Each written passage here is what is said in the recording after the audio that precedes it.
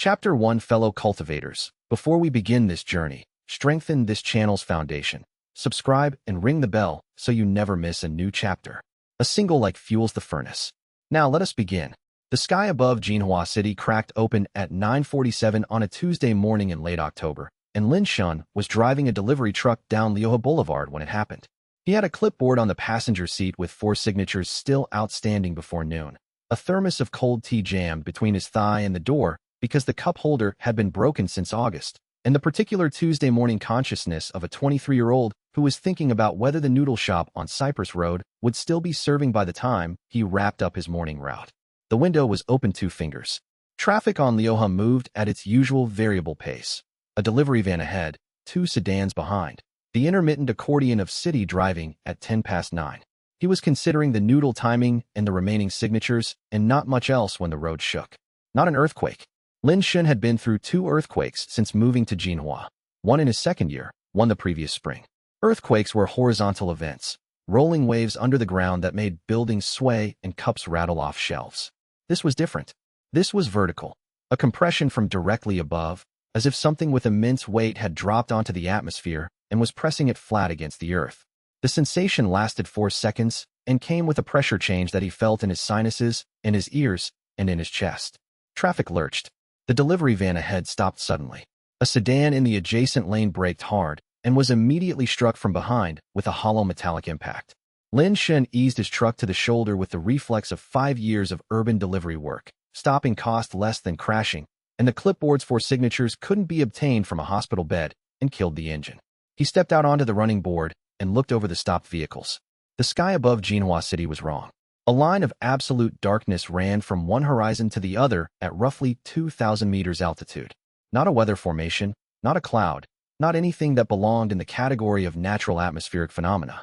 The line was clean and geometrically precise, the kind of precision that required intention, because nothing in the natural world produced that degree of geometric accuracy unless something shaped it with purpose.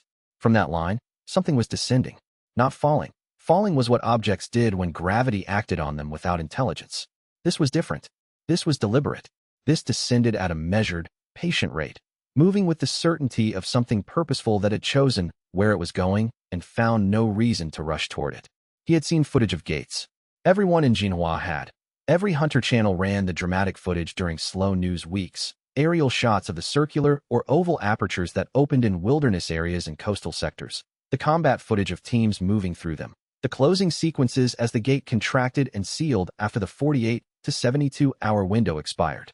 The footage made gates seem manageable, bounded, temporary, the kind of phenomena that produced dramatic video and then resolved within defined parameters. This was not like the footage. This gate was not circular. It was not oval. It was not contained in any wilderness area or uninhabited coastal sector. It was the shape of the city, descending over the city, covering the city from horizon to horizon, blotting out the sky above every building and street and park with a darkness that did not block the light the way shadows did, but absorbed it, consumed it, left behind something that was the absence of light in a way that was qualitatively different from ordinary darkness. Around him, the entirety of Lioha Boulevard had stopped. People were standing outside their vehicles with phones raised, the screens catching the strange light, some filming, some trying calls that weren't connecting. He could hear fragments from nearby. No signal. It says no signal from a man in a business suit who was tapping his screen with increasing urgency. What is that? What is it? From a woman who had climbed onto the hood of her car to see better, and from a blue sedan 10 meters up the boulevard, a voice saying, "Mom, Mom, Mom," with the patient repetition of someone who understood the call was not going through but could not stop making it. The gate's lower edge reached the city at 9:52. The contact produced no explosion, no visible collision. Instead, there was 3 seconds of complete silence. The pressure wave stripped the air of all sound for exactly 3 seconds, during which Lin Shun's bones vibrated at an unfamiliar frequency. His vision doubled into 2 slightly offset copies of the same boulevard, and the morning smells of exhaust and autumn leaves were replaced by something that had no name because it had never been present in the physical world before. The smell of gate chi, which was not quite ozone and not quite stone, and not quite anything that human sensory vocabulary had developed language for. Then the silence ended and all the accumulated noise returned at once and amplified. Car alarms triggering along the entire visible length of the boulevard, human voices at several stages of panic, the structural groans of buildings flexing under the pressure shift, and underlying it all, something that had no human analog, a sound that was not quite vibration and not quite frequency. The sound of something enormous breathing inside a space it had never occupied before. The first monsters came through 6 minutes after contact. Lin Shin was still on the running board when the screaming shifted pitch. Not the what is happening quality of the first minutes, but the something is coming toward me quality of direct, immediate threat. He turned. Something was moving through the stopped vehicles at roughly 20 kilometers per hour, low to the ground, with a body arrangement that involved too many joints in places joints were not supposed to be. The forward limbs not quite arms and not quite legs, the spine curved in a direction spines did not curve, moving with the wrongness of something shaped by an environment where human biological conventions did not apply. He ran, not with any particular plan beyond the specific plan of getting distance between himself and the thing behind him, moving toward the humming commercial building because he could see its lobby through the glass front and the lobby had doors and doors could be shut. He covered the distance in 17 seconds. He counted them. The way he counted things under pressure, because counting kept the mind from spiraling into reactions that weren't useful, and hit the lobby door at speed. The security guard inside had watched him coming. Old Brother Fawn, 57 years old, 20 years in building security, had seen enough unusual things in his career that his response to something terrible is happening was not paralysis but action. He was already at the emergency shutter control when Lin Shin hit the door, and together they pulled the steel shutters down on both sides, and the creature's momentum hit the shutters from outside, and the shutters held. Fan looked at him. What in the gate event? Lin Shin was already looking through the secondary windows at the street, tracking the movement patterns of the creatures he could see. The gate didn't close. The monsters came through. We have time, but I don't know how much. We call for help. Calls aren't going through. He'd heard enough fragments outside to be certain of that. The gate is blocking signals. We need to assume we're managing this ourselves until proven otherwise. He was watching the external patrol patterns through the window, his logistics coordinator's mind already running the problem the way it ran delivery optimization, identifying variables, estimating rates, looking for the interval that would allow movement. Give me 30 minutes to watch from the windows. Then we're going to start bringing people inside. Fan looked at him with the expression of a man deciding whether to follow someone he'd known for 30 seconds in a situation he'd never trained for. Then Fan looked at the street where people were visible, crouched behind vehicles, pressed into doorways, alive and unreached. 30 minutes, he said. In those 30 minutes, Lin Shin mapped the creature's patrol pattern with the same attention he gave to route optimization. The timing of passes, the interval between them, the distance covered in each direction, the specific turning behavior that indicated the end of one sweep and the beginning of another. In delivery work, knowing the pattern was how you plan the route. In this, knowing the pattern was how you open the shutter at the right moment. He opened the shutter at the right moment. He called out to the people closest to the door and pulled them through the gap and closed the shutter before the patrol cycle came back around. He did this 11 times over 3 hours. 41 survivors. No casualties in the extraction process.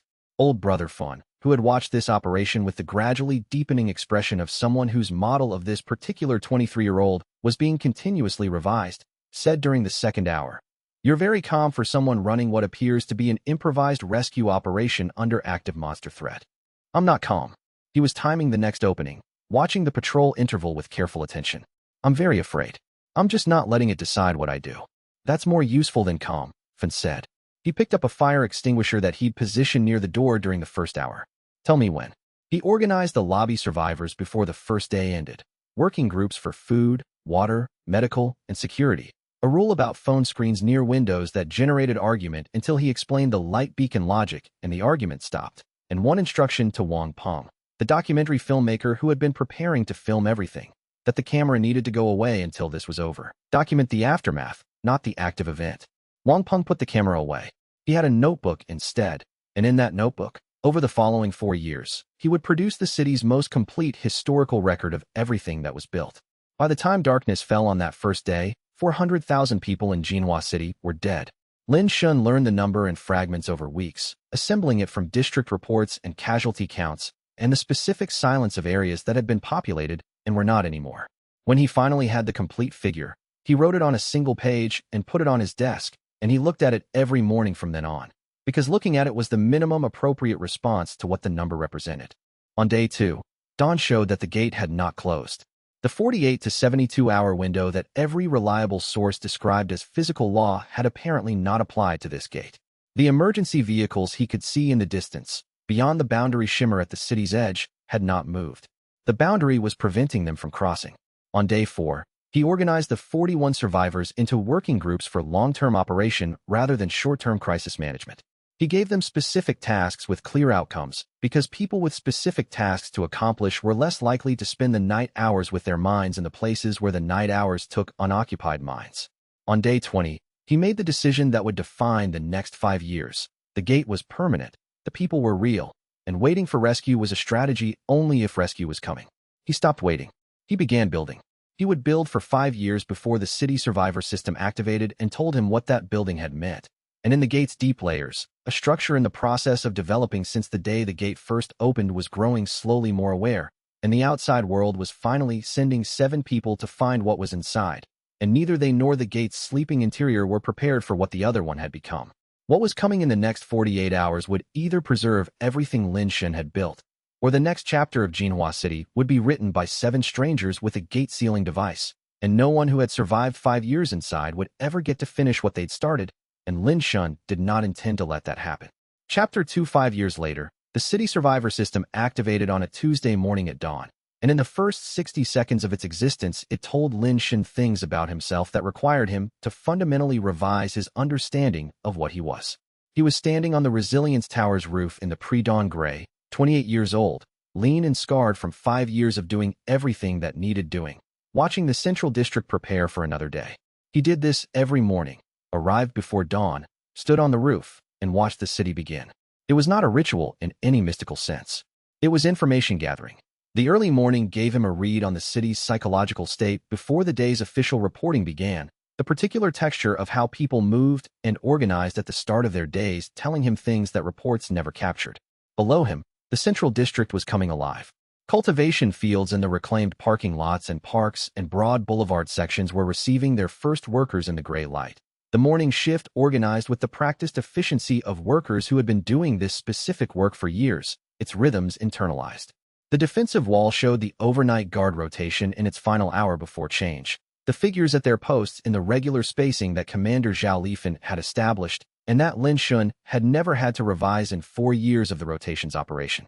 7 communal cooking stations showed smoke, each one identifiable by location without looking at it directly. The air carried the characteristic wood smoke and gate cheese smell that was simply home now, something long alarming in year 1 and had become, through familiarity, unremarkable.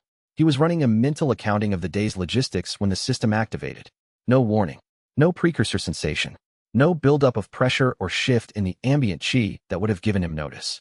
One moment he was thinking about the water distribution schedule, and the next moment text appeared in his visual field, projected directly into his perception with the confidence of something that had always been there and was only now making itself visible. City Survivor System, initial calibration complete. Bonded Cultivator, Lin Shen. City Designation, Jinhua Gate Domain.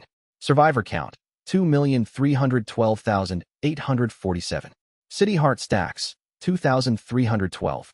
Calculation, 1 stack per 1,000 living survivors within domain boundary. Cultivation assessment in progress. He went very still on the roof's edge. What? He said aloud, the single syllable serving as the compressed version of the longer, more disorganized response he was preventing from expressing itself. Assessment complete. Your cultivation path has been active for 1,847 days. Development has occurred without conscious awareness or formal instruction through sustained high-stress gate energy exposure and survivor responsibility bonding. Each crisis navigated, each system built, each life preserved contributed to cultivation pathway development that parallels the standard hunter training model but does not replicate it, because the conditions that produced it cannot be replicated through individual effort alone. Current technical rank, Silver Resonance. Status, stable, fully consolidated. City Heart Stack Modifier. Each stack applies a compounding 1.3x multiplication to all cultivation metrics. The multiplication is compounding. Each stack's contribution is calculated against a base that already includes all previous stacks' contributions.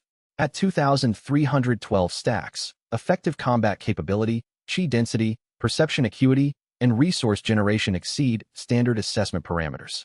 Classification initiated, Gateheart Path. Initial skill unlocked, City Domain Awareness. passive perception of all significant events and chi signatures within the domain boundary. Now active. He read it 3 times. He was sitting on the roof's edge by the time he finished the 3rd reading. The view of the waking city below him providing a visual anchor for something he was struggling to hold as a coherent concept. Silver resonance. He knew the Hunter Association's cultivation classification from the materials that had been transmitted through the boundary interference in Year 1, before the interference had made reliable transmission impossible. Spark-bearer, iron vein, bronze core, silver resonance, gold emblem, jade sovereign, crystal apex, and theoretical designations beyond those. Silver resonance was the rank of experienced hunters with several years of active field experience behind them. It was the minimum tier for licensed, independent work in moderately challenging gate zones. It was a rank that outside-world cultivators spent years deliberately building toward through structured training programs. He had reached it through 5 years of keeping 2.3 million people alive, without ever knowing he was doing it. He tried to build a framework for the modifier, 1.3 to the 2,312th power. He didn't need to calculate it. The system had told him the answer. It exceeded standard assessment parameters.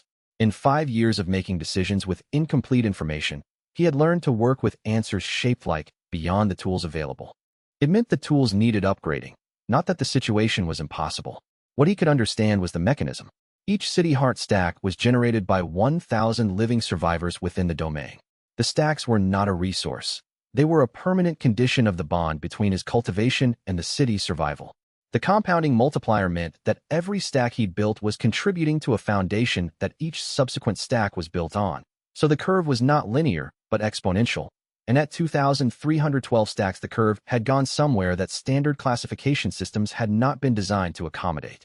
He had been making decisions that kept 2.3 million people alive for 5 years. The system was telling him that doing so had made him something the outside world's frameworks didn't have a category for.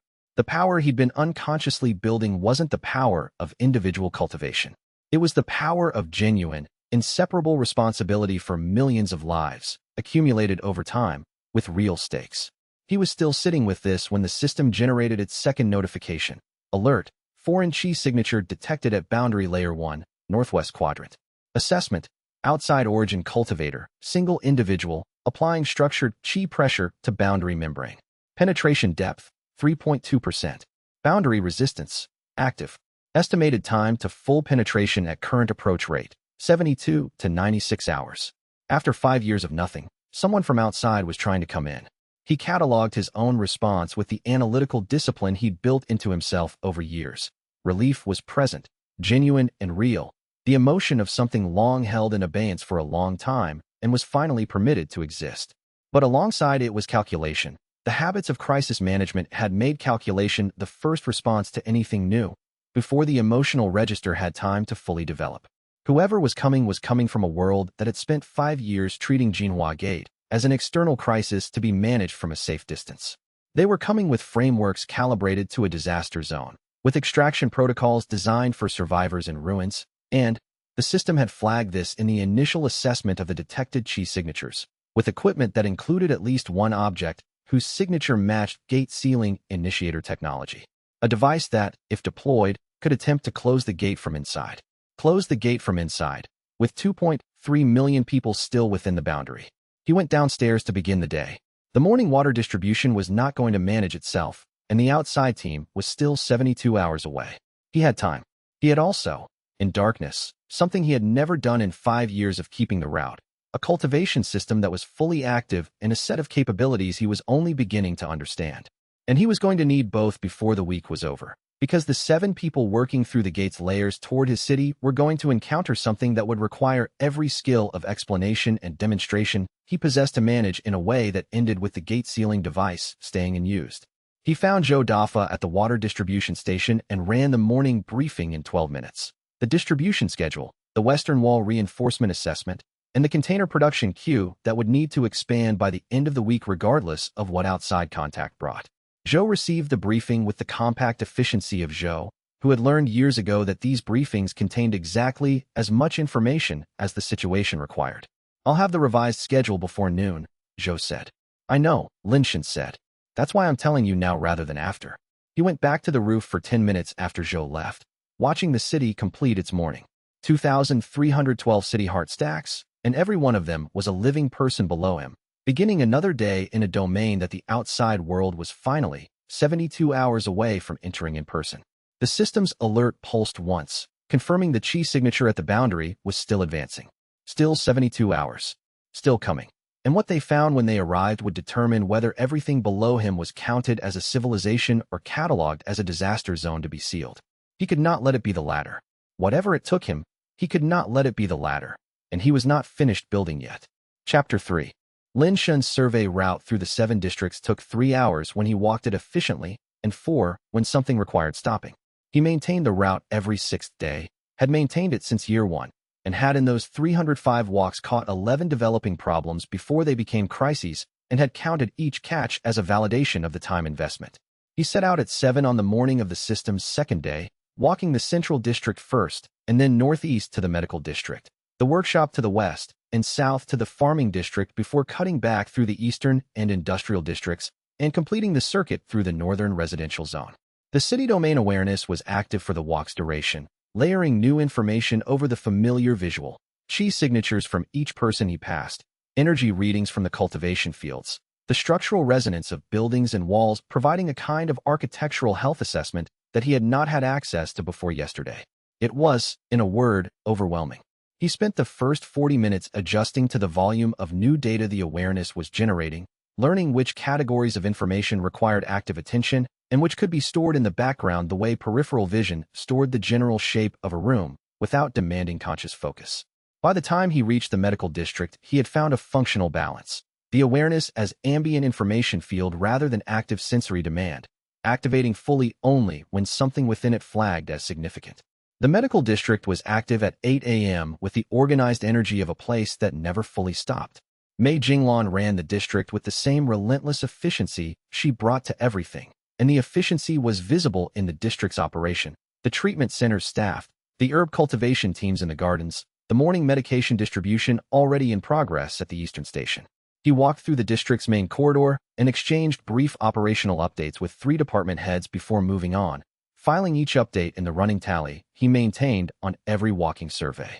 He was completing the Eastern District section, last stop before the return circuit through the northern zones, when he heard Chao Mingji's voice through the open windows of the district government building and turned toward it. The government building had been Chao's operational base since year 1, when Lin Shun had offered it to him as a working space for inter-district coordination. Chao had arrived in the first 2 weeks inside the gate as a district governor with real administrative competence, and the city had needed that competence for the early governance work. The offer of the government building had been practical, not political. The subsequent 4 years had made the political dimension unavoidable, but Lin Shun had never regretted the original decision because Chao's skills had been genuinely necessary when they were offered. Chao Mingji was 61 years old, had spent 32 years in government administration before the gate fell, and possessed the intelligence of an administrator who had spent 3 decades navigating institutional power structures. He was not cynical. That was the important thing to understand about him. He genuinely believed that good governance required experienced governance professionals, that the city's survival had created obligations that would be best honored by a proper administrative structure, and that Lin Shun's informal authority, however effective it had been in the emergency period, was not the right architecture for the domain's next phase. He was wrong about specific things and right about others, and the combination made him the most complicated political challenge Lin Shun managed. The meeting room held 7 people. Chao at the head of the arrangement, 3 district chiefs whose presence confirmed this was not casual, and 2 individuals Lin Shun didn't immediately recognize. The awareness showed him their chi signatures, and what it showed about the 2 strangers was interesting. One carried the standard gate-adapted baseline of an uncultivated person who had spent years in the domain's chi-rich environment. The other carried something different, a chi structure that was not the natural baseline of an uncultivated person who had developed without instruction, but was shaped like active suppression. The structure of a cultivator with training choosing not to show it. Lin Shun. Chao's greeting was warm, polished, and contained the timing character of a cultivator who had been hoping not to be interrupted at this particular moment in this particular conversation. Joining us. Passing through. He greeted the district chiefs by name and looked at the 2 strangers. I don't recognize these 2. Western District Farming Coordination representatives, Chao said smoothly. We're discussing agricultural logistics ahead of the outside contact situation. Lin Shun turned directly to the farming representatives. Your northern channel drainage gradient issue is already on my work list. I'll have Joe Dafa's engineering crew at your site by Thursday for a proper slope assessment before any physical repair begins. The taller of the two, a weathered woman in her 40s whose hands and posture told the story of years of actual field work, nodded with the brief, genuine relief of someone waiting for that specific sentence. The Eastern Channel backing up is costing us 3 rows of chi grain every cycle. We appreciate it. Thursday, Lin Shin confirmed. He was moving toward the door when Chow spoke again, in the timing of someone whose preparation for this moment had been thorough enough that he'd identified exactly when to deploy it. There's a governance question I've been thinking about, Chow said.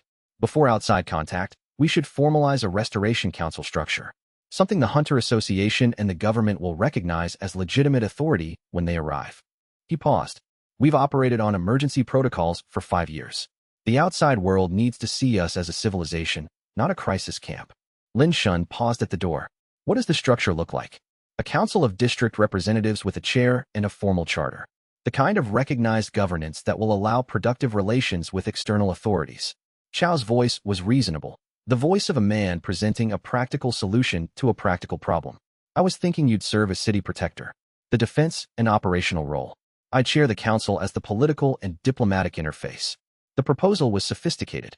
City protector sounded like a title with significant authority, and in a purely operational sense it had some. But the charter Chow had evidently drafted, he mentioned it too specifically to be improvising, would place the political and diplomatic interface above the operational role in any decision that crossed both domains. And in a situation where outside contact was imminent, almost every decision of consequence would cross both domains. Let's finalize the structure after we've heard directly from the outside team, Lin Shin said. Designing our governance around what they actually require is better than designing it around what we anticipate. We have time. He left, 200 meters from the building, walking at his standard pace, but with the awareness tracking what he'd just left behind. He became aware of something he wouldn't have caught yesterday. The private session Chow held after the farming representatives departed involved 4 people. Chow, 2 of the 3 district chiefs, and the person carrying the hidden cultivation chi. Not in the outer room where the main meeting had been. In the building's interior conference space, shielded from casual window observation. A cultivator with deliberately masked training was meeting privately with Chow in his government building. The same person who had been transmitting intelligence about the city to the approaching outside breach team. He was certain of this the moment the awareness showed him the hidden signature's position and timing. The intelligence packets the system had logged were sent from a location consistent with this building's northwest quadrant. The person wasn't a casual acquaintance of Chow's. They were in active collaboration. He kept walking at his normal pace. Changing pace or direction would signal that he'd noticed something.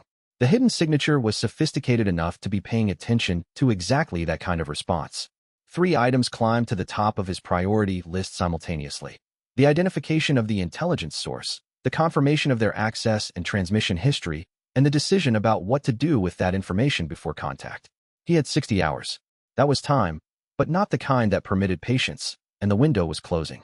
Chapter 4. The system's interface revealed itself gradually over the first 3 days of activation, presenting deeper layers of information as Lin Shin demonstrated that he could absorb and use what it had already shown him. On the evening of day 2, he sat in his office with the door closed and worked through the interface with the methodical patience he brought to every system he had to learn from the inside out. First the architecture, then the mechanisms, then the edge cases, then the implications of the edge cases. He had learned to do this with every tool that mattered. The water distribution network, the cultivation training curriculum, the district governance structure. A system understood from within was a system that could be used rather than merely operated. The City Heart stack mechanic, examined in full. Each stack was generated by 1,000 living survivors within the domain's boundary at any given moment. The count was continuous and live. If the survivor population dropped by 1,000 people, he would lose a stack. If it rose by 1,000 people, he would gain one. The stacks were not a resource that could be spent or depleted through combat or crisis response. They were a condition, the permanent state of a bond between his cultivation and the city's survival. The 1.3x multiplication was compounding. The system displayed the mechanism clearly. Stack 1 multiplied his base cultivation metrics by 1.3. Stack 2 multiplied the stack 1 adjusted value by 1.3. Stack 3 multiplied the stack 2 adjusted value by 1.3, and so on, for all 2,312 stacks. The mathematical relationship between stack count and effective output was not linear or simply exponential. It was a compounding curve that became vertical at high stack counts, producing values that no standard cultivation measurement had been designed to display. The system had described his effective output as exceeding standard assessment parameters. He had worked, in 5 years of crisis management, with plenty of answers that translated as beyond the tools we have to measure it. He treated this one the same way. It meant he needed better tools, not that the situation was unknowable. He examined the cultivation milestone log with the attention of someone reading their own history from an external source. A strange dissonance, like finding a journal you didn't know you'd kept. Milestone 1, Day 847. Event: organized first citywide water rationing during drought conditions. Result: 23,000 lives preserved. Chi development: foundational stability, iron vein equivalent structures formed. Milestone 3, Day 1104. Event: developed gate interior agricultural system. Result: 340,000 lives preserved over subsequent seasons. Chi development: environmental resonance structures forming. Milestone 7, Day 1521. Event: 14-hour continuous crisis management, Eastern District infrastructure collapse. Result: 89,000 lives preserved. Chi development: city heart resonance detected in secondary chi channels. Gate heart path initiated. He recognized each milestone from inside. He remembered those specific days, those specific crises, the precise texture of the decision-making under conditions where the wrong choice would be measured in thousands of deaths. He had not felt himself growing stronger during any of them. He had felt the extension of using every capability at its maximum, and had attributed that sensation to the situations themselves rather than to what the situations were doing to him. The system was telling him those were the same thing. The extension was the cultivation. The weight was the training. Then the partial access notification, which carried implications that had been sitting with him since morning. 3 users had accumulated partial CSS access through sustained proximity. The access was not symmetric. Partial holders saw less than Lin Shan did, through narrower windows, with lower resolution. But they could see.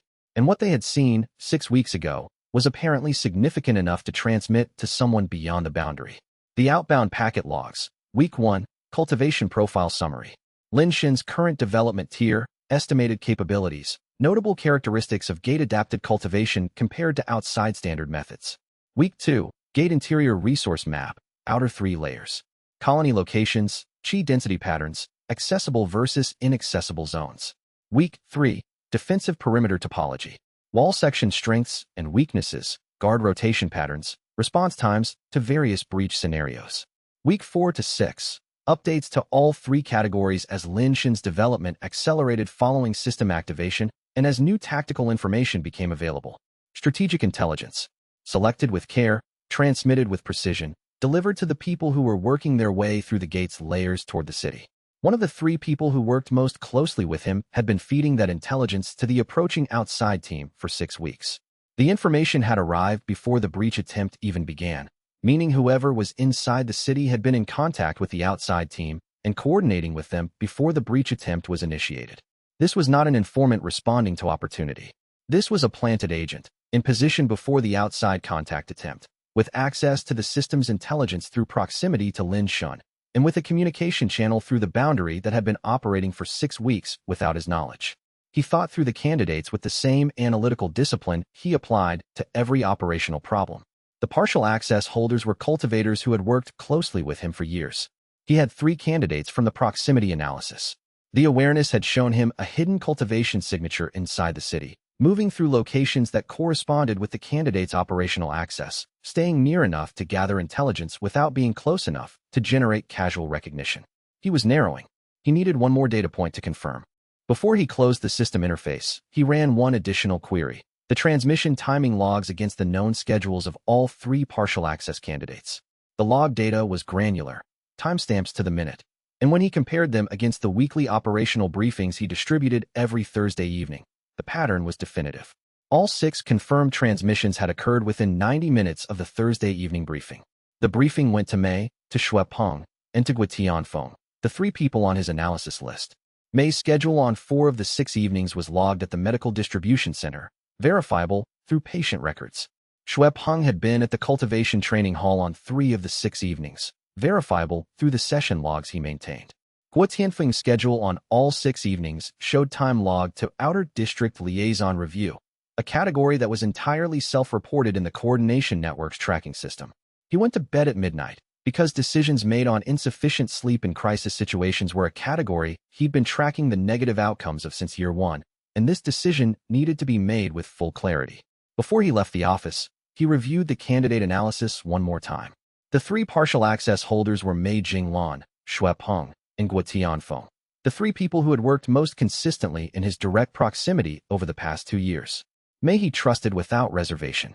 Shui Peng he had cultivated from nothing and understood at the level of watching someone develop their capabilities daily for 3 years. Guo Tianfeng was the coordinator of the Outer District Liaison Network, a position that had brought him into Lin Shun's operational planning sessions weekly for the past 18 months. The suppressed cultivation signature, the transmission timings, the specific locations the signal had been detected, all of it aligned with one candidate more completely than the other two, and the alignment was not the kind that could be dismissed as coincidence when the data was examined with full clarity rather than through the lens of professional preference. He wrote the name on a sheet of paper and held it for 30 seconds. Then he folded the paper and put it in his desk drawer and went to sleep, because he was going to need rest for what tomorrow required. And because writing a name on paper before confirmation was the difference between a decision made on evidence and one made on suspicion, and he had built 5 years of governance on refusing to let those two categories blur. The 7 people in the gate's third layer were one day closer. Whatever the intelligence they'd received had been built into their approach plan, and the plan was in motion, and the window to correct for it was closing faster than he could afford to ignore. Chapter 5. The monster wave hit the medical district's outer perimeter at 12:18 on the second day after system activation, and Lin Shun ran toward it while the defense squads were still completing their deployment.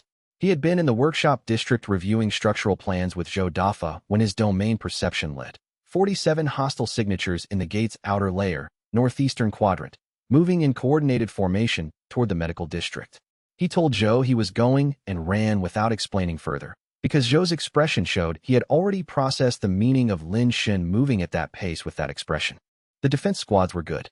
Lieutenant Bao had 40 soldiers in coordinated defensive positions by the time Lin Shun arrived. Gate iron crossbows mounted, secondary weapons ready, medic teams positioned in the protected second line. The formation was the formation he designed in year one, and that Bao's people had drilled until it was automatic. 43 previous waves, each one refined by the experience of the previous ones. Guardian Lin. Bao acknowledged without breaking his deployment call. 47 contacts, defensive lines set, ETA 12 minutes. Hold the outer barricade. He walked to the forward edge. I'm taking the approach. The pause in Bao's deployment rhythm was brief, professional, controlled. In 5 years of managing monster wave defenses, Lin Shun had coordinated, organized, and occasionally participated in structural reinforcement during combat. He had never stood at the forward edge of a defensive line as its primary combatant. He had not had the cultivation to make that role anything other than a waste of a useful coordinator. That had changed yesterday morning.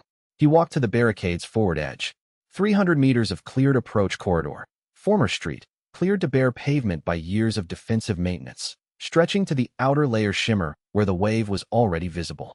Fast-running forms at the front, the familiar hexapadal skitters, built for acceleration and quick attack.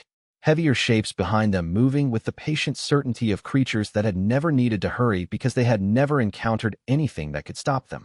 Not spreading. Moving in coordinated formation, directed along a specific vector. Heard it.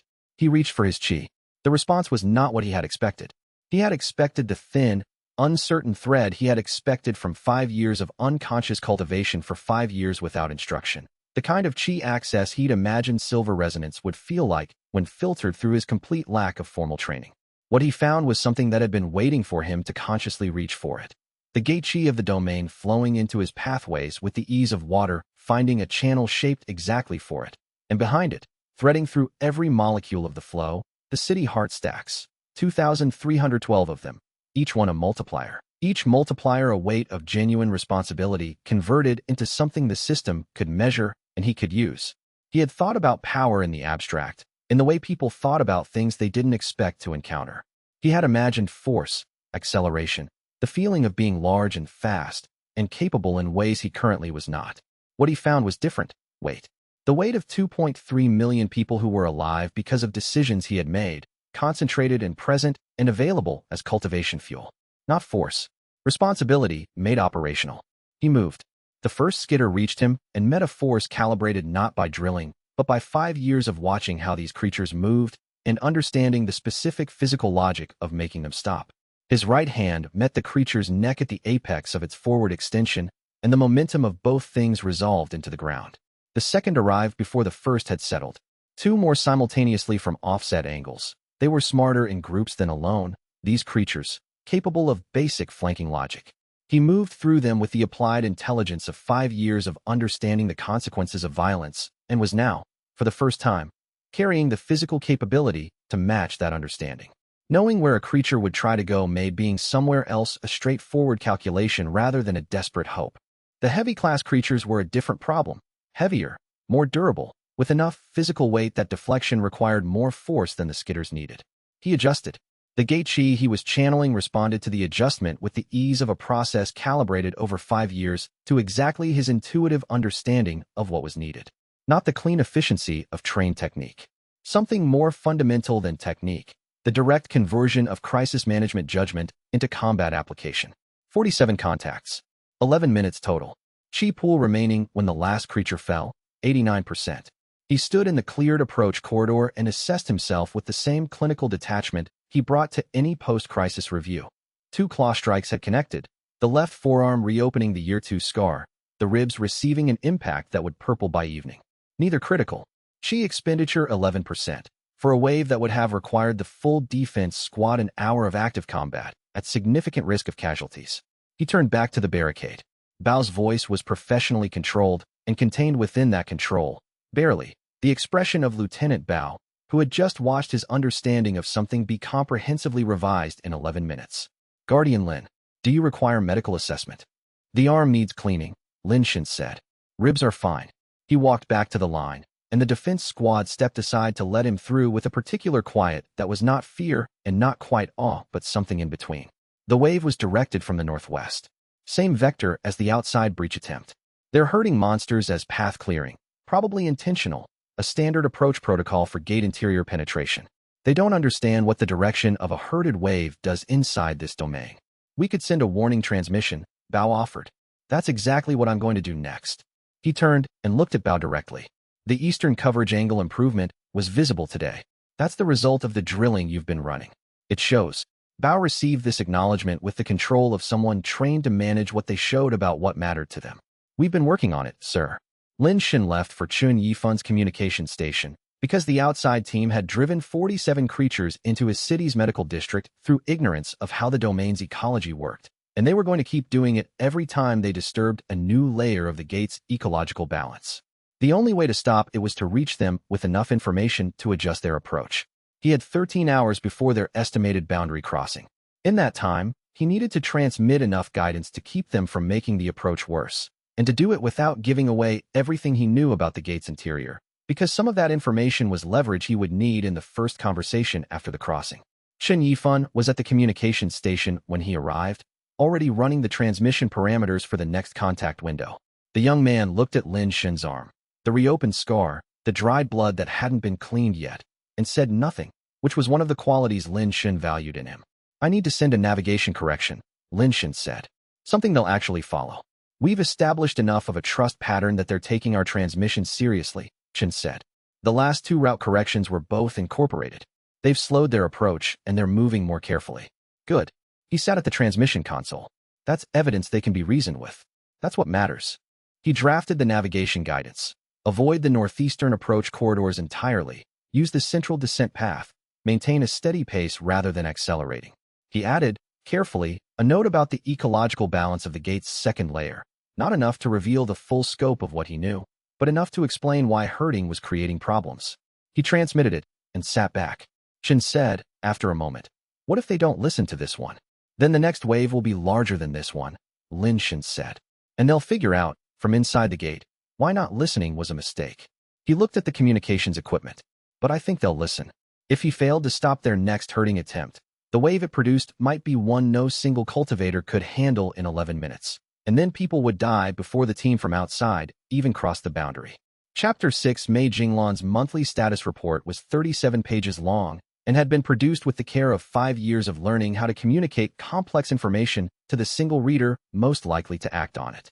Lin Shun read every page in the small meeting room she reserved for operational discussions while she caught up on correspondence at the adjacent desk.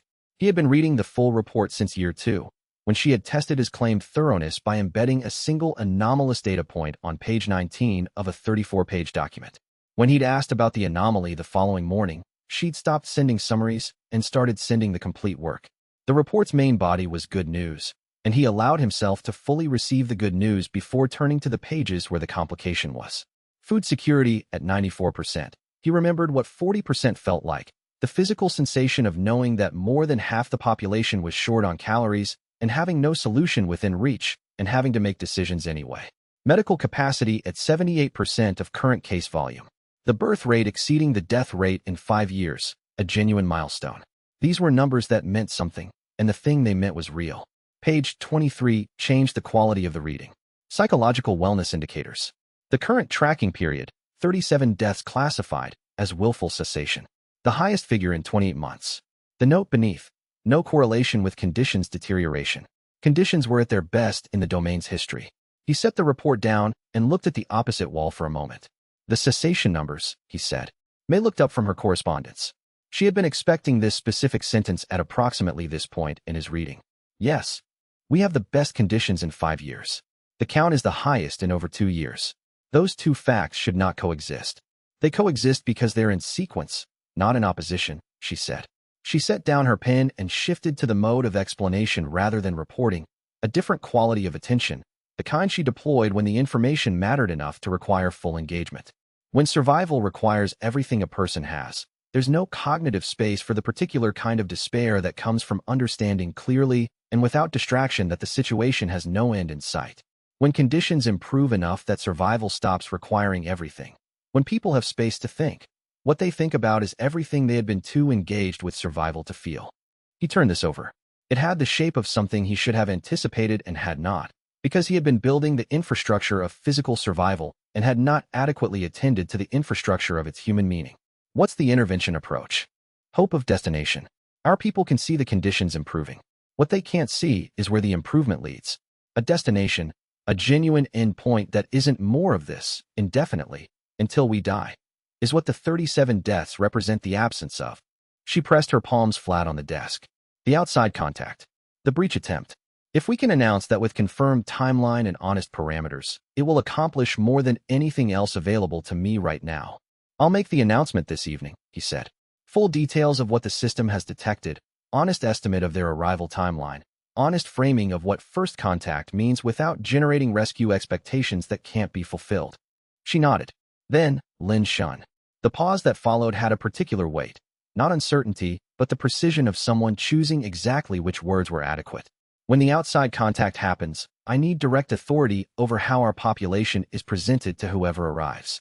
Not advisory standing through Chow's council, direct authority, operating independently of the council structure. Why?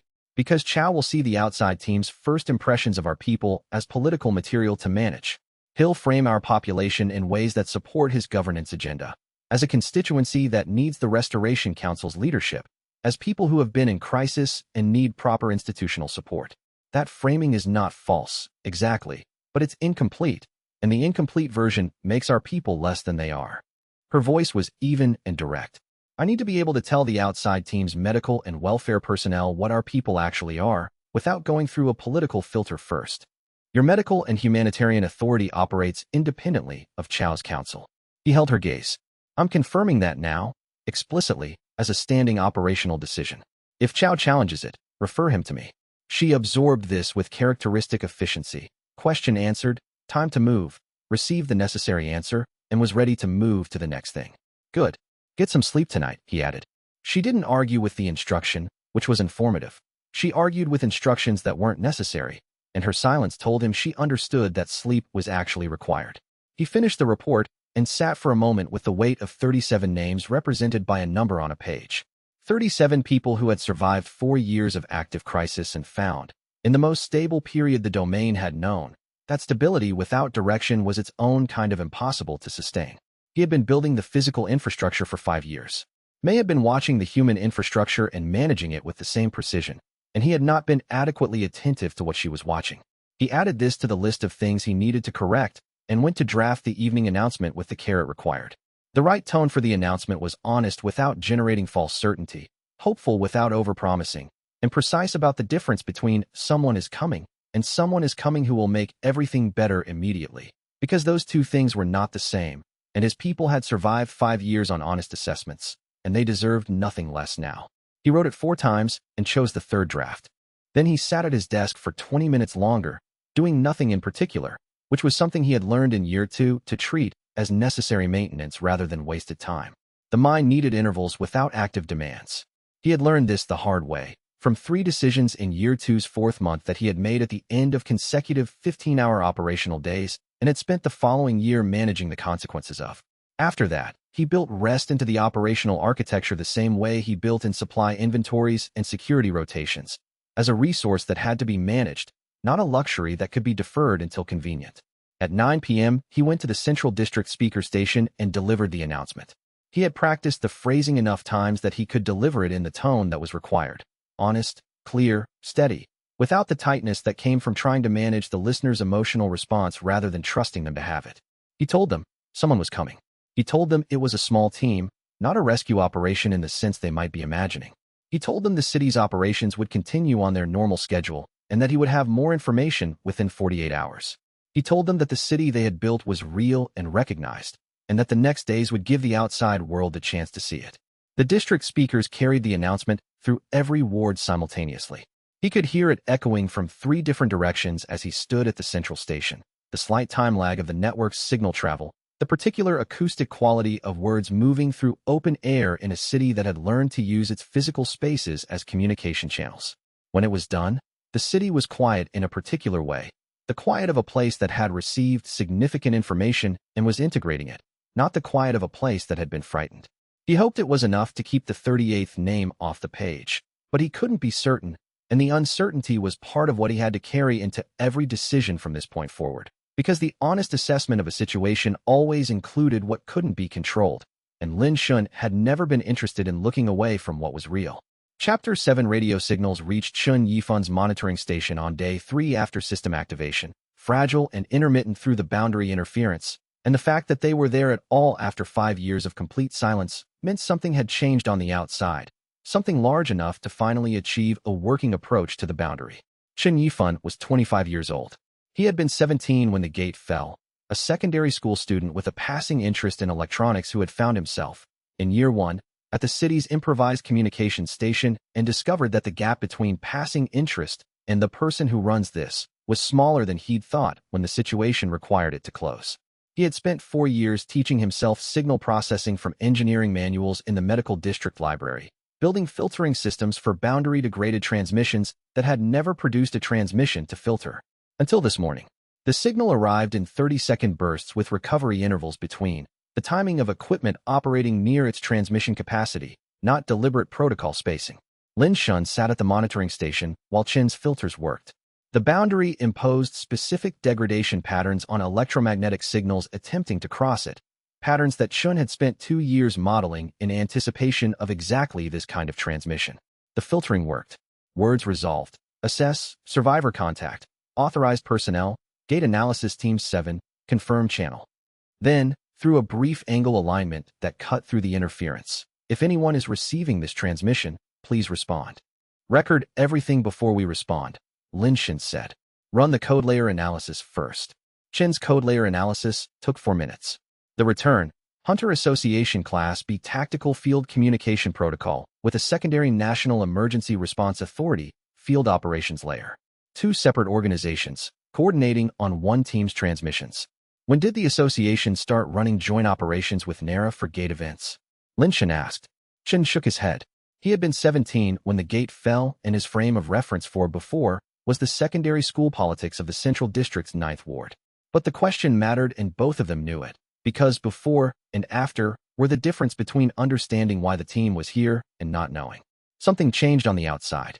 He was building a catalog of things the outside world needed to explain to him, and this was near the top of that list. Respond, standard voice, no codes. Tell them we're receiving, state our population, and ask for team composition and intent parameters before we agree to anything. The response transit time through the boundary interference, 8 minutes in each direction. When it arrived, the voice had the precision of someone trained in high-interference communication. Male, deliberate, each word enunciated with the specific care of someone who understood that boundary degradation could strip consonants. Survivor Station, Gate Analysis Team 7, Hunter Association and Narrow Joint Operation. 7 personnel. Intent, boundary breach assessment, and survivor extraction preparation. Lin Shin listened to the phrase, survivor extraction preparation, and turned it over in his mind with the same analytical attention he gave to any official language that was covering more than it appeared to say. Preparation could mean, we are prepared to extract survivors. It could mean, we are assessing extraction parameters to determine whether extraction is feasible and warranted. It could mean, we are preparing the framework for extraction that will happen through a process separate from what this team is doing. None of these interpretations was definitively excluded by the words as stated. All of them were consistent with an approach plan designed for a situation different from the one that existed inside this boundary. He transmitted, Gate Analysis Team 7. This is Jinhua Central District Operations. We have 2.3 million active survivors with stable infrastructure and active governance. Before the boundary crossing is complete, we need to establish communication protocols and clarify your operational intent in detail. We require a full briefing on your extraction plan scope and timeline. 8 minutes. Then, Survivor Station, we copy your population figure. Full briefing requires secure channel once breach is complete. Breach estimated in 48 to 60 hours. Please confirm operational stability. Operations are stable, he said. He left the station and walked the afternoon streets of the city without a destination for 40 minutes, which was his standard method for thinking through problems that had not yet resolved into actionable items. The city moved around him, the shift crossover, the cooking stations beginning the afternoon preparation, a cultivation class letting out from the workshop district training space with 20 students dispersing in different directions. Survivor extraction preparation. 7 people. A gate sealing device. An outside world that had spent 5 years building frameworks around a disaster zone. The problem was not that the outside team intended harm. He didn't believe they did. The problem was that their frameworks, built from outside, designed for the disaster zone they expected, would make certain decisions feel rational that were, from inside the domain, catastrophically irrational. The gate sealing device was the most obvious example. From outside the boundary, with 2.3 million survivors confirmed by radio, deploying it without evacuation was obviously unacceptable. But radio confirmation from an unverified source, in a context where the team expected to find ruins, might not carry the same weight as visual confirmation. He needed to be the first thing Captain Hu Daxing saw when he crossed the boundary. Not a voice on a radio, not a set of figures and infrastructure reports. A person standing in a city that was visibly, undeniably, comprehensively real. The planning for that first contact would take the rest of the afternoon and most of the evening. He started with Zhao Lifan. Not because the security plan needed immediate revision. It was already built and had been for 3 years. But because the contact scenario required someone at the crossing point who had the specific combination of visible authority, evident competence, and genuinely calm presence that would communicate more in 30 seconds of standing still than any briefing document could accomplish. The crossing point position, he said. I'll take it, she said, without needing to be told which position he meant. 2 officers. No drawn weapons. Security spacing that communicates awareness rather than threat. She looked at him. What's the read on the team? Competent, he said. They've been adjusting their approach based on our transmissions, which means they're capable of updating their model. They're running a Hunter Association and narrow joint protocol, which means they have procedural constraints that will make them slower to improvise, but also slower to take unilateral action. He paused. The team leader, Hu Daxing, based on the communication patterns, is going to want visual confirmation of everything the radio transmissions claimed. Give him that cleanly. She nodded. And if they reach for the 7th pack? They won't, he said. Not before they've had the first conversation. No competent professional deploys a gate sealing device in a populated domain without visual assessment first. He thought about it. But if they do, your job is to be positioned between the device and the activation point, not to physically stop them. Position. Presence. The visual information that what they're about to do is wrong. And if that's not enough, she asked. Then I talk to them, he said. And I explain it in terms their framework can accept. She said. And if your explanation doesn't work? He looked at her levelly. I'm a gate heart cultivator with 2,312 city heart stacks, he said. If the explanation doesn't work, I have other options. He paused. I prefer not to use them. But I prefer more things than are reliably available.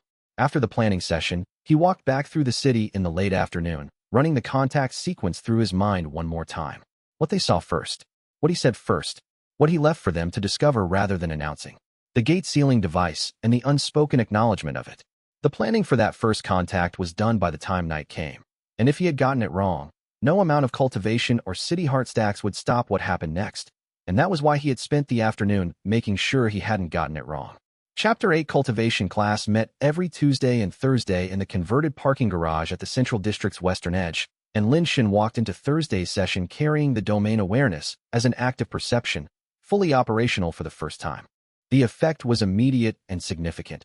The gate-chi interactions in the training space, which he had been observing through direct sensory perception for 3 years, now had a structural layer beneath them.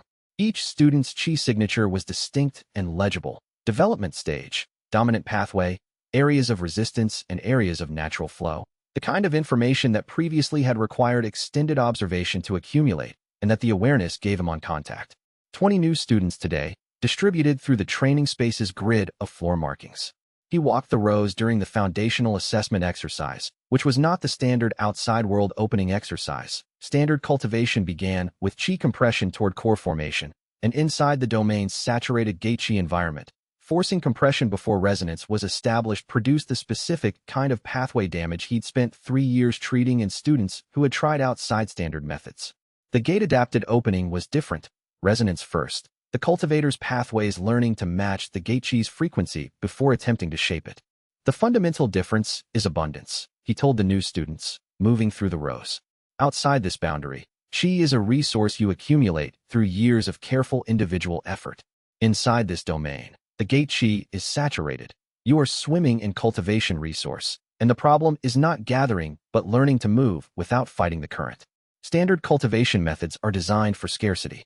They try to gather small amounts of chi and force them into specific shapes. Inside the gate's saturation level, that approach is like trying to dam a river by hand. The river is stronger than your hands, and the damage is to your hands. What happens if someone tries it anyway? Asked a student in the front row, a former chemistry teacher whose scientific precision showed in every question he asked. Meridian fracturing. He kept his voice matter of fact. The gate chi moves at its own frequency. Forcing it into a foreign framework creates a resistance that, at gate density saturation levels, the cultivator's meridians lose. We have cases in the medical district from years 2 and 3 of the training program, students who attempted outside standard methods and spent weeks recovering. He paused. The gate-adapted method is not easier. It requires learning to perceive a frequency you've never worked with before. But it doesn't fight the environment. It works with it. Shui Peng moved through the student rows demonstrating the resonance breathing technique, which he had internalized well enough that watching him was watching someone do something rather than demonstrate it. Lin Shin had been teaching this technique for 3 years and could identify within 2 minutes of watching a student whether their instinct was to fight the gate chi or move with it. The awareness compressed that assessment to immediate perception. He could see each student's relationship with the gate chi as a visible structure from across the room. A student in the second row, near the right end, Zhang Luli, registered as a field worker from the farming district, 19 years old, was doing something different from every other student in the room. She was not fighting the gate chi, and she was not working with it through technique. The gate chi was moving toward her naturally, matching a frequency she carried without effort or instruction, flowing into her cultivation pathways the way water moved toward the lowest available point. Gate resonance affinity. The native frequency alignment with gate chi that allowed the system's cultivation path to develop in him rather than in any of the thousands of others who had survived in the domain for 5 years. Zhang Lili had it. Spontaneous, untrained, present from the moment she walked through the door. Second row, far right, Zhou Dafa said from the doorway. He had arrived with his characteristic silence, carrying blueprints from the workshop, apparently taking the scenic route. I see her, Lin Shin said. Same as you. The foundational affinity is the same, he said. What she develops from it. That depends on what she has access to, what she trains for, what the domain's environment produces in someone with that starting point over the next years. He watched her for another moment. This may not be unique to me. The gate's 5-year chi saturation may have produced this affinity in a subset of people who were here for the entire duration. If that's true, what I've been doing in these classes isn't just teaching survival cultivation. It's teaching the first generation of a cultivation lineage that can only exist inside a permanent gate domain. After the session cleared and Zhou had gone on to wherever the blueprints were headed, Shui Peng remained in the room. He sat on one of the training benches with the posture of someone with news, choosing how to deliver it. Zhao Mingji came to see me today, he said. He was waiting outside after the morning session. He congratulated me on my cultivation progress. But the morning session had been early and word hadn't circulated yet, which means he had eyes on the training hall or has a source inside the program. He paused. He offered me a formal position on his Restoration Council's security advisory. He framed it as recognition of demonstrated ability and a role in the city's next phase of governance. He wants you as a political signal, Lin Shen said. I worked that out on the walk over here, Shuepeng said. My presence on his advisory, as the Domain Guardian's most advanced direct student, tells anyone paying attention that the Guardian's operational influence doesn't reach his own training program. It's positioning dressed as professional recognition. Yes, I'm going to decline. The decision was flat and final. But the fact that he knew about my progress this morning, that didn't come from observing the training hall, did it? That's the kind of specific internal information that comes from a source with access to something more than observation. Partial access to the system I activated 3 days ago, he said. I have a candidate. I need physical confirmation. Shuepeng was quiet for a moment, processing this with the same methodical care he applied to technical cultivation problems. Then, practically, I move through the city differently than you do. People watch you. They don't track me the same way. Whatever you need observed without the observation being noticed, I can do that. Tonight, Lin Shen said. After the district chief meetings, I'll tell you what I need watched and where. Shuepeng nodded and left without further ceremony. The city domain awareness showed the hidden cultivation signal retreating from the garage perimeter as Shuepeng departed, present throughout the conversation, withdrawn at the end, carrying whatever it had gathered toward the transmission window that the approaching outside team was waiting for. Whatever it had heard, the outside team would have it before they crossed the boundary. Lin Shen stood in the empty training space for a moment after Shuepeng's footsteps faded, running the timeline. The next transmission window was roughly 6 hours out, based on the intervals the system had been logging.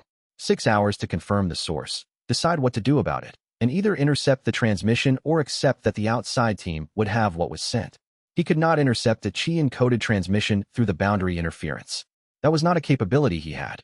What he could do was know what had been transmitted and calibrate his first contact knowing the outside team's information state.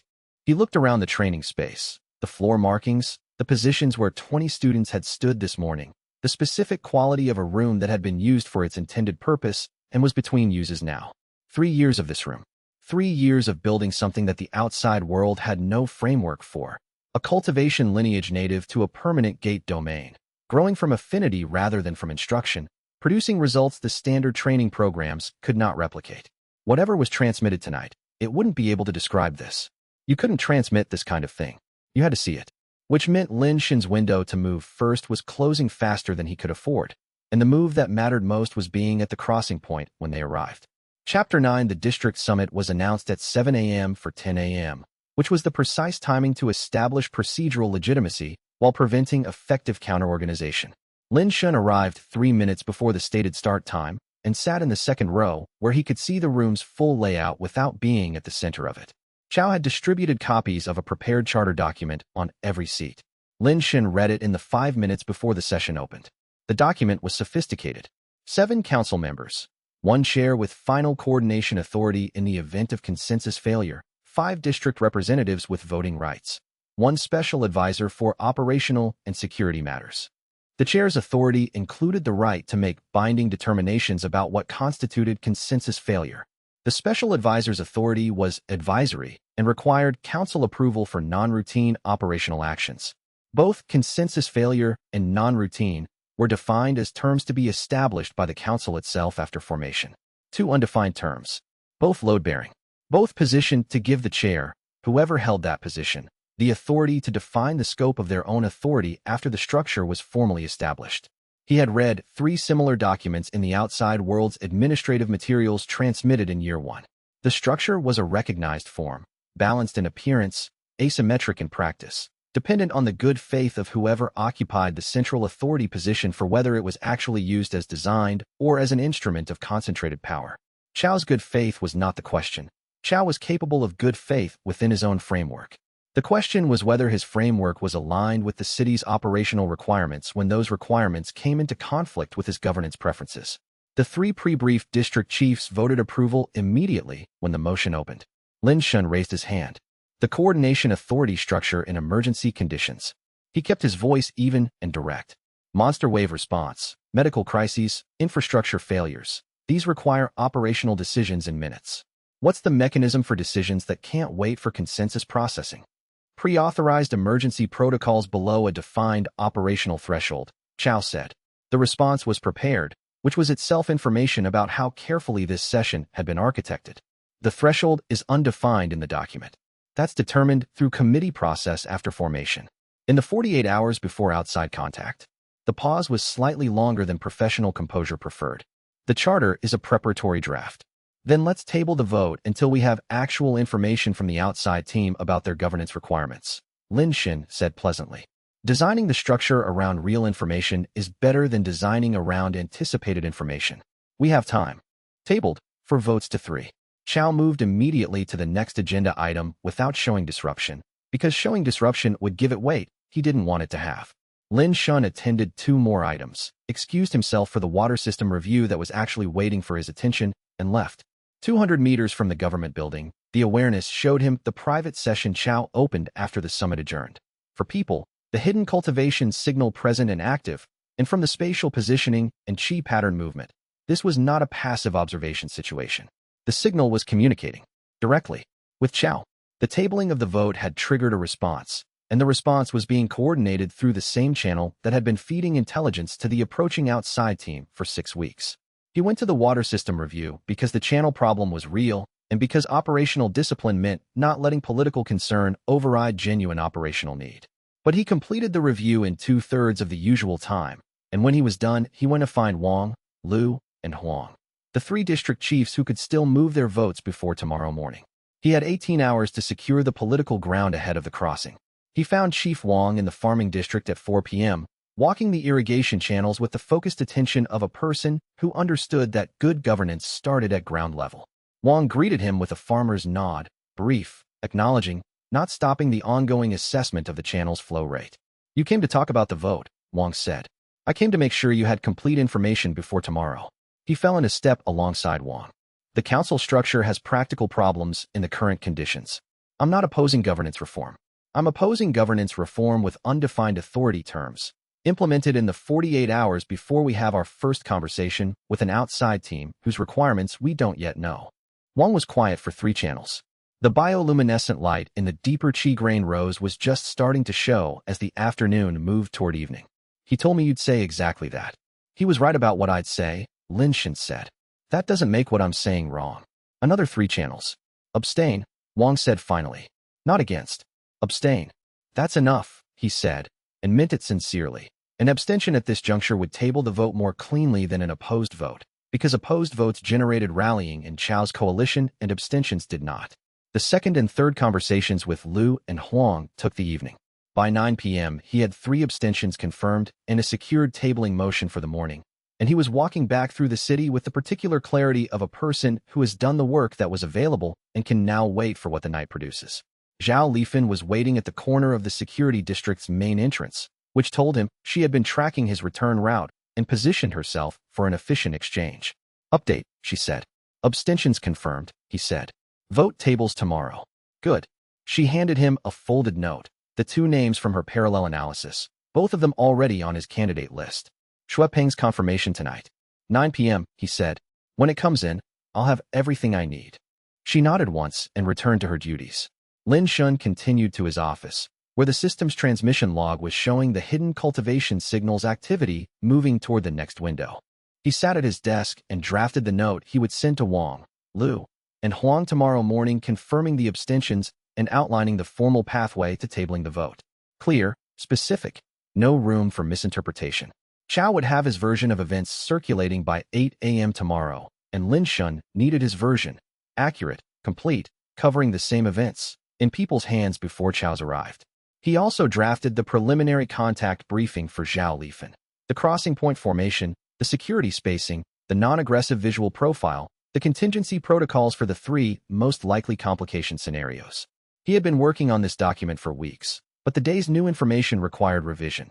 Specifically, The addition of a contingency for the scenario where the outside team had been briefed on his cultivation level in terms that made them treat him as a potential threat rather than as the city's primary contact. In that scenario, the first 30 seconds mattered more than anything else. He added a protocol. If team leader shows threat assessment posture immediately on crossing, step forward, not back, palms visible, voice at normal register. Do not demonstrate capability, demonstrate the absence of hostility. The scanner data is already alarming enough. The response to the scanner data is what determines whether it escalates. He reviewed the draft until it was right, then sealed it for delivery to Zhao at 5 a.m. The hidden signal's latest transmission was already on its way through the boundary. Whatever the team received tonight would be in their hands before dawn, and Lin Shun could not intercept it, only outmaneuver what it told them.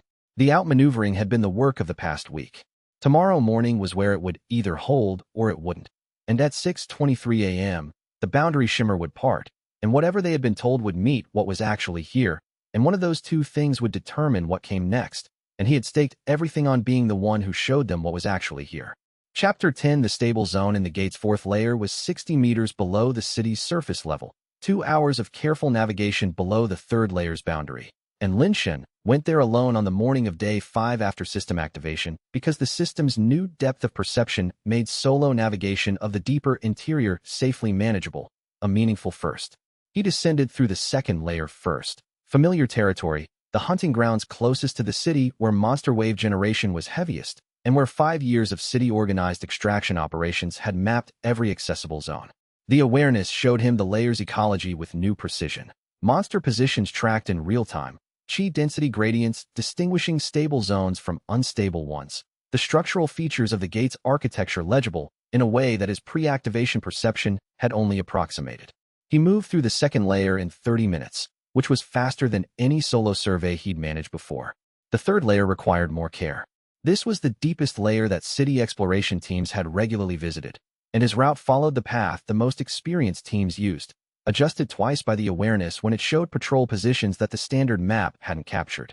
He moved through it in 40 minutes, which was roughly half the time a full security team would have taken, and emerged at the third to fourth layer boundary with chi reserves at 91%. The fourth layer's atmosphere changed at the boundary, denser gate chi, qualitatively different from the layers above, with the pressing thickness of a space that had been accumulating gate energy for 5 years without the regular cycling that the upper layer's active ecology provided. The creatures here were larger and slower, integrated into the environment with the incuriosity of animals that had adapted fully to their context and had no behavioral routines that involved responding to stimuli below their threshold. He moved through them carefully and was not noticed, moving with the deliberate patience of someone who understood that speed here was an error. The stable zone opened after 2 hours of total descent, a space roughly a city block in area, enclosed by crystal formations that had grown from solidified gate chi into configurations of geometric precision that natural processes did not produce. Uniform angles, consistent spacing, the architectural character of something formed by ordered physical processes over years rather than the chaotic dynamics of organic formation. Crystal growths covered the floor, fist-sized, resonating at a frequency the system measured as cultivation accelerating. He ran the resource assessment. The cultivation enhancement value of a full extraction operation here would meaningfully advance every cultivator in the domain. He had found this zone in year 3 without the perception tools to accurately assess it. The assessment was now clear and the logistics planning was straightforward, and he was making notes for the extraction proposal to Zhou when his perception extended past the crystal formations to the far wall. Something was there that was not a natural crystal formation, roughly the height of a standing person, roughly the shape of an archway, constructed from the same crystal as the natural formations surrounding it, but arranged with deliberate geometry, the precise internal dimensions of a threshold, a structural framing that implied both the form and the function. An arch, a doorway, something beyond it toward which the arch was oriented. The gate chi moved through the arch differently than it moved through the rest of the stable zone, not swirling with the ambient patterns of the zone's ecology, but directed, flowing through the arch with the purposeful motion of chi that understood its destination. He reached for the system's analysis. 3 full seconds of processing, longer than anything the system had needed before. Then, gate seed. Generative core structure of the permanent gate domain. This structure is the origin point of the gate's continuous chi generation and the anchor of the permanent boundary membrane. Consciousness status, dormant. Minimal awareness present and developing. Bond compatibility, high. Gate heart cultivation pathway initiated. Access attempt will accelerate gate seed consciousness development. The gate seed. 5 years of the city's survival. 5 years of gate chi saturation that had built everything Lin Shun had built. The reason this gate was permanent rather than closing like every other gate in recorded history. It had been 60 meters below the city's surface, in the gate's 4th layer, in the dark, developing something like awareness, while 2.3 million people built a civilization above it. And he had been 12 meters from it on previous 4th layer visits without the perception to know it was there. He stood at the stable zone's edge and studied the arch, and the dormant awareness registered in his awareness as a faint persistent chi impression. Not like background resonance. More consistent, more present, with the character of something that was not yet awake, but was closer to waking than sleeping. Waiting, in the manner of living things, not passively, but with the attention of something that understood the waiting would eventually end. He needed to return with proper preparation. This was not something to approach without understanding what the approach would trigger, and the system's note about accelerating consciousness development was caution enough to prevent an impromptu first contact. He marked the location with the system's spatial tagging and turned back toward the surface. He was already planning the return visit when the awareness showed him something at the 3rd layer boundary above. The hidden cultivation signal, briefly present at a distance that would have been tracking rather than coincidence. Positioned to observe the direction of his descent. Noting, with whatever transmission capacity they had, that Lin Shun had gone to the 4th layer, and from the direction of travel relative to the known stable zone maps, had likely visited the location the intelligence packets had been flagging as worth finding. The gate seed's location had just been confirmed for the approaching outside team. He climbed faster, not running. Running would destabilize his chi pathways and cost more time recovering than it saved. But the urgency was real, because whoever was outside would now know exactly where the gate's generative core was located. He processed what this meant as he moved through the 3rd layer. Before today, the gate seed's location was unknown to anyone except him. He had found it in year 3, but hadn't possessed the analytical tools to understand what he was looking at. Now the approaching outside team had coordinates, roughly, for the gate's generative core, that changed their approach calculus in ways he needed to model. If the team's primary objective was to close the gate seed's location was the key. Standard gate closure protocols for permanent gates, assuming such protocols existed, which the gate sealing device's presence suggested they did, would require accessing the generative core or disrupting it at close range. The device's 67 to 83% success rate was probably calibrated for conditions where the team could get close to the seed, which meant they would try to get to the 4th layer, which meant the gate seed, which was developing awareness, which had bond compatibility, high with his cultivation path, was now a target. He reviewed what he knew about the seed's developing consciousness. Dormant but present, responsive to stimulation, moving toward awareness with the patience of something that had no concept of urgency. If the outside team reached the 4th layer before he had established a communication channel with the seed, they would encounter something that was in the process of waking, and how it woke, and what it woke as, would depend entirely on what it encountered in those first moments of real awareness. He needed to return to the 4th layer before they arrived. He needed to return with preparation, protocol, and a clear understanding of what approaching the seed would trigger. He had 48 hours. That knowledge in the wrong hands, used through a gate sealing device, changed everything. But the knowledge in his hands, used through a gate heart bond, might change it in a completely different direction if he got to the gate seed first. Chapter 11. The gate resonance fever appeared in the Eastern District on a Thursday, and by Saturday morning the outbreak had 211 confirmed cases. By Saturday morning, Lin Shun was already in the Medical Distribution Center at 6 a.m. with Dr. Xiao Weiming reviewing supply inventories, because Mei Jinglan's overnight alert had given him 6 hours to run logistics before the medical team needed his decisions. Xiao was 26 years old and had been a third-year medical student when the gate fell, which had made him the city's most valuable medical resource in year 1 because he had enough foundation to know what mattered and enough intellectual honesty to acknowledge the boundaries of his knowledge. Over 5 years, he had become the city's primary synthesist, the person who could take an unknown gate-specific pathogen and develop a treatment protocol from biochemical first principles, working forward from theory into something that had repeatedly proven effective. He spoke in the measured register of a professional managing a number larger than the one he was about to say. Worst-case trajectory in 14 days, 30,000 cases. Fatality rate at current treatment capacity? Lin Shun asked. 12% for severe cases, Xiao said. At 30,000 cases, that's 3,600 deaths, minimum, if we don't expand treatment capacity significantly. What do we need to expand treatment capacity? Gray cap fungus. Second layer, 14 known colony sites, 6 of viable size for mass harvest. The primary treatment compound synthesizes from gray cap in 6 hours. Current stockpile, 900 courses. We need approximately 27,000 courses to cover a 30,000 case trajectory with buffer. Lin Shun pulled the system's resource mapping on the 6 viable colony sites, running the extraction analysis as he spoke. Full coordinated extraction from all 6 viable sites in 48 hours, approximately 26,000 courses. Combined with existing stockpile, 27,000. Xiao stared at him for 1 second. How do you know the yield figures for all 6 sites? Resource mapping in the cultivation system. He ran the numbers as he spoke. The estimates are accurate within 5%.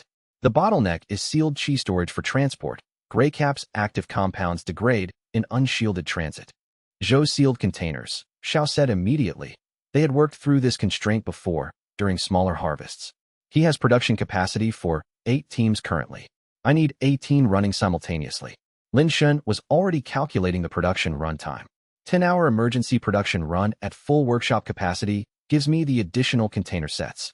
I'll have Zhou on that within the hour. Your harvest teams organized and briefed by noon. Zhao Lifan's security squads assigned to the second layer routes by 2 p.m. The second layer with 18 teams simultaneously. That's the largest interior operation we've ever run. Yes, Lin Shun said. And we have the personnel for it. And I have better navigation data than we've had before for the second layer routes. Get your medical team structured for the production and distribution workflow. I'll have the logistics in place. He found Zhou at the workshop within 20 minutes and walked him through the container production requirements. Zhou's response was the response Lin Shun had come to rely on. No immediate objections, immediate mental calculation of constraints, a single question about material sourcing, and confirmation that the workshop would run through the night. He was organizing his teams before Lin Shun was out of the building. By Saturday afternoon, 18 teams were in the gate's second layer running the largest coordinated harvest the domain had ever attempted. By Sunday evening, they were back with extraction yields that, combined with the existing stockpile, provided 23,000 treatment courses. The outbreak peaked at 11,000 cases, lower than the worst-case projection. Severe case fatality rate, for percent, 1/3 the projected rate, driven by accelerated treatment availability and by Mei Jinglan's team running continuous 60-hour shifts with a precision that no standard medical training program could have produced because it had been built through necessity rather than curriculum. On Monday afternoon, Lin Shun came to the distribution center for the post-crisis review and found Mei in the small office with the quiet intensity of a doctor who had moved through exhaustion to the other side where it no longer interfered with function. The pathogen appeared in 10 days, he said. Our weekly monitoring would have flagged it at 14 days. It wasn't there 2 weeks ago. I know, she said. I've been running the emergence timeline analysis since Saturday. The system flagged a generation mechanism when the outbreak started, he said. I deprioritized the flag during the response because the response was more urgent. The mechanism, a deliberate qi generation pattern at the Eastern District's outer wall, consistent with targeted pathogen cultivation and sustained gate wind dispersal. Not explosive seeding, agricultural seeding. Controlled dosing of the district over a 10-day window to produce an outbreak of the specific scale we experienced. She was quiet for a moment with the look of someone confirming a suspicion they had been sitting with for 60 hours. Something is farming our stress response. Specifically, cultivator qi released under high-stress conditions. The collection mechanism is calibrated for stress-activated qi output, the signature that cultivation pathways produce during maximum capacity crisis management. Not ambient qi, not resting state output. The specific qi released when a cultivator is managing a situation where lives are at stake at the edge of their capacity. He paused. 5 years of monster waves, infrastructure failures, disease outbreaks. Some fraction of what we've been managing was being generated deliberately to harvest our response. She looked at him with the direct, unsentimental gaze she brought to information that mattered. How long has this been happening? I don't know yet. The system can track the generation mechanism's current activity. I can map its historical patterns based on the known crisis events, when they started, their frequency, their scale, and compare against what natural gate qi cycling should have produced. That comparison will give me an estimate. Do it, she said.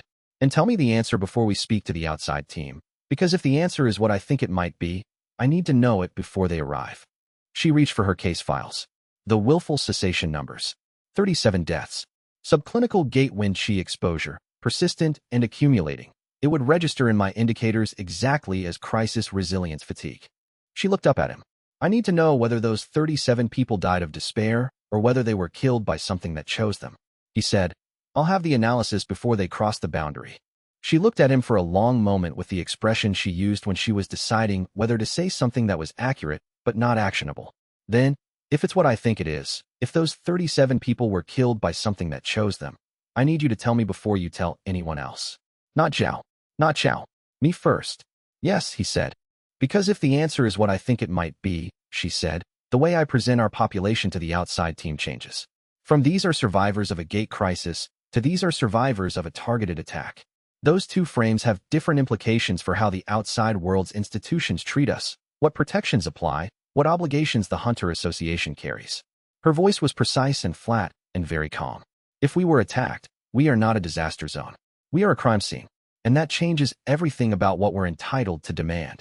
He had not framed it in those terms before. He held the frame for a moment. She was right.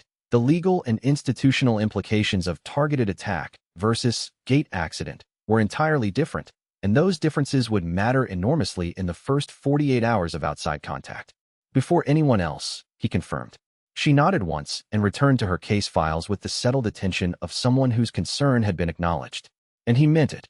And if the answer was what they both suspected, then the 7 people walking through the gate's layers weren't just coming to extract survivors.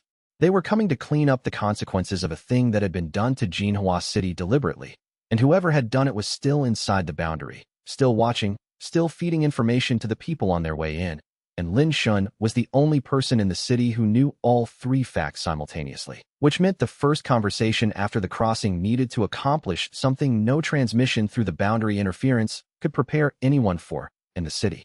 Behind him, functional and alive, was the only argument that mattered. Chapter 12 Shui Peng's bronze core breakthrough came during the Thursday cultivation session, in the middle of a resonance exercise with 20 other students running the same technique, and it announced itself with the quiet completeness of gate-adapted cultivation advancement rather than the dramatic chi surge of outside standard breakthrough events. Lin Shun was reviewing session notes at the instructor's table when his city awareness showed it. The gate chi in the training hall's second row organizing around a single point in a slow inward spiral, the condensation dynamic of a cultivator whose pathways had reached the threshold of core formation and were completing the transition with the gate chi's cooperative flow rather than through forced compression. He set down the session notes and waited. 8 minutes. The spiral tightened, stabilized, and released, not explosively, but with the clean completeness of something settling into a permanent configuration. When Shuepeng opened his eyes, 20 students who had been watching the process without interrupting it broke into simultaneous applause, the genuine kind that required shared understanding of what had just been witnessed. Lin Shen walked to the second row and crouched to the young man's level. How does it feel? Like putting on a coat that has no weight, Shuepeng said. His voice was steady, his eyes carrying the expression of someone processing the gap between anticipating something abstractly and experiencing it concretely. I can feel where it is. I can feel what it does when I move and when I hold still. 48 hours of light practice while it fully stabilizes, Lin Shen said.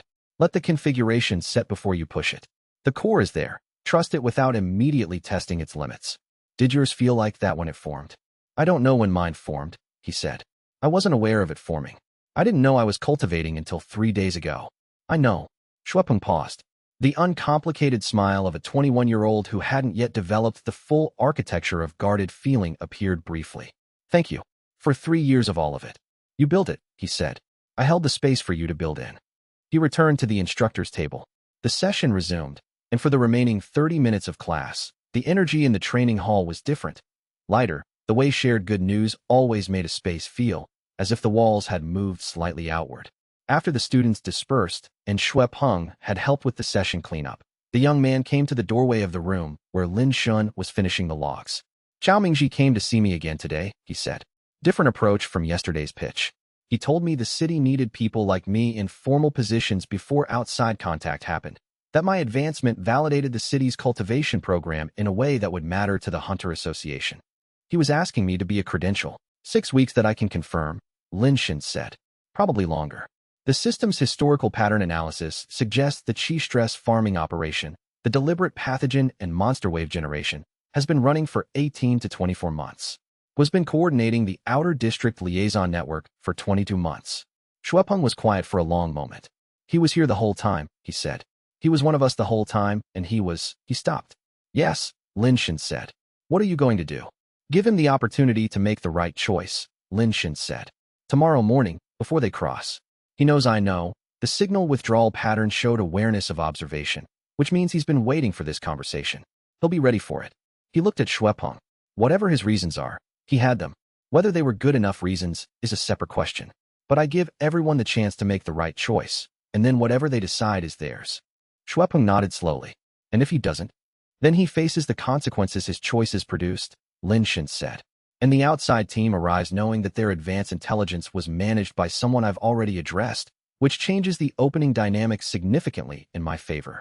He sent Shuepeng home and sat in the empty training space for a while longer, thinking about 22 months and the calibration required to maintain hidden cultivation suppression for 2 continuous years in the presence of someone whose cultivation perception was improving the whole time.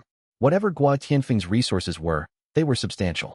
Whatever organization had positioned him inside the city had been planning this for longer than the system's 6-week transmission window.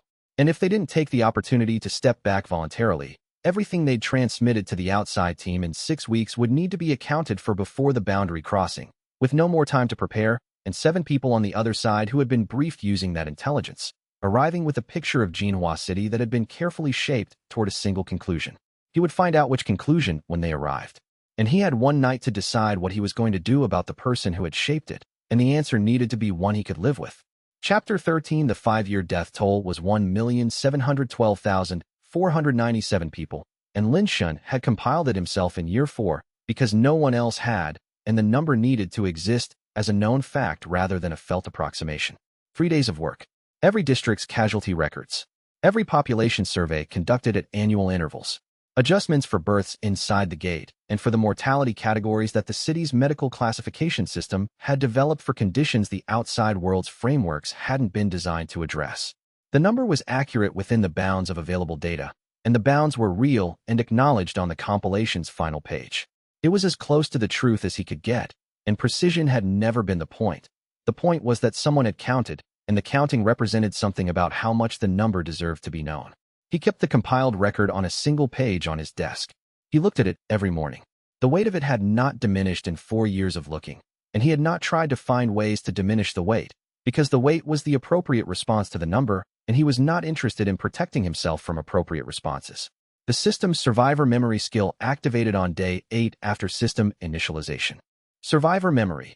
Access system recorded impressions of significant events within the domain boundary, accumulated through city heart stack resonance. Events are experienced as collective impression, not individual perspective, but the weighted sum of how a significant event registered across the surviving population. Application, historical understanding, strategic context, operational insight.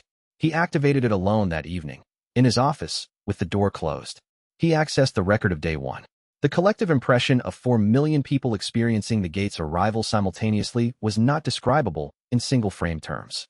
It arrived as cascades. The initial disorientation, its character repeated 4 million times with variations that the system somehow preserved as distinct, the way that 4 million separate experiences of the same event were the same event and were not. The first hour loss as the monster surge hit the city, and everything designed to protect it failed in its various ways.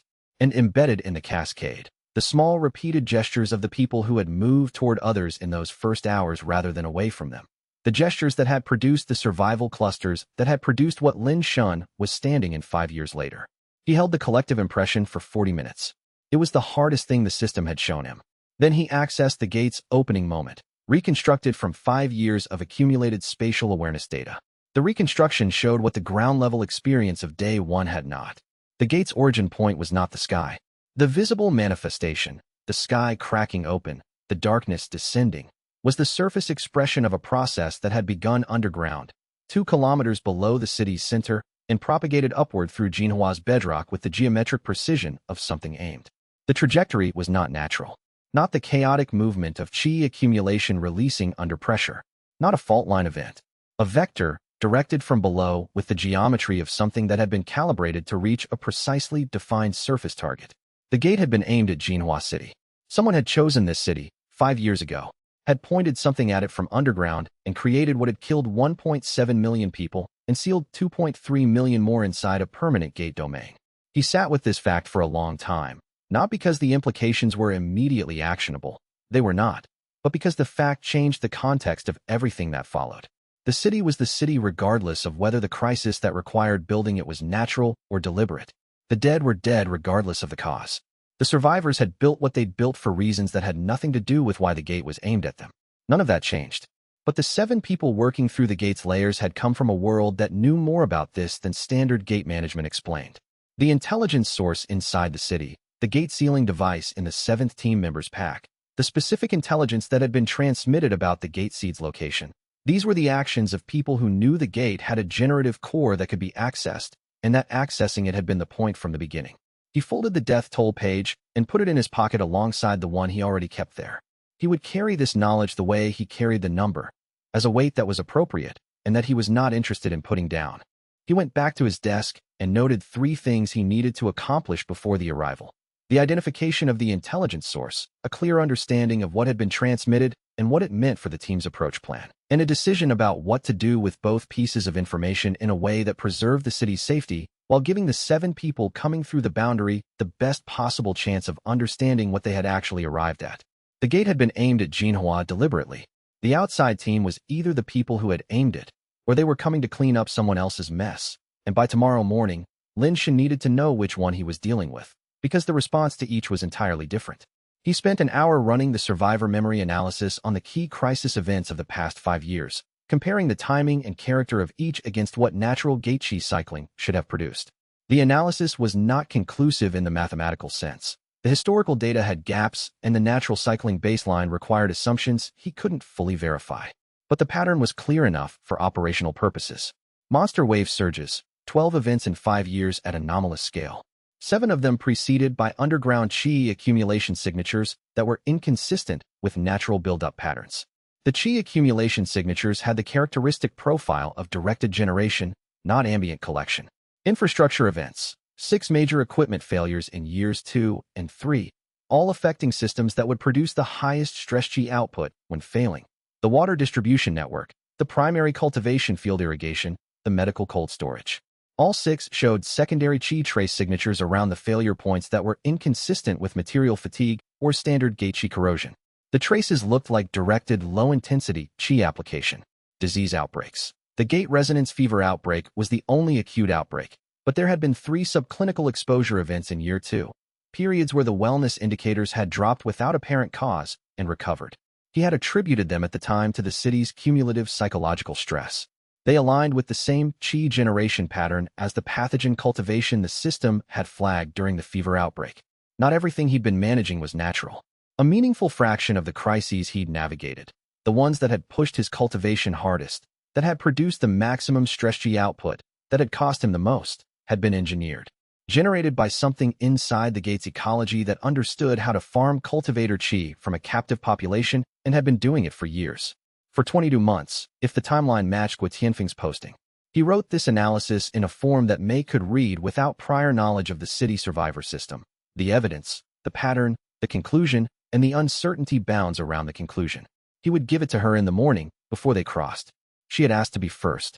The gate had been aimed at Jinhua deliberately, and someone inside the domain had spent 22 months farming the consequences. And the 7 people coming through the boundary either knew this or they were about to learn it from the only person in the city with the full picture. And that conversation was going to change everything. Chapter 14. 3 District Chiefs, 3 evenings, 3 conversations that needed to happen before Chow had another session with them. Lin Shun visited Chief Wang of the Northwestern District first. Wang was 51 years old, a former Agricultural Bureau official who had translated 3 decades of government administrative work into genuine farming leadership through the method of listening to farmers instead of telling them what they needed. He operated from outcomes. He followed evidence. He had aligned with Chow's council proposal because Chow had presented it as the structure the outside world would recognize as legitimate, and Wang's priority was maintaining the city's identity through the transition to outside contact. They met in Wang's farming office with the windows open, the fields visible and active below.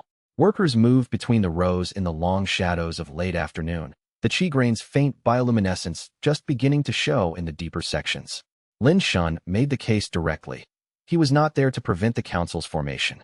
He was there to ensure the farming operation stayed outside council operational oversight regardless of what governance structure was formalized. He told me you'd make the case in exactly those terms, Wang said. Operational necessity as a frame for the authority question. The terms are accurate. He held Wang's gaze. The operational question and the authority question are inseparable when the decision-maker's relationship to the operation determines whether the decisions are good. Your farming systems were built by people who understand farming. Council oversight introduces decision-makers whose relationship to the operations is political rather than practical. The council structure he's proposing gives them budget authority, not operational command, Wang said. Budget authority in an environment where resources are still constrained is operational command with a delay. If the council can delay or redirect budget allocations to the farming operations, it can effectively control the operations through financial constraint. That's the mechanism. And right now, during outside contact, the wrong budget decision at the wrong time costs lives. Wang looked out at his fields for 30 seconds, the 30-second pause of a man doing genuine assessment rather than stalling. Abstain from the governance vote, he said finally. Not vote with you. Abstain. That's what I can give while keeping my word to Chow about not working against him actively. It is enough, he said. The second conversation, with Chief Liu of the Southern District, was longer. Liu was more conscious of his own political position and more aware that outside contact would reshape the city's internal power dynamics in ways that were still undetermined. He wanted to be part of the governing body that the outside world recognized, and he was right that having that representation was valuable. Lin Shan didn't argue him away from the desire. He argued that a council which didn't have to manage operational crises was more credible as a governing body, that separating operational management from political authority made the council's governance work cleaner, not weaker. I need to know my district's agricultural output interests are formally represented in the Operational Coordination Committee, Liu said. Not advisory. Formal. Liu Daping as standing representative to the Operational Coordination Committee, Lin Shan said. Full voice on resource allocation decisions affecting southern distribution. That's in writing if you want it. Liu's expression shifted from negotiating to satisfied. That works. Chief Huang of the Industrial District required almost no time at all. Chow had excluded Huang's logistics coordinator from the summit's planning committee, which Huang had taken as a statement about his district's standing. He needed one thing: acknowledgement that his logistics coordinator's expertise was valued and would be formally recognized in any operational structure going forward. The logistics coordinator leads the Operational Coordination Committee, Lin Shan said. Central role, full authority over inter-district resource logistics. Huang's expression shifted from closed to ready. Done, he said. Walking back from Huang's district as the evening moved toward 9 p.m., Zhao Lifan appeared at the intersection of his likely return route, which told him she had been tracking his schedule and positioned herself for efficient intercept. Update on the identification, she said. I have the candidate. I need Shui Peng's physical confirmation tonight. He's watching for the transmission location. She handed him a folded page without preamble. I've been running parallel analysis on operational schedule access. Only the people who receive the weekly operational schedule in advance could have been at those 5 locations at those 5 times. She paused. 2 names. He opened the page. Both names were on his candidate list from the partial access analysis. One of them aligned with the hidden cultivation signals characteristics. The way the suppression was maintained, the movement patterns the awareness had tracked, the proximity to Chow's operations that the transmission locations required. Tonight, he said. Shui Peng confirms the physical location. Tomorrow morning, before they arrive, I have a conversation. What kind of conversation? Zhao asked. The kind that gives someone the opportunity to make the right choice, he said. Whether they take it is their decision. She was quiet for a moment. And if they don't, then the decision has already been made for them, he said, and the consequences of it are theirs. She nodded once and returned to the security district. Lin Shan went to meet Shui Peng at 9 p.m., and as he walked he ran the parallel analysis. The hidden signal, the partial system access, the timing of the intelligence transmissions, the content of what had been transmitted, all of it pointing toward a person he could name, and the conversation he was going to need to have before dawn. Everything he'd built in 5 years could be undone in a single morning if he got that conversation wrong. He met Gua Tianfeng at 5 a.m., in the logistics building storage room where Shui Peng had confirmed the transmission device was installed. He arrived first and was standing in the room when Gua's footsteps came up the corridor, not trying to conceal his approach, which was itself informative. Gua Tianfeng was 38 years old, a compact and careful man who had managed the outer district liaison network with the organized efficiency of a genuine administrator. He had been, in every operational sense that Lin Shan had been able to evaluate for 22 months, a good coordinator. His quarterly reports were accurate. His inter-district relationships were constructive. His cultivation, the cultivation he had been concealing, was Iron Vein standard, the maintenance level tier of a cultivator who had trained to a functional ceiling and was not pushing beyond it. He walked into the room and saw Lin Shen standing there and stopped. His expression showed no surprise, which confirmed what Lin Shen had expected. He had known this moment was coming and had been deciding, probably since last night's signal withdrawal showed him the observation pattern, how to handle it. "Good morning," Lin Shen said. Gua sat down on a storage crate without being invited to sit. "How much do you know?" "Everything." He let the word settle. "The transmission device. The 6 weeks of logs. The pathogen generation pattern in the Eastern District that aligns with your posting timeline. The monster wave surge events." He paused. "Who you're reporting to?" This last was a test. He did not know who Gua was reporting to, but the response would tell him something. Gua was quiet for 30 seconds. Then, "The gate wasn't an accident." "I know." He kept his voice level. "I ran the reconstruction last night. The organization that arranged it, they have specific interests in the gate seed. In what develops here, in what you become. They sent me in to monitor the development." He looked at his hands. "The pathogen generation wasn't my idea. I was told to implement it. I implemented it because the alternative was..." He stopped. "The alternative was your family," Lin Shen said. Gua looked up at him. "I haven't been able to confirm that," Lin Shen said. "But it's the only explanation for why someone with your operational competence would implement something that was going to be traced back to you eventually. You knew I would figure it out. You implemented it anyway. That's not a calculation. That's a constraint." Gua said nothing. "Here is what I'm offering," Lin Shen said. "You stop transmitting. You give me everything you know about the organization that placed you here. And in exchange, I don't tell the outside team about you until I've had time to verify the threat to your family and assess what can be done about it." He looked at Gua directly. "I'm not offering this because you deserve it. I'm offering it because the city needs what you know, and because the kind of person who implements targeted pathogen farming to protect their family is not the same as the kind of person who genuinely wants 2.3 million people to die." Everything he'd built in 5 years could be undone in a single morning if Gua Tianfeng said no. But Gua Tianfeng was looking at him with the expression of someone ready to accept exactly this offer, and he said yes. Chapter 15. The Qi storm struck 6 hours before the crossing, 5 times the scale of any previous annual discharge. Lin Shen managed it in 14 minutes using capabilities he had not fully known he possessed until the storm gave them an immediate application. He was walking toward the boundary observation point for his morning check when the city domain awareness lit the entire northwestern arc of the domain boundary in amber, not the orange of an approaching monster wave, but the amber of Qi pressure accumulation exceeding the awareness's threshold parameters by a factor the system was still calculating when the storm front arrived. The visible expression of the incoming wave, a shimmer of compressed gate Qi, gold-white at its leading edge, moving across the central district from northwest to center at roughly walking pace. Not fast enough to be unmanageable, fast enough to be serious. He turned to face it and activated everything. The gate-adapted response to Qi pressure was not deflection. Deflection required erecting resistance against force, and at gate Qi saturation densities, resistance failed before force did. The gate-adapted response was resonance. Match the pressure wave's frequency, allow it to move through rather than against, convert what arrived as destructive force into usable input. At 2,312 city heart stacks, the wave hit him and became something the system processed rather than something it was overwhelmed by.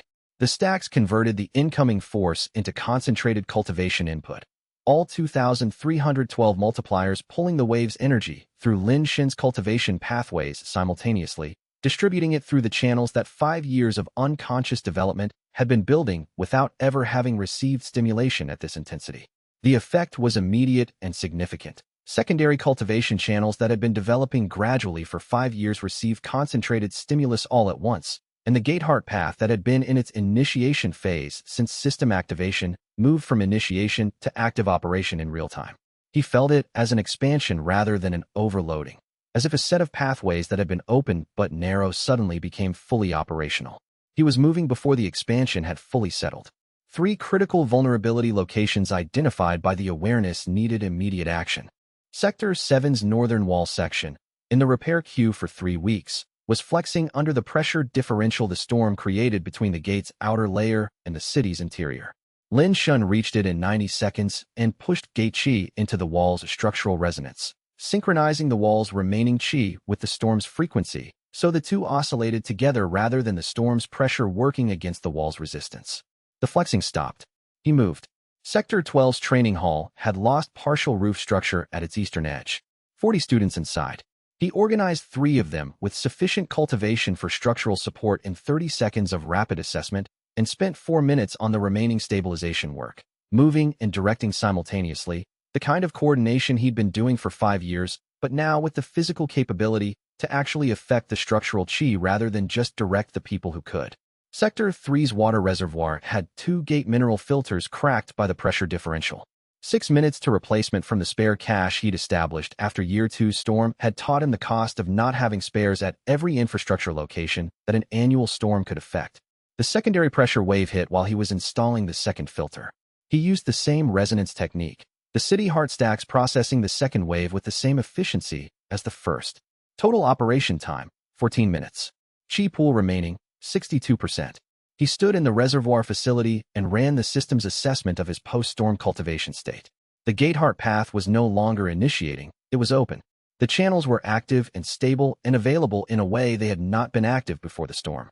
He had been pushed, in 14 minutes of crisis response, further along his cultivation path than normal development would have moved him in months. He went to brief Zhao Lifan and Shen Yifan, because the storm had been generated by the outside team's breach attempt.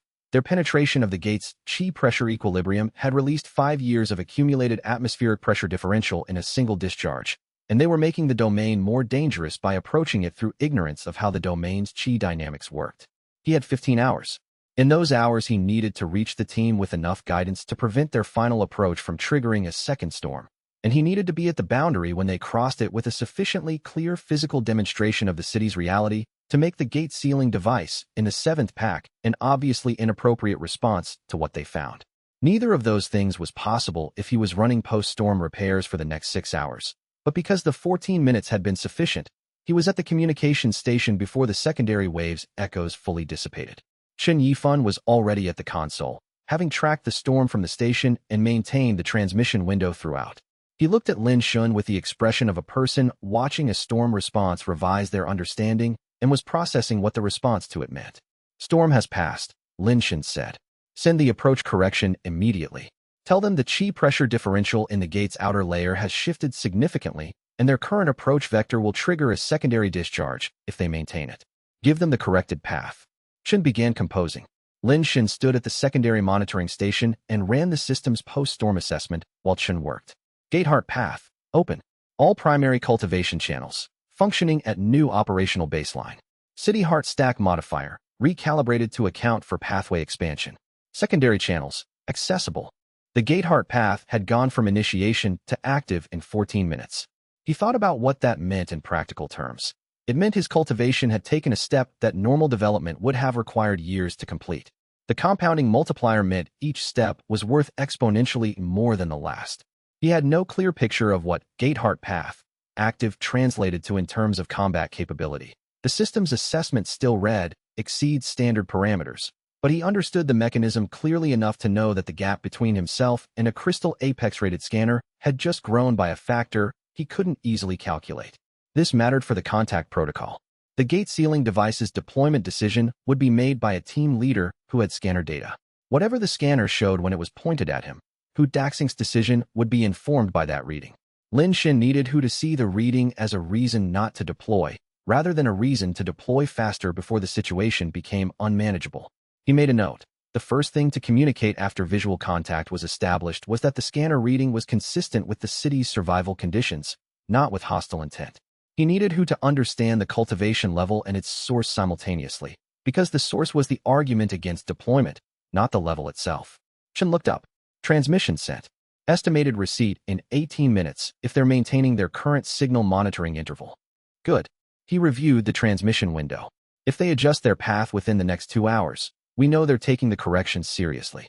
If they don't adjust, send a second correction with more explicit safety language.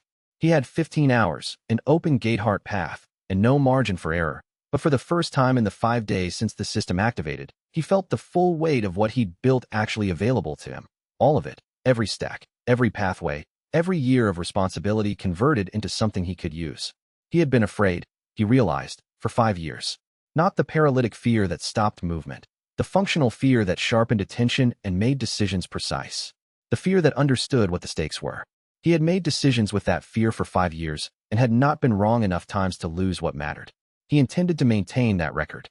It would have to be enough, and he intended to make sure it was.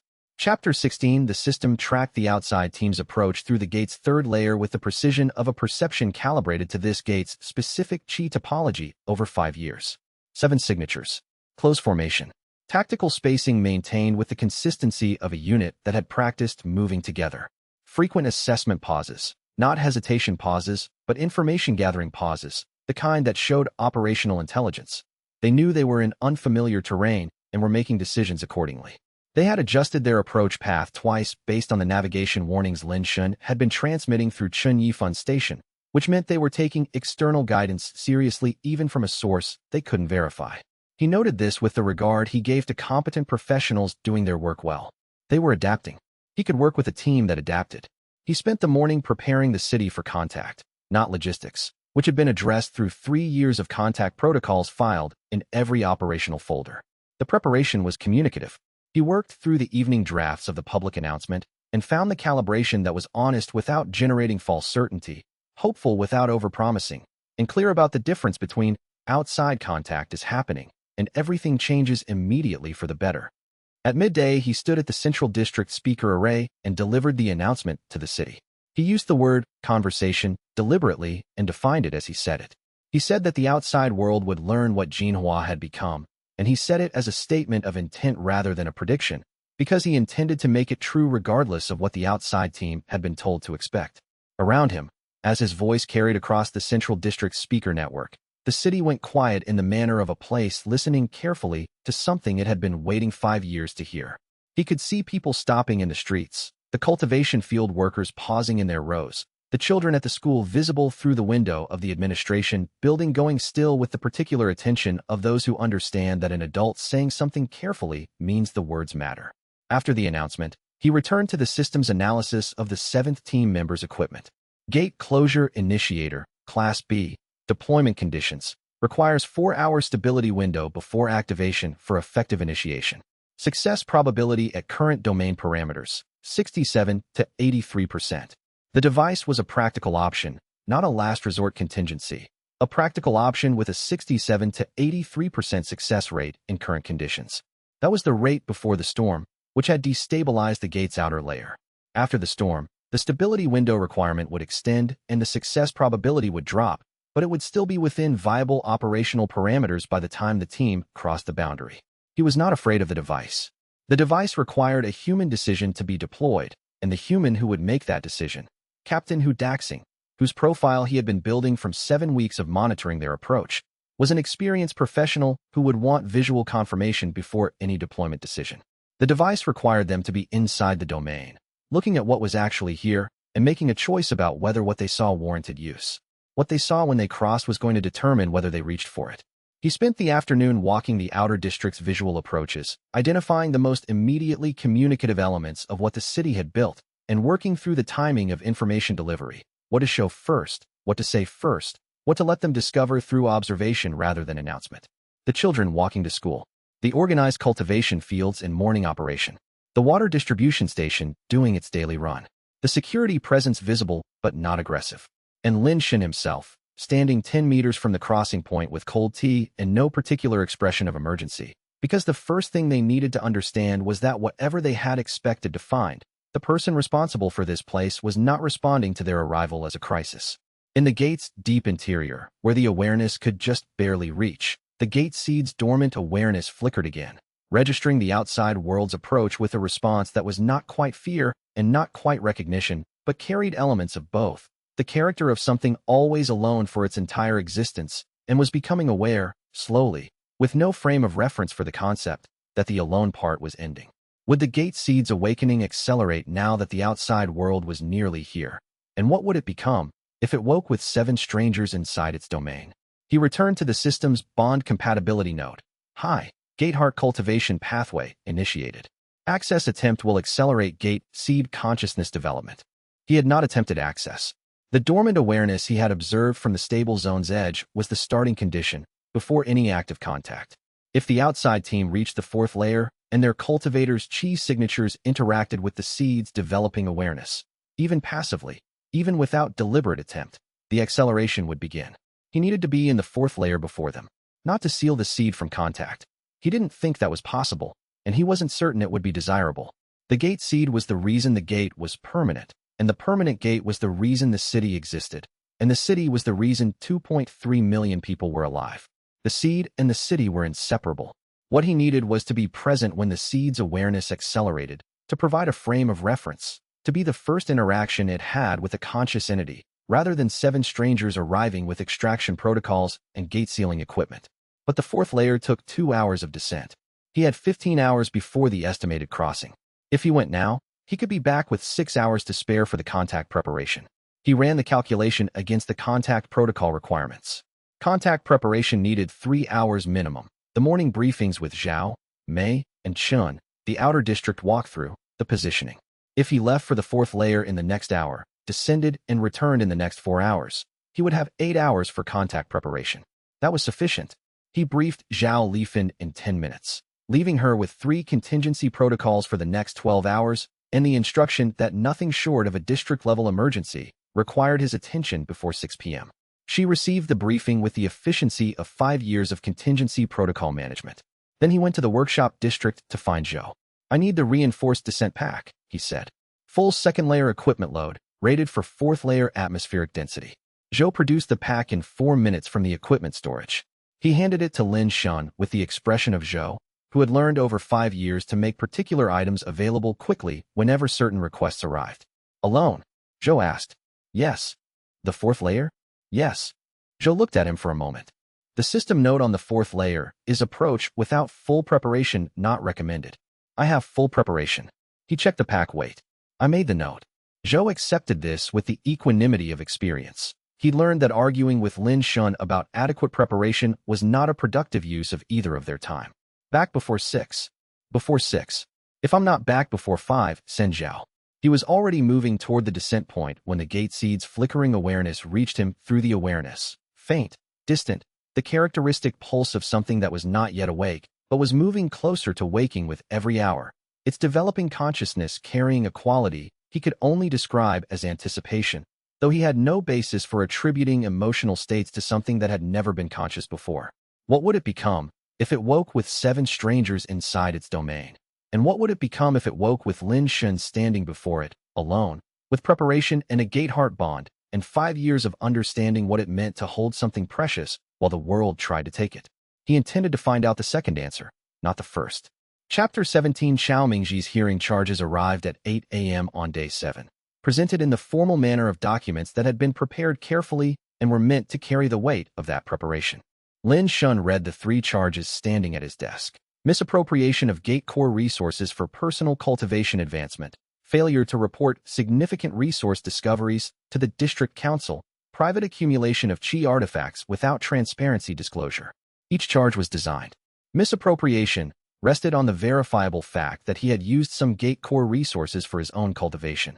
The fraction was small relative to total distribution, but the charge's language didn't include the fraction.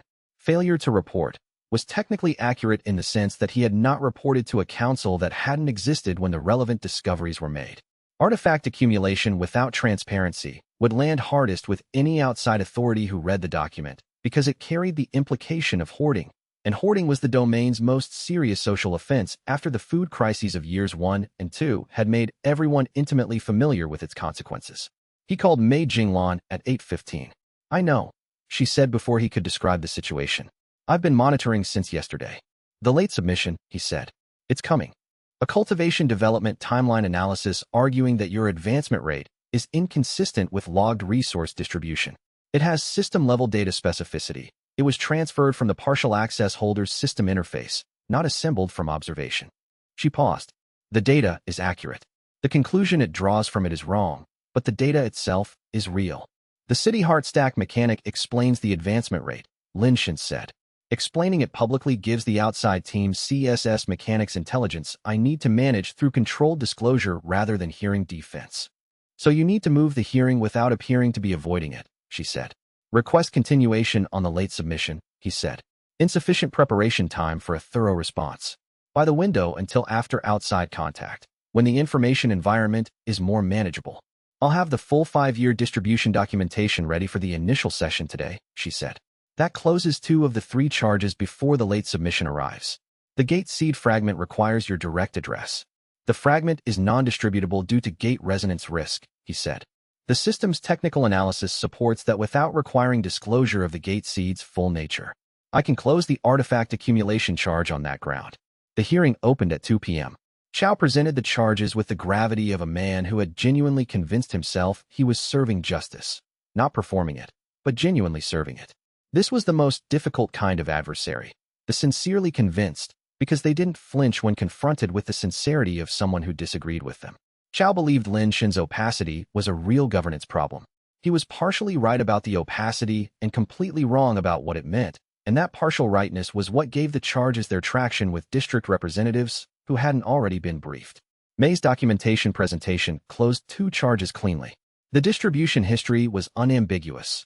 30 years of resource records, a 30-to-1 distribution ratio, with the records dated and witnessed across 5 years before any governance question existed. The district council members who had not been pre-aligned with Chow listened with the attention of people who found the records genuinely persuasive. The late submission arrived in the final 30 minutes. Lin Shun examined it and confirmed what he already suspected: system-level cultivation data, transferred rather than assembled from observation, covering the period from system activation through the previous day. The partial access holder had transmitted this data within the past 72 hours, after Shuepeng's confirmation the previous night had narrowed the candidate to a single name.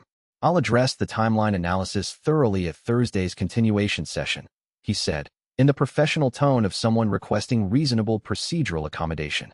The late submission specificity requires proper preparation time for a response that gives the council the complete picture rather than a compressed one. The hearing was recessed.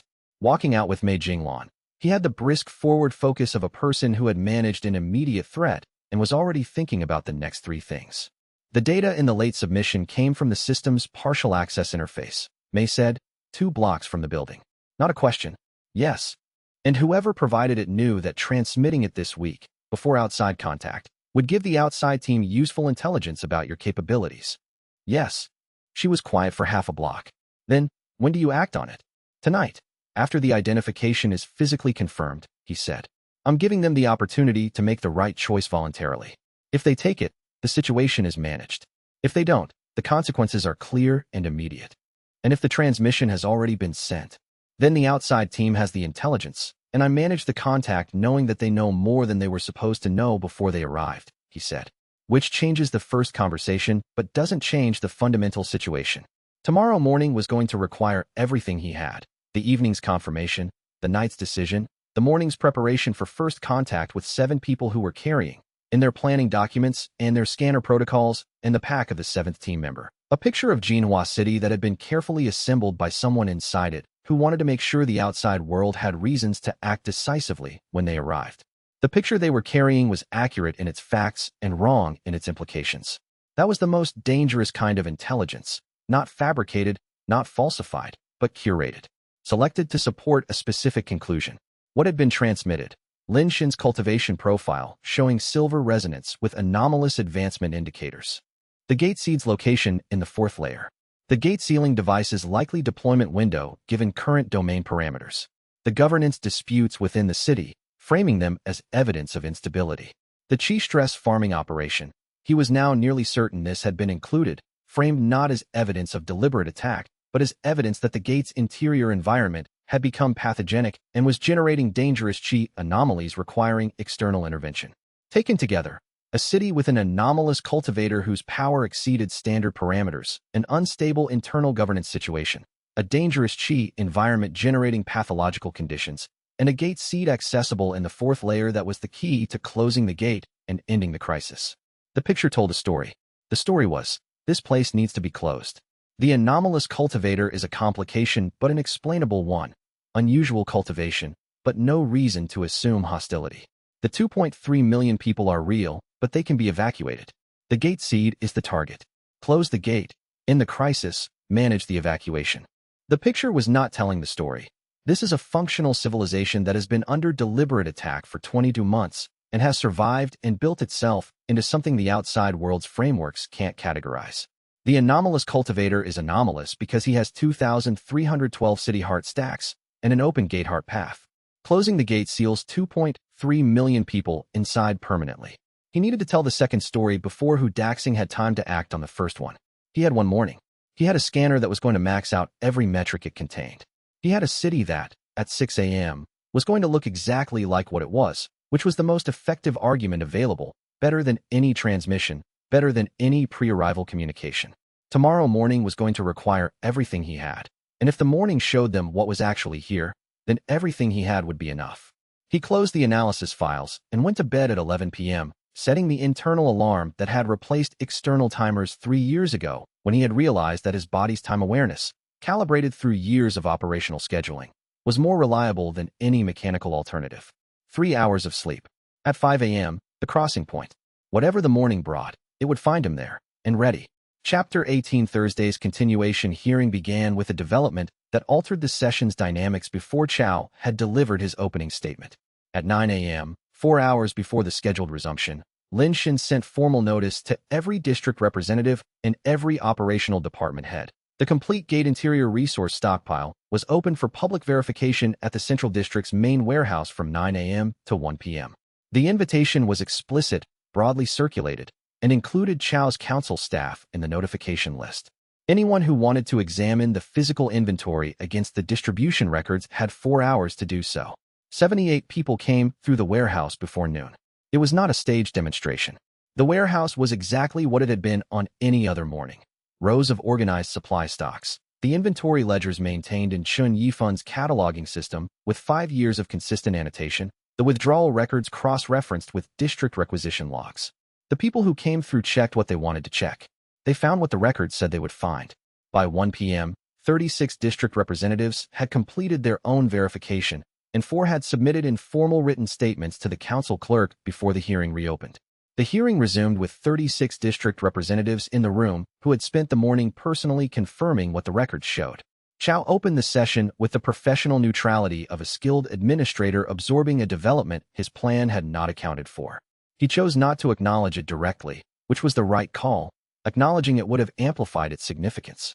When the floor opened for Lin Shun's response to the late submission timeline analysis, Lin Shun stood and said, rather than addressing the charges individually, I'd like to propose a governance resolution that addresses the underlying question more directly.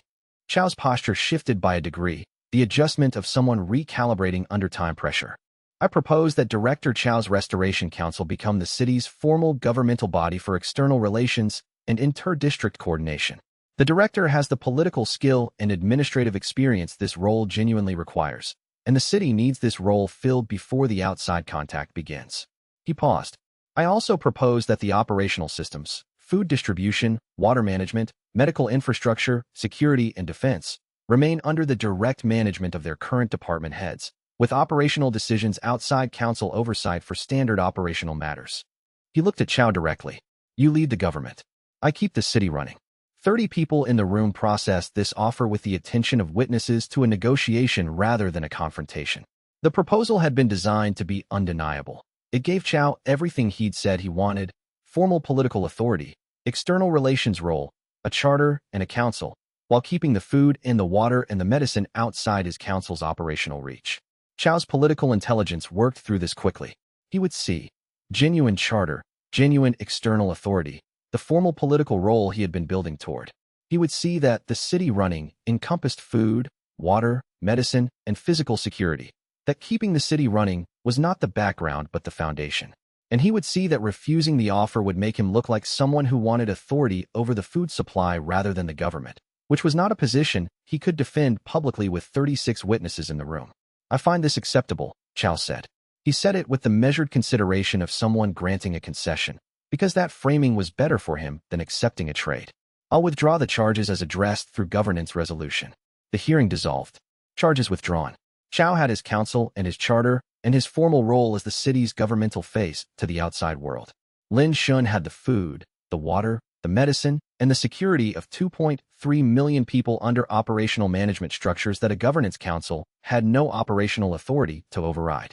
Walking out with Mei Jinglan in the afternoon, he gave her space to say what she was going to say. You gave him something real, she said. Yes.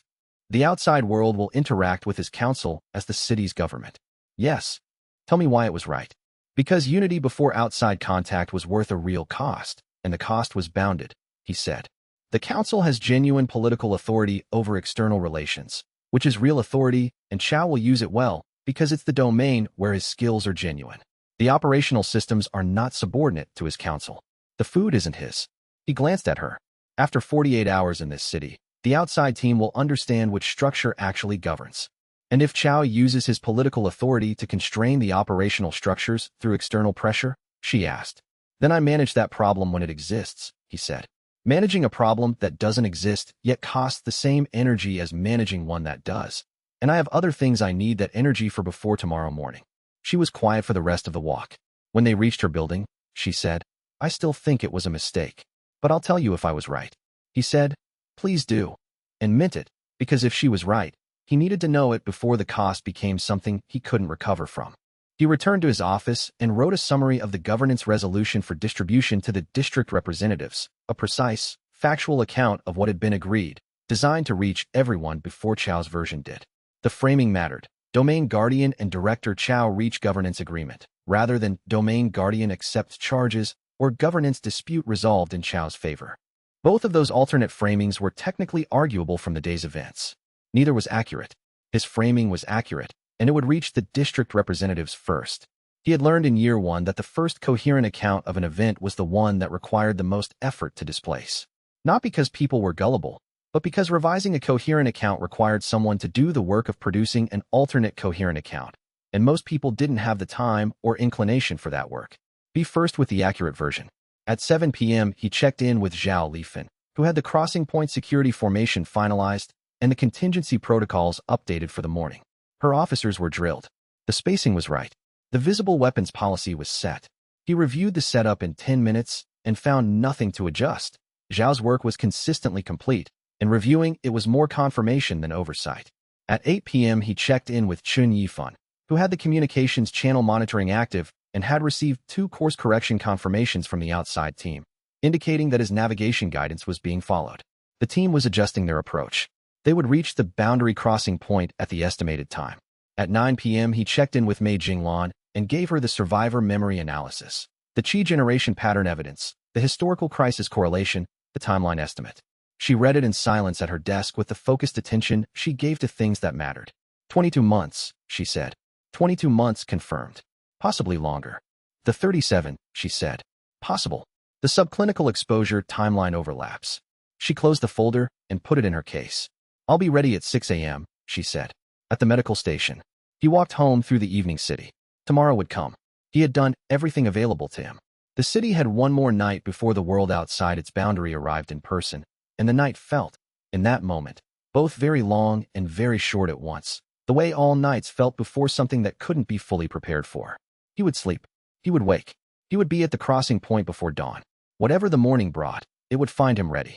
And the city would be there, exactly as it was, exactly as it had always been. Real, functional, alive, built by the hands of those who had refused to stop building even when everything around them said to stop. That was the argument. That had always been the only argument that mattered. He slept, and outside the city, 7 people were making final preparations for the crossing that would change everything. Chapter 19. The night before first contact. Lin Shin walked the survey route in the dark for the first time in 5 years of keeping it. The route was a daylight discipline, first-hand observation, the kind of direct information that reports couldn't replicate. At night, the observational function shifted, less visual, more atmospheric.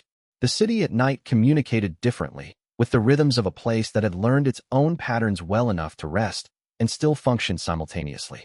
He moved through the central district first.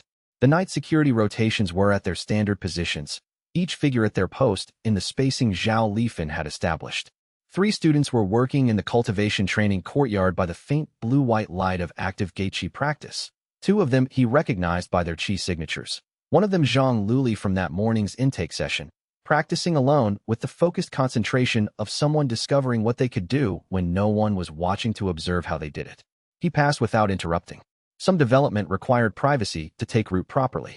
The farming district at night had the bioluminescent character that had started in year 3, the Geiqi interaction with cultivated soil producing pale blue light in the deepest rows, slightly mobile in the gate wind.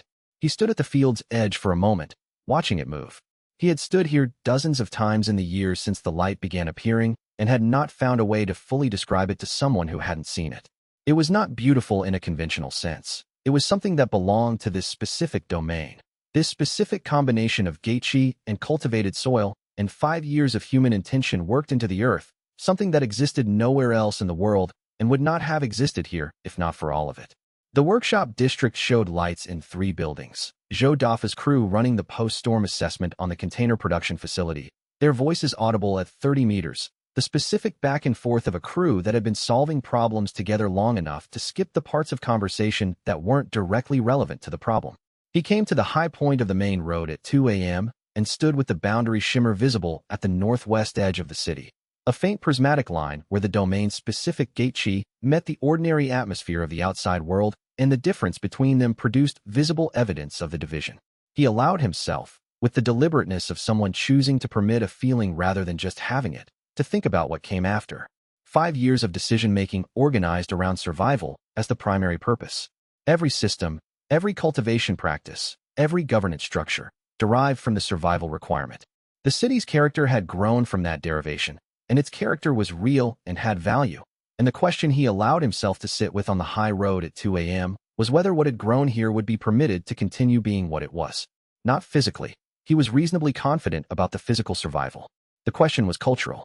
Whether a civilization that had developed inside a crisis would be given the space to continue being a civilization rather than being absorbed into something the outside world already had a name for. He was still thinking about this when footsteps arrived behind him. The sound of feet that knew this route, coming from direction of familiarity rather than tracking, moving at the unhurried pace of someone who knew they had time for this particular conversation. "You weren't at dinner," Mei Jinglan said. "I wasn't hungry." She came to stand beside him at the edge of the high road's view. She was wearing the plain evening coat, her hair in the practical arrangement she'd maintained since year 2. He had known her since secondary school, a year ahead of him, the same neighborhood, and then 5 years of the crisis that had made their acquaintance into something else entirely. He had trusted her judgment on every question related to the human dimensions of the city's survival for 5 years, and not once in those 5 years had he found a reason to revise that trust. "What are you thinking about?" she asked. "Whether the city survives contact as itself," he said. "Whether what we've built here gets to continue being what it is, or whether the outside world's frameworks absorb it into something they already have a name for." "What do you want it to be?" she asked. "After, if you had choice." He considered this seriously, because the question deserved serious consideration and she would know if he didn't give it. A place people choose. Not a gate zone people are extracted from and resettled somewhere else. A place where the people who built something get to live in what they built.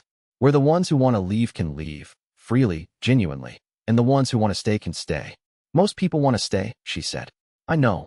A silence settled between them that was comfortable rather than empty. The silence of 2 people who had worked together long enough that silence was a form of conversation with its own vocabulary. "I'm afraid of something specific," she said. "Tell me." "That they'll see our people as patients. Survivors of a prolonged crisis requiring professional treatment and assessment. And they won't be entirely wrong. Our people have been through something real, and the real effects are real. But the patient framework makes injury the central fact. It doesn't see the part where the people who went through the injury built something around it, and are living in that building, and are mostly fine, and are in ways that matter genuinely stronger than they were 5 years ago." Her eyes went to the boundary shimmer. "I can't control how outside professionals frame our people, but I can control the framing I offer in the first conversations. That's what the diplomatic function is actually for." "I know," he said. "That's why you have it." She was quiet, and the gate wind moved through the boundary shimmer, and then she said, in a different register, "I'll stay." He looked at her. "Whatever the evacuation plan is, whatever timeline they arrive with, I'm not waiting to be extracted." She kept her eyes on the shimmer. "I decided this years ago. I just didn't say it until now because saying it before now wasn't the point. This is where I'm from. Whatever Jinhua City means after tomorrow, this is where I'm from." He found the response that was true and complete. "I know." She turned and looked at him directly, and her expression had the quality of someone checking whether a thing they believed was actually known rather than assumed. "Do you?" "Since when?" "Year 2, he said. She held his gaze for a moment. Something settled between them that had been settling for a long time and had finally completed. Then she turned back to the shimmer. "We should try to sleep." "Yes," he said, and neither of them moved immediately, and the city breathed behind them. and the boundary shimmer pulsed with the steady rhythm of 7 people on the other side getting ready for the morning. Whatever came next would come. He was as ready for it as 5 years of building could make a person. She was standing beside him. The city was below them, and in the deep gate, the gate seed was stirring, and whatever it woke into would depend entirely on what the next 24 hours made of the city above it. They walked back through the living city together. At the turn that led to her building, she stopped. "Get 3 hours of sleep at minimum," she said. "I know you'll be at the crossing point by 5. 3 hours, he agreed. "And Lin Shun." She paused, choosing something she had been deciding whether to say. "Whatever happens tomorrow, the people below us built this. Not just you. All of them. Whatever the outside world decides about it, that part is true and it can't be unmade." He turned his gaze to the city one more time. The night cultivation lights, the security rotation, the smoke of the early cooking stations starting their first fires, and he found that she was right, and that being right mattered more in this moment than whatever came next. "I know," he said. "That's exactly why it has to work." And she walked toward her building, and he walked toward his, and the dawn was coming faster than either of them was ready for. But ready or not, the gate seed was stirring, and the outside world was at the boundary, and by morning everything would be different, and different could mean saved or lost, and he had done everything he could to make it mean saved. Chapter 20. The outside team crossed the boundary at 6:23 a.m., and Lin Shun was 10 meters from the crossing point when the first hunter stepped through. He had been there since 5 a.m., which was 90 minutes before the estimated crossing, not because the preparation required it, but because the preparation was done, and being present at the location where the moment would happen was more useful than being somewhere else that morning. He had brought tea. It had gone cold before the crossing. He had reviewed the contact protocols once, found them ready, and reviewed them again not because they needed reviewing, but because it was preferable to standing still doing nothing.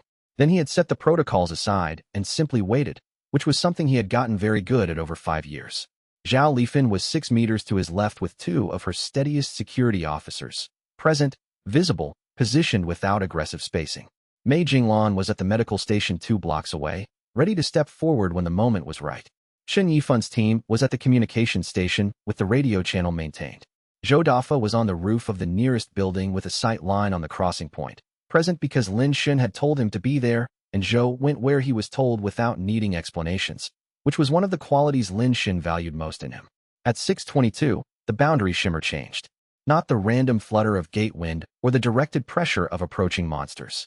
A rhythmic, structured perturbation, controlled chi pressure applied at specific intervals, the pattern of someone who had spent weeks identifying the boundary membrane's resonance frequency and was applying force in sync with it. The technique was patient and precise. He noted it with the appreciation he reserved for anything done well. At 6:23, the first hunter stepped through. The crossing point released him with the motion of a surface tension finally yielding to sustained pressure, a moment of apparent resistance, and then clean passage. He came through with his footing already established and moved immediately to clear space for the next person, a trained response that indicated practice in team boundary crossings. 6 more in 40 seconds, each maintaining tactical spacing, each moving into a predetermined position. A unit operating from practiced coordination, wearing the gear of experienced field hunters, not the heavy equipment of emergency response teams, but the lighter, tested kit of hunters who had been doing field work for years and had refined their loadout accordingly. They stopped. The outer district of Jinhua Gate Domain at 6:23 a.m. was. Security positions at regular intervals, cultivators at their rotation point, visible without being aggressive. Cultivation fields in geometric rows running alongside the cleared approach corridor. The morning shift already at work in the fields, the day's labor begun. A water distribution station at the north end of the visible area, its daily sequence running on the schedule it had been running on for 4 years. Through a gap between 2 buildings, a school occupying what had been a grocery store chain, the original corporate signage still visible behind hand-painted modifications, with children being escorted to the entrance by a teenage volunteer who was not carrying any weapon and was not looking at the hunters who had just arrived. The lead hunter was approximately 35 years old, built with the lean efficiency of consistent serious training. He moved with the stillness of someone who had spent years in dangerous environments learning when movement was necessary and when it was not. He scanned left. He scanned right. His gaze went to the children walking to the school. He took in the organized fields, the water station. He looked at everything the outer district presented to someone who had expected to find ruins, and the expression on his face went through 3 visible stages in approximately 4 seconds. Recognition of what he was seeing, processing of what it meant, and the professional discipline of not showing what the processing had produced. He looked at Lin Shun. Are you the one running this place? I'm Lin Shun, Lin Shun said. Welcome to Jinhua. What do you need first? Water, food, or information? The professional assessment and Captain Hu Daxing's eyes worked through this response quickly. Someone who had expected to find survivors asking for rescue had received a person offering a hospitality menu.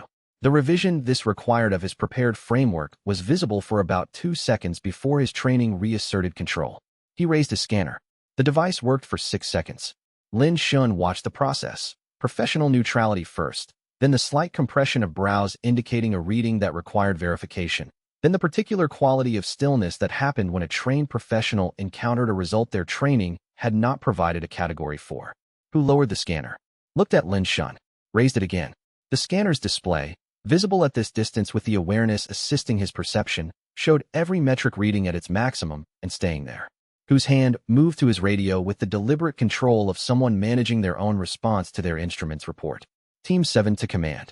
His voice was completely level, completely controlled, completely failing to conceal the character of someone managing the very edge of their composure. Survivor population confirmed at 2.3 million. Functional infrastructure and active governance present. A pause. I also have an anomalous chi reading on the primary city contact. The scanner is maxing out every metric. The scanner is rated for Crystal Apex. A shorter pause. I am requesting a senior hunter to this location immediately.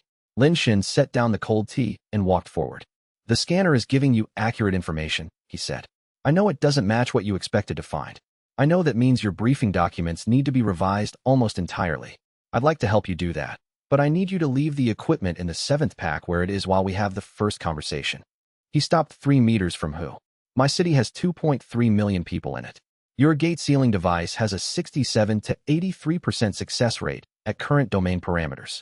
I did the math, and I think you did too. Hu looked at him for a long moment. You know about the device, he said.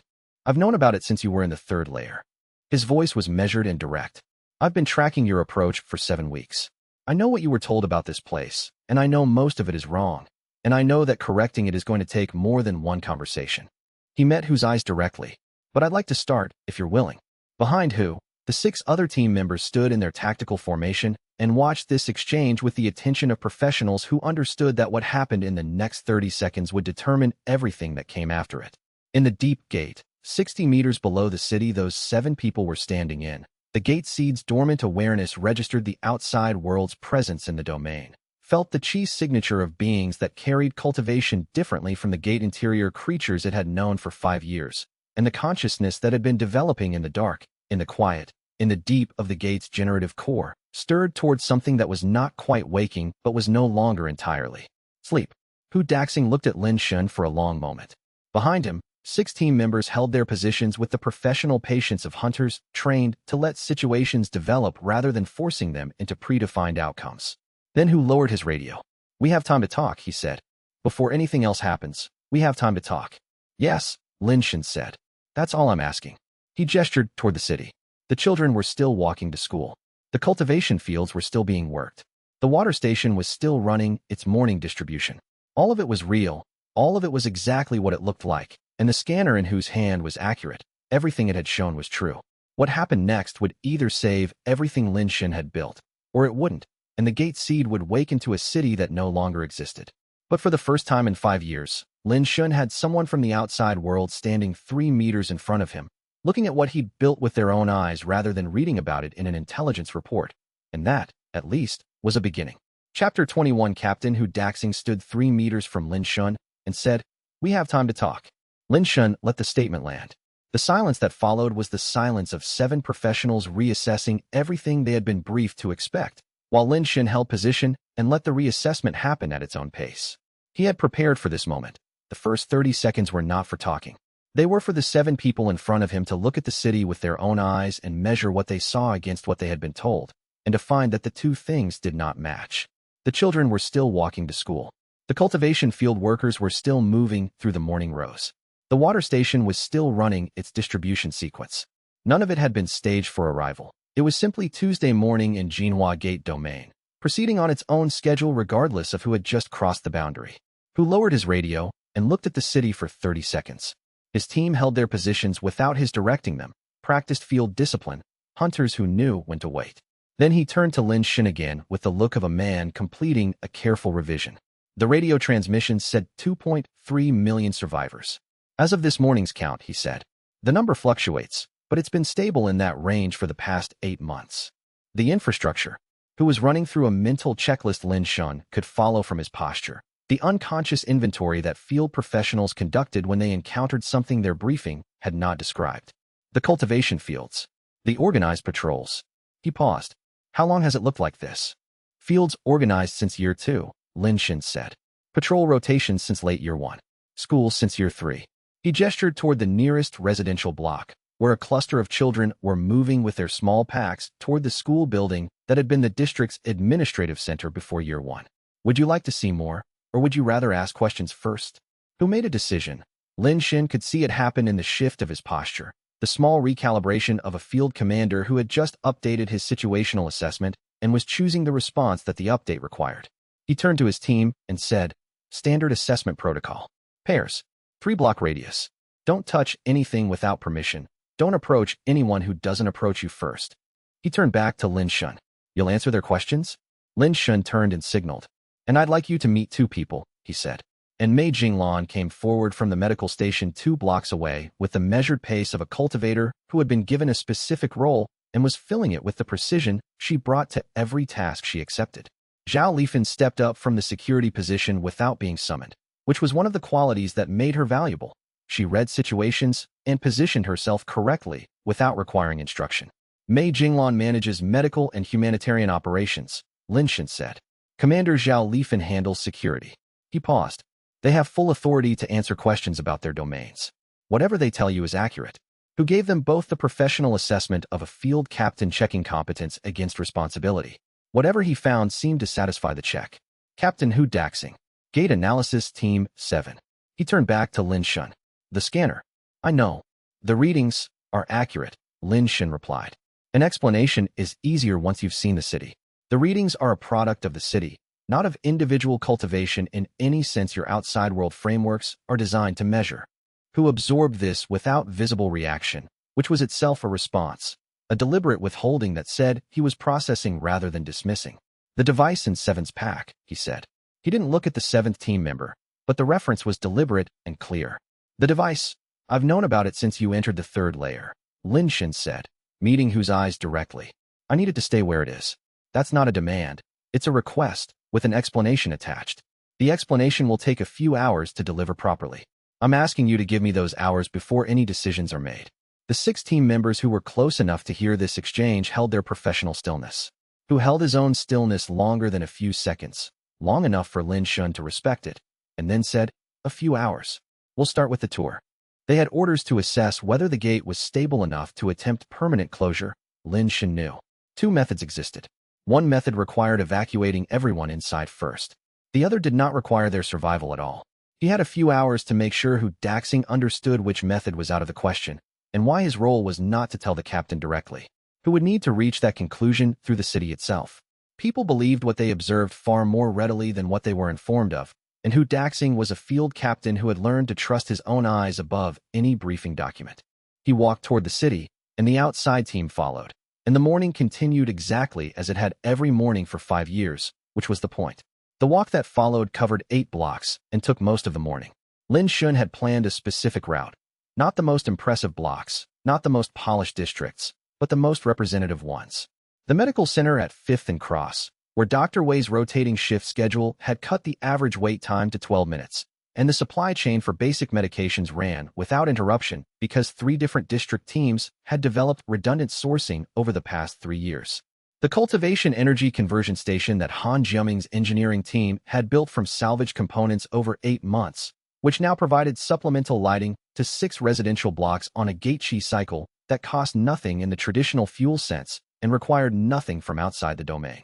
The water purification installation that Zhao's engineers maintained jointly with the Public Works Department, its current output running at 130% of projected capacity because the team had identified 3 efficiency improvements in year 3 and implemented them without external direction.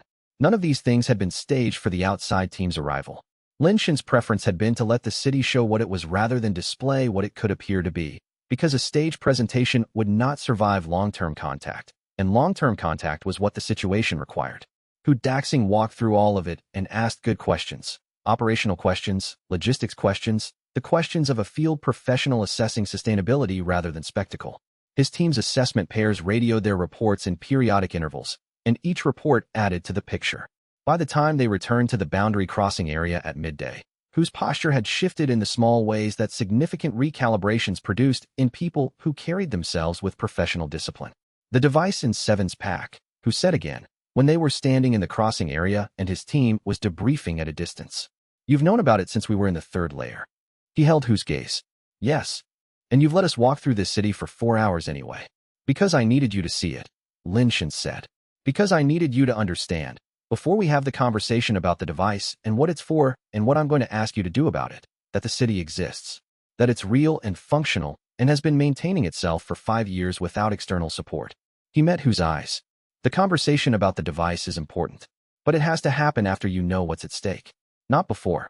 Hu was quiet for a long moment. Then he said, tomorrow. We'll have that conversation tomorrow. He scanned the district one more time, with the look of a man still revising something fundamental about how he understood the situation. I need tonight to think. Of course, Lin Shan said. And the city continued its afternoon around them, and Lin Shan returned to his schedule with one more person on the side of understanding, which was the only victory that mattered right now, and whether it would be enough he did not yet know. Chapter 22. The culture shock ran in both directions, and Lin Shan had anticipated it, which didn't make it less disorienting to watch. The outside hunters moved through the outer district with the controlled tension of professionals in an environment their training hadn't covered. Not hostile tension, but the specific alertness of hunters whose frameworks were encountering data they hadn't been designed to process. The city they were walking through had evolved differently from any standard post-disaster settlement, and the differences were visible in every direction at once. The cultivation fields in the former parking lots and boulevard sections were not makeshift gardens. They were organized agricultural operations, with chi-enhanced soil that showed subtle luminescence in the deeper rows, managed by workers who knew what they were doing because they had been doing it for 3 or 4 years and had been doing it under conditions that rewarded competence with survival and punished mistakes with real consequences. The harvesting technique visible in the eastern section was something none of the outside hunters had seen before, gate-adapted, using the chi saturation of the domain to accelerate growth cycles without chemical enhancement. That's not standard agricultural practice, said the second hunter, a young woman with the compact alertness of an iron vein hunter who had clearly earned it through field work rather than classroom study.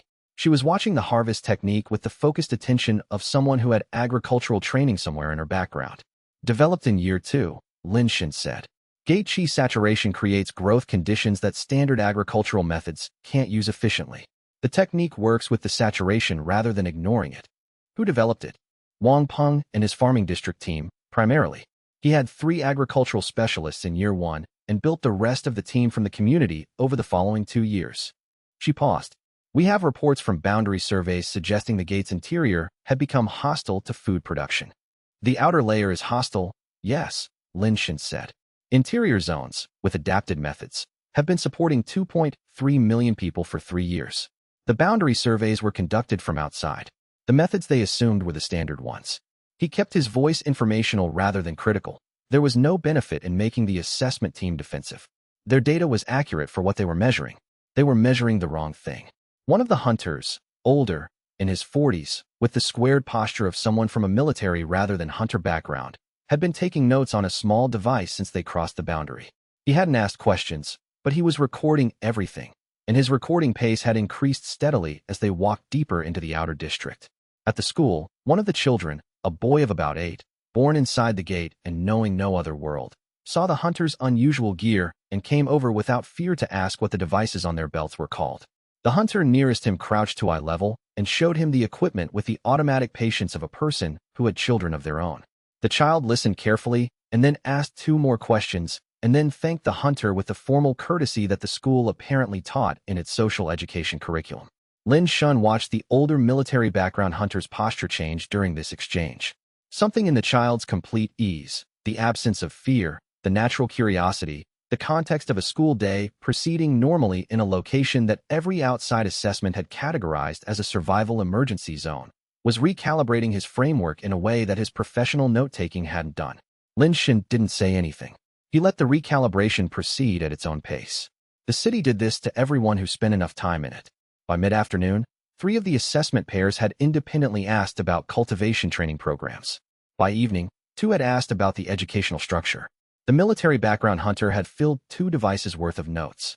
That evening, while Lin Shun was briefing Zhao Lifan on the day's contact assessment, Chen Yifan brought him a decoded secondary transmission that had gone out from the team's channel to a separate frequency, not the command frequency, a different one that the technical team had been monitoring since the team arrived.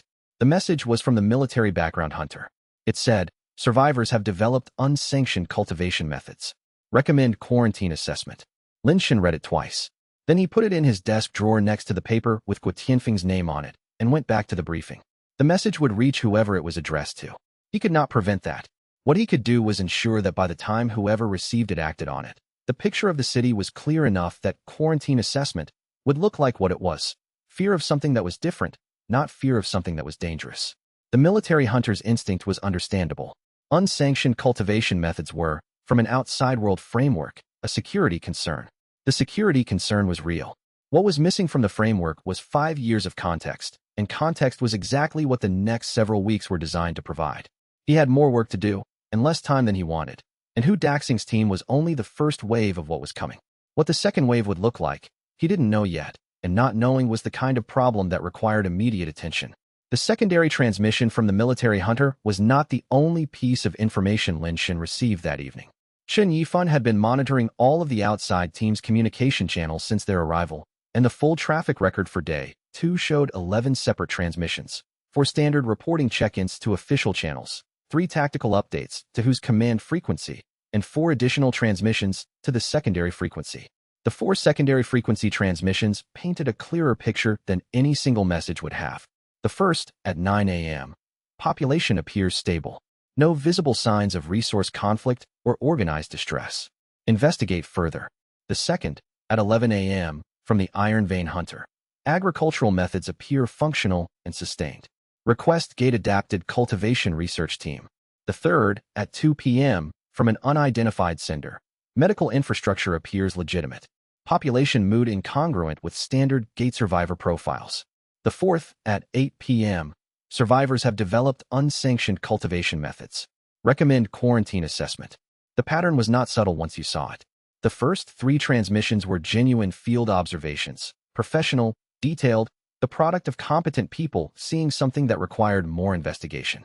The fourth was a different kind of communication. It used standardized language from a specific regulatory framework. Unsanctioned cultivation methods and quarantine assessment were both terms from the Hunter Association's emergency management protocols, the kind of language that triggered specific institutional responses without requiring the responder to exercise independent judgment. Someone in whose team was sending a different set of messages to a different audience than the rest of the team knew about. Lin Shin added this to the growing file of information he was assembling about the political architecture of what was coming. The city's survival had always been a practical problem: food, water, security, cultivation resources, medical care. But what the outside world's arrival had introduced was a different kind of problem, a landscape of competing interests and institutional frameworks, each with its own agenda for what the city was and what should happen to it. The quarantine recommendation would go somewhere. Something would happen with it. His job was to be ready for whatever that something was, and readiness required understanding the full scope of what he was dealing with, which was expanding every day as the assessment team's communications revealed more about the landscape he was navigating. He filed the report, closed his shorthand notebook, and sat in his office for 10 minutes in the dark before he went to bed. And what he sat with was not fear, but the specific kind of alertness that came from understanding that the problem was larger than he had initially measured, and that larger problems required more preparation, and preparation was something he had never run out of time for yet. Chapter 23 Mei Jinglan handled Captain Hu Daxing the way she handled every professional relationship that mattered, with complete honesty, strategic patience, and the specific attention that came from understanding what the other person needed to hear before they could hear what she needed to tell them. She started with his briefing documents. "You were told this was a survival camp," she said. They were sitting in the Central District's administrative building conference room, the one used for district council meetings since year 2, with good light and windows showing the street below. "What's the most inaccurate thing in what you were given?" Who considered this with the directness of someone who appreciated being asked a precise question. The psychological state assessment, he said. The briefing indicated high probability of collective trauma response, institutional breakdown, resource competition violence. We were given conflict management protocols as our primary operational guide. And what you found instead? A functioning bureaucracy, he said. An organized professional class. No visible signs of the psychological deterioration the assessment predicted. He paused. The children. The ones born here never knew anything else, May said. This is their normal. But even those old enough to remember before, they have had 5 years to process, to adapt, to build new frameworks. Human beings are more resilient than survival camp models account for, when they have sufficient community structure and genuine purpose. She looked at him directly. The medical data bears this out. Do you want to see it? Yes, he said. And he meant it. Not the professional courtesy of someone accepting data they would subsequently file and ignore, but the genuine curiosity of a professional who had expected one thing, found another, and wanted to understand why. She spent 2 hours going through the district health records with him. He asked good questions, precise, clinically informed, the kind that came from someone with actual medical training in his background or close exposure to it. He was troubled by the willful cessation data, which she had expected. She explained the intervention approach, the connection to hope of destination, the effect of the outside contact announcement on the numbers. The rate dropped 32% in the week following the announcement, she said. The announcement that someone from outside was attempting contact. That's the magnitude of the effect that a credible destination has on survival psychology. Who fell silent? Then he said something that showed her where his priorities had shifted over the past 2 days of being in the city. Which means the 2.3 million people currently alive in this gate are psychologically dependent on the outcome of our team's assessment. Dependent is a strong word, May said. They are invested in it. They have hope that this contact will lead to outcomes that include genuine choices about their future. If the outcome is you have no choices, the psychological effect will be significant. She held his gaze. I'm not telling you this to apply pressure. I'm telling you because you asked about accuracy, and this is accurate. Captain Hu Daxing leaned back in his chair and looked at the ceiling for a moment. The posture of a professional encountering a situation his briefing had not prepared him for, and deciding, with the professionalism that had earned him his rank, that the briefing's failure was the briefing's problem. The government's plan is not to rescue survivors, he said. It was clearly something he wasn't supposed to say. He said it anyway, which told May a great deal about where his priorities stood after 2 days of seeing the city. It's to assess integration. That's a bureaucratic term for deciding whether survivors need to be resettled away from the gate. May received this without visible reaction. Away from a city they built, she said. Away from a gate zone with contested legal status, he said. Away from a location that 3 government ministries and 2 private consortiums have specific interests in controlling. She thought about this for a moment. In 5 years, she had built skills for absorbing difficult information without allowing the difficulty to interrupt her thinking, and she used those skills now. Tell me about the private consortiums, she said. And Hu Daxing, who had apparently decided somewhere in the first hour of this conversation that Mei Jinglan was someone whose understanding of the full situation was preferable to her operating in the dark, told her.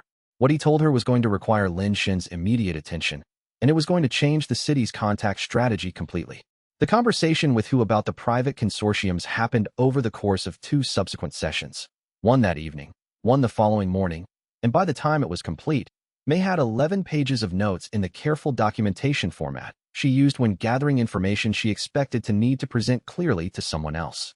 The Gate Acquisition Consortium was not a new organization, who had been briefed on it before the mission, but his briefing had characterized it as a minor stakeholder with speculative research interests. What he had learned in the 7 weeks of approach travel, from internal reports passed to his team through back channels, from colleagues in the association who had been watching the consortium's activities, was that the characterization had been significantly wrong. The consortium had been building its legal and political position for the full 5 years since Jinhua Gate's permanent establishment. It had placed representatives in the government's gate management office. It had funded research that supported specific conclusions about gate zone legal status, conclusions that happened to align with extractive use rather than preservation. It had, in the past 18 months, begun coordinating directly with the government's Emergency Authority Office on contingency planning for permanent gates. The contingency planning was not the same as the government's stated rescue and integration mandate. It was planning for a different outcome, one that prioritized access to the gate's energy resources over the welfare of the gate's population. May wrote all of this down with the care of someone documenting evidence that would matter in a specific future situation. She didn't know yet what the situation would look like. She knew that when it arrived, The documentation would be essential. Is there anyone in the government who isn't aligned with the consortium? She asked, on the second morning. Who thought about this? Director Bao Renhua, he said finally. The integration liaison who's being sent as the government's formal representative. He has a reputation for following his actual mandate rather than being influenced by external pressure. He's also known for updating his assessments when he finds the evidence doesn't support them. A pause. Whether that reputation survives contact with the consortium's interests in practice, I can't tell you. But if there's anyone worth trying to reach, it's him. May wrote this down separately at the top of a new page and underlined the name. Because the single most important resource the city could acquire in the next 90 days was not a legal protection or a political alliance or a gate trial petition. It was one person in the outside world who understood what was actually at stake and had enough standing to say so in a context where it would matter. Director Bao Renhua. She was going to make sure Lin Shun had that name with full context before their first meeting. And she was going to make sure that what the director found when he arrived was a city that made its case simply by being exactly what it was. She spent the remainder of the session making a second set of notes, not documentation, but the kind of working analysis she did when she was trying to understand how different pieces of a situation connected to each other. The private consortiums, the government's contested legal territory classification, the systematic preparation over 5 years, the way these elements fit together into a coherent picture. The picture that emerged was not a story about a gate situation that had become complicated. It was a story about a gate situation that had been the target of a long-term acquisition strategy since before the city inside it had fully organized itself. The complication wasn't a development. It was a feature.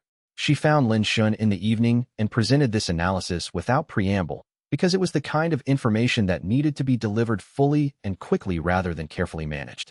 He listened to all of it with the focused attention she knew meant he was integrating rather than processing, and when she finished he said, "Yes, that's accurate. I reached the same conclusion 3 weeks ago when I was reconstructing the boundary interference transmissions." "You've been preparing for this," she said. "I've been preparing for something like this for 2 years," he said. "I didn't know the specific form it would take. I knew the gate's energy profile would attract external interests eventually, and that those interests would have more institutional power than I did. And you've been building institutional power of your own," she said. "As much as the situation allows," he said. The Article 31 process. The Article 17 provisional status. The Director Bao Alliance. The documentation structure Chun and I have been building. He paused. None of it is equivalent to the consortium's 5 years of preparation, but it's what's available. She sat with this. Then she said, "What's the one thing that would change the outcome most, if you could have it?" He thought about this honestly. "A Jade sovereign," he said, "who decides that what's inside this gate is worth protecting." Mei looked at him. "You think Sovereign Liang Suyu might be that person?" "I think she might be," he said. "I don't know yet." "What would convince you?" "What she asks when she gets here," he said. "And whether the questions are the questions of someone trying to understand or the questions of someone confirming an assessment they've already made." Mei made one final note and closed her notebook. The work was continuing, and whatever the sovereign's questions turned out to be, the city's answers needed to be ready, and whether the answers would be enough was the question none of them could answer yet. Chapter 24. The outside world briefing took 4 hours and left Lin Shun with 17 pages of notes in the compact shorthand he used for high-density information sessions. The outside team delivered it with the organized thoroughness of people who had prepared for exactly this contingency, the possibility that the gate survivors were functional enough to receive and process complex external information. 2 members of the team took lead on different sections, who on political and military developments, a logistics specialist named Qian Bo on economic and infrastructure changes, and the medical officer, a young woman named Dr. Fei Shan, on public health and population developments. 5 years. The changes were significant enough to require constant cross-referencing against what Lin Shun remembered of the world before the gate arrived. The Hunter Association had expanded from a professional guild to something closer to a parallel government ministry, with legally mandated response authority for any gate event and jurisdiction over all gate zone territories.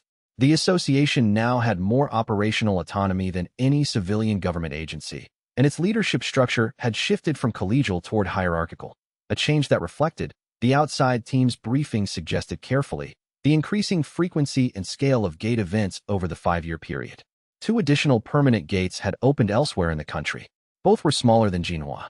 Both had been managed through what the official reports called controlled closure. The briefing did not specify what that term meant in human terms, and Lin Shun noted the absence of that specification.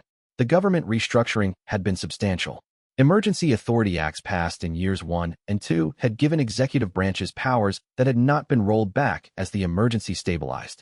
Gate zones were designated as separate legal territories from standard urban and rural land, with different property rights, different residency requirements, different frameworks for everything that mattered. And Jinhua City, specifically, had been declared a Class 1 gate zone, the highest threat classification, with all property rights suspended indefinitely. The people in this room own nothing. Their homes, their businesses, their 5 years of built infrastructure. Legally, none of it was theirs. Lin Shen noted this in his shorthand without expression. He would process it later, when the briefing was complete, because processing required stopping, and stopping was not available to him right now. The economic developments were what brought Qian Bo's briefing to the question Lin Shen had been waiting for since May's report from her conversation with Hu. Jinhua Gate's energy signature, Qian said, in the careful voice of someone delivering information they had been briefed to present neutrally, has been of significant interest to the National Energy Ministry and to several private research organizations. The gate density and consistency have no equivalent in any currently known gate event. The theoretical energy yield of controlled gate extraction from a permanent gate of this scale is, he stopped, very large. How large? Lin Shen said. Modeled estimates suggest sufficient to power a major metropolitan area for 40 to 60 years, Qian said. Per extraction event. Lin Shen looked at this fact with the attention he gave to things that explained other things. The gate sealing device in the 7th team members pack. The government's assessment of integration rather than any rescue operation. The private consortium that May had mentioned from her conversation with Hu. Who commissioned those modeled estimates, he asked. Qian looked at Hu, who gave a small nod. Qian said, a private research and investment body, with significant government relationships. Lin Shen looked at Qian. The same organization with interests in controlling the gate zone? Qian confirmed it with a nod. Lin Shen wrote 2 words in his shorthand and underlined them twice. Then he looked up and said, thank you for the complete briefing. This is more useful than anything we could have gotten through the boundary interference. He meant it. The information was difficult, but difficulty was manageable. Ignorance was not. One question, the 2 smaller permanent gates that were controlled closed. Were there survivors inside them at the time? The silence that followed was an answer in itself. How many, he asked. The silence held for a moment longer. Then Hu said, the official figures were not released. What I've seen in internal assessments suggests the populations were small, under 10,000 combined. But there were populations inside, Lin Shen said. Hu said, yes. He wrote nothing more in his shorthand. He sat with what that information meant. 2 precedents, 2 gates, 2 populations, and in each case the outcome that the government called controlled closure. The entire city had been legally repossessed by the state. The survivors had no standing to their homes. 2 precedents existed now, and the 3rd precedent would be set in Jinhua, unless the situation became legally complicated enough that setting it became impossible. He had no idea yet how to create that legal complication. But he had the information he needed to start, and the first step was finding out who, in the outside world, might have both the interest and the power to help him build it. After the briefing concluded, Lin Shen spent an hour in his office alone with his 17 pages of notes and the city going about its evening routines outside the window. The legal situation was, in some ways, cleaner than the physical situation. Clean in the sense that the problem was precisely defined. The city had no legal standing. The survivors had no property rights. The gate zone was contested, and the organization most interested in the gate's energy potential had been working for 5 years to ensure that the legal framework would support extraction when the moment came. Clear, defined, and enormously difficult, but problems with clear definitions were easier to address than problems that couldn't be articulated. The physical situation inside the gate was less clearly defined. That thing at depth, whatever had been guiding the 4th-layer creature, whatever had left the trace chi patterns he was finding in the 2nd and 3rd layers when he pushed the awareness deep enough to look for anomalies, was still there. He had been finding those patterns for 3 months before the outside contact began and had attributed them to normal ecological shifts. He was now reattributing them. The ecology was not shifting on its own. He made a note. The internal gate threat and the external political threat are on different timelines. The internal threat is already active. The external threat is building toward a 90-day deadline. Managing both simultaneously requires not letting either one accelerate the other. This was the fundamental constraint. If the internal threat produced a visible crisis, another hunter killed, a major creature breach, any event that suggested the gate's interior was becoming unstable, the government's case for contingency measures became stronger. If the external political situation deteriorated, if the consortium advanced its timeline, if the designation attempt succeeded, if the gate trial petition failed, his ability to manage the internal situation was compromised. The constraints connected to each other in every direction. The city was stable. The gate was not fully understood. The outside world was interested in the gate for reasons that had nothing to do with the city's welfare. The gate's core was developing in ways that had no precedent.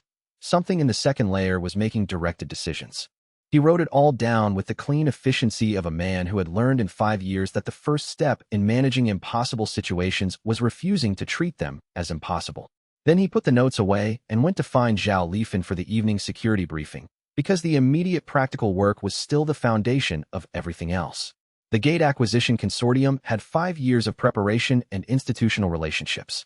Lin Shun had 17 pages of notes and 2.3 million people who had been surviving impossible situations since the Gate swallowed their city, and that, historically, had been enough. The thing that stayed with him from the briefing was not the property rights suspension, though that was significant. It was not the energy yield estimates, though those explained a great deal. It was the account of the 2 previous permanent gate closures and what the absence of official figures meant. Under 1,000 people combined, who had estimated. In each case, a permanent gate that had been functioning as an inhabited zone. In each case, a closure that had proceeded without official acknowledgement of the population inside. Lin Shun had managed a city of 2.3 million for 5 years. He had built specific, personal relationships with the district heads and the department leads and the community representatives.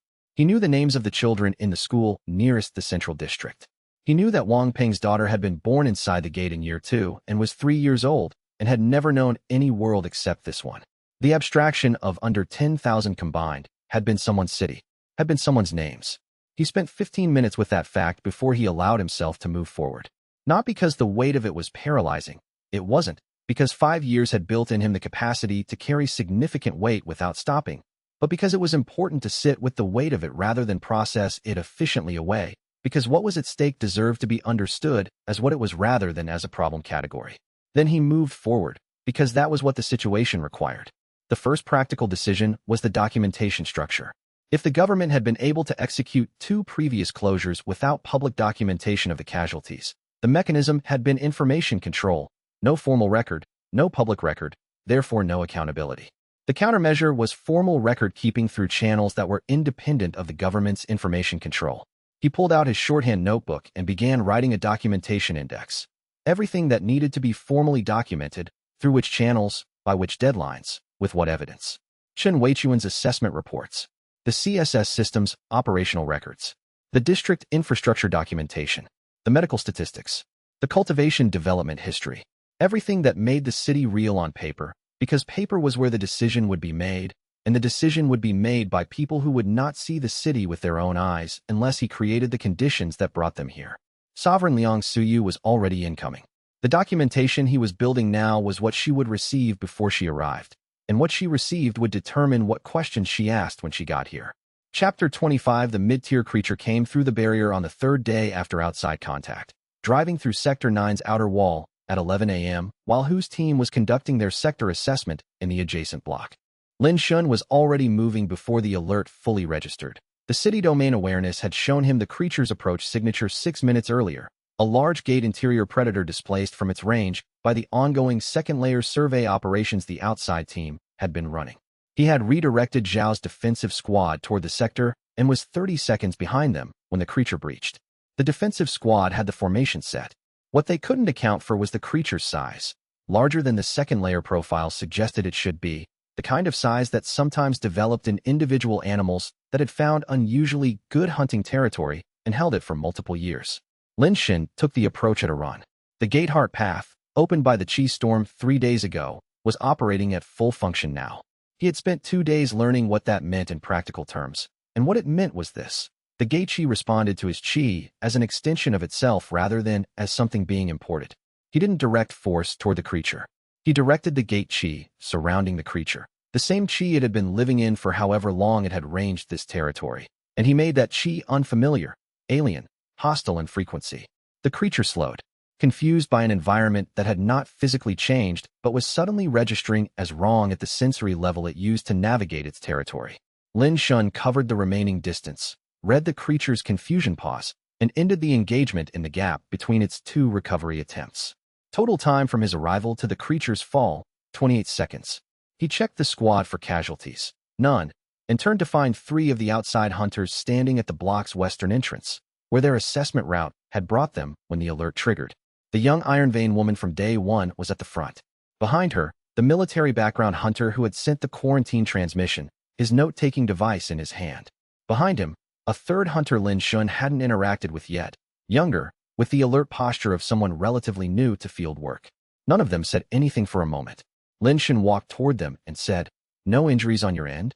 "No," the Iron Vein hunter said. She was looking at the fallen creature, and then at him, and then at the fallen creature again, with the cycling attention of someone running the same analysis from 3 different angles and getting the same result each time. "You used the gate chi against it." "Yes," he said. "That's not a technique in any hunter training curriculum." "It isn't." He kept walking past them toward the defensive squad members, checking on each individually, the way he always did after any engagement. "It's gate adapted. The gate chi here is dense and responsive in ways that outside standard chi isn't. Once you understand the frequency, you can use it as leverage rather than fighting through it." "How long did it take you to figure that out?"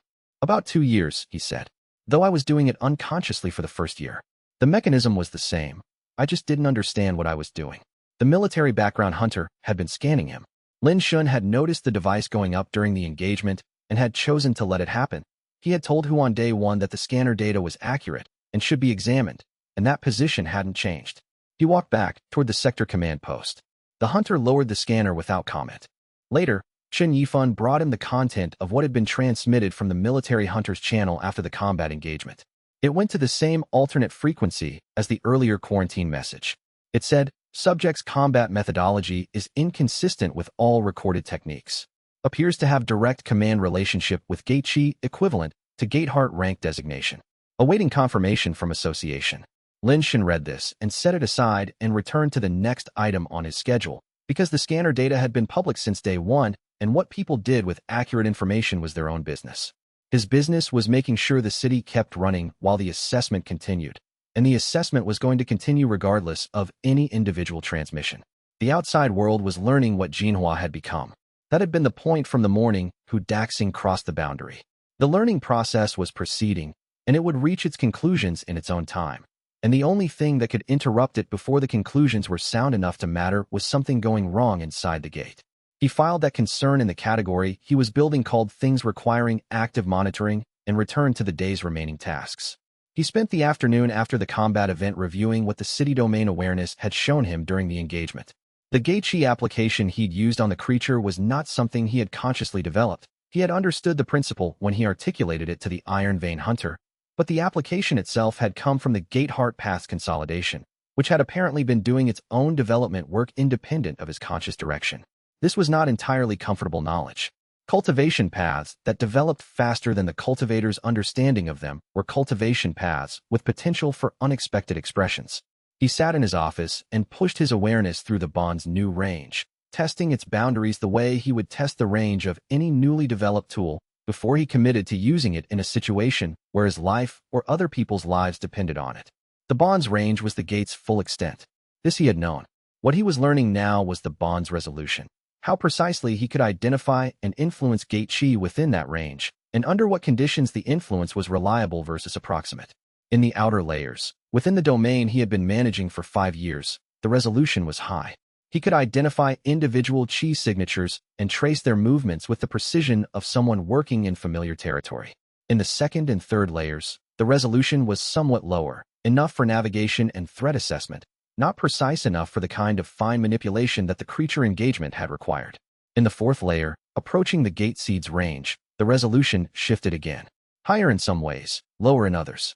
The gate seed's awareness provided an enhancement to the bond's perception in its own territory, but the enhancement worked differently than the outer layer awareness. It was less a picture and more a sense, less visual and more directly meaningful. He made notes on this distinction and flagged it as operationally significant. If something was moving in the deep layers, directed, independent, making its own decisions about the gate's creatures, the fourth layer resolution difference was going to matter when he tried to identify what it was. The evening brought 3 more transmissions from the outside team's alternate frequency, all to the same secondary recipient. He read them with the patient attention of someone building a picture one data point at a time, because the picture that was emerging was going to shape every decision he made for the next 90 days, and decisions made on incomplete pictures had consequences that lasted longer than 90 days. He reviewed the Sector C trace patterns again that evening, overlaying them against the past 3 months of awareness recordings. The directed behavior of the creature that had guided the 3 hunters was not the first time that pattern had appeared. It was the first time he had recognized what he was seeing. Looking back through the recordings with the understanding he now had, he could identify 11 other instances of anomalous creature movement in the second and third layers over the past 14 weeks, each one subtle enough to have attributed to natural ecological variation at the time, each one visible in retrospect as directed. 11 instances. One resulted in a hunter's death. The others had not escalated to that level, but the escalation pattern was clear when he mapped them against his current understanding. Whatever operated in the deeper levels was testing, probing the boundaries of what the city domain awareness would detect, what the security patrols would respond to, how quickly Lin Shun could respond when the situation developed. He had been under observation for 14 weeks without knowing it. The specific discomfort of that fact was not in the observation itself. The gate's ecology had been observing him in various ways for 5 years, and he had been observing it in return. The discomfort was in the directed intelligence behind the observation. Natural ecology observed and responded. What was operating in Sector C had been conducting a systematic assessment. It was building a picture of his capabilities and response patterns the same way he had been building a picture of the outside world's intentions. He filed this under the category of problems requiring immediate escalation and spent 30 minutes drafting a secure message to Chen Weichuan that laid out the full scope of what the backdated analysis had revealed. Chen's response came within 2 hours. This changes the priority of the Sector C survey. Go before Sovereign Liang arrives. Whatever is there, you need to understand it first. Agreed, Lin Shin replied. The survey was already on the schedule. He moved it up by 2 days, because whoever or whatever was conducting a systematic assessment of Jinhua Gate's protective capabilities was something he needed to understand before it understood him any better. Chapter 26. Master Chen Weichuan arrived through the gate boundary on day 7 of outside contact, and he was nothing like what the Hunter Association usually sent when they needed to evaluate something that exceeded existing parameters. He was 63 years old, heavy-set, wearing field gear that had been repaired rather than replaced on several occasions, moving with the unhurried certainty of a veteran who had survived situations significantly worse than whatever he was walking into. Gold emblem rank. His chi signature was visible to the awareness the moment he crossed the boundary, steady and well-integrated, the cultivation of a cultivator who had been at this level long enough to stop noticing it. He had not brought an entourage. He had brought one assistant, a young man who carried equipment with the practiced efficiency of long habit, and nothing else. Lin Shun met him at the boundary crossing point. Lin Shun, Master Chen said, without preamble or title. I've been reviewing the scanner data from Captain Hu's team. He looked at the city with the engaged attention of someone seeing a thing they had been theorizing about. Longer than I planned to, because I kept having to stop and rerun the figures to confirm I was reading them correctly. Were you? Lin Shen asked. Every time, Chen said. The survival stack mechanic is elegant. I've read 3 theoretical papers on the possibility of such a system existing, and all 3 concluded it was mathematically possible and practically impossible, because no cultivator could survive the conditions required to accumulate that many stacks without a system framework actively managing the process. He regarded Lin Shan with frank curiosity of someone whose professional life had prepared him to encounter unusual situations. You survived those conditions for 5 years without knowing you were doing it. Yes. He let the confirmation stand without elaboration. Do you know how rare that is? I'm beginning to understand it better, Lin Shan said. Would you like to see the city? They walked together for 3 hours. Shun asked precise technical questions about the gate-adapted cultivation methods, specific questions requiring detailed answers, the kind that indicated a practitioner who had been thinking about these problems from the outside and wanted to compare notes with a person who had been working the problems from the inside. Lin Shun answered fully, which he wouldn't have done with Hu's team on day 1, but 7 days had been enough to calibrate what level of disclosure was appropriate with this visitor. The walk through the city confirmed things Chun had been thinking about. Lin Shun could tell from the way his questions shifted as they moved through different districts, from technical and operational in the cultivation zones, to structural and administrative in the governance buildings, to something more personal and harder to categorize in the residential areas, where the density of ordinary life was most visible. Shin completed his private evaluation of the gate interior over the following 2 days, He didn't ask for accompaniment, and Lin Shen didn't offer it, understanding that some assessments required unmediated impressions. When he returned from the interior evaluation, he requested a private meeting. The gate is not just stable, Chen said. It is evolving. The core structure, you call it the gate seed, is developing a form of consciousness. Not fast, not dramatic, but definitively present and accelerating. His tone had the directness of a professional who had been weighing information all day. This is beyond Hunter Association classification. Nothing in our guidelines covers a developing gate consciousness. The guidelines assume gates are geological, complex, powerful, but not aware in any meaningful sense. I've known since day 5 after system activation. Chen absorbed this. I'm required to report it, he said. The association has mandatory disclosure requirements for anomalous gate phenomena. The gate seed's development qualifies. That's not a surprise, Lin Shen said. If I report it, the government will move to close the gate immediately, regardless of the association's assessment process. Chen's voice was measured, the tone Lin Shen was beginning to recognize as how he sounded when delivering bad news he had accepted the obligation to carry. 2 other permanent gates developed anomalous core phenomena. Both were closed before full assessment was possible. Both had populations inside, Lin Shen said, a statement more than a question. Chen confirmed, yes. A long pause. Outside the window, the city was conducting its evening routines. The lighting sequence in the cultivation fields as bioluminescence started, the shift change at the security posts, the communal cooking stations building their fires. Give me 72 hours before you report, Lin Shen said. Chen looked at him steadily. Why? I'm the only person who can manage what's inside there, Lin Shen said. I need a head start rather than having the situation taken out of everyone's hands. He met Chen's eyes. 72 hours. Then you report everything. Master Chen Weichuan studied him with the sustained assessing attention of a long-experienced evaluator who had spent decades making judgments about who could be trusted with operational latitude. 72 hours, he said. Don't waste them. Master Chen returned from the city tour with a quietness that Lin Shen recognized as the specific silence of someone processing something large. They ate dinner at the administrative building's communal table. Lin Shen had insisted that Chen eat with the department heads rather than separately, partly because the shared meal was how significant relationships were built in the city, and partly because he wanted Chen to see how a leadership meeting that happened over food functioned when it was genuinely functional. The department heads were at their best in that context, not performing competence, but exercising it naturally, the way people did when the performance pressure was off and the work itself was interesting. Chen watched Commander Zhao describe the new security rotation schedule with the focused attention of someone filing information he expected to use. He watched Wang Peng explain the yield projections for the qi grain harvest with the attentiveness of a professional encountering a technique he hadn't seen before and wanted to understand at the mechanism level.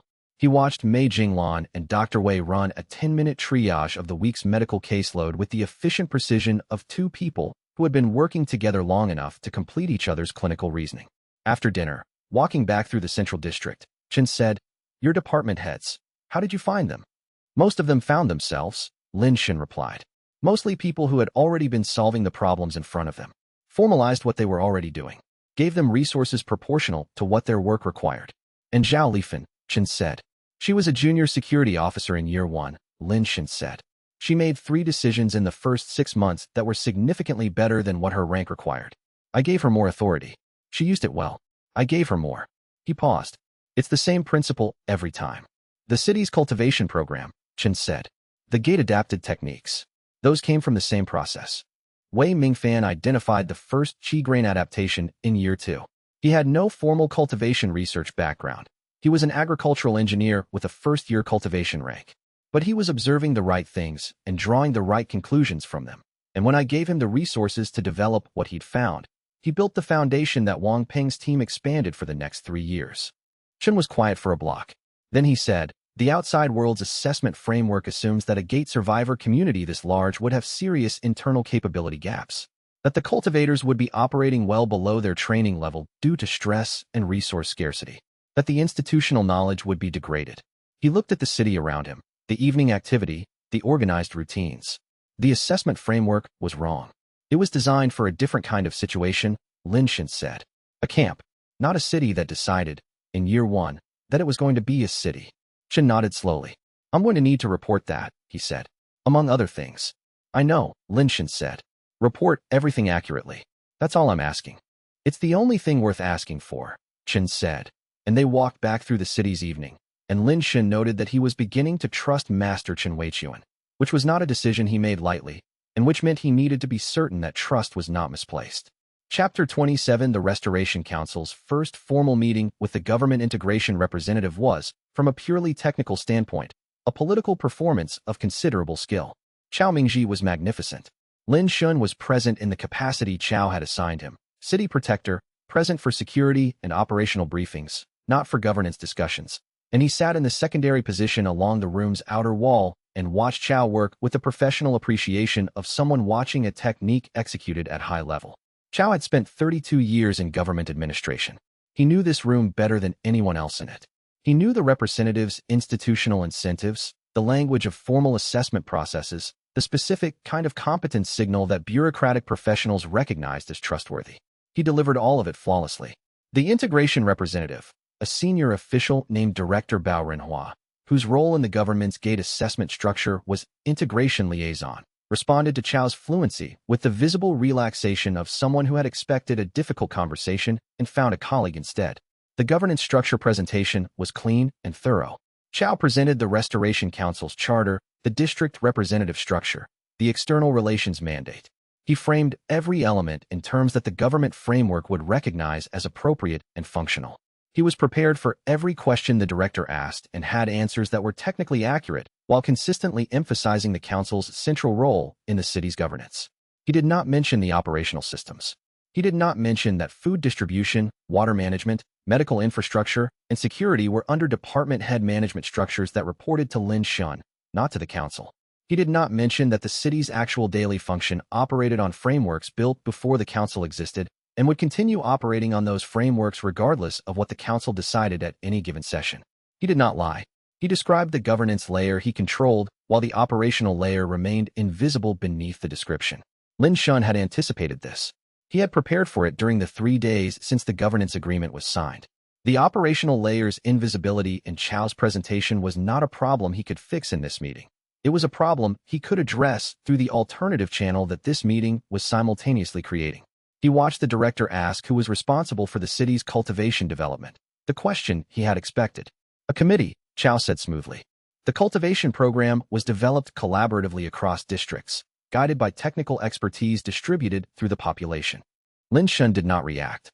A reaction would have given the statement significance it didn't need to have yet. After the meeting, as the delegations moved into their separate preparation periods for the next day's session, Director Bao crossed the room to where Lin Shun was finishing his notes. City Protector, the director said, in the tone of someone initiating a secondary conversation that had been on his mind during the primary one. The military assessment from Week 7 said something I found interesting. It referenced a combat methodology that exceeded standard parameters. Lin Shun confirmed. Is that something you could demonstrate for a formal evaluation? Yes, he said. I'd be glad to arrange that. He made a note in his shorthand. Director Bao's interest in cultivation evaluation is independent of Chao's presentation. The director has been briefed through a different channel. He has questions that Chao's magnificent performance did not answer. This was useful. This was exactly what Lin Shun had hoped for, because the operational layer needed someone on the outside who could see it. And if Director Bao was already curious, he was already positioned to look in the right direction. The next step was making sure what he found when he looked was presented in terms that made the appropriate conclusions unavoidable.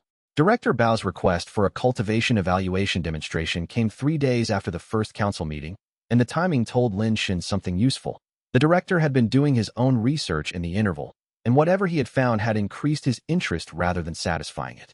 Lin Shun arranged the demonstration in the outer training ground, which was the standard location for any cultivation-related assessment the city conducted.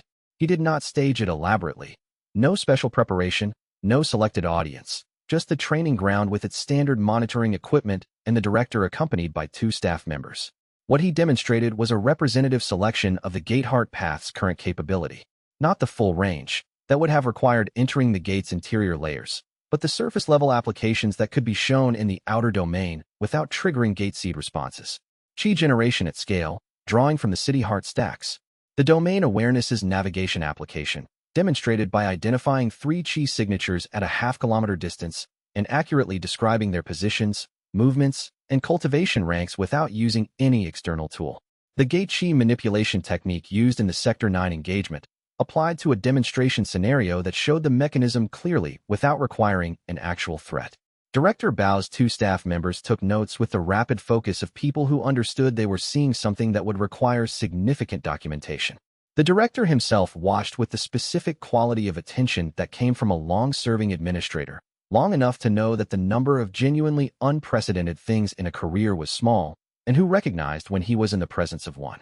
The scanner data from Captain Hu's team, he said, when the demonstration concluded. The ceiling exceeding readings. Lin Shan nodded. You've been at this level, at approximately this level, for how long? Gateheart Path consolidated approximately 2 weeks ago, Lin Shan said. Stack accumulation underlying it has been building for 5 years. And there are no comparable cases in the association's records, Bao said. It was not quite a question. None that I've been able to find, Lin Shan said. Master Chin's assessment confirmed that the system is theoretically documented but has no practical precedent. Bao stood in the training ground for a moment. He had the look of a man revising a document internally, not just updating specific entries, but reconsidering the document's underlying framework. The government's assessment of this gate, he said slowly, was based on the assumption that the cultivation inside it had been static since year 1, that the survivors were managing but not developing. He paused. That assumption is wrong. By about 5 years of continuous development, Lin Shan replied. The director made a note.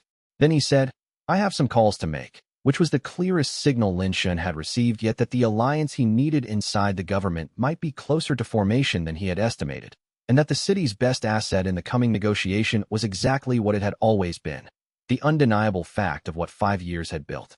After Director Bao left the administrative building, Chao Mingji found Lin Shan in the corridor and fell into step beside him with the natural ease of a man who had spent 32 years navigating bureaucratic proximity. The director is an interesting man, Chao said. He is, Lin Shan agreed.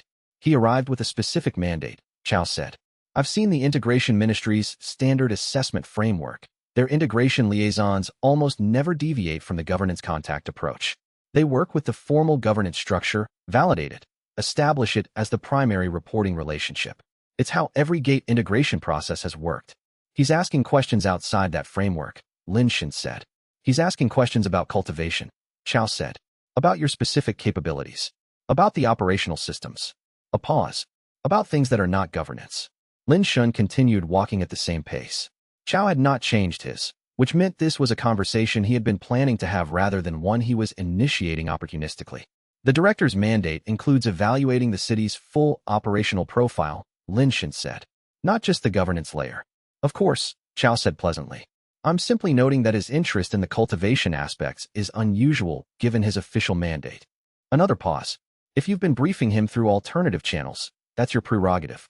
I would simply prefer to know what's being represented to him on behalf of the city. Lin Shan stopped and looked at Chao directly. Chao Lao, he said, using the title that acknowledged the older man's experience without conceding anything about authority. The director is being given accurate information about the city's full operational reality. The same information I would give you if you asked for it. Chao met his eyes with the specific serenity of a veteran administrator who had spent decades navigating exactly these kinds of conversations. I appreciate that, he said. And the city protector is, of course, fully authorized to conduct external relations within his security and operational mandate. A smile that did not reach the assessment behind it. I simply wanted to ensure we were aligned. We're aligned on what's best for the city, Lin Shan said. That hasn't changed. Chao nodded, which meant nothing, and departed, which meant he had gotten whatever he came for. Lin Shan continued to his office and made a note. Chao knows Bao is looking at the operational layer. Chao is aware that the operational layer's invisibility in his council presentations is strategic. He is not going to allow it to remain invisible indefinitely. The timeline for consolidating the Bao alliance had just shortened, which meant the steps he had planned for the next 3 days needed to happen in the next one. Chapter 28 Master Chin's interior evaluation was conducted over 16 hours across 2 days, and what he brought back from it required Lin Shan to rearrange his entire schedule for the following morning. They sat in the office at 7 a.m. with the city's early light coming through the window and Chin's field notes open on the table between them. The gate seed is not an artifact, Chin said. I want to be precise about this because the distinction matters for everything that follows. An artifact would be a structure, something built, with a function, that can be analyzed and potentially controlled. The gate seed is an organism. It has the functional characteristics of a biological entity. It grows, it responds to stimuli. it develops, it has something that functions as self-preservation instinct. He looked at his notes, then back at Lin Shun. It also has something that functions as fear. The awareness has been tracking its emotional resonance since system activation, Lin Shun replied. It's afraid of the outside team's chi signatures. Chen looked at him with the specific attention of someone recalibrating the significance of information they had assumed was new. You've been monitoring its emotional state. As much as the awareness allows. The resolution isn't precise. Do you know what it's afraid of? Chen asked. The gate sealing device, Lin Shun replied. The seed perceives it, I believe. I don't know if it understands what the device is in any functional sense, but it perceives something in the seventh hunter's pack as a threat, and the perception is producing a defensive response. What kind of defensive response? Increased monster generation in the outer layers, same pattern as years 2 and 3, Lin Shun said, which I had attributed to natural gate cycle variation. I'm now reattributing some of those cycles to the seed's defensive response to perceived threats, including, likely, the chi stress farming operation that the pathogen generation was part of.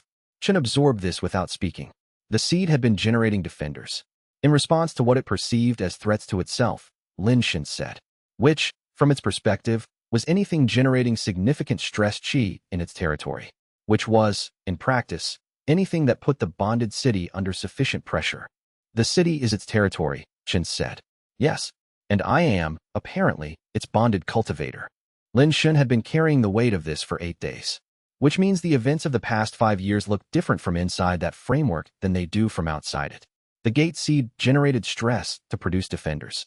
The stress produced crisis management chi from the city's cultivators, primarily from me. The crisis management chi from a gate heart path cultivator is, apparently, what the gate seed uses as a developmental resource. It's been farming you, Chen said. We've been farming each other, Lin Shun said. Unconsciously, on both our ends. The system was mediating the relationship before either party understood it existed. He paused. I'm not certain yet whether that makes the situation better or worse. I'm certain it makes it more complicated. Chen reviewed his field notes. The government will move to close the gate immediately if I report this, he said. Not just the gate seed's consciousness, all of it. The farming dynamic. The cultivation relationship. The gate heart bond. He met Lin Shun's eyes. This is the most anomalous gate situation ever documented. The government's response to anomalous situations is control or elimination. I know, Lin Shun said. The 72 hours you asked for, Chen said. What are you going to do with them? Go to the gate seed, Lin Shun said. Properly this time, with preparation. Attempt first contact. Establish a communication baseline before outside interference makes the seed's fear response unmanageable. He met Chen's gaze without hesitation. If I can show that the gate seed responds to communication rather than defense, the situation becomes significantly less threatening to outside assessment. And if you can't show that, Chen said, then the government closes the gate, and we find out what the seed does when it loses its bonded cultivator while it's afraid, Lin Shun said, which I would rather not discover. Master Chen Weichuan stood at the window for a long moment. The morning routines, the organized activity of 2.3 million people going about their Tuesday. Then don't waste the 72 hours, he said. I'll start my report preparation, but I'll need the full window to verify my findings. A pause that carried the weight of a serious commitment. Go, and come back with something I can use. Lin Shun went.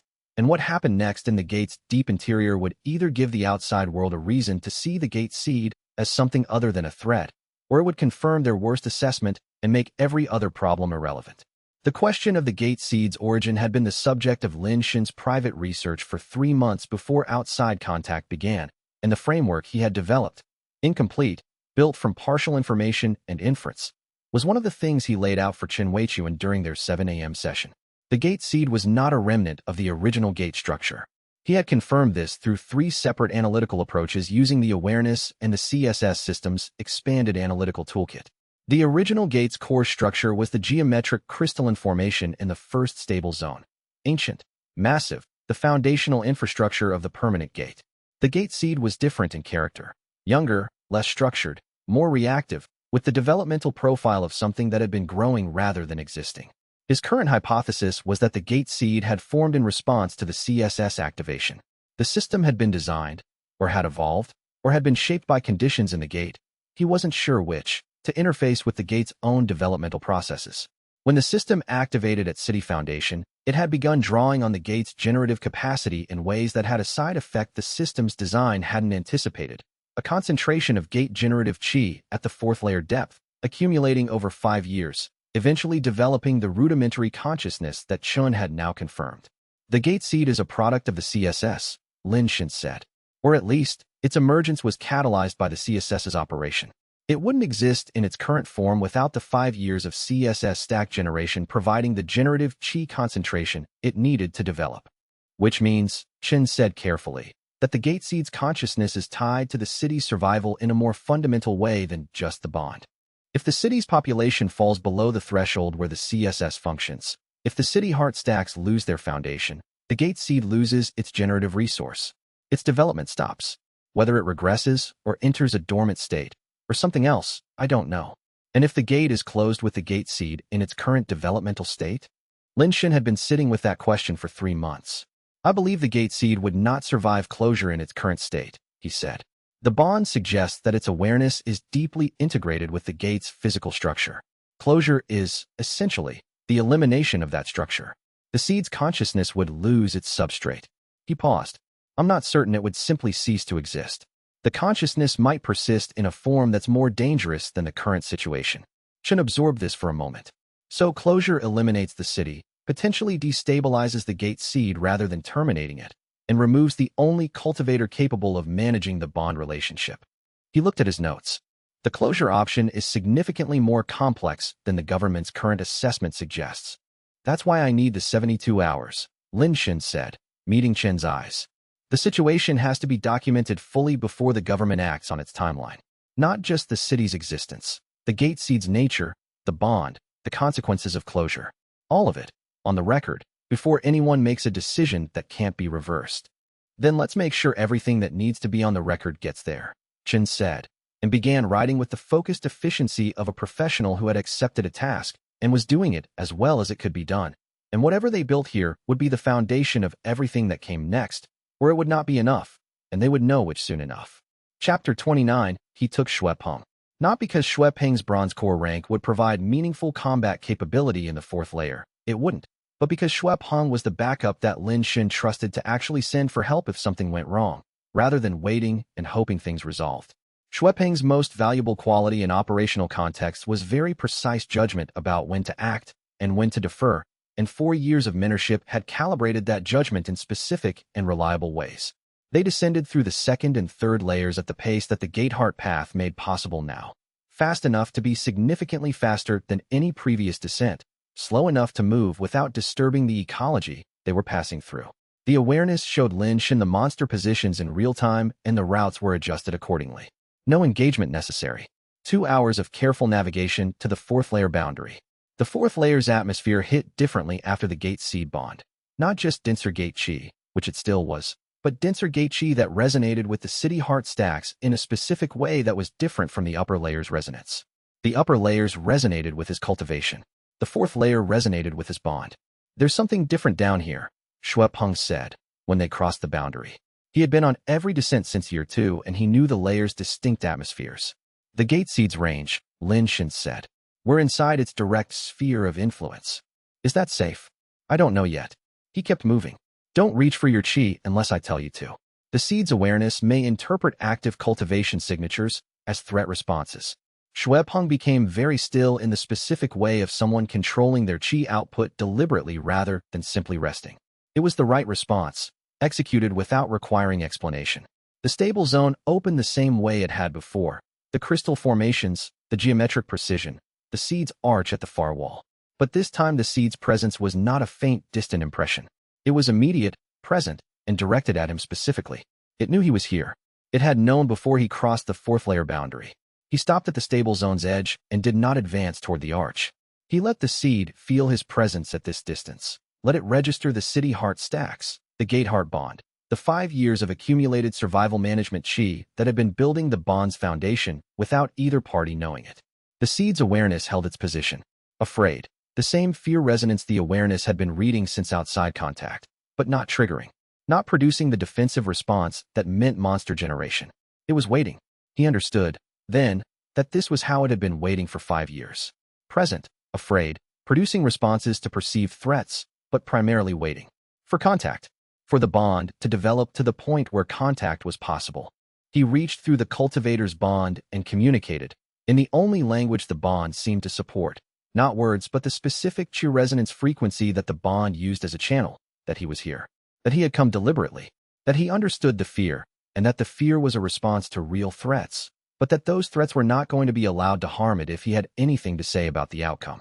The seed registered this. It did not understand the words, because it had no framework for words, but it understood the chi resonance frequency that carried them, the gate heart frequency, the city survival frequency, the specific pattern that 5 years of managing a crisis under genuine stakes had developed in a cultivator irrevocably bonded to its territory. And after a moment that lasted longer than seconds, but shorter than understanding, it answered, not in words, in the sensation that carried meaning across a bond without precedent, the sensation of something that had been alone for 5 years and had just understood, in whatever way it understood things, that it did not have to remain alone. And the gate seed's fear response, which had been driving monster generation at the outer boundary all week in response to the outside team's presence, went quiet. Lin Shin stood in the stable zone and felt it go quiet, and the next step would be either the bond that saved the city or the choice that made the outside world afraid of both of them. And right now, standing in the dark with the 2,312 survival stacks and that deep seed, finally acknowledging him back, he found he was not afraid of either outcome. The stable zone was quieter than it had been on any of his previous descents. The crystal formation still caught and refracted the gate chi ambient light, producing the geometric patterns that Shui Peng described as like the inside of something that's been growing for 1,000 years and has decided it knows what it wants to be. The description had stuck with Lin Shin since he first heard it on their 3rd descent in year 2. It was more accurate than any purely technical description he had managed. The gate seed's arch was unchanged physically. What was different was the awareness behind it, present, patient, watching him with the specific attention of something that had been waiting for a very long time for something it had not been able to name until recently. He stood at the stable zone's edge and let himself be seen. This was something he had learned from managing the city's population through 5 years of crisis. The fundamental importance of letting people see that you were actually present, actually there, not managing them from a distance, but standing with them in the same reality they inhabited. The gate seed was not people precisely, but it was aware enough that the same principles seemed to apply. He was here. He had come deliberately. He was not afraid of what the bond might cost him, because he had already paid every other kind of cost that this place could extract and had learned that cost was not the same as loss. The seed's attention reached back. Not cautiously, not gradually. The bond was already established, the mutual recognition framework already in place from the first day's communication. And what happened when Lin Shun extended full chi resonance through the established channel was more like a door opening than like a connection forming. The door had been there for 5 years. The key had been built from 5 years of survival management chi and city heart stacks, and the gate heart path's slow consolidation. It opened cleanly, and what was on the other side was not alien and not threatening, and not the vast, incomprehensible geological consciousness he had imagined in his more anxious estimates. It was young. It was alone. It was very glad to have someone there. He stayed in the stable zone for 7 hours before Shui Peng quietly pointed out that neither of them had eaten or slept in 18 hours, and that Lin Shin's chi output had been running at sustained high intensity for the full duration. 1 more hour, Lin Shin said. You said that an hour ago, Shui Peng said, with the specific patience of a deputy who had learned to manage Lin Shin's sense of operational priorities. 2 more hours, and you'll be too depleted to make it back to the surface safely. Lin Shin looked at the arch. The gate seed's awareness felt his attention, oriented toward it, and the emotion that came through the bond's resonance channel was settled, calmer than it had been. Not resolved, not finished, but no longer the barely managed fear that had been driving monster generation all week. All right, he said. We'll come back tomorrow. The seed's awareness resonated with something that was as close to understanding as the bond's current resolution allowed, and Lin Shin climbed back toward the surface. And the outcome would only become clear when the gate seed's external behavior showed him whether the communication had changed anything at all. Chapter 30, he bonded with the gate seed on the 2nd day of the 72-hour window, after spending the first day in communication deep enough to establish a mutual recognition framework that neither party would have been able to create without the bond's established channel as foundation. The bonding process was nothing like what he expected, because what he had expected was a process, something with stages, with identifiable steps, with moments he could plan around. What happened instead was continuous, Building from the moment he extended full chi resonance toward the arch, and the seed's awareness reached back. And what built was not something he could modulate any more than he could control the speed at which 5 years of accumulated cultivation suddenly had a framework to crystallize through. The stack's accumulated energy did not transfer to the gate seed. It crystallized through Lin Shun, using the gate seed's awareness as the structure it had been developing toward, the permanent cultivation foundation that the Gateheart path had been building for, the specific architecture that could exist only at the intersection of a CSS cultivator and a gate seed consciousness. He emerged from the 4th layer at the end of the first full day with Xuepeng's arm under his, and a clarity of perception that was new in the specific way that everything after a significant threshold was new. Not dramatically different, not a transformation visible in the mirror, but foundationally different in the way that iron vein to bronze core had been different, not in magnitude, but in kind. The system's assessment confirmed it, gold emblem equivalent, with Gateheart path now at first phase consolidation. They were 3 hours from the surface when the chi shockwave hit. Not a strike, not directed. The bonding process's final crystallization had sent a pulse through the entire gate's chi field, the way a stone dropped into a still pond sent rings to every shore regardless of what the stone intended. The pulse hit the outer boundary, where 5 of the outside team's hunters were conducting ongoing assessment operations, and every chi-sensitive individual within 10 kilometers of the boundary received the pulse and understood, at the level where cultivators understood such things without needing explanation, that something significant had just happened inside the gate. Lin Shun and Xuepeng made the surface without further incident. Zhao Lifan met them at the descent point with 2 security officers and the bearing of a commander who had been watching the outer boundary alerts and was connecting the timing to their departure and return. The outside hunters are asking what that was, she said. Something that had to happen, Lin Shun said. His voice was steadier than he felt, which was a skill he had been developing for 5 years. What's their posture? Cautious, not aggressive. Whose team is maintaining position and waiting for your briefing? Tell them I'll be there in an hour, he said. After I've had water and a meal. Xuepeng, who had been quiet since they emerged, apparently running his own internal assessment of what he had witnessed over the past 30 hours, said, "What do you need from me right now? Tell me what it looked like from the outside," Lin Shun said. "What you saw and what you felt." Xuepeng considered this for the time it took to walk from the descent point to the supply station. Then he said, "It looked like you became something larger. Not physically, but the gate's chi stopped moving around you as though you were inside it, and started moving as if you were part of what directed it. Like you became part of what the gate was." A pause. "Is that accurate?" "I think so, still calibrating what it means in practice," he said. "Are you all right?" Lin Shun considered this honestly. "Yes," he said. "I'm all right. The gate seed is all right, less afraid than it has been since the outside team arrived. The bond is stable." He looked at Xuepeng. "You were the right choice for backup. Thank you." Xuepeng received this with the kind of acknowledgement that had no complicated feelings attached. "Anytime," he said, and meant it. And the chi shockwave's rings were still moving through the gate's outer boundary, and every hunter outside was asking questions. And Lin Shun had 36 hours left before Chun Weichuan filed his report, and the work was just beginning. The gold emblem equivalent assessment was not something Lin Shun had expected to reach in a single bonding event. His understanding of cultivation rank progression, built from 5 years of observation and the CSS system's analytical framework, was that rank transitions were gradual consolidations, not sudden crystallizations. The City Heart stack system's mechanics were incremental. Each stack added a specific quantum of chi generation capacity, and the accumulation was linear until it reached a threshold where a new stable configuration became possible. What the gate seed bond had done was provide the threshold architecture all at once. 5 years of accumulated stacks, waiting for a structure to crystallize through, and the seed's consciousness had provided that structure in the form of the Gateheart path's consolidation framework. Not a rank someone could reach by working through standard cultivation progression, but a rank that could only emerge from the intersection of a specific cultivation history and a specific gate relationship. The chi shockwave that had radiated from the crystallization event was already producing effects he could observe through the awareness. The outer layer's monster generation, which had been elevated since outside contact began, the gate seed's fear response manifesting as defensive creature production, had dropped to baseline in the hours following the bond's completion. The ecological pressure in the inner layers was reduced proportionally.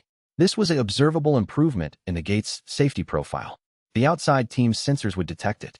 It would appear in their reports. He needed to frame what had happened before it was framed for him. He spent 45 minutes preparing the briefing for Hu. organizing the information in the sequence that would make the cause and effect relationships clear. The gate seed's fear response driving elevated monster generation. The bond's completion as the mechanism for addressing that fear. The shockwave as a side effect of the crystallization rather than an aggressive act. Accurate information, presented in an order that made the conclusion available to anyone who received it with reasonable good faith. Who received it that evening with the steady attention of a field professional assessing a situation that had exceeded his briefing parameters. He asked 3 technical questions, received accurate answers to all 3, and then said, "The association needs to know about the gate-heart bond." Master Chun is already drafting his report, Lin Shen said, and the gate seed's consciousness development. Also in Chen's report. Who absorbed this? The association's response is going to be fast, he said. I know. Prepared for that, Lin Shen said. He was. As prepared as 5 years of building something in the face of impossible odds had made him, which was more prepared than most people, and not as prepared as he would have liked, and exactly prepared enough to try. The 36 hours that followed the Chi shockwave were the most politically active period since outside contact began. Whose team filed a formal incident report within 3 hours of the shockwave. The report was professional and accurate. It described the shockwave's character, estimated its source at the 4th layer depth, noted the timing correlation with Lin Shen and Xuepeng's descent, and flagged the event as requiring immediate expert assessment. The expert assessment was already in progress through Chun Weichuan's channel. Chen had been monitoring the descent and had his own preliminary analysis ready within 4 hours of Lin Shen's return to the surface. The shockwave was consistent with a major cultivation rank crystallization. The event magnitude suggested a transition above gold emblem, and the gate chi integration pattern was unique and required gate theory specialist review. 2 other teams the association had been routing toward the gate boundary received emergency redirects with the instruction to prioritize Jinhua assessment. Lin Shen received notification of the redirects through Chen's channel as a courtesy heads-up. The outside world was accelerating its response. They're not sending them to help, Lin Shen said to Zhao Lifan, reviewing the notification. No, she said. They're sending them to assess. The distinction matters, he said, because assessment teams with a mandate to assess a threat behave differently from assessment teams with a mandate to understand a situation. Zhao looked at the notification. These teams, what are their mandates? Finding out, Lin Shen said. 3 channels working simultaneously. Chen's formal association contacts, Director Bao's informal government channel, and the survivor memory's capacity to reconstruct Chi resonance from boundary transmissions. Each channel was giving him fragments of the picture. The picture that was assembling was of an outside world that had been operating under the assumption that the situation inside Jinhua Gate was deteriorating. The boundary surveys inaccurate data, the survival camp model, the 5 years of classified assessment that had concluded the gate was unstable, suddenly encountering evidence that the assumption was wrong. The shockwave had not looked like deterioration. It had looked like consolidation. Consolidation at a scale that changed the calculus on every decision that had been made based on the deterioration assumption. He had 36 hours before Chen's report, and whatever the outside world's recalibration produced, he needed to be ready for it before it arrived at his door. Chapter 31. He found Mei Jinglan in the Central District's medical coordination room at midnight, reviewing the week's patient intake data with the focused attention she brought to every review she expected to find something important in. She looked up when he entered and said nothing for a moment, studying him with the assessment she had been applying to him since secondary school. The specific evaluation of someone who knew what he normally looked like and was noting the differences. Something happened in the gate, she said. Yes, he said. He sat down at the table across from her. I bonded with the gate seed fully. The process is complete. She put down the intake data and gave him her full attention. Tell me what that means. He told her, the 72-hour window, the first day of communication with the seed's awareness, the bonding process and the crystallization, the gold emblem equivalent assessment, the gate heart path's consolidation.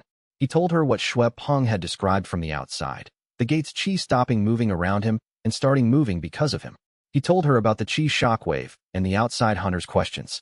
She listened to all of it with the same quality of focused attention she had given the intake data, which was the quality of someone gathering information she expected to need for decisions she hadn't yet identified. When he finished, she was quiet for a moment, and then she said, "What does it mean for the people who want to leave?" "I don't know yet," he said.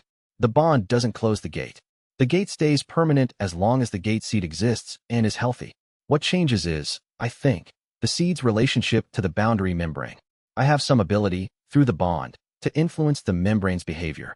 Whether that includes opening controlled passages for individual movement, I don't know. The gate heart path is at first phase consolidation. This may develop further. She sat with this carefully. Then she asked, and the gate seed itself, what did it feel like? He thought about how to answer accurately. Young, he said finally, and very alone. It's been generating responses to perceived threats for 5 years without understanding what it was doing or why the threats kept arriving.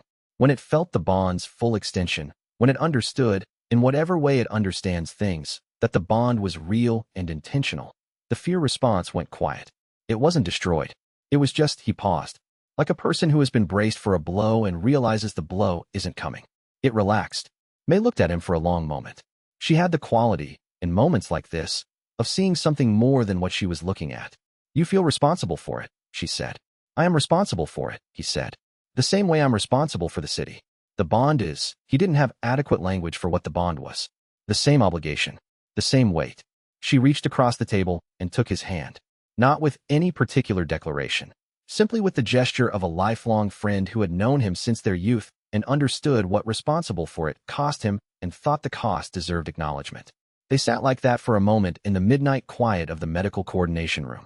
Then the emergency alert came through, not from Zhao, but from the outer district security rotation.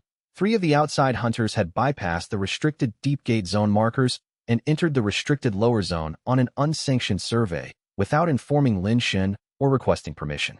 They had been gone for 6 hours. They were not responding to the security team's boundary alert signals. Go, Mei said. She had already picked up her communications device. I'll have the medical team ready. He was already moving, because 6 hours at depth without gate-adapted experience was 6 hours in which things could go wrong in ways that left people dead, and whatever the next conversation with the outside hunters needed to accomplish, it would accomplish better if everyone was alive for it. And whatever he found in the second layer was going to determine whether the situation was still manageable or whether it had already become something else. The missing hunter emergency resolved in the way that emergencies resolved when the preparation was adequate. Not cleanly, not without cost, but without the worst outcomes that inadequate preparation would have produced. When Lin Shun returned to the surface, the 2 living hunters had been treated and were stable. The dead hunter's colleagues had been briefed. The incident had been formally documented. The second-layer access protocols had been reviewed, and Zhao had already implemented 2 additional security checkpoints at the descent points that the hunters had used. What had not resolved was the question of the 4th-layer creature's presence at mid-depth and the directed chi patterns that had guided it there. Lin Shen spent an hour that night reviewing everything the awareness had shown him during the rescue, trying to construct a picture of what was operating independently in the gate's interior. The trace patterns were sparse. Whatever it was careful about chi expenditure, generating only what was necessary to accomplish specific objectives, leaving the minimum signature. He had been finding variants of these patterns for 3 months. The pattern on the creature's movement today was different in character from the others, though more purposeful, more precisely targeted. The creature had not been guiding itself toward the missing hunters because they were interesting prey. It had been guiding them toward something. The pattern of its movement, overlaid on the awareness map of the second layer, pointed toward a specific sector, a zone that Lin Shun had marked as low-priority survey territory and had not explored in detail because his attention had been on the outer boundary and the 4th layer. He added a new item to his operational schedule, second-layer survey, Sector C, priority elevated. The emergency had cost a hunter's life. It had given Lin Shun information he needed. Neither of those facts negated the other, and the appropriate response to both was the same. Continue, carefully, with better information than he'd had before. May had been right that he felt responsible for the gate seed. She had also been right, though she hadn't said it directly, that the same quality of feeling, the refusal to set a problem down as long as it remained unsolved, was both his greatest strength and the thing most likely to exhaust him past the point of useful function. He made a note to himself. Get 6 hours of sleep tonight regardless of what comes in. The operational load was going to increase, not decrease, and a depleted city protector was a liability the city couldn't afford. He slept 6 hours and 20 minutes, which was enough to restore baseline function, and was at his desk before the morning light came through the window, because the work was there and it needed doing and the day had already begun. He found the answer to the Sector C question before he found the answer to the internal threat question, and the 2 answers were related in a way that he hadn't anticipated. The Sector C construction had been built using gate chi, yes, but the pattern of its construction, the geometric framework, the anchor point configuration, the chi weaving technique, matched a technique he had seen documented in one of the association's classified gate ecology reports that Chun had shared during the assessment process. a technique developed by the Gate Acquisition Consortium's research division. The consortium had not been waiting to acquire the gate from outside. It had pre-positioned infrastructure inside the gate more than a year ago, before outside contact began, before the government's integration timeline was established, before the formal acquisition process that the classified appendix described was set in motion. Whatever the installation in Sector C was doing, it had been doing it for 14 months. And the directed behavior pattern, the systematic assessment of Lin Shen's capabilities and response patterns, was connected to the installation's operation. He sat with this connection for a long time. Then he went to find Chen Weichuan and Director Bao in the same evening, because this was information that both of them needed to have, and it was information that changed the shape of every decision going forward. The consortium placed an installation inside the gate before any formal assessment process began, he said, to both of them together, in a meeting that Chun had arranged on 20 minutes' notice. It's been operating for at least 14 months. It's been monitoring the city's operational systems and testing the gate's defensive responses. Bao looked at the documentation with an expression that had moved past surprise into the specific territory of someone whose professional integrity was running an uncomfortable calculation. This predates the government's integration timeline by 8 months, he said. He confirmed it. Which means the integration timeline was not the initiation of the acquisition process, Bao said. It was the formalization of a process that was already running. Lin Shen agreed. Chen said nothing. He was looking at the Sector C chi pattern analysis with the look of a professional whose suspicion of several days had just been confirmed at higher resolution than expected. This goes in the formal record, Lin Shen said. All of it. Through the most public channels available. Tonight. Neither of them argued, and the documentation they built over the following 3 hours was perhaps the most important thing that had been built in the city since year 1. And it would need to be, because what it was going to face was designed to destroy exactly what they were building. Chapter 32. He found the 3 missing hunters at depth and 4 hours into what should have been a straightforward return route. The problem was not the route. The problem was the creature that had been following them for the past 3 hours, staying at the edge of their sensory range, patient in the way that mid-layer predators learned patience after years of hunting in an environment where prey had consistently been able to detect pursuit at standard distances. This creature had adapted. It had learned to stay further back, to move in the spaces between what standard hunter perception could reach. Lin Shen had the awareness. Nothing in the gate had adapted to anyone whose perception extended across its entire domain. He tracked it from the moment he entered that zone and calculated its approach pattern with the practiced analysis of a manager who had been tracking second-layer creature behavior for 3 years. The pattern was wrong. Not the standard ambush geometry of a territorial predator, but the coordinated approach of something directing a hunt rather than conducting one. Not native behavior. Directed behavior. Something was guiding it. He moved faster than the creature expected. The 3 hunters were 200 meters ahead of his position when he came in from the side, placing himself between them and the creature. The awareness showed him the creature's full profile for the first time at this range. 4th-layer deep predator, significantly outside its normal range, moving through mid-tier territory with the specific wrongness of something that had been placed here rather than ranging here on its own terms. He dealt with the creature in 40 seconds. It was significantly harder than the outer district creature from day 3. 4th-layer creatures had the physicality to match their threat profile, and he was using the Gate Heart Bond's full capacity for the first time in a direct combat application. The Gate Chi responded to the bond with the cooperative character he had begun to recognize, available, attuned, multiplied through the CSS framework into something the 4th-layer creature's considerable durability could not sustain. The 3 hunters were watching when it ended. 2 of them were in good condition, frightened, dehydrated. One with a surface wound on the left arm that had been cleaned but not properly treated. The third was not moving under his own power. The 3rd hunter had been dead for approximately 2 hours. He organized the return with the precision that 5 years of crisis management had built into him as an automatic response to situations where precision cost fewer additional casualties than improvisation. The 2 living hunters moved without argument, which was not what he had expected. He had anticipated defensive hostility, the kind that the military background hunter and others had shown. What he got was silence and compliance, and the specific cooperation of people who had just spent several hours being very afraid and had just watched something end the fear. When they emerged from the 2nd layer, and May's medical team took the living hunters, Lin Shen sat against the descent point wall and ran the awareness over the 2nd layer's ecology. The 4th-layer creature's presence in that layer was not natural. The awareness showed him the trace chi patterns of its movement. It had not come up on its own initiative. It had been guided, not by the gate seed, whose awareness was quieter and more distributed than this kind of directed guidance. By something else that used directed chi placement in ways that the gate seed's natural ecology didn't produce. The gate seed had been afraid of something outside, but there was something inside the gate that had its own agenda, and it had just killed a hunter to prevent those three from leaving the second layer before whatever it was doing in the area of their survey route was complete, and Lin Shen realized, sitting at the descent point with the dead man's colleagues being treated 2 meters away, that he had significantly underestimated the number of problems he was managing simultaneously, and that the most dangerous one was the one he understood least. He submitted the incident report to the Hunter Association through Master Chen's channel the following morning. A complete, unredacted account of the unauthorized expedition, the fourth-layer creature's presence in the restricted zone, its directed behavior, and the hunter's death. He included the trace chi pattern analysis and his preliminary hypothesis about the directed behavior's source.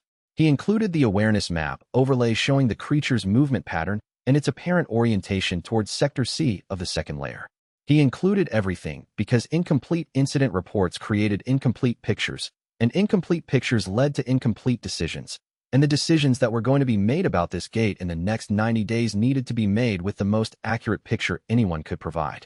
Chen received the report and flagged it as priority information for Sovereign Liang Suyu's incoming briefing. She's going to want to see Sector C, Chen said. I know. Survey first, before she arrives, Lin Shen said. I want to know what's there before she's in the gate with me. Is that strategic or precautionary? Both, Lin Shen replied. Anything in Sector C that could threaten a Jade Sovereign, I need to know about it before she encounters it. If there's something in Sector C that represents an opportunity, something that helps the gate's case, I need to know about that too. Chen looked at him steadily. The directed creature behavior. Your hypothesis is that it's not natural gate ecology. No, not natural, he said. Do you have a hypothesis about what it is? Several, Lin Shen said. None of them are particularly comfortable. He met Chen's eyes. The most uncomfortable one is that whatever is operating in the deeper layers arrived there intentionally, not as a product of the gate's own ecology, but as something that was placed there. Chen paused. Placed by whom? That question needs answering before Sovereign Liang gets here, Lin Shen said. The answer will determine whether the biggest threat to this city is coming from outside or from inside, and whether the outside world's assessment of this gate is addressing the right problem at all. The survey of Sector C was going to have to happen fast, and Lin Shen was going to have to be careful, and whatever he found there was going to require decisions he was not yet prepared to make, but decisions that couldn't be made without the information were worse than difficult decisions, and the only way to get the information was to go and look. He delayed the report of the Sector C installation by 12 hours. Not to suppress it, but to ensure it was structured correctly when it went out. A poorly structured report documenting unauthorized internal gate installations by a named private organization had the potential to either produce the right response, serious institutional investigation, or the wrong response, denial, counter-narrative, and a defensive closing of ranks by everyone who had known about the installation and had not reported it. The difference between those outcomes was primarily in how the evidence was presented and through which channels. Chen's association channel was the right primary channel, formal, institutional, with the evidentiary standards that made the documentation difficult to dismiss. Director Bao's government channel was the secondary channel, less formal but potentially more directly relevant to the ministry-level decision that was coming.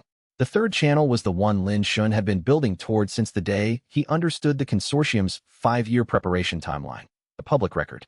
The gate trial petition, once filed and formally accepted, created a public document. Any evidence submitted in support of the petition became part of that public record. Unauthorized installations by an organization with stated acquisition interests in the gate's energy resources, documented and submitted as gate trial evidence, became impossible to quietly suppress. He structured the Sector C documentation with this in mind. Specific, thoroughly evidenced, with the technical analysis clearly explained for non-specialist readers. Not advocacy, evidence. Not the argument that the installation was wrong, the documentation of what it was and where it had come from and how long it had been operating. He submitted it through all 3 channels simultaneously at dawn on day 23. The response that came back through Chen's channel by noon was the response he had hoped for.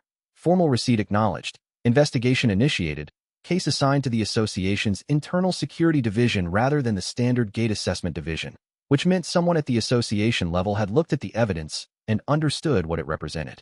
Whatever the outcome of the next 90 days, the installation in Sector C was now on the formal record of 3 separate institutional channels.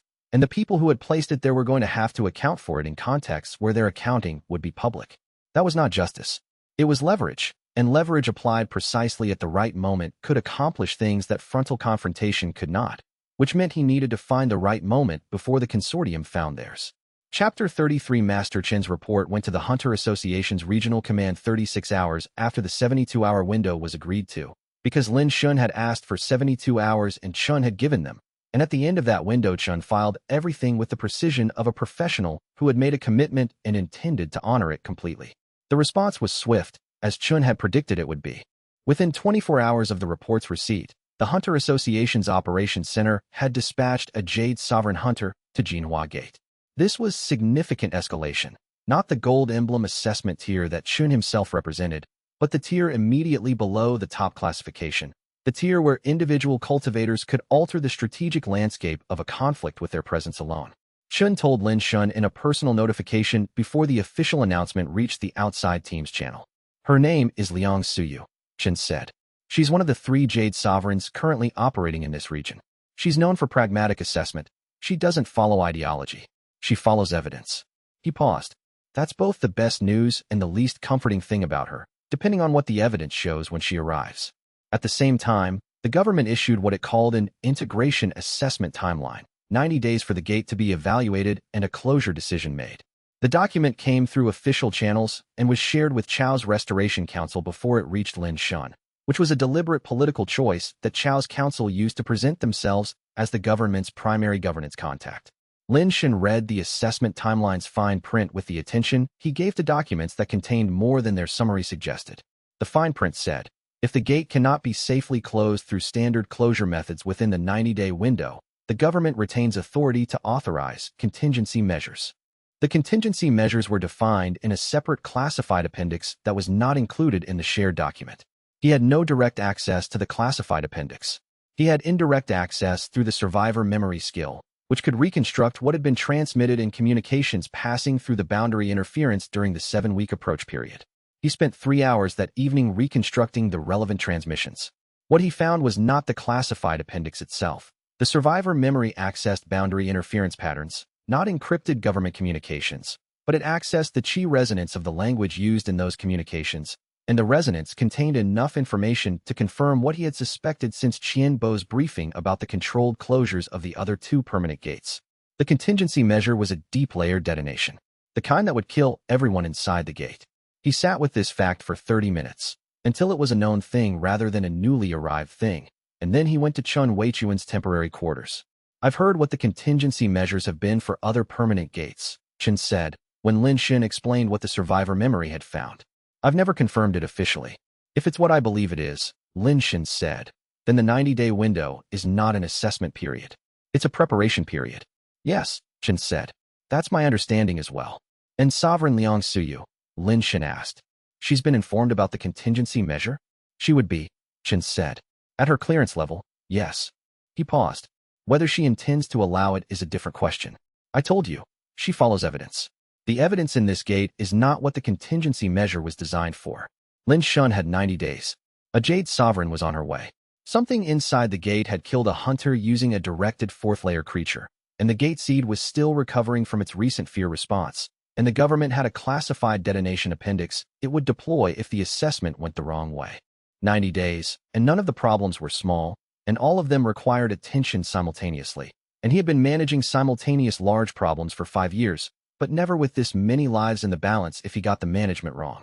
The conversation with Chun about the contingency measure took most of an evening, and by the end of it Lin Shun had a clearer picture of the political landscape than he had had before.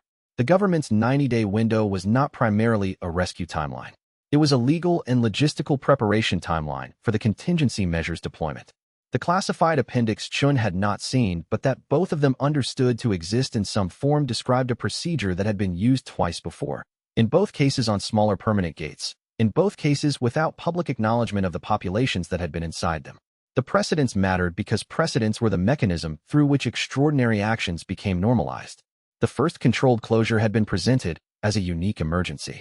The second had been presented as consistent with the first. The third, if Jinhua Gate became the third, would be presented as established practice. Lin Shun was trying to prevent the third. Not just for the 2.3 million people inside the gate, though that was the immediate and obvious reason, but because he had seen enough of how institutional practices developed to understand that if the third precedent was set, the fourth and fifth would follow in whatever permanent gates opened after Jinhua, and the population counts in those gates would be measured in the millions, not the thousands. The association's position, Lin Shan said. Formally, where does the association stand on the contingency measure? The association has not officially endorsed it, Chen said. The association has also not officially objected to it. The institutional position is deliberately ambiguous, which is the institutional position when there are significant internal disagreements about what the right answer is. And Sovereign Liang Suyu's personal position? Chen considered. She's not an ideologue, he said.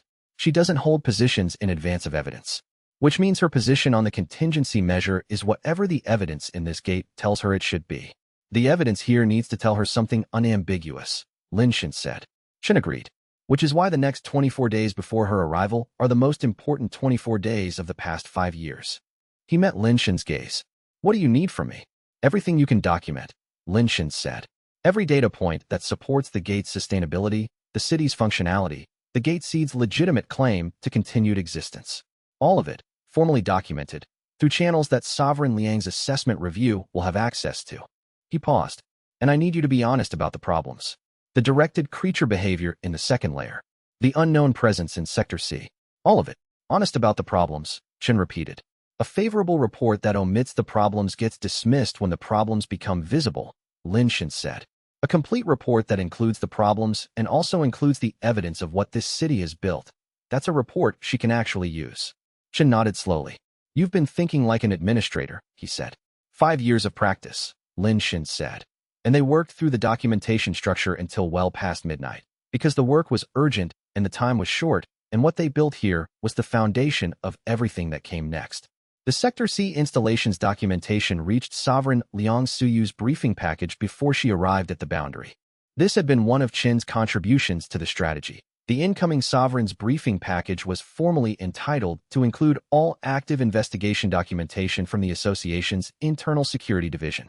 By ensuring the Sector C material was processed through that division before her arrival, it became part of her mandatory reading. She would arrive knowing that the Gate Acquisition Consortium had pre-positioned equipment inside the gate more than a year before any formal government assessment had begun. She would arrive knowing that the equipment had been operating, testing, monitoring, conducting systematic assessment for 14 months. She would arrive knowing that the people who had sent the technical assessment team with the Type 4 beacon had also placed a construction installation inside the gate by methods that did not appear in any officially authorized survey plan. That knowledge would not predetermine her conclusions. Sovereign Liang, by Chen's consistent description, did not allow prior information to override evidence she observed directly, but it would frame her observations. It would give her a specific question to ask as she walked through the city. Is this a situation that requires protection, or a situation that requires control? Lin Shan was confident, within the limits of his ability to assess situations he hadn't fully observed, that what she would find in the city would answer that question clearly.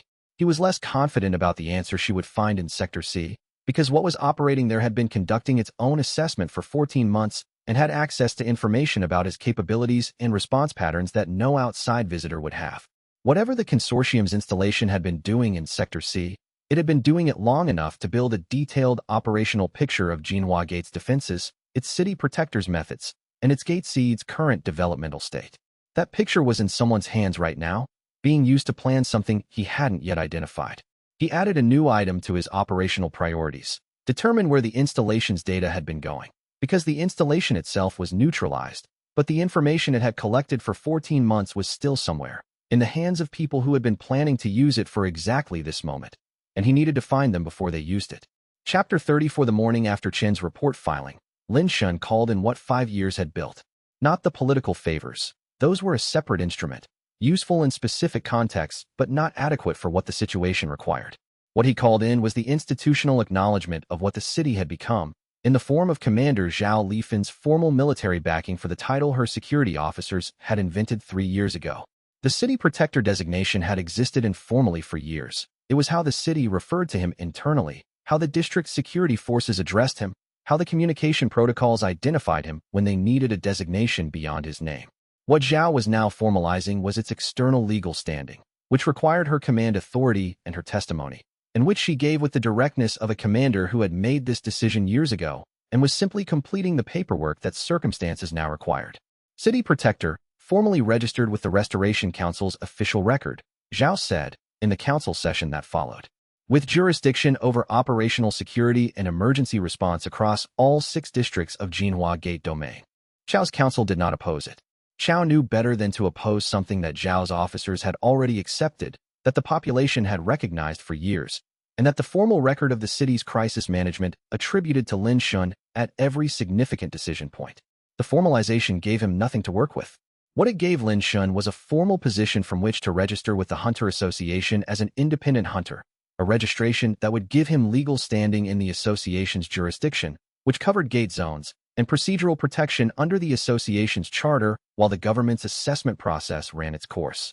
He submitted the registration through Master Chen's channel, listing his rank as Gold Emblem, which was provably true given the gate seed bond's completion and the system's subsequent assessment. Listing it as Gold Emblem was also dramatically lower than his actual effective capability, but the registration required a certifiable rank, and Gold Emblem was what the current evidence supported at formal certification. The association's response came within 48 hours, denied. Independent hunter registration required outside standard certification, which required standardized testing, which required leaving the gate. He could not leave the gate without breaking the city domain bond, which the system flagged as a catastrophically inadvisable action. He could not take outside standard testing without leaving. Therefore, he could not register. He read the denial with the specific quality of attention he gave to obstacles that had workarounds. The workaround was in the association's charter, Article 17, Section 4. In exceptional circumstances where standard certification cannot be conducted due to environmental constraints, the association may authorize field evaluation by certified evaluators of appropriate rank. He drafted the petition for field evaluation and submitted it through Chen's channel before the end of the day. The petition created a legal protection. A pending evaluation petition under Article 17, Section 4 could not be dismissed without association response, and while it was pending, the subject was entitled to provisional hunter status and all the legal protections associated with that standing. It was not a complete solution.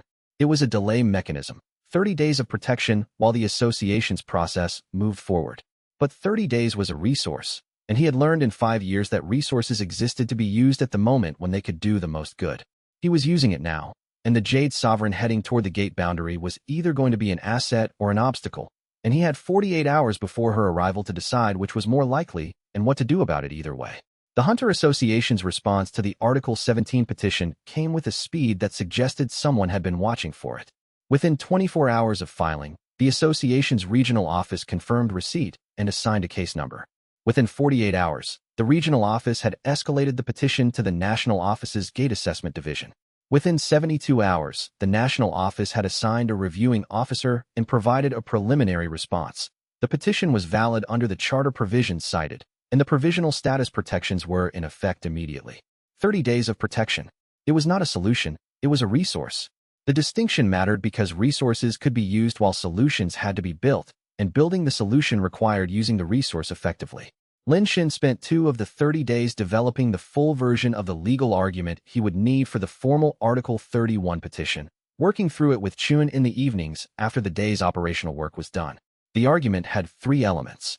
The first element was the city's functional existence as a legal entity, a community with governance structure, defined territory, established institutions, and a population with reasonable claims to the territory they had built. This element drew on the Restoration Council's formal records, the district infrastructure documentation, and the 5 years of population management data that the CSS system had been accumulating.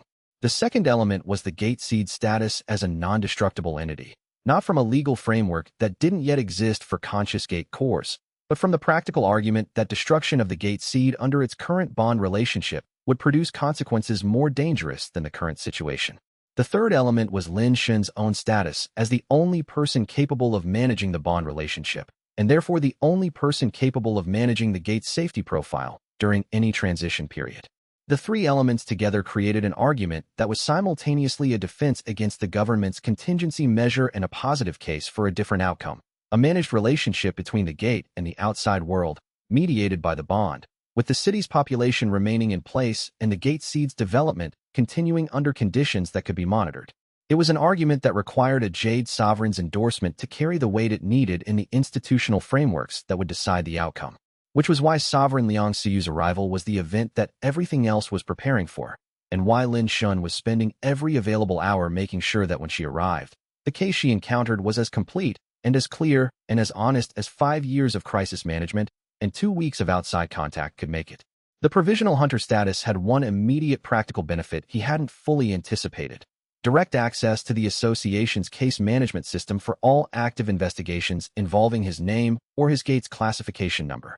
This access was routine for registered hunters, part of the standard charter rights package that came with any level of association membership. For Lin Shun, it was the first time he had had any direct access to the institutional infrastructure of the outside world, and he used it methodically. The active cases involving Jinhua Gate's classification number were 23. 17 were standard gate monitoring files, the long-running assessments that the association maintained for all permanent gates, with regular update cycles and no active investigation status. 5 were the files opened in connection with outside contact: Captain Hu's team assessment, the gate seed consciousness report, the directed creature behavior incident, the hunter fatality, and the Sector C installation investigation. The 23rd file was something he had not expected to find. A file opened 11 months ago, before outside contact began, with a classification that indicated it had originated from an internal association source rather than an external report.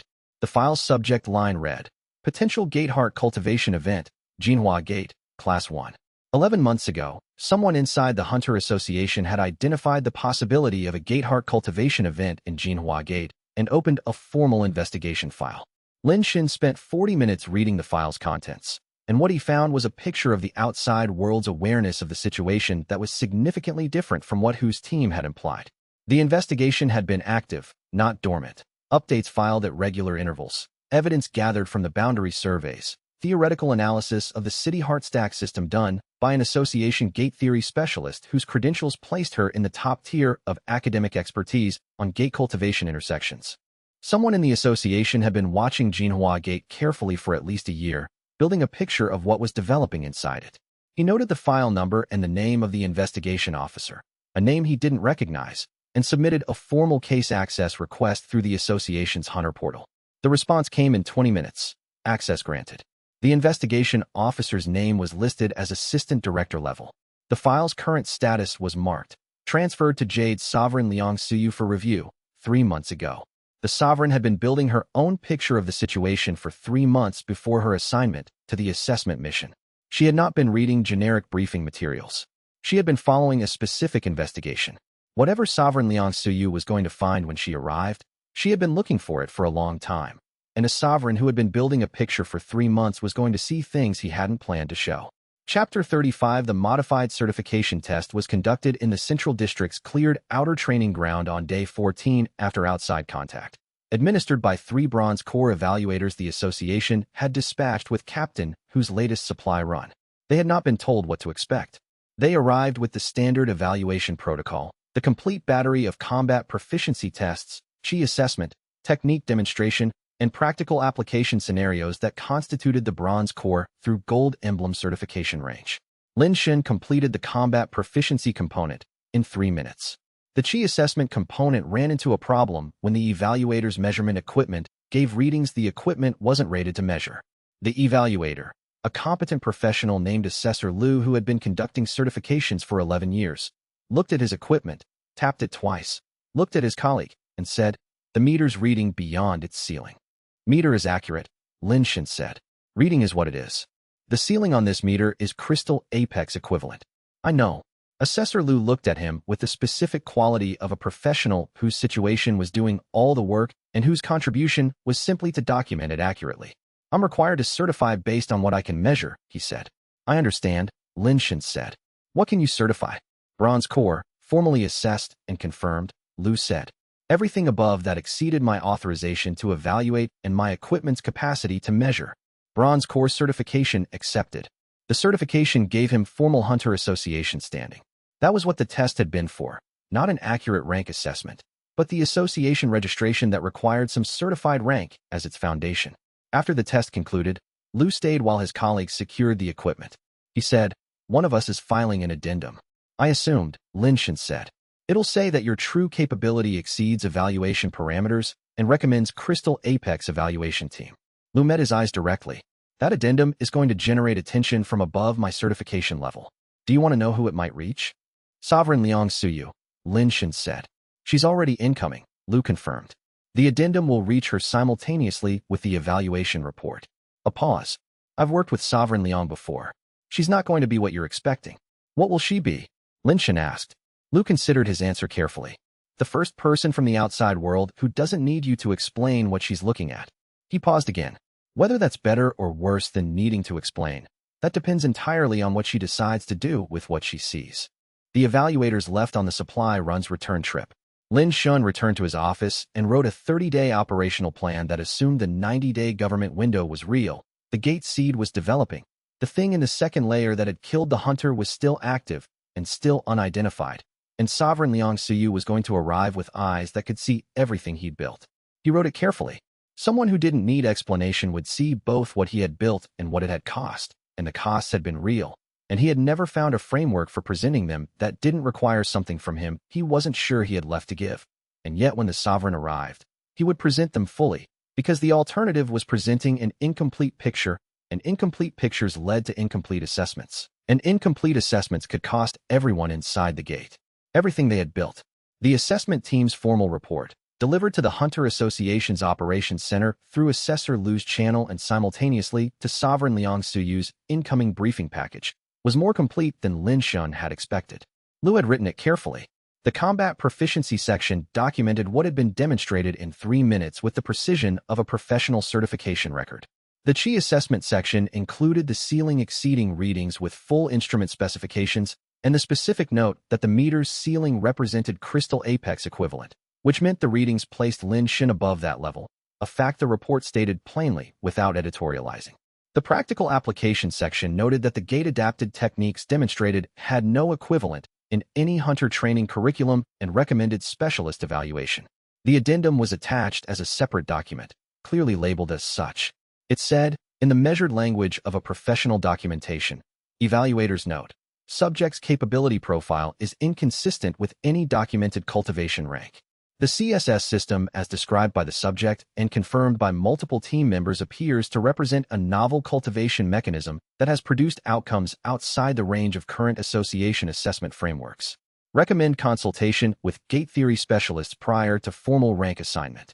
It was the most useful document that had emerged from the outside contact process so far, because it put on formal record exactly what the situation was, not with advocacy, not with assessment of what should be done, but with the clean precision of an evaluator who had seen something unprecedented and was documenting it for the people who would need to decide what it meant.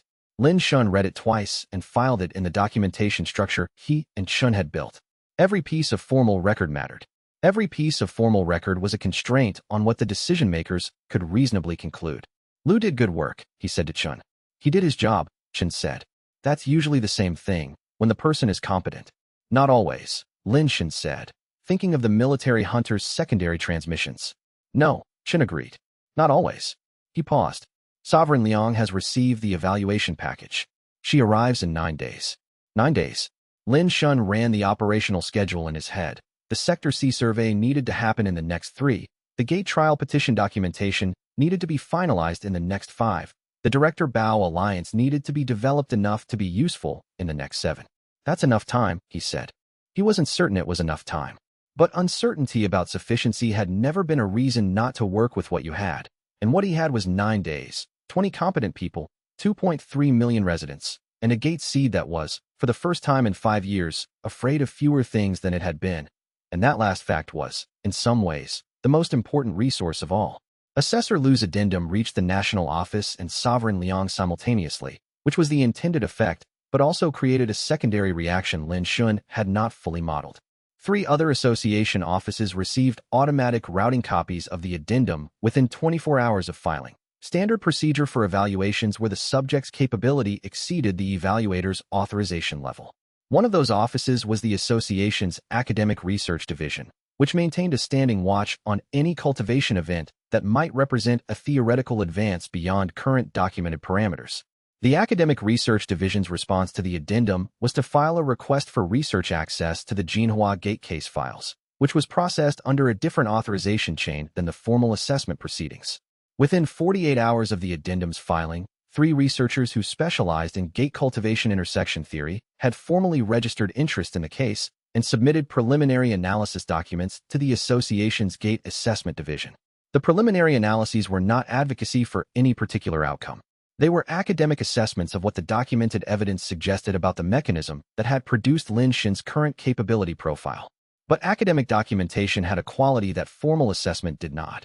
It was inherently public-facing, designed for external audiences, cited and cross-referenced by other researchers in the field. Within a week, 3 separate theoretical papers were in draft or circulation in the gate theory academic community, each citing Jinhua Gate's documented case as the first real-world instance of a city survivor system operating in a permanent gate environment. Lin Shen was becoming, without having sought it, a subject of academic study.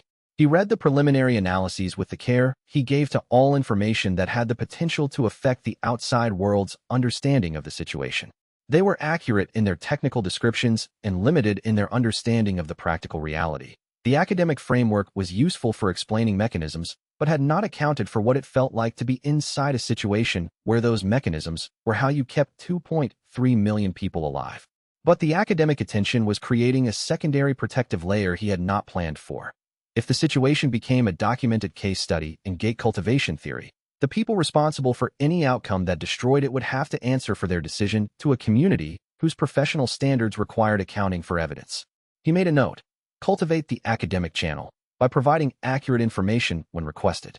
The academic community's interest was a resource, and resources existed to be used, but only by someone who saw them before the other side did. Chapter 36, Chao Mingji's most sophisticated move came on day 17 of outside contact, and Lin Shen was 3 hours too late discovering it. The move was legal rather than political. A specific designation request submitted through the government's Integration Representative's office, bypassing the Hunter Association's jurisdiction entirely. The designation was Gate Integrated Irregular Cultivator, a category existing in the government's emergency authority legislation from year 1 of the Gate crisis period. It had never been applied to anyone. The legislation was designed for a hypothetical scenario where cultivators inside a gate had been so thoroughly altered by gate exposure that they could no longer be classified under standard Hunter frameworks. The designation, if applied, would strip Lin Shen of Hunter Association jurisdiction and place him under government administrative authority. No Hunter registration. No association charter protections. No Article 17 petition validity. Just a government classification that made him, legally, a resource rather than a person with standing in any legal framework. It was sophisticated. It was technically accurate. He had been significantly altered by gate exposure, and the government's legislation was broad enough to cover his situation. And it had been submitted before his Article 17 petition had been formally processed, which meant the petition's provisional status was challenged by a prior filed government action. The contact who brought him this information was a staff member in Director Bao's office who had been Mei Jinglan's contact during the previous week's document review. She reached Mei through their established communications channel, and Mei reached Lin Shen 3 hours after submission. He had 3 hours of lag and 72 hours before the government's processing deadline. He sat in his office and ran the constraint analysis with the clean efficiency of a crisis manager who had handled time pressure problems for 5 years straight. The submission could be countered or forestalled. The counter required moving faster than the government's processing timeline, which was typically 72 hours for non-emergency designations. He called Chun Weichuan at 9 p.m. and explained the situation in 8 minutes. Chun listened without interrupting and then said, "The association's charter has a preemption provision for jurisdictional conflicts between the association and government authority when the subject is actively involved in a gate situation. If you file a formal protective jurisdiction claim before the government designation processes, the claim creates a procedural challenge that has to be resolved before the designation can be finalized." "How quickly can that be filed?" Lin Shen asked. "Tonight," Chen said. "I have the authorization to submit it directly. It won't solve the underlying problem. Eventually, the jurisdictional conflict has to be adjudicated, but it buys you the window you need." "Tonight," Lin Shen said, then added, "We also need a different approach, one that doesn't depend on procedural delays." "The gate trial provision," Chen said. He had clearly been thinking along the same lines. If you petition for gate trial evaluation before the designation processes, the formal trial petition takes precedence over a jurisdictional designation under Article 31. "Have you read Article 31 recently?" Lin Shen asked. "Tonight," Chen said. After the phone call that I expect you're about to describe. File the protective jurisdiction claim tonight. The petition will be ready tomorrow morning, Lin Shen said, then paused. And Chun, thank you. Don't thank me, Chen said. When the trial. It was the most useful possible response, and Lin Shen accepted it in the spirit intended. And somewhere in Chao Mingji's government building, the man who had spent 32 years navigating institutional power was going to wake up and discover that his most sophisticated move had been countered by someone who had spent 5 years learning to solve impossible problems before the city's breakfast fires were lit. Master Chin's response to the designation filing was immediate and calm in the way that his responses to everything were. The calm of a professional who had encountered enough unexpected situations that unexpected was now simply a category he operated in rather than a state that required special processing. This was expected, Chin said, when Lin Shen explained what had been submitted. Not this specific mechanism. I hadn't anticipated the irregular cultivator designation specifically. But a legal challenge to your standing was always the most likely first move from the consortium's side. They can't engage you through physical force without triggering association response. Legal challenges create delays without triggering that response. The 72-hour window, Lin Shen said. Can you file the protective jurisdiction claim in time? Yes, Chen said. But Lin Shen, the claim buys time, not resolution. The underlying problem is that Chao's counsel has access to government channels that you don't, and they're willing to use them in ways that you aren't. The designation attempt was careful. If it had succeeded, you'd have had no recourse. Lin Shen sat with the specific unease of that hypothetical. And if it had succeeded? Chen looked at him. Yes, no recourse. The Article 31 filing is the right move. It creates a procedural protection that the government's emergency authority legislation doesn't override. The charter preemption was built specifically because the association anticipated jurisdictional conflicts with government emergency authorities. How long does the gate trial process take? Lin Shen asked. Minimum 4 weeks from petition filing to panel convening, Chen said. Typically 6 to 8 weeks for cases requiring Jade sovereign evaluation. During that entire period, the government designation is suspended. And after? Lin Shen said. After depends on the outcome, Chen said. A gate trial outcome in your favor would establish your association standing formally and permanently. It would also put on formal record the complete assessment of your capability and the gate status, which would complicate any government action that contradicted that record. It's a public document, Lin Shen said. The association's gate trial records are public, yes, Chen confirmed. Available to any association member, any government ministry, any legal representative, any journalist. He met Lin Shen's eyes. A favorable trial outcome on these grounds becomes very difficult to suppress or ignore. Lin Shen sat with this for a moment. Public record. Formal association certification. A documented assessment of the gate that created an official baseline anyone could reference. It was not the same as legal protection, but it was the foundation on which legal protection could be built. File the petition, he said. And Chun, include everything. The gate seed, the bond, the city heart stack system, the directed creature activity in the mid-layers. Everything.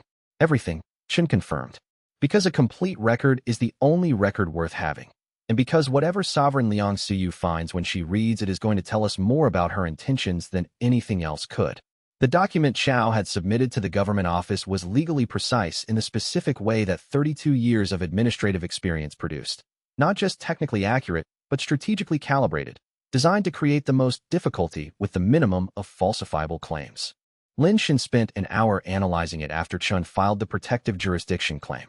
Not because the analysis would change the immediate response, but because understanding the legal architecture was necessary for understanding what Chao was actually trying to accomplish. The irregular cultivator designation was not, in itself, the goal.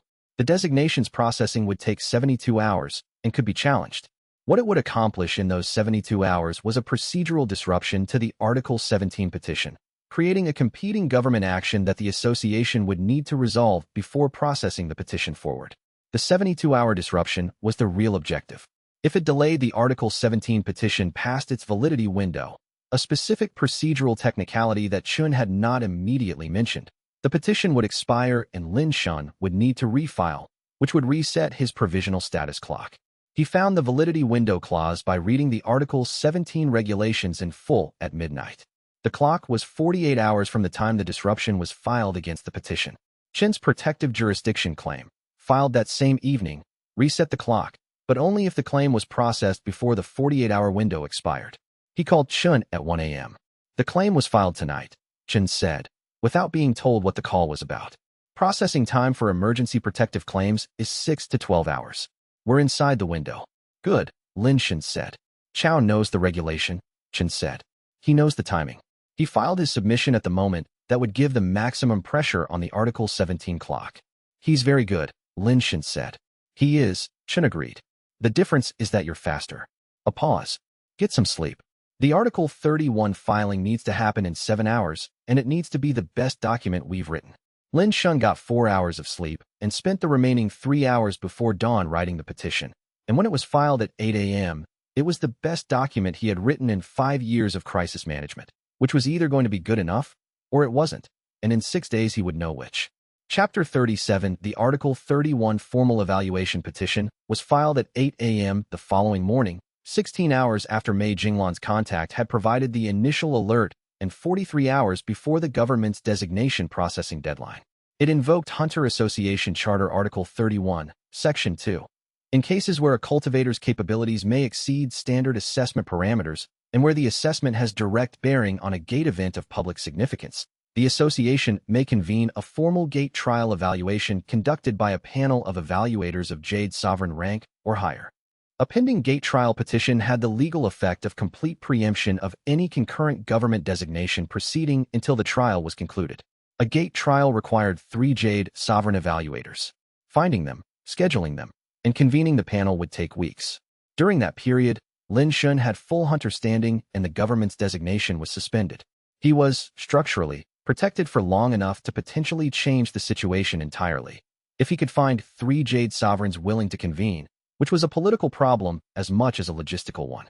The morning after the filing, Director Bao appeared in person at the administrative building and asked for a private meeting. He came without Chao's council involvement, which was itself information. The designation filing, Bao said, when they were alone. The gate trial petition, Lin Shun said. Bao studied him with the assessment that Lin Shun had been watching develop over 17 days. The assessment of a liaison who had arrived with a specific framework and had been finding, repeatedly, that the framework didn't describe what he was looking at. The petition is legally sound, Bao said. Whoever advised you on this was familiar with association charter details that most practitioners don't know. Master Chen Weichuan advised me, Lin Shen said. 5 years to learn the frameworks that affect this city. Bao paused. The designation was not my initiative. Lin Shen waited. The Chao Council submitted a recommendation to my office, Bao said. The recommendation was legally specific and procedurally correct, which suggested outside advice from someone with institutional knowledge. His directness was purposeful. I've been reassessing the information environment since day one. The picture I was given of the city does not match what I've been observing for 17 days. I know, Lin Shen said. I've been watching you observe. If there are parties with interests in this gate zone beyond the government's standard assessment mandate, Bao said carefully, that's information I need to have. Not for the designation proceeding, that's been superseded. For my actual understanding of what I'm assessing. Lin Shen looked at the director for a long moment. He was trusting his read on a professional he had observed for 17 days under informative conditions. The read said, this man had not known about the Gate Acquisition Consortium when he arrived. He was learning, the way everyone who encountered this city in good faith eventually learned, that the situation was different from the briefing. Sit down, Lin Shen said. I'll tell you what I know about the consortium. And then I'll need you to tell me if there's anyone in the government whose interests align with protecting this city rather than extracting from it. There might be, Bao said, and sat down. And the first genuine alliance with the outside world that Lin Shun had found since Hu Daxing said, we have time to talk, began to take shape in a room where 17 days ago they had been strangers reading very different briefings. The government representative and the government's unauthorized target were finding common ground, and whatever their timeline was, it had not accounted for this particular alignment forming this quickly. Director Bao's request for more detailed information about the Gate Acquisition Consortium came at the end of their second private meeting, and by that point Lin Shun had assessed the director's position with enough precision to make the decision about how much to share. He shared everything he knew. The consortium's 5-year preparation timeline. The legal and political framework they had been building to enable extraction rather than preservation. The energy yield models, and what those models implied about the motivation for the government's classification of Jinhua as Class 1. The 2 previous permanent gate closures, and what the internal assessments suggested about the populations inside them. Director Bao received all of it with the disciplined attention of a bureaucrat who had made a career of receiving difficult information and translating it into actionable understanding. He asked clarifying questions throughout, specific, well-targeted, the questions of someone building an accurate picture rather than confirming a narrative they'd already decided on. When Lin Shan finished, the director sat quietly for a moment.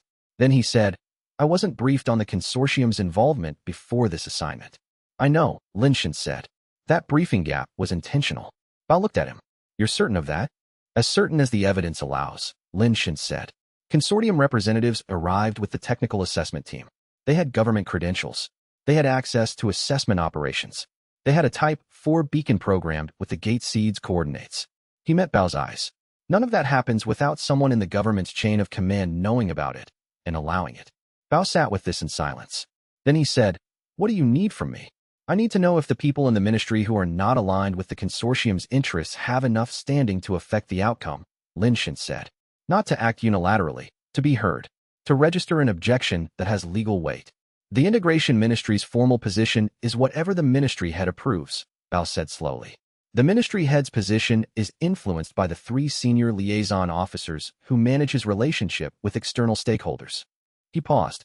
"2 of those 3 have connections to the consortium that I've been aware of for some time and have documented in my own files." "And the 3rd?" Lin Shan asked. "The 3rd is the person who assigned me to this mission," Bao said. "She has been the ministry's internal voice for genuine integration, rescue and resettlement of survivors, preservation of gate zones as human habitats rather than extraction sites, for 3 years." His assessment was steady. If there's a path to the ministry that doesn't go through consortium influence, it goes through her. "I need her name," Lin Shan said. Bao gave it to him, and with it, a contact protocol and an estimate of what she would need to be persuaded to act, and the specific information from the city that would carry the most weight with her particular framework. And Lin Shan wrote it all down with the care of someone who was holding the thread that led to a door that might or might not open when he pulled it. Director Bao's ministry contact, the person whose name he had given Lin Shan, the 3rd senior liaison officer who had been the ministry's internal voice for genuine survivor integration for 3 years, responded to the formal information package Lin Shan transmitted through Bao's channel within 6 hours. Her response was brief and professional. "Package received and reviewed. Request secure communication channel for follow-up discussion." The follow-up discussion happened the following day through a secure audio channel that Bao's office arranged. Her name was Deputy Director Shen Rue. Her voice had the quality of someone who chose words precisely and had learned through experience that precision and brevity were not in conflict. She asked 3 questions. How many of the 2.3 million residents had surviving family members outside the gate? What percentage of the city's cultivators had developed gate-adapted techniques unavailable outside the gate? What was the gate seed's projected developmental trajectory if the bond was allowed to continue without interference? Lin Shan answered all 3 questions fully. She listened without interrupting, asked 2 clarifying questions about the gate seed developmental data, and said, "I'll need 2 weeks to establish the procedural basis for a formal ministerial objection to the contingency measure authorization. That requires documentation I don't currently have." "What documentation?" Lin Shan asked. "A formal assessment that the contingency measure represents unnecessary risk to public safety," she said, "which requires an independent technical evaluation by a certified evaluator at a rank sufficient to evaluate the full scope of the situation." "Jade Sovereign rank," he said. "Precisely," she said. "A Jade Sovereign's assessment that the contingency measure is unnecessary for safety purposes would give me the procedural basis for the objection. Without that assessment, I can document the concerns through internal channels, but the objection won't have sufficient standing to override the authorization's existing momentum." He thanked her, ended the call, and made one notation. Sovereign Liang Suyu's assessment, if favorable, creates a ministerial objection that can legally block the contingency measure authorization. The gate trial outcome and the ministerial objection were not independent protections. They reinforced each other into something approaching actual legal defense. Everything was pointing at the sovereign's arrival and what she decided when she got here. Everything he was building was infrastructure for the argument she needed to make for him, if she chose to make it, and that choice was hers, and it would be made based on what she found when she looked. He had 6 days, and 6 days was either enough or it wasn't, and the answer would determine everything. Chapter 38. The Deep Gate Expedition happened on day 21, while Lin Shan was in the 3rd hour of his strategic briefing with Director Bao. He knew about it 6 minutes before it happened, because the city domain awareness showed him the 7 chi signatures entering the descent point at the industrial district's eastern edge, a descent point on the restricted access list, which the outside hunters had received a copy of on day 3. 7 hunters. Not from Captain Hu's team. From the second wave that had arrived with the supply run, the technical assessment team that Director Bao's office had authorized as part of the integration timeline's resource requirements. They had the access credentials of an authorized survey team. What they didn't have was any actual survey authorization from Lin Xin, Zhao Lifan, or the operational command structure. He excused himself from the briefing and spent 3 minutes confirming the expedition's composition through the awareness. Technical expertise, engineers, not combat specialists, with escort, moving fast, with the specific pace of people who had been given a tight timeline and needed to reach a specific objective before someone noticed they were going. The Gate Seed's awareness, which had been calmer since the bond's completion, flickered. They were heading for the Gate Seed's location. He moved toward the descent point at a pace that Zhao Lifan, who fell in a step beside him when he passed the security post, matched without needing explanation. Technical team, she said. Yes. They have a mapping device in the third pack from the left. He paused briefly in his stride. You were tracking them. Since they arrived. Her voice was professionally neutral. The mapping device's signature matches a Type 4 deep gate survey beacon, the kind used to mark coordinates for remote access systems. How many Type 4 beacons do you know of that don't have a detonation application? Lin Xin asked. None, Zhao said. But I'm not an explosives specialist. He went down fast, with the bond fully engaged and the awareness showing him the expedition team's position at every second. They were moving with confidence. They had a map, clearly, one that showed them the stable zone's approximate location. The map was accurate enough to be useful and inaccurate enough to get them killed if they followed it through the 4th layer's specific hazards without gate-adapted navigation. He caught them at depth, in a relatively safe sector 2 layers above the Gate Seed, where one of the engineers had identified a navigation discrepancy between their map and the actual terrain. He came down the approach route and stopped in their field of view. 7 people in technical gear looked at him with the specific quality of people caught doing something they knew they weren't supposed to be doing. You're heading for the 4th layer, Lin Xin said. It was not a question. The team leader, an engineer who had the posture of someone given mission authority and not interested in yielding it, said, We have authorization from the Integration Assessment Office. Authorization covers designated survey zones only, Lin Xin said. That 4th layer zone is not one of them. Your map is incomplete. If you cross the 4th layer boundary without gate-adapted navigation, the probability of 1 or more casualties in the next 4 hours is approximately 70%. He kept his voice informational rather than confrontational. I'm not stopping you. I'm giving you the accurate information to make a sound decision. The engineers looked at each other. The team leader looked at his map, and then at the terrain, and then at Lin Xin with the hesitation of an engineer who had just noticed that the discrepancy his engineer had flagged was more significant than he'd initially assessed. We'll escort you out, Lin Xin said. If you want to conduct 4th layer survey, schedule it through the operational command structure, and I'll guide you personally. The 4th layer is survivable with accurate navigation. They came. Ungrateful, tight-lipped, one of them sending a transmission through a separate channel as they climbed. But they came, which was what mattered in the immediate term. He found the device that had been dropped, not accidentally, he was certain, on the 3rd layer section of the route as they departed. A gate mapping beacon, Type 4, its activation-ready indicator showing green. He held it and looked at it and thought about what it meant that someone had been prepared to leave it in place and what the programmed coordinates said about where they had intended to go. And then the Gate Seed's awareness flickered again, not fear this time, but something that felt, in the imprecise translation of the bond's resonance language, like recognition. It knew what the device was. It knew who had sent the team carrying it. And that information was going to be the most important intelligence he'd gathered since day 1. The survey of Sector C happened on day 20, the morning before the Deep Gate expedition. Lin Xin went alone, which was a decision he made after weighing the risk calculus carefully. Whatever was in Sector C had killed a hunter through directed creature deployment. Taking an escort meant potentially exposing additional people to a threat he hadn't fully characterized. Going alone meant carrying the full risk himself, which was the appropriate distribution given that the risk was his to assess. The awareness showed him the sector's terrain and general profile before he crossed into it. A mid-layer zone approximately 2 kilometers from the outer boundary at depth, with the standard ecological mix of a mid-range habitat zone. Nothing exceptional in the surface profile. The trace chi patterns were visible the moment he entered the sector. Not faint, not ambiguous, more concentrated than the patterns he'd been finding elsewhere. the difference between a trace and a presence.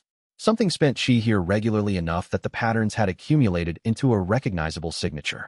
Moving carefully, with his bond's chi expression minimal, passive rather than active, present but not projecting. Whatever was generating these patterns had been operating without triggering the awareness's standard alerts, which meant it was capable of operating below his normal detection threshold. He needed to approach with his own signature at the same low visibility level. He found the chi concentration at the sector's center, a formation that should not have existed. Not a creature, not a nest, not any natural gate ecological feature. A constructed structure, gate chi woven in specific geometric patterns that showed intentional design, the product of directed cultivation rather than natural formation. It was not large, roughly 3 meters across at its widest point, embedded in the second-layer terrain, with 5 anchor points at geometric intervals that he recognized as a stabilization framework. He had never seen this kind of construction inside a gate. He had never read about it in any of the gate ecology literature he had been working through over the past 2 years. He documented everything the awareness could capture, the construction pattern, the chi signature, the anchor framework, and then retreated the same way he had come, careful not to disturb anything that might register as triggering. On the surface, he spent an hour analyzing what the documentation showed. The construction's chi signature was not native to Jinhua Gate. It was close, adapted from Gate Chi, built using Gate Chi as its primary material, but the pattern had characteristics that did not occur in naturally occurring gate structures. It had been built by something from outside the gate, something that had come in, found the Gate Chi, and used it to construct an installation it needed for purposes that were not yet clear. And the installation had been there, undetected, for an estimated 8 to 14 months. He went to Chun Weichuan's quarters with the documentation and a very specific question. Have any organizations that you know of developed the capacity to insert chi construction agents into established permanent gate environments? Chen's answer was not the one Lin Shen had hoped to hear. Chapter 39, he confronted the government's integration representative with the beacon at 9 a.m. the following morning, in the same conference room where Chao's council had held its first formal meeting. He set the beacon on the table between them and did not speak until Director Bao had looked at it for a complete moment. Type 4 gate mapping beacon, Lin Shen said. Found in the 3rd layer on an unauthorized expedition team's route. Programmed with coordinates approximately 60 meters below the stable zone in the 4th layer. He let this sit. The coordinates correspond to the location of the gate seed. The government representative, not Bao, but the consortium's representative, who had arrived with the technical assessment team and had been conducting separate activities since, looked at the beacon calculating responses rather than reacting. His expression held. He was not Director Bao. Director Bao was seated separately, and his expression was the expression of someone confirming something he had suspected for several days. Type 4 beacons are used for coordinate marking, the consortium representative said. Survey operations use them routinely. Type 4 beacons have a detonation application, Lin Shen said. Deep gate extraction procedure uses remote detonation to destabilize the target layer's chi cohesion, which allows surface-level extraction of the released chi energy. He kept his voice level. I understand the consortium has been researching that application for Jinhua Gate specifically. The representative said nothing. 2.3 million people are not acceptable losses, Lin Shen said. The gate's core is not an extractable resource. It is a developing consciousness with a legitimate claim to continued existence. He picked up the beacon. The detonation activation sequence required physical access, which was why it had been left in the 3rd layer rather than triggered remotely. He applied the gate chi disruption technique he'd been developing since the bonding, a specific frequency interference that the beacon's activation circuit was not designed to resist. I'm returning this to you in a non-functional state. He set the disrupted beacon back on the table. That was consortium property, the representative said. It was, Lin Shen said. Now it's an inert piece of metal. He looked at the representative directly. The decision about this city's future is not yours to make. It is not the consortium's to make. If the government intends to make it, the government will need to go through the Hunter Association's gate trial process, which is currently pending. That process takes weeks. He stood. I am willing to cooperate with every legitimate assessment this city is required to undergo. I am not willing to allow a detonation beacon to be placed 60 meters below 2.3 million people by an organization whose interest in this gate is extraction rather than protection. He turned to Director Bao. Director. Bao stood as well. I'll need to speak with the Integration Ministry directly, he said. His voice had the specific flatness of a civil servant making a decision about which way his professional obligations were pointing. This will take some time to resolve through proper channels. Take the time you need, Lin Shen said. Outside, the city continued, the normal routines of a Wednesday morning in the domain, and the representative sat with the disrupted beacon and his calculations, and Lin Shen left the building with the understanding that the decision about the city's future was about to be decided by people with significantly more power than anyone currently in this room. Sovereign Liang Suyu was one day out from the boundary crossing, and her report, whatever she wrote in it, was going to carry more weight than anything the consortium's representative or director Bao or Chao Mingji could generate. The outcome of this gate rested more than anything else on what she decided to do with what she found when she arrived. And the representative's final words before Lin Shen left the room were, "That decision is not yours to make." He walked out without answering, because the answer was long and the morning was not over, and there was still work to do before dawn broke on day 24. The confrontation in the conference room lasted 45 minutes and ended with 3 distinct outcomes that Lin Shen had planned for and one that he hadn't. The planned outcomes: the beacon was rendered inert, which removed the immediate detonation threat from the third layer. Director Bao committed to direct contact with the Integration Ministry, and the consortium's representative was on record as present at a confrontation regarding unauthorized equipment in the gate's interior, which created a documented incident that would be difficult to walk back. The unplanned outcome was a conversation that happened after the meeting, when Lin Shen was walking back toward the administrative building, and the consortium's representative appeared at the street-level entrance of the adjacent building and said, without preamble, "You understand that disrupting the beacon doesn't change the timeline." Lin Shen stopped. "I'm aware of that. That private body has been building its position for 5 years," the representative said. His voice had the quality of someone making a professional assessment rather than a threat. The government's classification of this zone was not accidental. The legal framework for extraction is substantially complete. The 90-day window is a formality. He paused. "You have demonstrated considerable capability for managing crises inside the gate. You have demonstrated less capability for managing external legal and political processes. This conversation," Lin Shen said, "is being recorded." The representative smiled slightly. "I assumed it was," he said. "Everything I've said is accurate and on the record. The consortium's position is not illegal. The government's classification process is not illegal. The contingency measure authorization process is not illegal." His voice was straightforward. "What you've built here is genuinely impressive. The city's survival rate, the infrastructure, the cultivation development. I've reviewed the full assessment team's reports. This is not a standard survivor community." "No," Lin Shen said. "The consortium's interest in the gate is in the gate chi energy yield," the representative said. "Not in the city. The city complicates the extraction timeline and creates PR exposure. If there were a path to removing the city's population to safety before extraction, the consortium would prefer that path." He paused.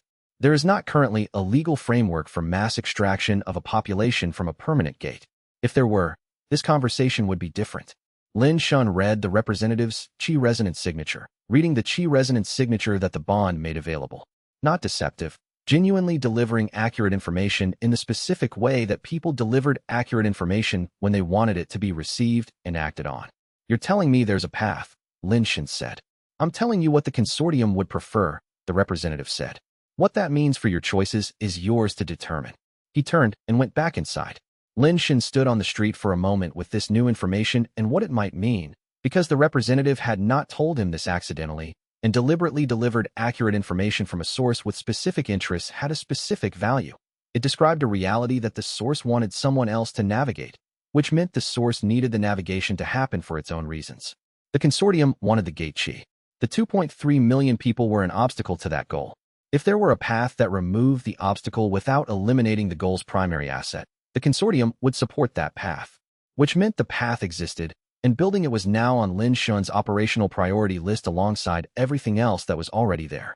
After the confrontation with the consortium's representative in the corridor, Lin Shen went directly to Director Bao.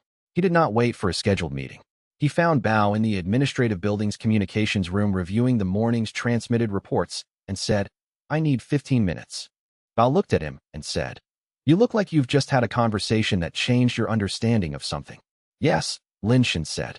15 minutes. He summarized the corridor conversation precisely, including the exact phrasing of what the representative had said. He watched Bao process it with the focused attention of someone who had learned to extract meaning from things that were said carefully rather than carelessly. "He told you the consortium would support a path that moved the population before extraction," Bao said. "Yes." He also told you that no such legal path currently exists. Yes. I thought about this. He is telling you to create the legal path. That's my reading of it, Lin Shan said. Energy yield is what they want. The 2.3 million people are an obstacle to that goal, not in the sense that they threaten the yield, but in the sense that extraction with survivors inside creates a public accountability problem that extraction without survivors does not. If there were a mechanism for moving the survivors to safety first, the consortium gets the yield, the accountability problem is resolved, and the survivors survive. The government's current framework doesn't accommodate that sequence, Bao said. The legal classification of the gate zone as extracted territory comes after closure, not before. The legal classification could be restructured, Lin Shan said. If there were a ministerial-level proposal to create a formal evacuation and resettlement framework before any closure proceeding, that proposal would be consistent with the consortium's interests and with the survivors' interests simultaneously. Bao's expression shifted, the look of a director who had just identified where two divergent paths could be made to meet. You're describing a negotiated framework, he said. I'm describing a possibility, Lin Shan said. Whether it's real depends on whether Deputy Director Shen Rue can build it through the ministry and whether Sovereign Liang Suyu will endorse it through the association.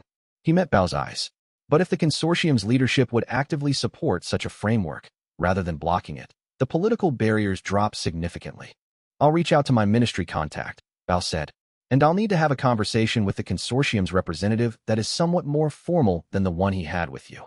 Yes, Lin Shan said. Soon.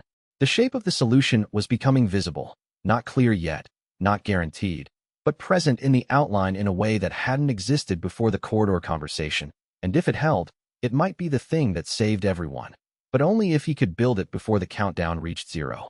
Chapter 40 Sovereign Liang Suyu arrived at the gate boundary at dawn on day 24 of outside contact, and Lin Shan tracked her approach through the awareness from the moment she came within the domain's perception range. She was different from Hu's team in the immediate reading the awareness provided. Hu's team had come in with the tactical cohesion of a practiced unit, 7 chi signatures moving together, calibrated through shared field experience. Sovereign Liang moved differently. She moved with the character of someone whose chi signature was simply larger than the space around her, not aggressively, not performatively. She just was, in the way that things at sufficient scale simply are, and everything around her oriented relative to that presence the way a field orients to wind. Jade Sovereign. The domain awareness could read the rank without any analytical effort.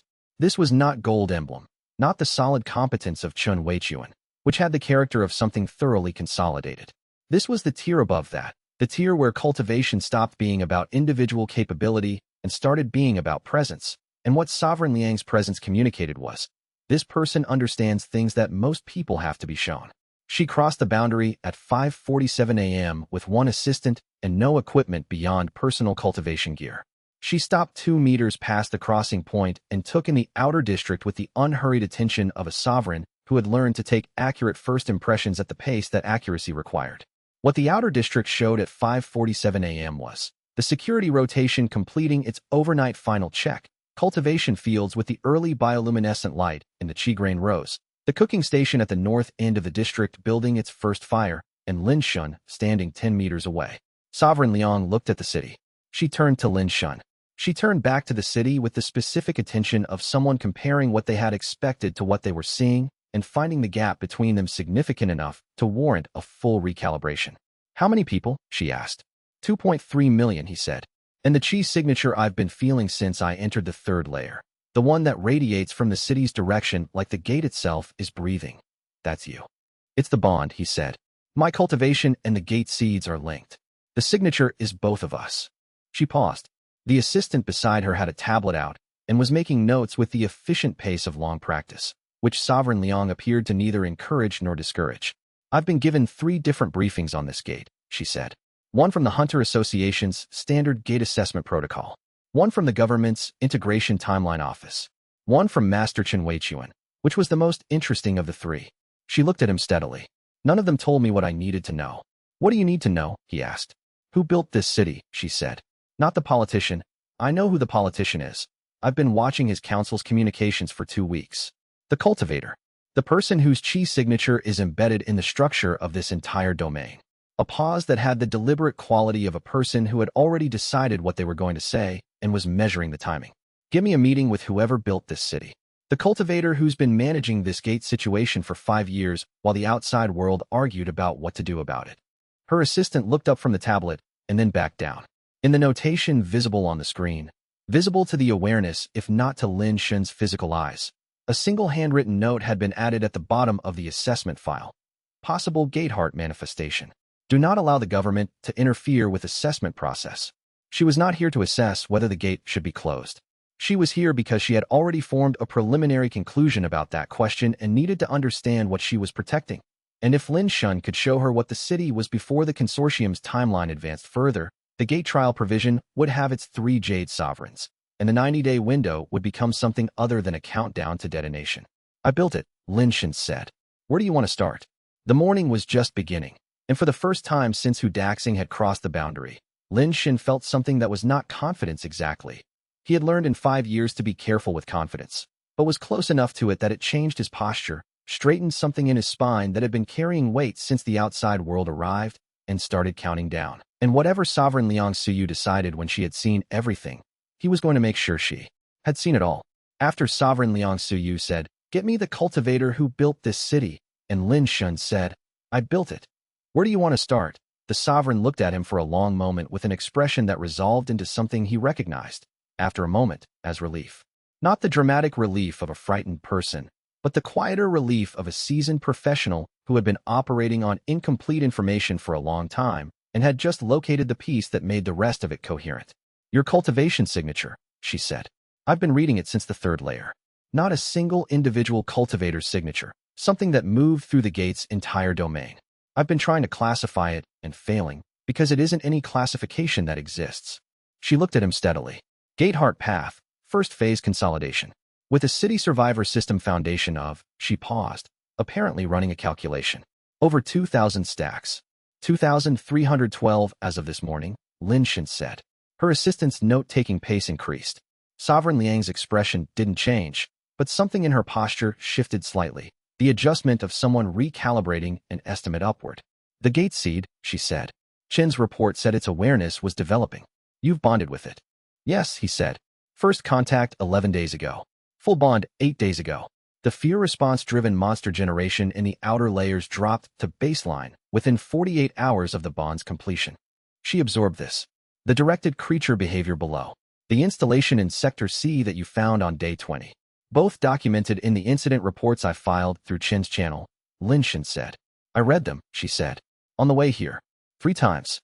She looked at the city again. The morning routines, the bioluminescent cultivation rows, the water station running its first distribution sequence of the day.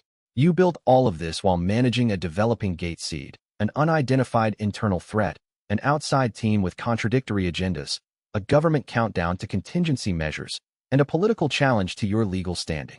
She said it not as an accusation, but as a calibration. Most of it sequentially, not all at once. Something that was close to a smile crossed her expression. "The gate trial petition," she said. "You need 3 jade sovereigns." "Yes," he said. "One," she said. "I'll tell you before I leave the gate whether I'm willing to convene the panel." A pause. "What I need from you is the complete picture. Not the best parts. The complete picture. I'll show you everything," Lin Shun said. "Including the things that are going wrong," she said. "Especially those," he said. And they walked into the city together, and whatever the sovereign found when she looked, Lin Shun was going to make sure she found everything. Because if she found it all and still chose wrong, then there was nothing left to try, and he refused to believe that was how this ended. Chapter 41. Sovereign Liang Suyu spent 4 hours walking the city before she said anything that wasn't a question. She asked about infrastructure with the methodical progression of a practitioner who had organized her questions in advance and was moving through them in a deliberate sequence, adjusting the framework in real time as each answer modified her model. She asked about cultivation training methods, medical triage protocols, food distribution logistics, security rotation gaps, the water reclamation system's redundancy layers, the cultivation field's gate-chi management approach, and the governance structure's decision-making architecture for emergencies versus routine operations. Each question had embedded follow-up questions. Each answer generated 3 more areas she needed to map. Lin Shun answered everything fully, completely, and without preparing his responses in advance. He had learned in 5 years that the best case for what the city was involved no case at all. Just the city, encountered directly, without mediation. Every time someone had walked through Jinhua's districts with genuine attention and open assumptions, the city had made its own argument more effectively than any prepared presentation would have. What she found was what everyone who engaged with Jinhua honestly found. A place that had decided it was a place, made that decision stick through 5 years of conditions that would have unmade most human organizations within the first 3 months, and done so through the unglamorous consistent work of choosing what the people inside it needed over what any outside framework said they should want or should be capable of achieving. The administrative building, she said, at the beginning of the 3rd hour. They were standing outside the Central District's Governance Center, watching a morning district head meeting through the angled glass of the entrance lobby. 12 people at a long table. 7 were making notes. 2 were in a visible debate about something involving a map projection on the room's display wall. 3 were listening with the focused attention of people who planned to speak when the current exchange concluded. 12 years old, he said. The foundation was still structurally sound after the gate closed, and tearing it down required resources we needed for immediate survival priorities in year 1. The interior was completely rebuilt in year 3 when we had the capacity. The district heads meet every 2 weeks. The meetings are open to any resident who wants to attend, and approximately 40 to 60 residents attend each meeting. The discussions are recorded and posted to the information board network within 24 hours. The district heads, she said, selected how? Combined election and competence review from year 2 onward, when the population was stable enough to hold a meaningful vote. Before that, whoever was already performing the function well in their area. The election layer was added not because the competence-based selection was producing poor leadership, it was generally producing good leadership, but because the city had reached a point where it mattered to the governance culture that the district heads had explicit consent from the people they served rather than simply demonstrated competence. In year 1, before the competence review, whoever was doing the work and willing to keep doing it, he said. Year 1 was not a governance year. It was a survival year. The governance layer came when survival stopped requiring all available attention every day. The people who were already solving specific problems in their areas became district heads by function first and by designation second. Most of them are still in those positions because the city found out they were good at it and asked them to stay, and they chose to.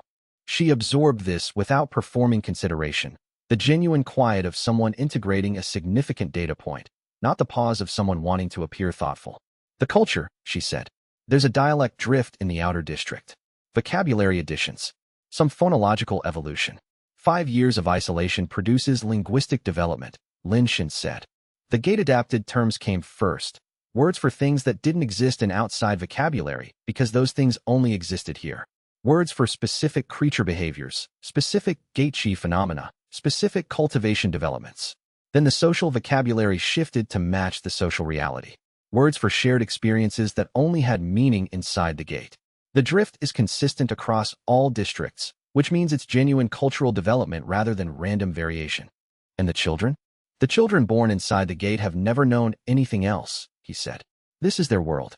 Their baseline for what ordinary human life looks like is this city and this gate. Their parents describe the outside world. The children listen. But the weight of lived experience is entirely here, and for the youngest ones, the parents' descriptions of the outside are more like family history than personal memory, real but not present. They turned a corner and encountered the morning school crowd moving toward the education building. Children in the unhurried, organized formation of people navigating a familiar route in a familiar daily pattern. They moved past the 2 adults without particular interest. One child glanced at Sovereign Liang's cultivator certification badge, registered it as belonging to the category of adults the city protector sometimes moved through the city with, and returned her attention to the conversation she was having with the person beside her. They don't know who I am, Liang said. There was something in her voice that wasn't quite professional detachment. They don't know the rank classification system, Lin Shin said. They know that I'm the city protector. They know Commander Zhao runs security and that Dr. Mei runs the medical center. They know roughly what cultivation is because many of the adults in their lives practice it. They know that new people have been coming through the boundary recently. You're new people, which is notable but not alarming. She watched them for a longer moment than the professional observation required. Then she turned from the school window and said, "What do you need from me specifically?" 3 things, Lin Shin said.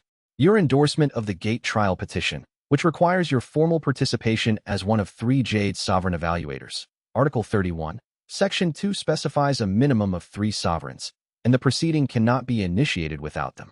Your assessment of the Sector C installation, which requires entering the second layer with me and examining the equipment and its operational history. And your direct experience of the gate's seed, which requires the fourth layer descent, because the seed is the central argument for everything the trial needs to establish, and any evaluator working from second-hand descriptions rather than direct contact is working at a significant disadvantage. He paused. I'm asking for a substantial commitment of your time. I've been building the legal framework for a potential gate trial for 8 months, she said without hesitation. This became my primary assignment when Shun Weichuan's report indicated that a trial was not only possible but necessary. I have 2 other sovereign candidates identified. I have the Article 31 documentation prepared. What I haven't had is the direct contact with the seed. She turned back from the school window and began moving. We start with the fourth layer. The Sector C assessment needs specialized equipment that I didn't bring today and that I'll arrange before we go.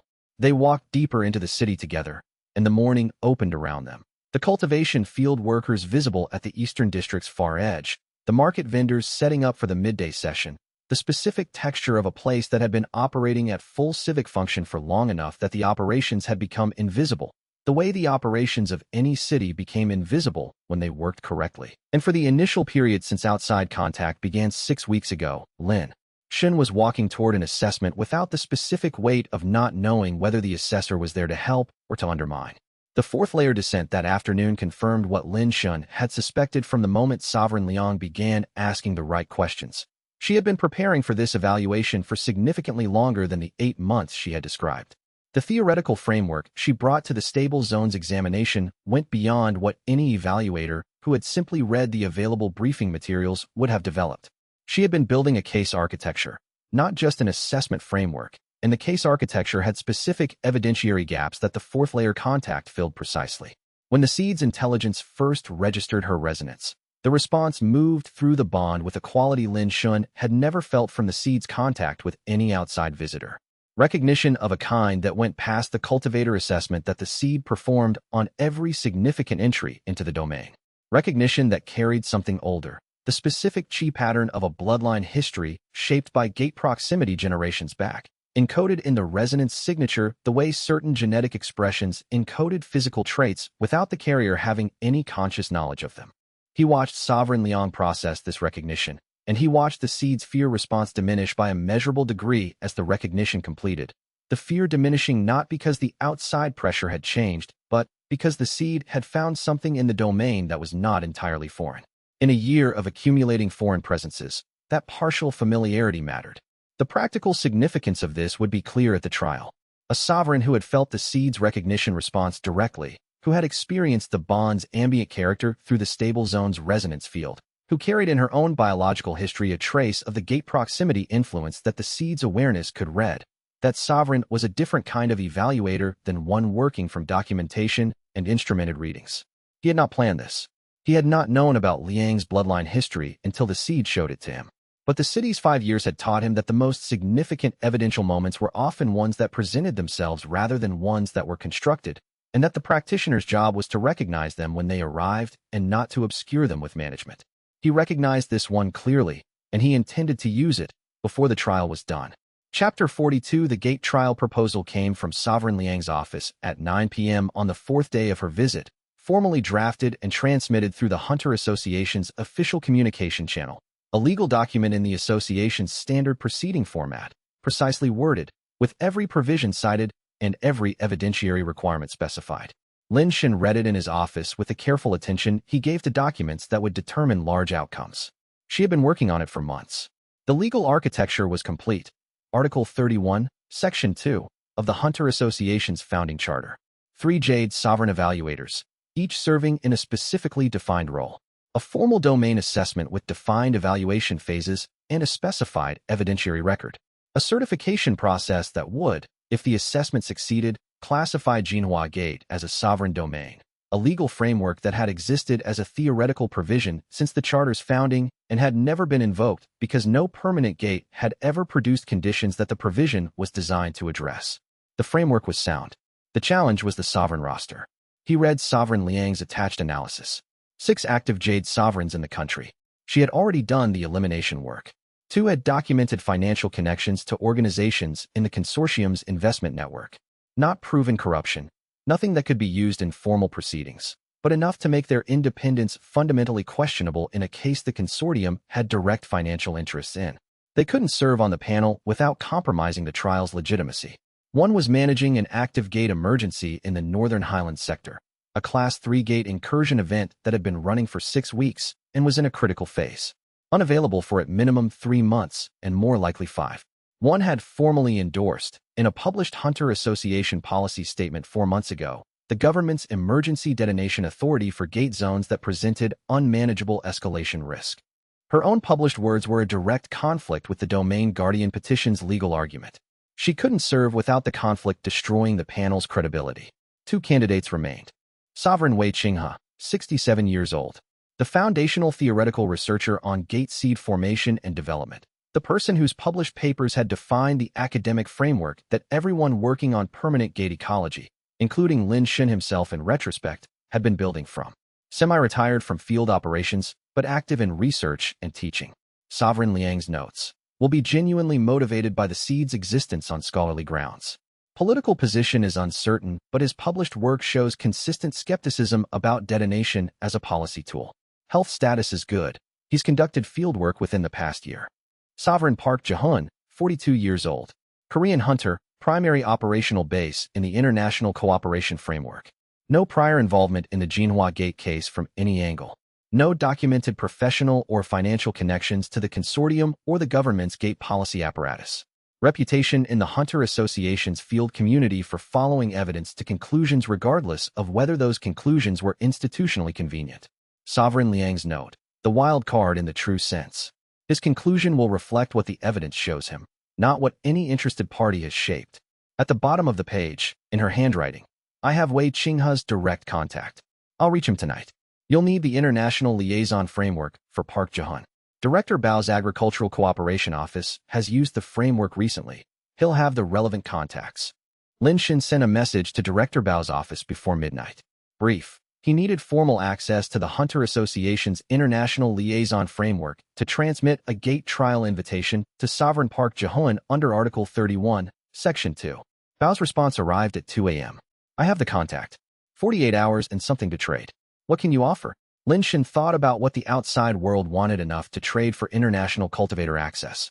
The agricultural data requests had been coming in from the outside academic community for 2 years. Research institutions interested in the gate-chi soil enhancement methods, the field rotation system, the deep root cultivation technique that had been developed through 5 years of practical gate farming rather than controlled laboratory study. He had been holding the data for release under appropriate conditions. The conditions had arrived. He wrote back, 3 years of documented gate-adapted agricultural cultivation data, the full field rotation and deep root technique record. Grant the agricultural research community formal access through my channel as the exchange. Bao's response arrived in 11 minutes. Done. Agricultural team already requesting credentials. I'll have the Park Ji-hun introduction ready in 36 hours. He confirmed receipt, closed the office, and returned to the cultivation work. Because the legal architecture was Sovereign Liang's, the trial schedule was Director Bao's, but the combat evaluation that would open the trial required Lin Shen to be at a level he hadn't quite reached yet, and the 36 hours before Park Ji-hun's arrival could be partly used for the consolidation work that the evaluation required. The seed's awareness was present in the 4th layer when he descended at 3 a.m. Alert, cooperative, the fear response quieter than it had been 3 weeks ago. He began the deep cultivation work with the focused attention of someone who understood that the next phase of the consolidation was close, and that close wasn't the same as arrived. The political significance of the agricultural data exchange was not lost on Lin Shen, even as he was making it. The gate-adapted agricultural data was the first time Jinhua Gate had offered something to the outside world that the outside world couldn't get through coercion or extraction. Genuinely unique intellectual property that had practical value to the outside agricultural research community and that required the city's continued existence and Lin Shen's continued cooperation to access. An institution with active research access to the city's agricultural data had a structural incentive to support the city's legal standing that was independent of political sympathy or moral argument. Incentive alignment was a more durable form of protection than goodwill. He had been thinking about this kind of structural alignment since the first week of outside contact, when it became clear that the external threats were institutional rather than personal, and that the response needed to be institutional as well. Any individual who supported the city because they personally believed the city deserved to survive could be reassigned, replaced, or pressured. An institution that had invested in a research relationship with the city had something concrete at stake. The agricultural data was a start. The cultivation technique documentation would be more significant. The theoretical framework for gate-adapted cultivation methods that Sovereign Way would eventually want full access to. That was a research partnership that could potentially involve a half-dozen major institutions simultaneously, each with their own stake in Jinhua Gate's continued operation. He sent a follow-up message to Director Bao before midnight, after confirming the Park Jihun introduction. The agricultural data access can be structured as an ongoing research partnership with formal documentation obligations on both sides. Have the agricultural research team contact Mei Jinglan's office directly to establish the protocol. The documentation requirements will create a record that the partnership exists, which creates institutional stake in the city's continued operation. Bao's response was a single line. You're thinking about this correctly. He filed that assessment and returned to the cultivation work. Because thinking correctly about institutional incentives was useful, and completing the bond cultivation's second phase consolidation was necessary, and the two tracks needed to run simultaneously because neither one alone was sufficient. The 36 hours before the trial formally began were the most productive cultivation hours Lin Shun had experienced in 6 months. Not because the conditions were ideal, the schedule was compressed, the administrative demands were continuous, the political situation was in active flux, but because the seed's cooperation during the final stage of the second phase consolidation had a quality that hadn't been present during the preceding weeks of intensive work. The seed was contributing actively, not just providing the ambient gate-chi support that the fourth layer environment always provided. It was directing specific chi resonance channels in ways that complemented the consolidation's structural requirements. The way a practitioner who understood what the student was trying to build would direct attention to the specific places where the structure needed support. Lin Shun had never trained with a teacher who understood the gate heart path. He had built the path entirely through direct observation and experiment. The seed's active cooperation in the consolidation's final stage was the closest thing he had experienced to receiving guidance from someone who understood the path from the inside, not instruction, because the seed didn't communicate in instructions, but orientation, the direction of attention to what mattered. The consolidation completed 4 hours before the trial's dawn start. He came back from the fourth layer in the pre-dawn dark, let the gate's quiet atmosphere settle around him for a few minutes, and registered the particular character of the second phase consolidated state. Sovereign Way would later describe it, from the instrument readings, as a chi signature that doesn't match any standard cultivation rank profile, while being unambiguously superior to the highest documented standard rank. From the inside, it felt like what every significant cultivation advancement felt like: clarity. Things that had been complicated became simpler. Problems that had required sustained effort became manageable with less. The gate's chi field felt more like an extension of his own body than like an environment he was navigating within. He had 4 hours before dawn. He spent them in preparation, and the preparation felt different from the preparation he had done for every other significant challenge in 5 years. It felt like preparation from a position of genuine capability rather than preparation as compensation for inadequacy. And the gate seed's cooperation in the final consolidation stage was something he hadn't expected and couldn't yet fully explain. Chapter 43 Preparing the City for the Gate trial ran on 3 parallel tracks simultaneously, and all 3 tracks had urgent items that couldn't wait for the others to complete first. The administrative track required building a legal evidentiary record from 5 years of city operations, not a presentation designed to impress, but a complete and accurate documentation of everything the city had done, how, when, and at what cost, organized in a format that could withstand adversarial review by people actively looking for weaknesses in the Domain Guardian petition. The documentation needed to cover every aspect of the city's function: medical, agricultural, water, security, education, governance, and the cultivator training program that was the most legally novel element. Lin Shin assigned this to Mei Jinglan, which was the only possible assignment. She had been maintaining systematic records of the city's humanitarian operations since year 2. When he brought her the assignment, she looked at him with the patient attention of a coordinator who had been waiting for the formal request and had already substantially completed the work. She had been preparing the full documentation package for 6 months, she told him. It was organized into 7 thematic sections. She expected to have it ready in 4 days. The cultivation training records would take an additional 2 days because she needed to cross-reference them against the formal assessment data that Director Bao's team had collected. He accepted this without comment, because Mei Jinglan had been doing this kind of work before he knew to ask for it for 5 years, and expressing surprise would have been a waste of both their time. The diplomatic track required managing Chao Mingji's continued presence in the city council without disrupting the trial, without allowing Chao the platform to actively undermine the trial from within the proceeding itself. Chao remained a council member despite having been removed from the chairmanship.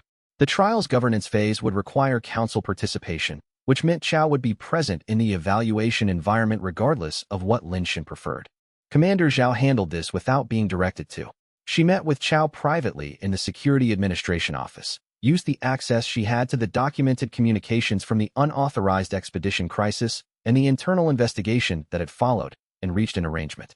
Chao would participate constructively in the governance evaluation phase, answer evaluator questions accurately, and refrain from using the trial setting as a vehicle for his ongoing political campaign against Lin Shan's standing.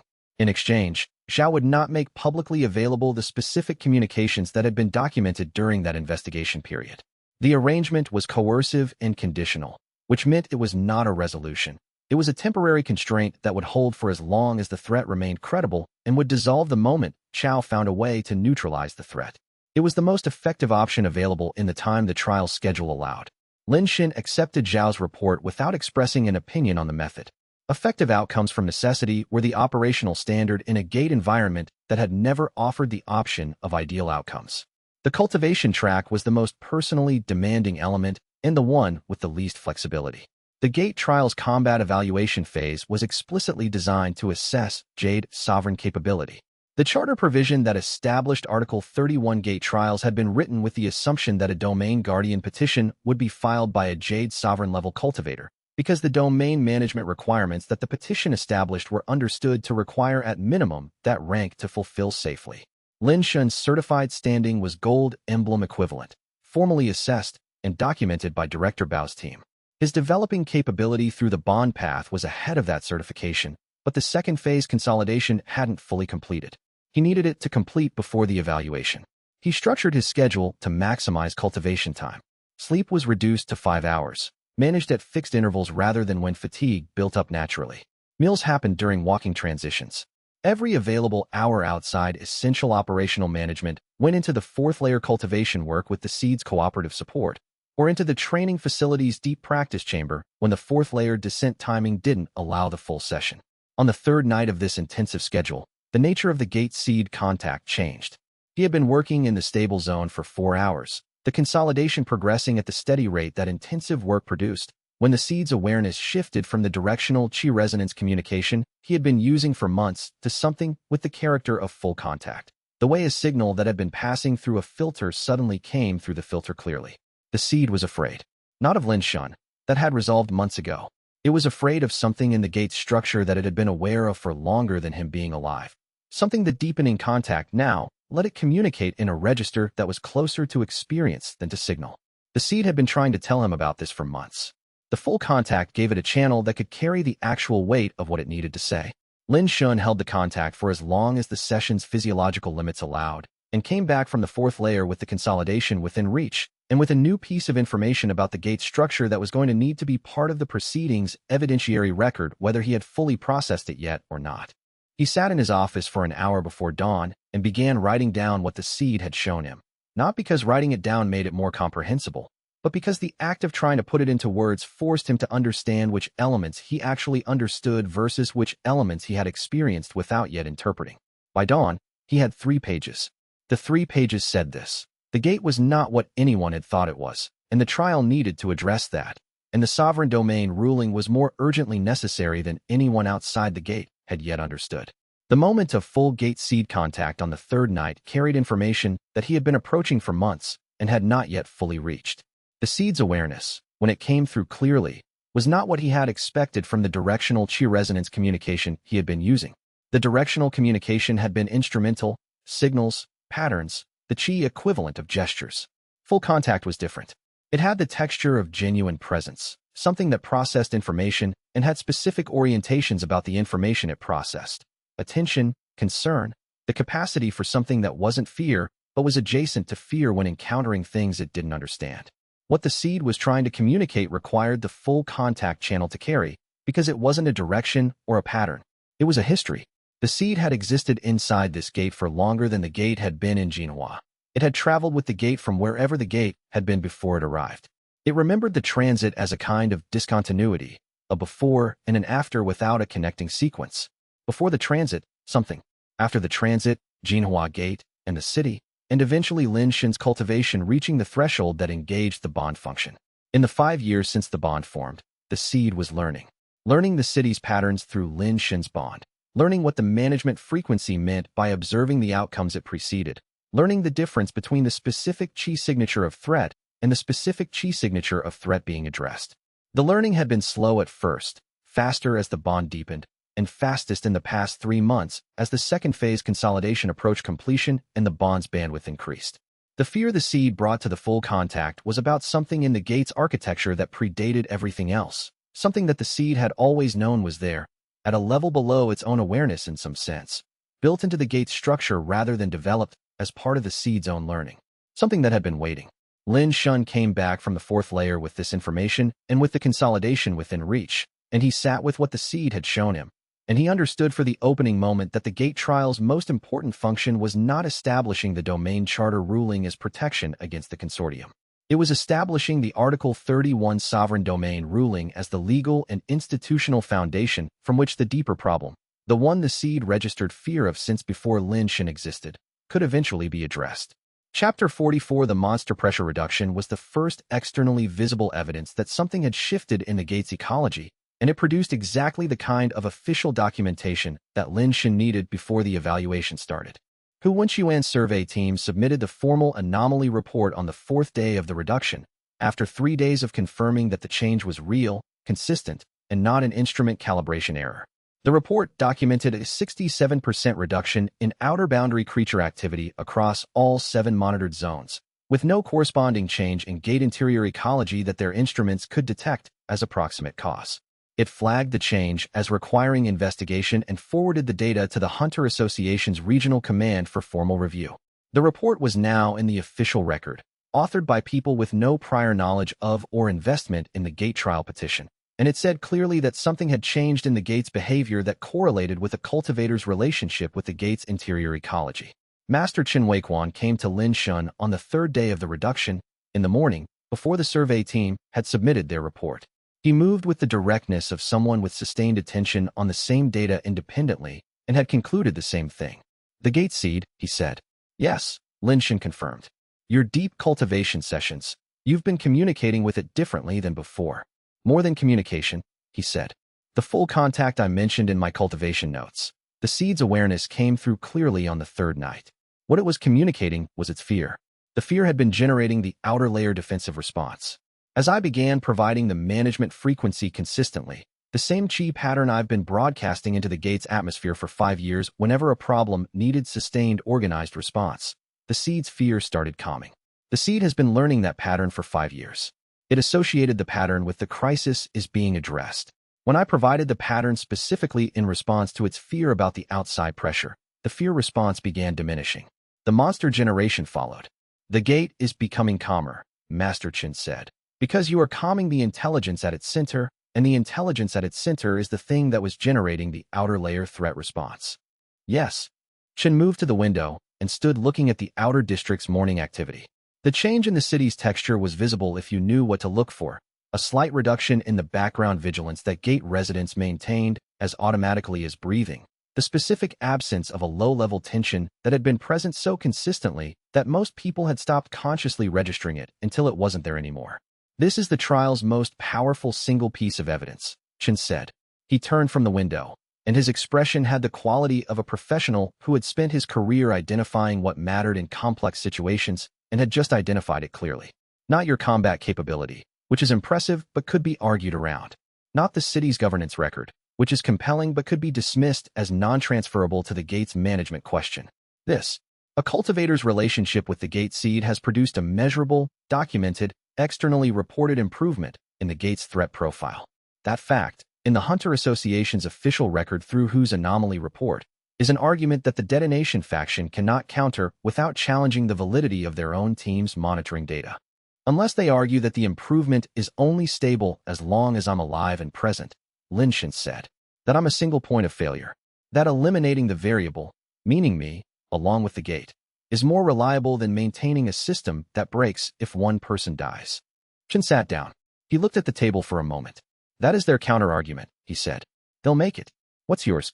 He had spent 2 weeks working through this argument, because he had known the counter-argument was coming and had wanted to have a precise response ready rather than a reactive one.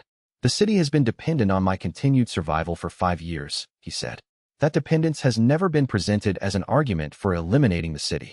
The appropriate response to a single point of failure is to build redundancy, not destroy what the single point was protecting. Shuepeng is weeks from silver resonance. The gate-adapted cultivation methods have been fully documented and are being practiced by a second generation of cultivators inside the city. The gate seed is developing its own stability independent of my bond. The bond is a foundation, not the entire architecture. If I died tomorrow, the seed would continue. The gate stability would be reduced. The monster generation would increase from current levels. It wouldn't return to pre-bond levels immediately, and a new cultivator with appropriate capability could begin rebuilding the bond. The stability is degradable, not brittle. Can you demonstrate that empirically? Not without dying, he said, and that has significant costs. The argument is theoretical on both sides. The evidence we have is the anomaly report, which documents actual measured improvement produced by the relationship. Theory generally loses to evidence in formal proceedings. Generally, Chen agreed, which is why the trial needs to happen before the detonation faction builds enough institutional weight to override the legal framework. He stood. How much longer until Park Ji-hun confirms? Director Bao expects 36 hours. Then the trial can be scheduled. Chen paused at the door. Lin Shun, whatever the outcome of the political proceedings is, you built something here that the outside world had decided was impossible, and that the people inside the gate were too afraid of the cost to imagine. The gate seed calming is proof of that in a form that doesn't require interpretation. Another pause. Don't let the institutional pressure make you forget that when the arguments get difficult. He left, and Lin Shin stood at the window, and the outer district was going about its morning in the gate's relative quiet. And that quiet was the most legible statement the gate had made in 5 years, and he intended every evaluator at the trial to hear it clearly. The practical implications of the seed's calming extended into areas that he had been tracking, but the outside team's anomaly report made formally documented for the first time. The outer boundary threat reduction wasn't the only change. The gate's interior ecology had been shifting in ways that whose survey team could measure, but hadn't yet connected to the seed's calming because they didn't have the bond's perspective on what was driving the shift.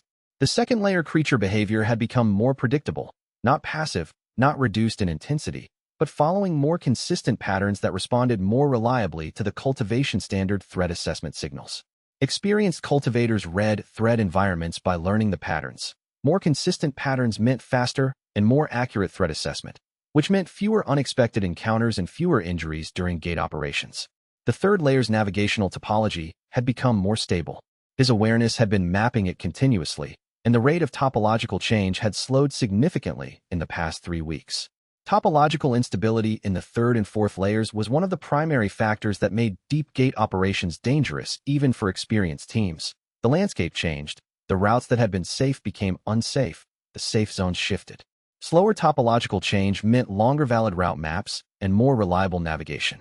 He hadn't reported these changes formally to the outside team because the formal report would require explanation, and the explanation would require disclosing the full scope of the bond's development before the trial. But Master Chun had been observing the same patterns through his independent monitoring, and the conversation they were now having was the conversation that would lead to those observations becoming part of the formal evidence record. The full scope of what the bond's calming has produced, Lin Shin said, is not visible in a single anomaly report.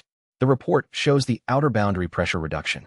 The interior ecology changes are more dispersed and require longer-term observation to confirm. But they're real, and they're connected to the same cause. The seed's fear was affecting the entire gate's ecology. Its calming is affecting the entire gate's ecology. Then the trial's evidence record needs the full scope, Chen said. It will have it, Lin Shin confirmed. I'm preparing the complete documentation. Not one day of that timeline moves. Chapter 45 Chao Mingji's final significant move came 12 days before the gate trial's scheduled start, and it was the most consequential action he had taken since year one of the city's existence, when his willingness to sacrifice collective security for personal political position had first fully revealed his character. The move was indirect, deniable, and carefully constructed. It came through a junior staff member in Director Bao's integration office, a person whose financial records, when Commander Zhao's investigation reached them afterward, showed 3 months of supplemental payments from an account connected to Chow's personal financial network through 2 intermediary entities. The information the staff member transmitted was accurate. Every individual fact was true. The sequence and framing were Chow's construction. The content, Lin Shen's Gateheart bond development, had progressed further than his most recent formal disclosure to the integration team indicated. The second phase consolidation had recently completed, producing a capability level that the Gate trial's evaluation parameters had not been designed to assess. Additionally, the seed itself was now capable of influencing outer layer creature behavior directionally, not just suppressing the defense response, but actively directing creature movement in ways that extended beyond passive fear reduction. All of it was accurate. The sequence assembled from it was. Lin Shen's bond advancement was making him a destabilizing force rather than a stabilizing one. His capability had advanced beyond what outside oversight could manage. His continued presence in the Gate was a threat to the 2.3 million people he claimed to protect. The communication had bypassed Director Bao entirely. It went directly to the consortium's registered representative through a side channel that Chow had established independently, which meant it was not an attempt to influence the integration assessment. It was an attempt to accelerate the consortium's extraction timeline to precede the Gate trial's legal protection. Lin Shen learned about the transmission through Commander Zhao's contact in the government representative's office. The contact had flagged it as the same category of unusual activity that had generated the earlier alerts. He sat with it for 20 minutes. Not because he needed 20 minutes to understand what Chow had done. That was immediately clear. The 20 minutes were for working through the response options with sufficient precision to choose the right one. Option 1. Address Chow privately. This would produce Chow's denial, Chow's awareness that Lin Shen knew, and Chow's adjustment of his approach based on that knowledge. The transmission would remain undocumented outside Zhao's investigation. Option 2. Address Chow publicly before the trial. This would consume political attention in the 12 days before the trial when attention needed to be focused elsewhere. It would give Chow a platform to deploy his most effective political technique, not denying but contextualizing, making himself appear as a concerned public official rather than someone sabotaging the city's legal protection. Option 3. Submit the transmission as evidence in the trial proceeding. File it through the association's formal evidentiary channel, ensure it reached Sovereign Liang's review panel before deliberation, and convert Chow's move from a threat into documentation. The third option transformed Chow's intelligence leak into formal evidence that a party with adverse interests was conducting covert communications with the consortium through the government's integration office, specifically timed to precede the Gate trial. He chose option 3 before the 20 minutes were up because it was the only option that used the action against the action's purpose. Commander Zhao's contact made a certified copy before midnight. The copy went into the trial's evidence package through Master Chen's association channel, and Chow would not know what had been done with his final move until it was far too late. Chow would receive formal notification that his communication was part of the trial record, but only after the trial concluded, and the notification could not be used to adjust any active approach. The city's legal protection was 12 days away, and Lin Shen returned to trial preparation with Chow's move documented, contained, and reoriented, because there was no remaining time for approaches that didn't directly serve the trial's outcome. And precision in the service of necessary outcomes was the operational standard the city had been running on for 5 years. The mechanics of Chow's intelligence operation were not sophisticated. They were the mechanics of a competent political operator with a narrow objective and a limited time window, working with the resources immediately available. What made the operation dangerous was not its sophistication, but its timing. 12 days before the trial, with the consortium's activation decision point approaching, with the legal protection still pending, a window in which the consortium's response to the information Chow provided could preempt the trial's legal effect before the trial concluded. Lin Shen spent time thinking through why Chow had made this move now, specifically, rather than earlier in the outside contact period when more options had been available. The answer, when he reached it, was instructive. Chow had been holding this option in reserve throughout. The intelligence he transmitted was information he had been accumulating for weeks.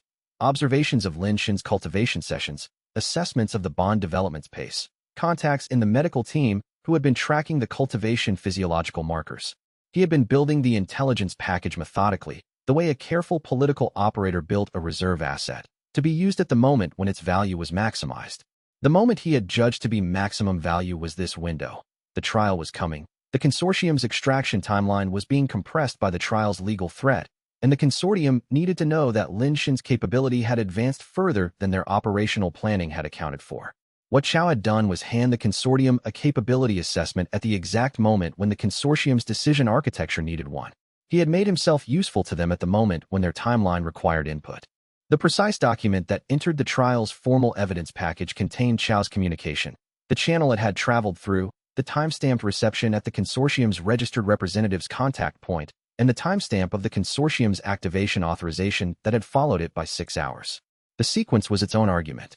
Lin Shun had not needed to add editorial interpretation. The document said what needed to be said. The intelligence package that Chao had assembled over 3 months was not, in itself, the most dangerous element of his final move.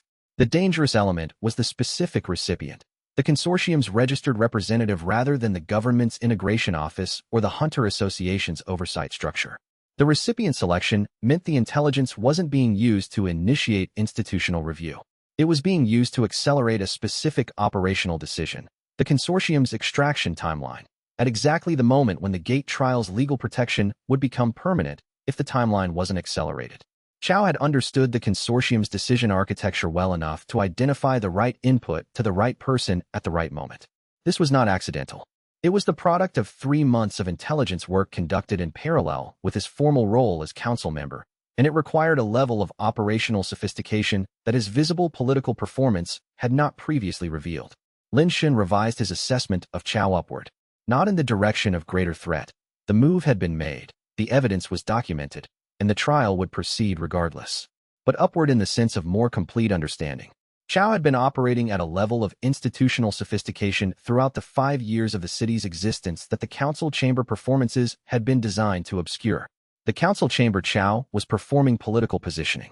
The actual Chao was conducting sustained intelligence collection and building relationships with external parties that had resources and influence significantly exceeding anything available inside the Gate. This version of Chao had been present the entire time. His awareness of aspects of it, the specific precision of Chao's political intelligence, the accuracy of his predictions about outside world response to Gate-related developments, the quality of his coalition management. He had attributed these to political skill without fully accounting for the information infrastructure beneath the skill. What Chao's final move revealed was that the information infrastructure had been more extensive and more externally connected than Lin Shun had understood. The lesson for the period after the trial was that Chao, even from a damaged position inside the city council, would remain a more sophisticated external intelligence risk than the visible political operator suggested. He filed this revised assessment alongside the evidentiary documentation and confirmed the evidentiary filing through Master Chen's association channel, and Chao would have no warning until it was already done. Chapter 46, he presented the disclosure to the full city council, to Sovereign Liang in her formal evaluator capacity, and to the city's press corps on the 10th day before the trial, 2 days before the official proceeding began and 12 days after Chao's transmission had been sent. The timing was deliberate, early enough that the story would be fully processed by the city's population before the proceeding began, so that the trial itself wasn't operating in the middle of an active information crisis. Late enough that Chao had had no warning and could not position a counter-narrative before the disclosure. The city's press corps, 12 journalists who had been documenting Jinhua's life since year 2 with the professional discipline of people who understood that records mattered even when the immediate audience was small, received the disclosure with the focused attention of practitioners who had been watching the Chao situation develop and had their questions ready before Lin Shun finished the first sentence. He presented the documented facts, the content of the transmission, the specific information Chao had sent to the consortium's representative, the sequence it had been assembled in, the conclusion it had been constructed to support, the channel it traveled through, the side channel that bypassed Director Bao's formal integration office, the one that connected to the consortium's registered contact rather than to the Hunter Association's official reporting structure. The timing, 12 days before the Gate trial's scheduled start, synchronized with the consortium's activation authorization decision point. He answered all the questions. He explained what the transmission meant for the trial's integrity, that the formal evidence record now contained documentation that a party with adverse interests had engaged in covert communications with the consortium, and confirmed that the trial would proceed on schedule. He presented all of this in the tone of someone presenting a factual record to people equipped to assess it, which was the only presentation the situation warranted. Chao Mingji attended the council session. He had been notified of the disclosure's content the evening before, giving him 12 hours to prepare. His preparation produced what was, by any objective assessment, the finest political performance Lin Shun had witnessed from him. He didn't deny the transmission, he contextualized it. He had been concerned about the safety of 2.3 million people. He had been acting in what he believed was their genuine interest. He had shared accurate information with parties who shared his concern about the gate's stability. His delivery was smooth, unhurried, and maintained the register of civic concern throughout. Even the worst public moment of a 5-year campaign didn't break his composure. Then he looked at Lin Shun with the specific expression Lin Shun had cataloged as the one Chow deployed when delivering prepared information rather than displaying spontaneous emotion, and said, "You've made a strategic error. The parties I contacted are not the government's instruments. They hold the government's leash." The council chamber went quiet. Lin Shun looked at Chow. He examined the statement for what it was, a deliberate delivery, made at real cost to Chow's position, because Chow had decided that the value of delivering it exceeded the cost. Information released because it was intended to produce a specific effect on Lin Shun's behavior or his assessment of the situation, which meant the information was real, and it was designed to change something about how Lin Shun was approaching the next 12 days. The council chamber stayed quiet. Chow had just confirmed, at cost to himself, that the consortium's political influence operated at a level above the government ministries that everyone had been treating as the relevant authority. That the committee structures he had been navigating around were not the actual constraint. That the detonation authority wasn't the government's tool. It was being directed by something that used the government as its instrument. Lin Shun filed the statement, thanked Chow for the clarification, and returned to his office to understand what it meant before the trial began. The council chamber stayed quiet for a long time after they both left. The moment after Chow's statement, "They hold the government's leash," stayed with the council chamber longer than most significant statements did. Part of this was the particular character of the statement's delivery, not a threat, not a defense, but information. The calm delivery of a fact that Chow had decided was worth paying the cost of delivering. Chow had spent 5 years in this council chamber reading political situations and calibrating his disclosures precisely. When he delivered something at cost to himself, it was because the delivery served a purpose he valued more than the cost. The council members processed this in their various ways. Mei Jinglan made a note without looking up. Commander Zhao's expression didn't change, which meant she was already thinking through the security implications. Director Bao's representative, who had been observing the session, went very still, the specific stillness of someone recalibrating what they thought they understood about the situation they were embedded in. Lin Shun watched Chow leave the session. Chow moved with the unhurried composure of a man who had done what he intended to do and had no regret about the cost, which was the most honest self-presentation Chow had shown in 5 years. What the statement had actually communicated, beneath the political surface, was something Lin Shun needed to sit with carefully before he could fully use.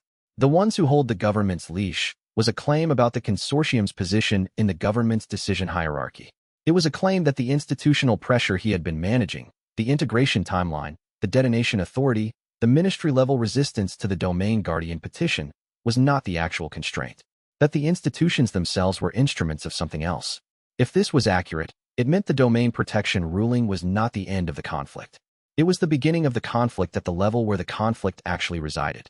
Winning the trial would remove the immediate threat. It would not remove the capacity to generate new threats through whatever structural leverage the consortium held over the committee architecture that shaped government policy. Lin Shun filed this understanding and returned to the immediate preparation, because the trial was 12 days away and the immediate threat was what the 12 days needed to address. The deeper structure was a problem for after the immediate threat was resolved, but it was a problem that needed to be in his awareness from the moment Chow made it visible. Lin Shun spent an hour after the council session reviewing what Chow's leash statement actually meant for the trial's strategic context. The statement had been delivered as a warning. You are misidentifying the actual constraint in this situation. The government is not the relevant authority. The consortium is not the relevant authority. There is a level above both. If accurate, this changed the domain designation's strategic significance. The classification operated at the Hunter Association's charter level, which was above the government and above the consortium's policy influence. But the association's charter level was not above the committee structures that had shaped the association's own operational decisions over 12 years. If the consortium's capital network had been building influence inside the association as well as inside the government, and the 12-year time frame made this plausible, then the classification might be challenged from within the association's own institutional structure. This was the move that made the statement worth making at cost to Chow's position, not to threaten, but to ensure that Lin Shun entered the trial with an accurate picture of what he was dealing with. Chow had been running his own assessment of the situation throughout the outside contact period. and his assessment had reached the conclusion that Lin Shun was about to win a battle inside a war that Lin Shun didn't yet fully understand the dimensions of. The warning was genuine. That was the unsettling part of it. Chao wasn't trying to demoralize or mislead. He was providing accurate intelligence at cost to himself because he had decided that the information's value to Lin Shun exceeded whatever advantage Chao's withholding it would have provided. Why Chao had made that decision was a question Lin Shun couldn't yet answer with confidence. But the information was real, and it needed to inform his preparation for the period after the trial as much as the trial itself.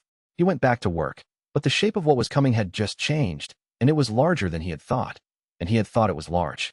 Chapter 47. The evening following Chao's disclosure was spent building a precise operational picture of what the ones who hold the government's leash meant in the specific context of the Jinhua Gate situation. Sovereign Liang's intelligence network had provided the broad consortium overview 6 weeks ago. That overview had described the organizational structure, the key investment interests, and the principal operational goals. What it hadn't mapped in detail was the political influence architecture, where exactly the consortium's money and relationships had been placed within the government's formal structure, and how that placement translated into specific decision-making outcomes at the ministry level. He went back to Sovereign Liang's network with that specific question. The query went through the Hunter Association's International Security Division's liaison, which maintained standing intelligence on gate resource extraction organizations because those organizations had consistent patterns of behavior across multiple jurisdictions, and the association had learned that monitoring their activity was worth the ongoing resource investment. The response came 6 hours later, and it was more detailed than he had expected. The consortium was a coalition structure, formally registered in 4 separate jurisdictions as a resource development consortium, with legitimate incorporation, operationally networked as a set of capital interests connected by shared investment in gate energy extraction technology. The network's development had been running for 12 years, since the first permanent gate opened in a neighboring country. During those 12 years, the network had been systematically building political influence not through direct lobbying or explicit relationships with individual officials, but through the structural mechanisms that large-scale private capital used to shape public institutional behavior without creating the kind of documentary trail that formal investigations could use as evidence. The specific mechanism in the Jinhua Gate situation, the budget committee structure that set funding priorities and policy frameworks for 3 major government agencies, including the agency with legal authority over gate zone management. Committee members weren't on the consortium's payroll. They weren't receiving direct instruction. They were operating within an incentive framework that had been carefully shaped over 12 years to make certain policy outcomes appear rational and certain others appear risky. Through research funding priorities, through the career trajectories of specific analytical staff, through the informal relationship networks that shaped which voices got heard in early-stage policy discussions and which didn't. The detonation authority was not the consortium's primary objective. It was leverage, the threat that kept the negotiating space constrained to options that served the consortium's actual goal, which was controlled extraction. Evacuate the city's residents first, to avoid the international accountability that a populated site would generate. Harvest the gate's energy under the consortium's operational management. Present the evacuation as humanitarian and the continuation of the current situation as dangerous. Chao's transmission had been this. Lin Shun is advancing faster than your timeline accounts for. The gate trial creates a permanent legal obstacle. You need to move before the classification is established. The consortium's response to that transmission, intercepted by Sovereign Liang's network and in Lin Shun's possession by midnight, was an activation authorization to their Jinhua operative. The authorization was specific. Activate the extraction infrastructure that had been staged inside the city's systems over the preceding 3 weeks. Lin Shun read the authorization and understood its timeline precisely. The infrastructure wasn't fully deployed yet. The activation was a staged process. The probes would go live in sequenced activation over 24 to 48 hours, beginning with the highest value infrastructure access points and expanding from there. He had a window. He sent a message to Sovereign Liang at 12:30 a.m. Consortium activation authorization is in the record, 36 to 48 hours before full infrastructure activation. The trial needs to run before the activation completes, not after. If the extraction is running when the sovereign domain filing is recorded, that creates a contested retroactive situation rather than a clear legal bar. Her response in 7 minutes. Trial begins in 36 hours. I'm routing way and park to the boundary now. Way can be there by morning, park by afternoon. Secure your position and the evidence record. Do not engage the consortium's operative until the classification is formally filed. He confirmed receipt, and understood the instruction. The operative, he had known Marcus Wynn's identity for 3 weeks, would need to be contained without direct confrontation until the legal protection was in place. 36 hours. He began the preparation for what needed to happen in those 36 hours, and none of it was going to be simple. Sovereign Liang's intelligence network had been built over a career that had included assessment work in 4 countries and formal involvement in 3 major interjurisdictional gate investigations. The network's value was not in its breadth. It was not a comprehensive intelligence apparatus, but in its specific depth on the topic of gate resource extraction organizations, which had been one of the consistent threads across her career assessments. The response to his query about the consortium's political architecture arrived through the Hunter Association's International Security Division, which maintains standing intelligence on extraction organizations precisely because the pattern of their behavior across jurisdictions had become consistent enough to be worth tracking systematically. The consortium had appeared in previous assessments in a different context, an extraction operation in a neighboring country's gate zone 3 years ago that had been shut down by that country's equivalent of the Hunter Association's oversight framework. The shutdown documentation was in the international records. The consortium's organizational response to the shutdown had been to restructure their registration arrangement and resume operations under a different formal identity, which was why the Jinhua Gate operation was registered under a different name than the neighboring country operation. The intelligence that came back contained this history and the specific mapping of how the consortium's capital network had been embedded in the government's committee structure over 12 years. It included the names of the committee members who had been shaped by consortium-adjacent incentive structures, not corrupted in the explicit sense that would produce documentary evidence, but positioned by career paths, funding relationships, and informal networks in ways that consistently produced consortium-favorable policy outcomes. Understanding this architecture explained why the detonation option had remained credible even after the Hunter Association's formal opposition to it. The Hunter Association's opposition went through normal channels to normal ministry officials, and the ministry officials were operating within a framework that had been constructed to route around that kind of opposition by treating it as one input among many rather than as a binding constraint. The sovereign domain ruling operated at the association's charter level, which was above the committee structure. That was why it worked. That was also why the consortium's next move after the classification would necessarily operate at the institutional level within the association itself, rather than through the government channels that the classification had blocked. Lin Shun had 36 hours to understand this clearly enough to prepare for it. While simultaneously managing the trial's final phases and the probe activation he now knew was coming, he began preparing. The 36 hours between receiving the consortium's activation authorization and the trial's start were not 36 hours of waiting.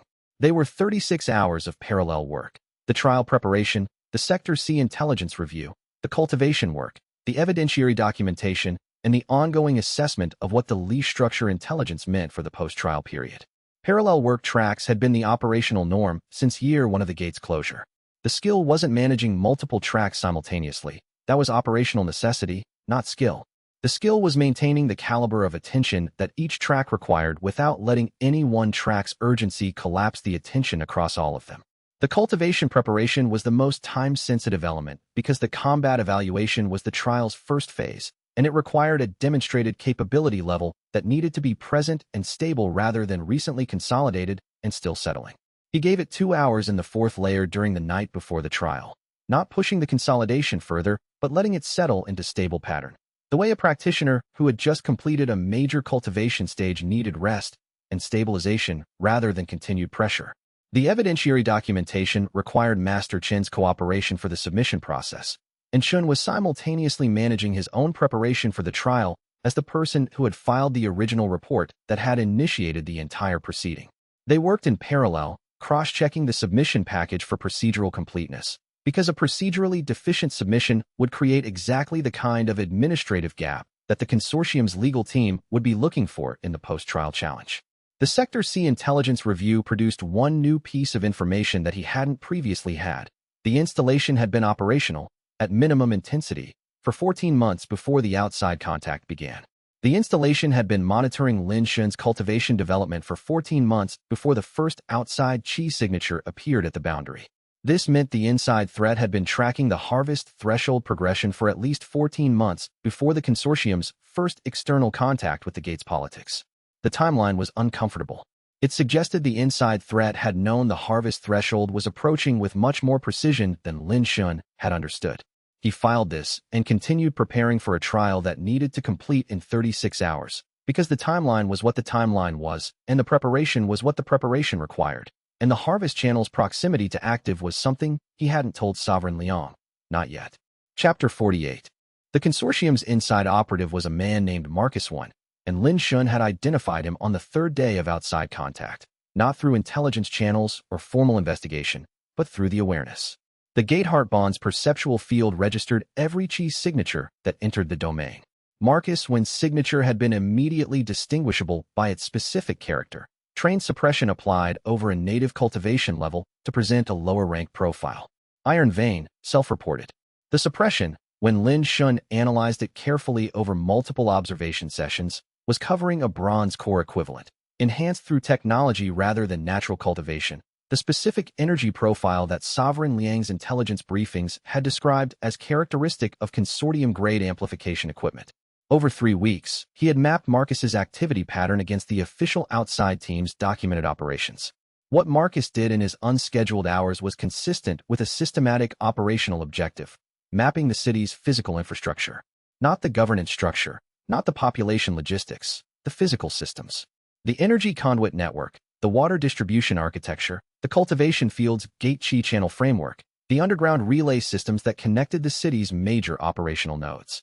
He moved through the infrastructure with the methodical attention of someone building a comprehensive access map. Lin Shun had connected the Sector C installation to Marcus's activity pattern 3 weeks ago, before Zhao's security team completed their own analysis. He had kept the connection private, letting the documentation build while he considered the timing. The consortium's activation authorization changed the timing. He went to the Outer District's secondary accommodation block in the morning, 3 hours after the activation authorization had arrived in his possession. Marcus's door was unlocked, the specific arrangement of a professional who had been expecting this visitor and had decided that a locked door communicated more disadvantage than an open one in this conversation. The room showed the organization of someone doing careful operational work under time pressure. Equipment in locked cases, systematically organized. A communication device whose Chi field signature his monitoring had been continuous for 3 weeks. Maps of the city's infrastructure, physical maps, printed rather than stored electronically, on a material that wouldn't show in the standard electromagnetic scans the security team ran on outside personnel accommodations. Marcus looked at Lin Shun without showing surprise when the door opened. He had prepared for this conversation and had made specific decisions about how to conduct it. "The probes are staged and authorized," he said, before Lin Shun had spoken. "I'm not apologizing for my work." "I didn't ask for an apology," Lin Shun said. He stepped inside and closed the door without urgency. "I'm giving you the complete operational picture, which you may not have from the consortium's briefings. The gate trial begins in 36 hours. Article 31. 3 Jade Sovereign Evaluators, full formal proceeding. When the sovereign domain status is filed, which will happen within 48 hours of the trial start, any extraction operation inside this domain requires domain guardian authorization under association charter. That authorization will not be forthcoming. You're assuming the trial succeeds, Marcus said. I'm preparing for it to succeed, while simultaneously preparing for contingencies if it doesn't, Lin Shun said. The difference between those two things is that I'm allocating resources to both outcomes rather than treating the trial as the only possible path. You're operating as if blocking the trial is your primary option, but I've been running multi-path approaches in this gate environment for 5 years, and I'm better at it than the consortium's timeline assumes. The offer remains on the table, Marcus said. He said it with the professional flatness of someone delivering a required message rather than making a genuine appeal. Cooperate with the extraction. Selected personnel depart with full support. Clean evacuation process for the general population. The consortium's extraction operation is not designed to harm anyone. 2.3 million people living in their homes are not required to vacate their city so that a private organization can harvest the energy of the place they survived in for 5 years, Lin Shun said. His voice was level, not cold, not angry, but precisely clear in the specific way that clarity was the only register that mattered in this conversation. The consortium's offer assumes that the people inside this gate have no legitimate claim to the place they built. That assumption is wrong. It was wrong when the offer was first constructed, and it's wrong now. The legal framework is being restructured, Lin Shun said. That's what the trial is for, and that's why the consortium's timeline was accelerated the moment the trial petition was filed. He held Marcus's eyes. I know the activation authorization was issued last night. I know where the probes are staged. I know the infrastructure you've mapped, and I know how the mapping connects to the Sector C installation's monitoring function. This information is already in the proceedings documented record. A pause. I'm not arresting you before the trial because arresting you would generate a disruption that consumes resources the trial needs. I'm telling you clearly, if those probes activate before the sovereign domain status is filed, I will address them the same way I addressed the Type 4 beacon 3 months ago. And after the trial, if you remain in this city, we will have a different conversation about what happens to someone who staged an unauthorized extraction operation inside a formally classified sovereign domain. Marcus absorbed this with the professional composure of someone running through his options quickly and accurately. Consortium instructions versus operational reality. The probability assessment happened visibly, briefly, in the quality of his stillness. 36 hours, he said. 36 hours, Lin Shun confirmed. After which the extraction window closes permanently under the legal framework the trial will establish. He left without waiting for more and walked back through the outer district in the morning light. The market vendors opening, the cultivation field workers moving toward the eastern blocks, children heading toward school, and every person he passed was going about their morning without any awareness that the next 36 hours would determine whether they still had a city to go about their morning in. And that determination was being shaped by processes most of them would never see. He added the conversation to the evidentiary record before he reached his office, and then he went to begin the final preparations for the trial that was going to settle the question one way or another. The quality of Marcus Wynn's composure throughout the conversation was, in its own way, an informational asset. Marcus had been in position inside the gate for 3 weeks, conducting an operation with significant stakes under constant observation from a cultivator whose perceptual capabilities he had been systematically underestimating. He had staged 7 probes throughout the city's critical infrastructure. He had been receiving communications through a channel that Lin Shun had been monitoring for 3 weeks. And now he was sitting in his accommodation block having a conversation with the person who had been observing all of this. And his composure was the specific composure of a professional who had assessed his current situation accurately and had decided that the situation did not require anything other than accurate professional engagement. That quality of composure was not what Lin Shun had expected from the consortium's field operative. He had expected defensive disengagement, the kind of partial information disclosure that characterized someone trying to limit their exposure while the situation was still uncertain. Marcus was doing the opposite, engaging directly, disclosing his operational knowledge of the probe's status openly, and making the consortium's offer with the flatness of someone delivering a required position rather than a personally endorsed one. This suggested Marcus had made his own assessment of the situation and had reached conclusions somewhat different from the consortium's operational instructions. The instructions said to activate the probes and complete the extraction preparation. Marcus's assessment, visible in the quality of the conversation, said that the activation was going to fail and that the relevant question was what happened to Marcus after the failure. Lin Shun had not offered anything explicit regarding what happened to Marcus after the trial. He had described what happened to someone who staged an unauthorized extraction operation inside a classified sovereign domain. He had not said what the domain guardian's position would be toward an operative who cooperated versus one who didn't. He noticed Marcus noticing this gap. He did not fill it. The gap was useful. He left Marcus's room with the conversation documented, the gap intentionally left open, and 36 hours before the trial would answer the question that the gap represented. And Marcus, in his professional way, would be weighing his options throughout those 36 hours with the specific attentive quality that someone with genuine options and genuine intelligence brought to a calculation that mattered. And Lin Shun had left the gap open deliberately because the gap was the only leverage he had over what Marcus chose next. Chapter 49. The Gate trial began at dawn on the 38th day of outside contact, with 3 Jade Sovereigns assembled at the Central District's outer training ground and 200 city residents gathered at the perimeter because the proceeding was public and Lin Shun had not attempted to limit the audience. The residents who had gathered were not there for spectacle. The word had moved through the districts the previous evening, quiet, specific, the way significant information moved in a city where people paid attention to each other and understood context. And the people at the perimeter had come because they understood that this proceeding was about whether their home would still be their home when it concluded. They stood with the particular quality of attention that citizens brought to public proceedings that affected them directly. Sovereign Liang Suyu served as primary evaluator. She had prepared the legal framework and understood the case more thoroughly than anyone outside the gate, which made her the correct choice regardless of any political sensitivities the role's prominence might generate. Sovereign Wei Qinghe had arrived the previous afternoon. He moved through the preliminary setup with the controlled urgency of a researcher who had spent decades theorizing about a specific phenomenon and was now in physical proximity to it. He had published the theoretical framework that described gate seed formation and development. He was about to evaluate the first confirmed gate seed that any active researcher had accessed, and the effort to maintain the measured professional composure appropriate to his role was visible in how carefully he controlled his movements and his expression. Sovereign Park Jahun had reached the boundary at 5 a.m. He had reviewed the case files on the transport and had organized his questions before he stepped through the entrance. He moved with the specific directness of a practitioner who had built his understanding entirely from the documentation and was ready to test the documentation against observation. The first phase was combat evaluation in the first layer of the gate. Lin Shen entered alone.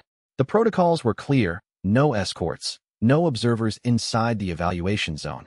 Instrumented monitoring from the boundary position. The awareness showed him 3 creatures in the zone. 2 second-layer predators that had crossed upward in the previous night's ecology cycle, and 1 first-layer territorial creature that had been adapting to the survey team's activity for 3 weeks and had developed specific responses to the approach signatures of the standard cultivator chi profile. He moved at bond path second phase speed, a pace that the evaluator's instruments lost clean tracking on within 30 seconds of entry. Sovereign Liang had calibrated her specialized resonance monitoring equipment during her assessment visit to capture the awareness resonance readings that were the bond's specific signal. She could follow the evaluation that way even when visual tracking and standard chi measurement failed. The first predator came from the eastern approach. The awareness broadcast the directional pressure cue, the technique that used the gate's own ecology as a targeting tool, presenting the domain's influence rather than the cultivator's personal chi signature as the engagement initiator. The predator turned in response to the domain pressure, presenting its lateral profile, and the engagement concluded before the evaluator's fixed observation angle had a sight line on the sequence. The second predator was motionless in a natural ambush formation. Chi suppressed, positioned correctly, waiting for the specific approach signature of a hunter who didn't know it was there. The technique was good. It had been effective against every hunting team that had entered this section of the first layer for 2 years. The awareness placed its exact position at 43 meters before Lin Shen would have entered the strike radius. He approached from the angle the creature's position hadn't been designed to cover. The engagement lasted 17 seconds. The territorial creature was largest and most adaptive of the 3. 2 years of exposure to hunting teams had produced genuine behavioral learning. It had internalized the approach signatures of gold emblem equivalent cultivators and developed specific responses to the most common engagement patterns. Against a 3-person gold emblem team using standard techniques, it would have been a 30-minute engagement with significant chi expenditure on both sides. Against Lin Shen's current capability, using the gate chi redirect technique that the creature had no learned response to, a technique that operated through the domain's energy field rather than the cultivator's personal output, the engagement lasted 47 seconds. The force parameters were managed carefully to avoid first-layer ecological disruption that would trigger secondary defensive responses and complicate the extraction process. Total elapsed time from entry to the conclusion of all 3 engagements, for minutes and 11 seconds. He walked back to the evaluation zone. The 3 evaluators' instruments updated as he crossed the boundary. Sovereign Wei looked at his readings with the expression of a researcher encountering a result that fell outside his current theoretical category structure. He said, to no one specific, in the tone of someone recording an observation for a field log, the combat profile is not calibrating against gold emblem parameters. It's not calibrating against standard Jade Sovereign parameters either. The resonance signature has a domain integration character that I don't have a reference class for. The gate heart path doesn't follow the standard cultivation axis, he said. Comparing it to the outside ladder becomes less meaningful the further the path advances. Wei absorbed this, made a note, looked at his instruments again, made another note. Sovereign Park Jahun hadn't spoken yet. He had been watching the instruments throughout. When he looked up from the readings, his expression was the expression of someone whose first principles model was confirming a significant hypothesis. He wrote a single line in his field documentation and said nothing. Sovereign Liang marked the phase as complete. Phase 2 would begin at dawn tomorrow. The descent to the 4th layer, the gate seed encounter, and the argument that everything else in the trial existed to support. The 200 residents at the perimeter of the training ground were not a passive audience. They had brought their own documentation, phones, notebooks, the personal records that gate residents maintained as a cultural practice because 5 years of living through significant events had taught the city's population that documentation mattered. They were recording the proceeding, asking questions in quiet voices to the people beside them who had more context, passing their children to better viewing positions when the children were too short to see over the adult shoulders in front of them. He had not asked them to be there. He had not organized their presence or their documentation. This was the city being itself in a moment that mattered, showing up because the proceeding was public and because the people inside the gate understood that what happened at this proceeding affected their home. Sovereign Wei Qinghe had noticed the crowd when he arrived. He had looked at them for a long moment before beginning his equipment setup. The look of a researcher encountering evidence that hadn't been in his briefing materials, and that was changing his model in real time. A permanent gate city's civilian population, showing up voluntarily to observe a legal proceeding because they understood the proceeding determined something about their future. Nothing in his theoretical framework had included this. After the combat evaluation phase concluded and the evaluators were reviewing their readings, Lin Shun watched Sovereign Wei watching the crowd at the perimeter. The crowd was completely quiet, not with the managed quiet of people who had been instructed to be quiet, but with the specific quiet of people who were genuinely paying attention. Some of them had been in the gate since year 1. Some had arrived in years 2 and 3 when the gate's population consolidated. Some were children who had been born inside. All of them understood what the 4 minutes and 11 seconds in the first layer had been, and what the 3 evaluators' instruments were now calculating, and what the calculation meant for the proceedings' next phases. Sovereign Wei made a note in his field documentation. Lin Shun didn't see what the note said, but the quality of attention Wei brought to making it was the quality of someone documenting something that was going to be in his research record for the rest of his career, and the city's residents at the perimeter were still watching, still documenting, still present, because this was their home, and its fate was not for others to decide. Chapter 50 Phase 2 of the gate trial required the evaluators to witness the gate's interior structure directly, not through instrumentation or secondhand documentation, but through the direct contact that the Article 31 framework required for the gate seed component of the assessment. Lin Shun led the 3 evaluators and their documentation team to the 4th layer on the 2nd day. The descent was conducted under the full safety protocols that he had developed in year 3 for gate interior work with practitioners who didn't have the awareness's real-time navigational support. The protocols were not precautionary theater. The 4th layer presented genuine danger to cultivators who moved through it without either the awareness or the equivalent of years of direct experience in the specific ecological patterns of this gate's interior structure. He briefed the evaluators during the descent at each layer transition, explaining the character of each zone, the creature behavior patterns to be aware of, the chi management approach that minimized unnecessary attention from the surrounding ecology. They followed the briefing precisely.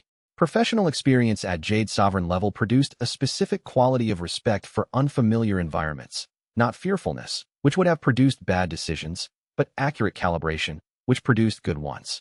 They moved as he directed, maintained formation, kept chi output within the parameters he specified. The descent took 3 hours and 15 minutes, which was consistent with his projected timeline for a group of this size and capability level without gate adaptation. The stable zone opened around them, and all 3 evaluators stopped at the boundary. Lin Shun had watched this response from everyone who entered the 4th layer for the first time with adequate chi sensitivity to perceive the zone's character. Not just experienced cultivators, but the gate's own residents who had made the descent for the first time. Something in the gate chi communicated significance in a register that bypassed intellectual assessment. Not danger, not power in the conventional martial sense, but the unmistakable presence that distinguished a place where something genuinely rare existed from a place that was merely unusual or energetically intense. The stable zone was approximately 30 meters across. The crystal formations had been growing for 5 years, slowly, incrementally, their development a function of the bond's stability and the seed's own development. The bioluminescent quality of 4th layer gate chi was stronger here than anywhere else in the gate, with a specific frequency character that Sovereign Wei would later describe in his field notes as inconsistent with any documented gate environment chi signature in the published literature. Sovereign Wei moved toward the arch with the precision of a researcher who had spent decades building a theoretical model and was now in the presence of the real thing. His movements were deliberate and careful, the approach of someone trying to observe without disturbing, to gather information without contaminating the data. He stopped at 3 meters from the arch and extended his chi perception gradually, reading the field character before attempting closer contact. Sovereign Liang had entered the 4th layer once before, during her initial assessment visit before the trial began. She moved to the arch's near radius with the controlled methodology of a senior evaluator, establishing perceptual parameters, not rushing the assessment, not letting familiarity reduce the care she was bringing to the observation. Sovereign Park Jahun remained at the stable zone's boundary for a full minute before he moved. He was building a complete observational picture of the space before committing to any closer approach, and the quality of his attention during that minute was the specific attention of someone seeing something clearly for the first time without prior models filtering the observation. After 3 minutes of quiet, Park said, "It's aware of us." "Yes," he confirmed. "The seed has been aware of your presence since you entered the 4th layer. Possibly since you crossed the gate's outer boundary." "It's afraid," Park said. He said it as observation, not question. Less than it was a month ago. The fear is diminishing as the bond stabilizes and as the trial's proceeding signals, in the register the seed reads, that the threat is being addressed through organized response. "What is it afraid of?" Park asked, and the question had the quality of someone who was going to assess the answer against direct observation rather than taking the description on faith. "External pressure," he said. "The consortium's operation, the detonation authority, the pressure of the outside world's interest in what the gate contains. The seed doesn't process these as formal categories. It processes threat and safety through the gate's chi field and through the bond connection. What it perceives as the threat to its existence and what the city faces politically are the same crisis registered through different frameworks." Sovereign Liang had extended her chi perception to the arch's near-field resonance. She held the extension steady for approximately 40 seconds, reading the field carefully, building the perceptual picture layer by layer the way a senior cultivator approached any unfamiliar high-significance target. Then she went rigid. It was the response of direct perceptual contact with an unexpected input, not a loss of composure, a controlled stillness while she processed what the contact had delivered. She held it for 30 more seconds before withdrawing carefully, the way she would surface from a deep cultivation state without disrupting what had been established in it. When she turned to Lin Shun, her expression had the quality of someone who had received information they had not been preparing for. "It recognized me," she said. "Yes. By bloodline," she said. It wasn't a question. She was confirming what the contact had communicated. "A trace," Lin Shun said. "Several generations back. Someone in your ancestry spent extended time in proximity to a permanent gate during a period when the gate's influence was high, and that person's cultivation was in a receptive developmental phase. The bond path's awareness registers certain genetic histories shaped by extended gate proximity. The seed recognized yours. I had no knowledge of this." "No reason you would," he said. "It doesn't manifest in standard cultivation assessment. It doesn't affect your cultivation path in any way outside gate environments. The seed's recognition is specific to this environment and this path." She turned back to the arch. The gate seed's awareness was present, fully attentive, less afraid than at any point since outside contact began. Lin Shun could feel why through the bond. The seed had recognized in Sovereign Liang's bloodline signature something that resonated with its own nature. Not identical to Lin Shun's bond connection. Something older and more partial. A distant imprint from an ancestor who had been shaped by a gate environment in ways that had been passed down genetically rather than through cultivation. The seed knew the signature. It didn't know why it knew it. "What it wants to show you," Lin Shun said quietly, "is what it showed me last week.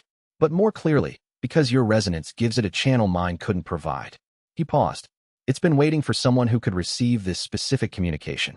I think that's part of why it recognized your bloodline so strongly, not just as familiar, but as necessary." Sovereign Liang looked at the arch for a long moment. Then she stepped forward and pressed her chi perception past the near-field boundary and into the resonance core. The stable zone filled with the specific intensified bioluminescence of a gate seed fully engaged in communication. And whatever the seed had remained waiting to say to someone with the right resonance to hear it clearly began to unfold. The stable zone's effect on the evaluators was not uniform, and the variation was its own kind of evidence. Sovereign Wei Qinghe moved toward the arch with the focused intentionality of a researcher who had built theoretical models of this exact phenomenon and was now reading the physical reality against the model. His attention was systematic. He extended his chi perception in the way a practitioner cataloged the character of an unfamiliar energy source, building the assessment layer by layer, noting divergences from his predictions. Several times during the first 15 minutes, he stopped and made notes in his field documentation, his expression showing the specific combination of satisfaction and revision that characterized encountering data that partially confirmed and partially exceeded your prior model. Sovereign Park Jahun's response was simpler and in some ways more informative. He stood at the stable zone's edge for 3 minutes and did nothing but observe. He wasn't building against a model.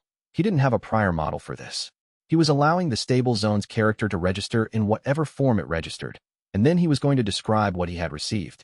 His expression during those 3 minutes was the expression of genuine attention, fully present, actively processing, not filtering through prior expectations.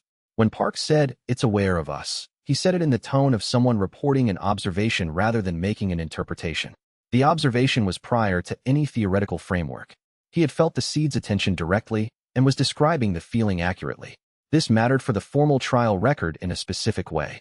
Sovereign Way's observations would be reported in theoretical terms, connected to his prior research, valuable but potentially subject to the challenge that his investment in the theoretical framework had shaped his interpretation. Sovereign Park's observations had no theoretical context. What Park reported was what Park had directly experienced, unmediated by prior investment. And Park, standing at the boundary of the stable zone with no prior model to filter his observation, had immediately and independently confirmed the seed's deep awareness and the fear response that he had been describing for weeks. The evaluator's instruments were not the most important evidence in the fourth layer.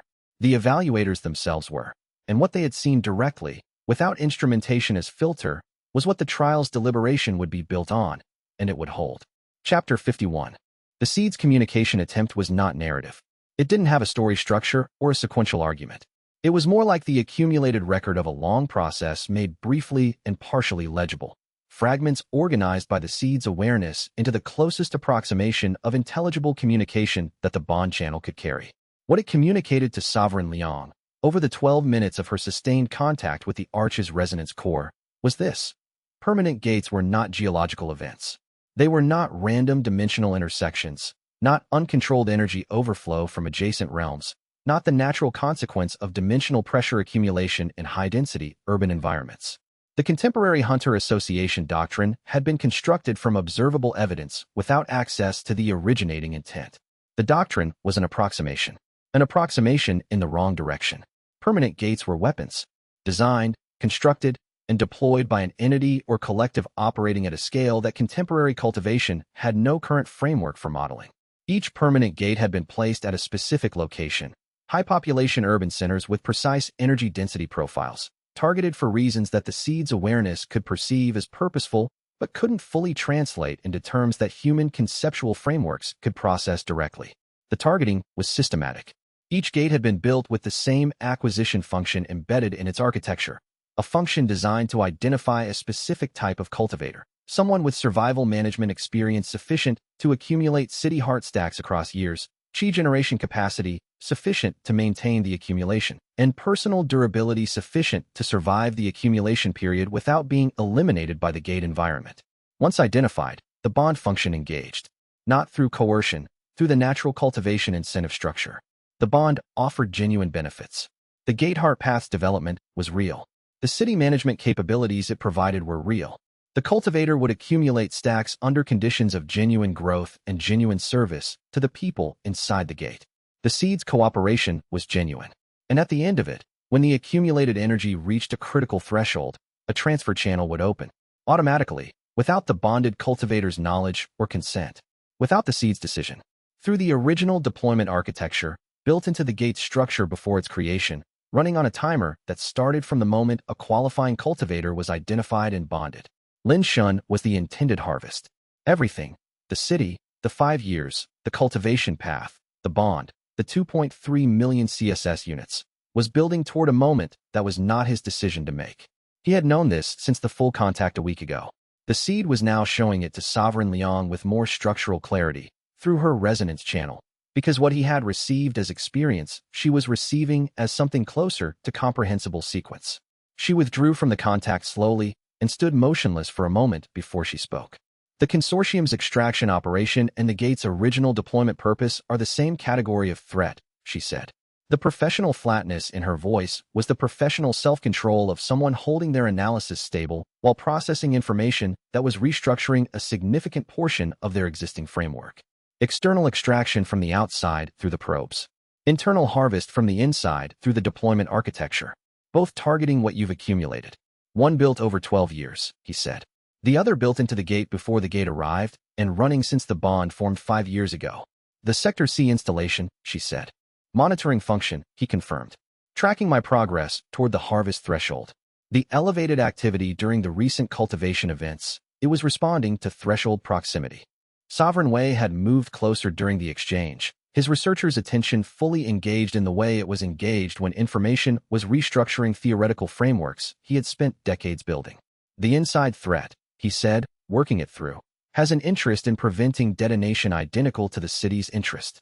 Detonation destroys the gate before the harvest completes. The gate's original deployer is on the same side as the city in the detonation question, but on opposite sides in every other question. The seed is not the threat, Lin Shin said. He looked at the arch, at the awareness behind it. The seed is afraid of the inside threat. It's afraid of it for the same reason it's afraid of the consortium. Both want it to end. The original deployer's harvest mechanism doesn't need the seed's cooperation. It operates through the gate's architecture directly at the threshold event. When the transfer channel opens, the seed would be, he stopped. The seed didn't have a word for what would happen to it. It would be changed in ways it doesn't have the framework to describe. 3 problems, Sovereign Liang said, with the precision of someone reorganizing a response architecture around newly structured information. The consortium's extraction. The trial's completion to establish legal protection against the extraction. And the harvest mechanism running inside the gate's own architecture. She looked at him directly. Which of those 3 can be resolved in the next 30 hours? The trial, Lin Shin said. Then we finish the trial, she said.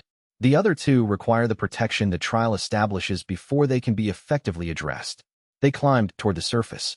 The seed stayed present and attentive behind them as they moved up through the layer transitions, watching them go with the specific quality of attention that something with a long memory brought to the departure of the people it had been waiting to tell the truth to, and who had finally heard it. The implications of the seed's transmitted record extended far beyond the trial's immediate purposes, and he had known this since his own full contact a week earlier. The communication changed the nature of what the Domain Protection Charter needed to accomplish. The consortium was a 12-year-old problem.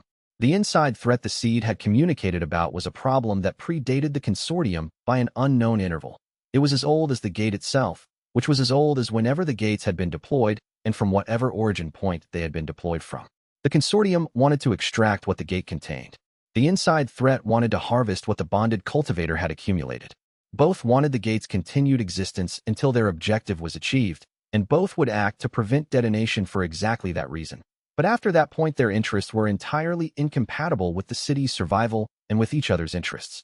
What the domain classification provided against this set of threats was time and legal standing. Time. The classification's legal effect blocked the most immediate threats from the consortium and the government's detonation-adjacent policy.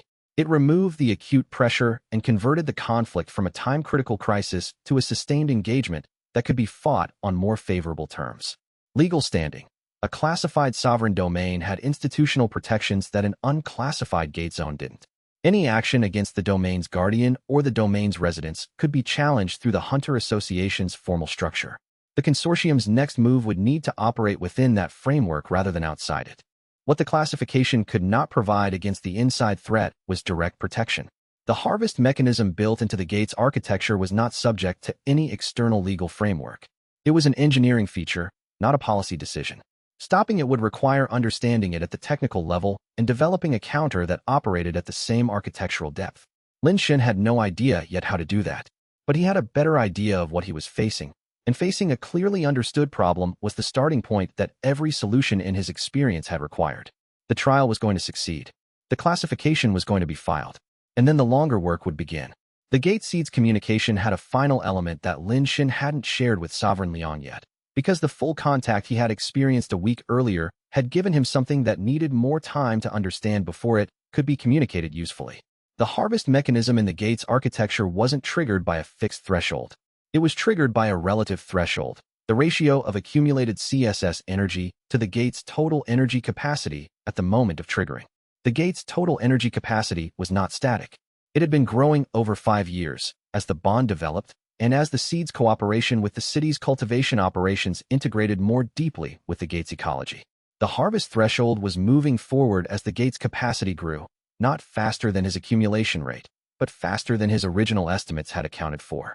This was why the probe activation's interference with the harvest channel's proximity sensor had updated the timeline significantly.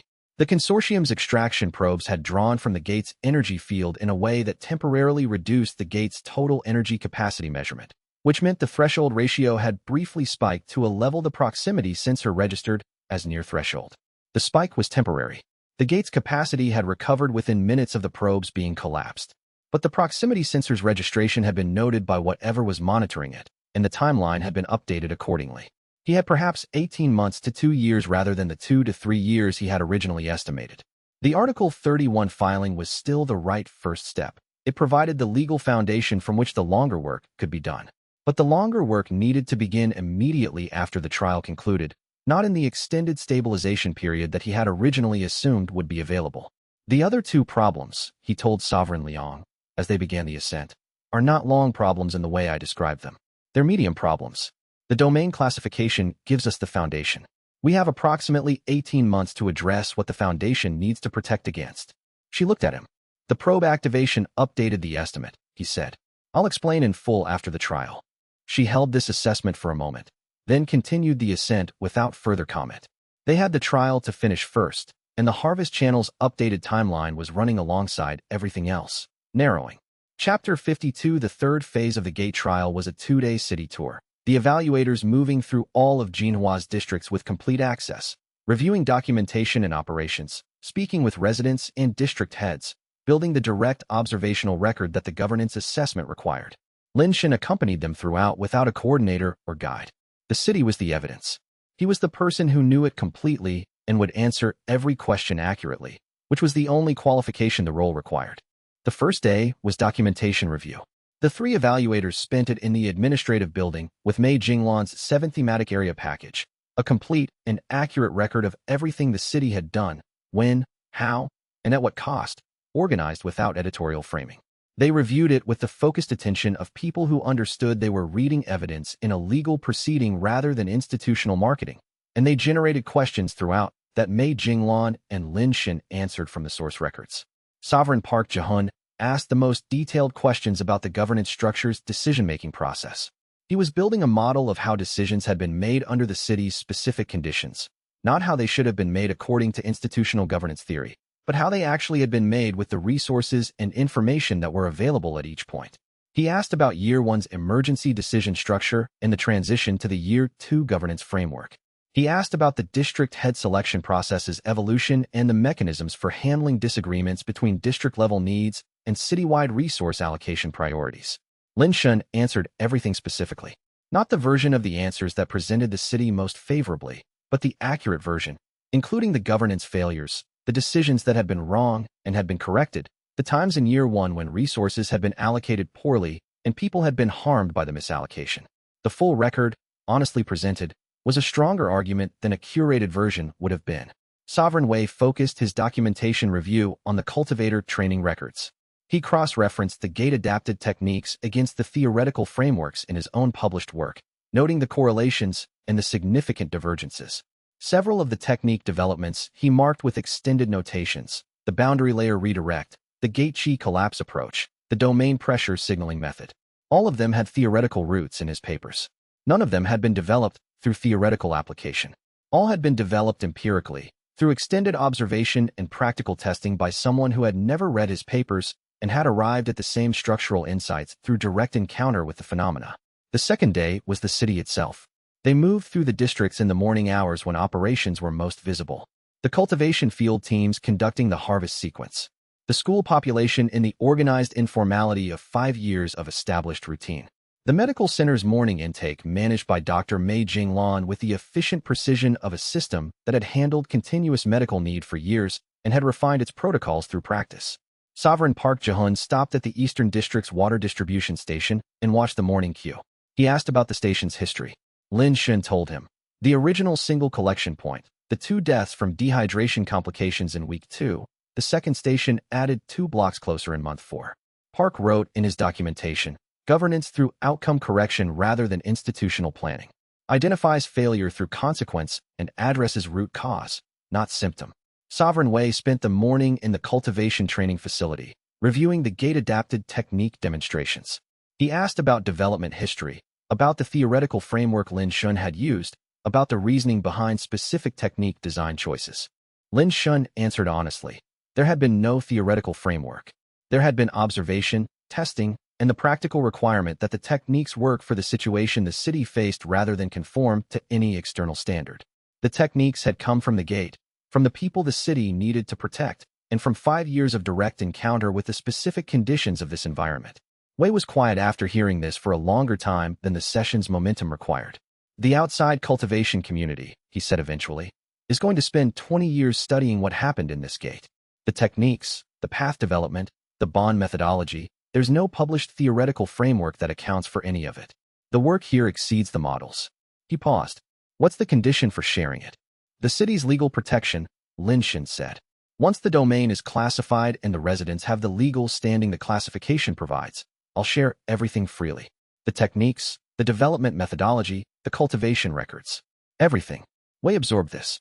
He looked at the students executing the boundary layer redirect with the fluency of practitioners who had been working the method for a year. He looked at Lin Shun. He made a note that was longer than his previous notes. Then he asked the question that had been building through everything he had observed. How did you know what to build first?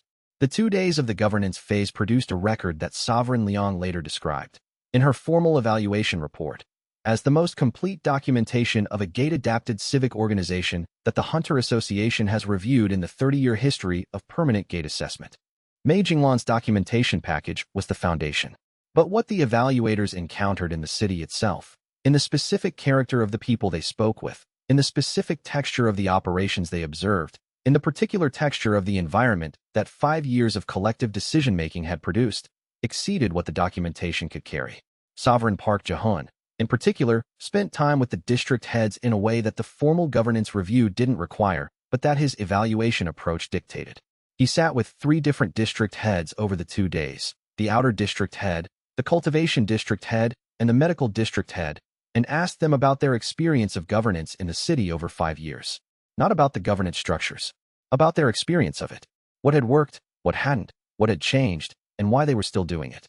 The outer district head, a woman who had been coordinating the outer district's security and resource management since year one's crisis period, told Park that the city's governance had earned the district's trust slowly, through specific demonstrated instances where the governance had prioritized the district's actual needs over what would have been easier or faster to provide from the center. She named 3 specific decisions from years 2 and 3 that had been difficult and had been made correctly.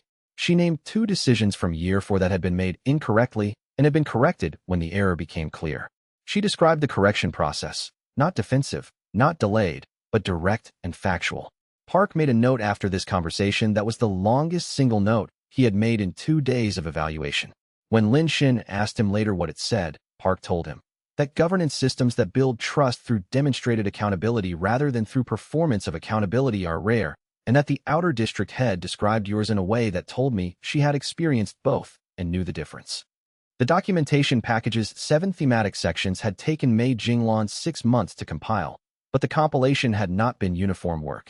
The most complex section, the cultivation training records, had required working backward from current practitioner assessments to reconstruct the development record that had never been formally captured as a unified document during the training's execution.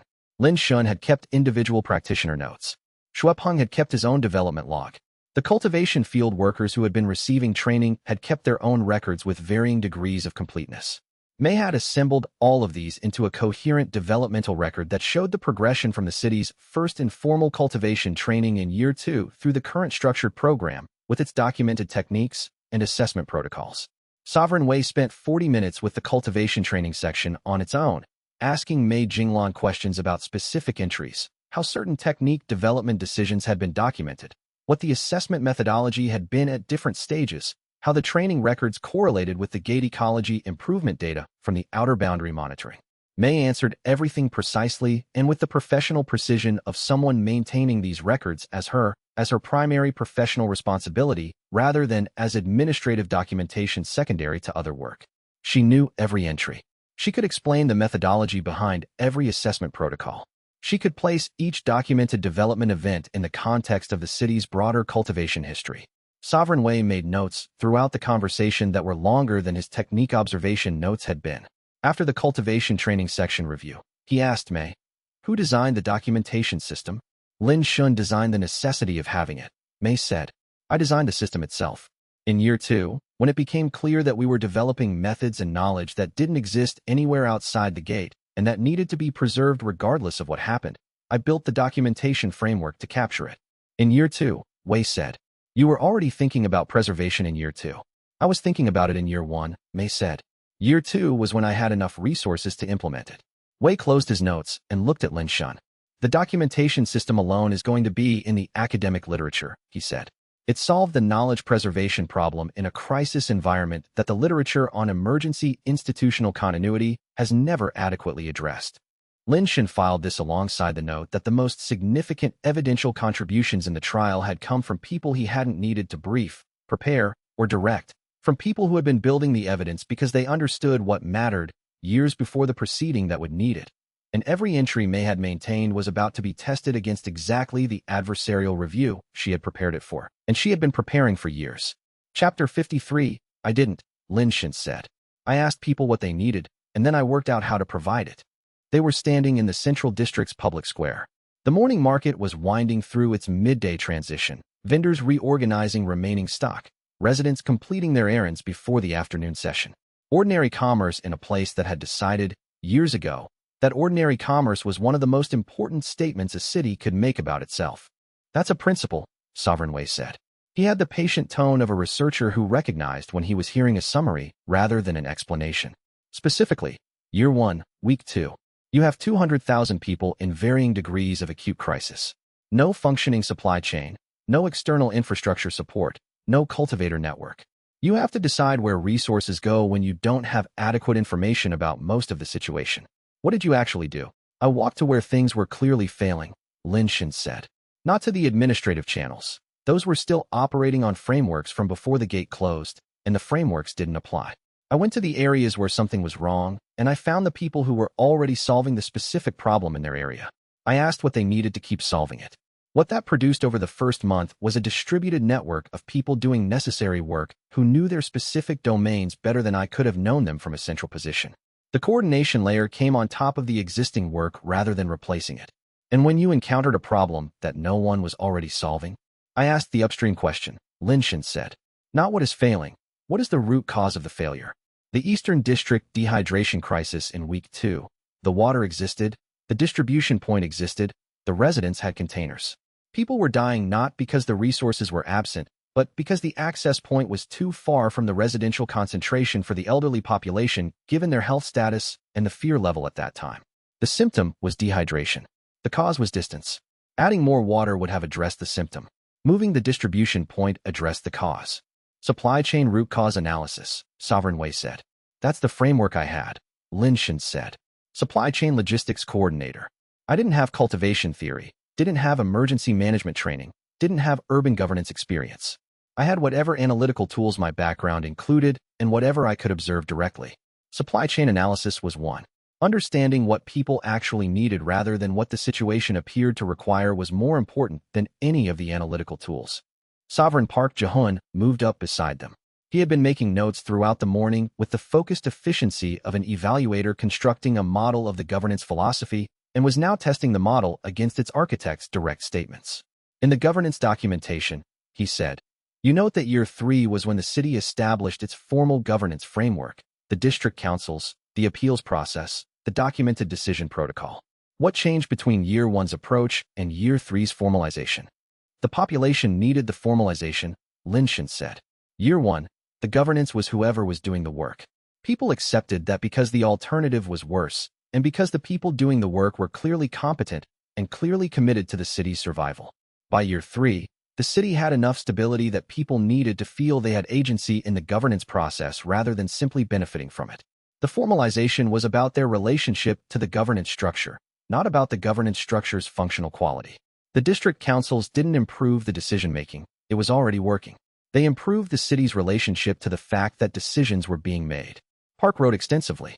He asked, when you were making decisions in Year 1 that you knew would affect everyone, how did you manage the weight of that? I didn't manage it, Lin Shun said. I addressed what was in front of me and tried to address it well. The weight of the decisions is there regardless of whether you manage it or not. The management question is whether you let the weight impair the decision-making, and the answer to that is to make sure the decision-making is as well-grounded as possible in actual information, in genuine consultation, in honesty about the limits of what you know. I made wrong decisions in year 1. I corrected them when I understood they were wrong. The corrections were possible because I'd kept the decision record accurate rather than defensive. The sky over the central district changed.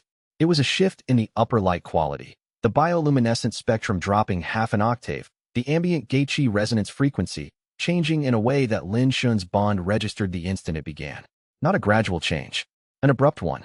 He felt it through the bond before his eyes confirmed it. The seed's intelligence flickering, the old defense response activating, and in the same instant the knowledge of what had caused it. The consortium's extraction probes had gone live at 9:47 a.m., 3 hours before the governance phase was scheduled to conclude. The gate trial's third phase is temporarily suspended, he said, in the security communication tone that every cultivator on the city's team knew to respond to. Please move to the administrative building with Sovereign Liang's security detail. Commander Zhao is being notified now. He was already moving. Tell her it's the outer protocol. She'll know what that means. Sovereign Wei's question. How did you know what to build first? Had been building since the cultivation facility demonstration that morning, but its actual source was something Lin Shun hadn't immediately identified.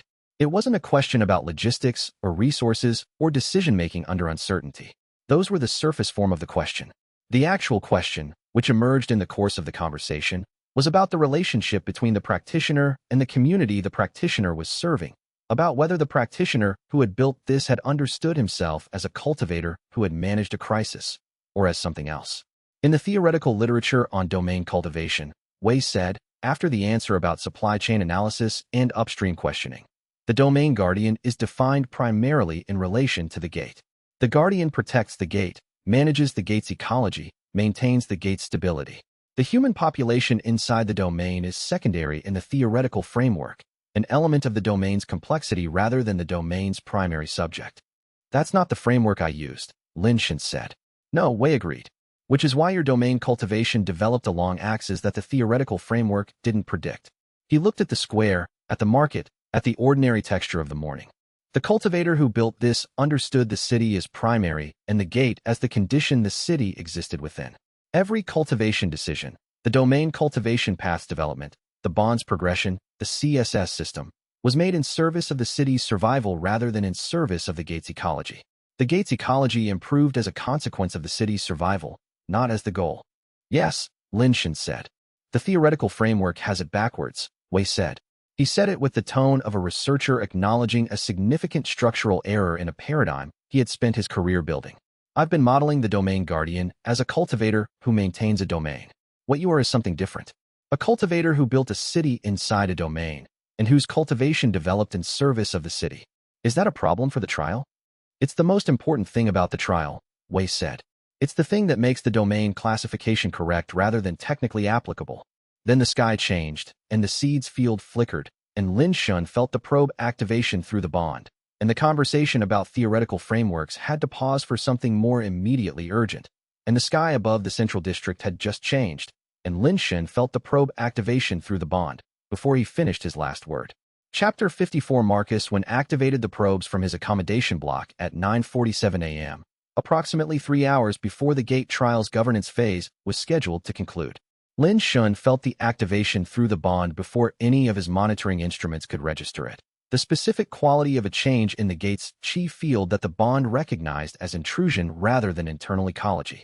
7 simultaneous activation signatures, distributed across the city's infrastructure at intervals designed to maximize extraction coverage while reducing any single probe's footprint. The seed's fear response surged. The old pattern, the cascade-generating reaction that had been producing the outer boundary monster pressure for 5 years before the bond work began to comet. He pushed back through the bond immediately, at full strength, the management frequency that the seed had learned to associate with organized response. Acknowledged, in progress, do not cascade. The seed registered it. The surge slowed, held, began converting from the cascade-generating pattern to the cooperative response pattern they had built together. It would hold for a while, not indefinitely. He had a window. He worked within it. 7 activation signatures confirmed. Sovereign Liang transmitted through the channel she had set up for real-time monitoring. Her instruments were better calibrated for this environment than any of the standard outside equipment, and she had positioned herself at an elevated observation point when the trial's activities moved toward their conclusion.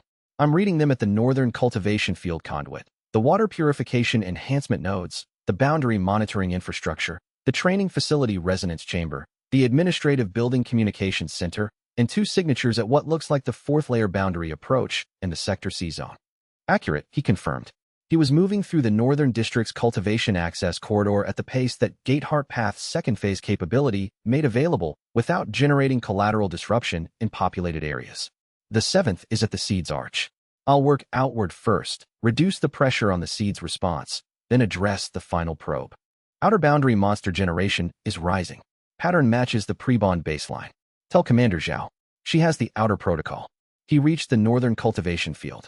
The first probe was embedded in the Qi channel conduit at the precise point where the conduit ran closest to the deep root enhancement layer, the city's most productive cultivation area, 5 years of gate Qi accumulation in the soil structure, and the probe was drawing through the conduit in a direction that would deplete the enhancement layer over the following 12 to 18 hours if left running.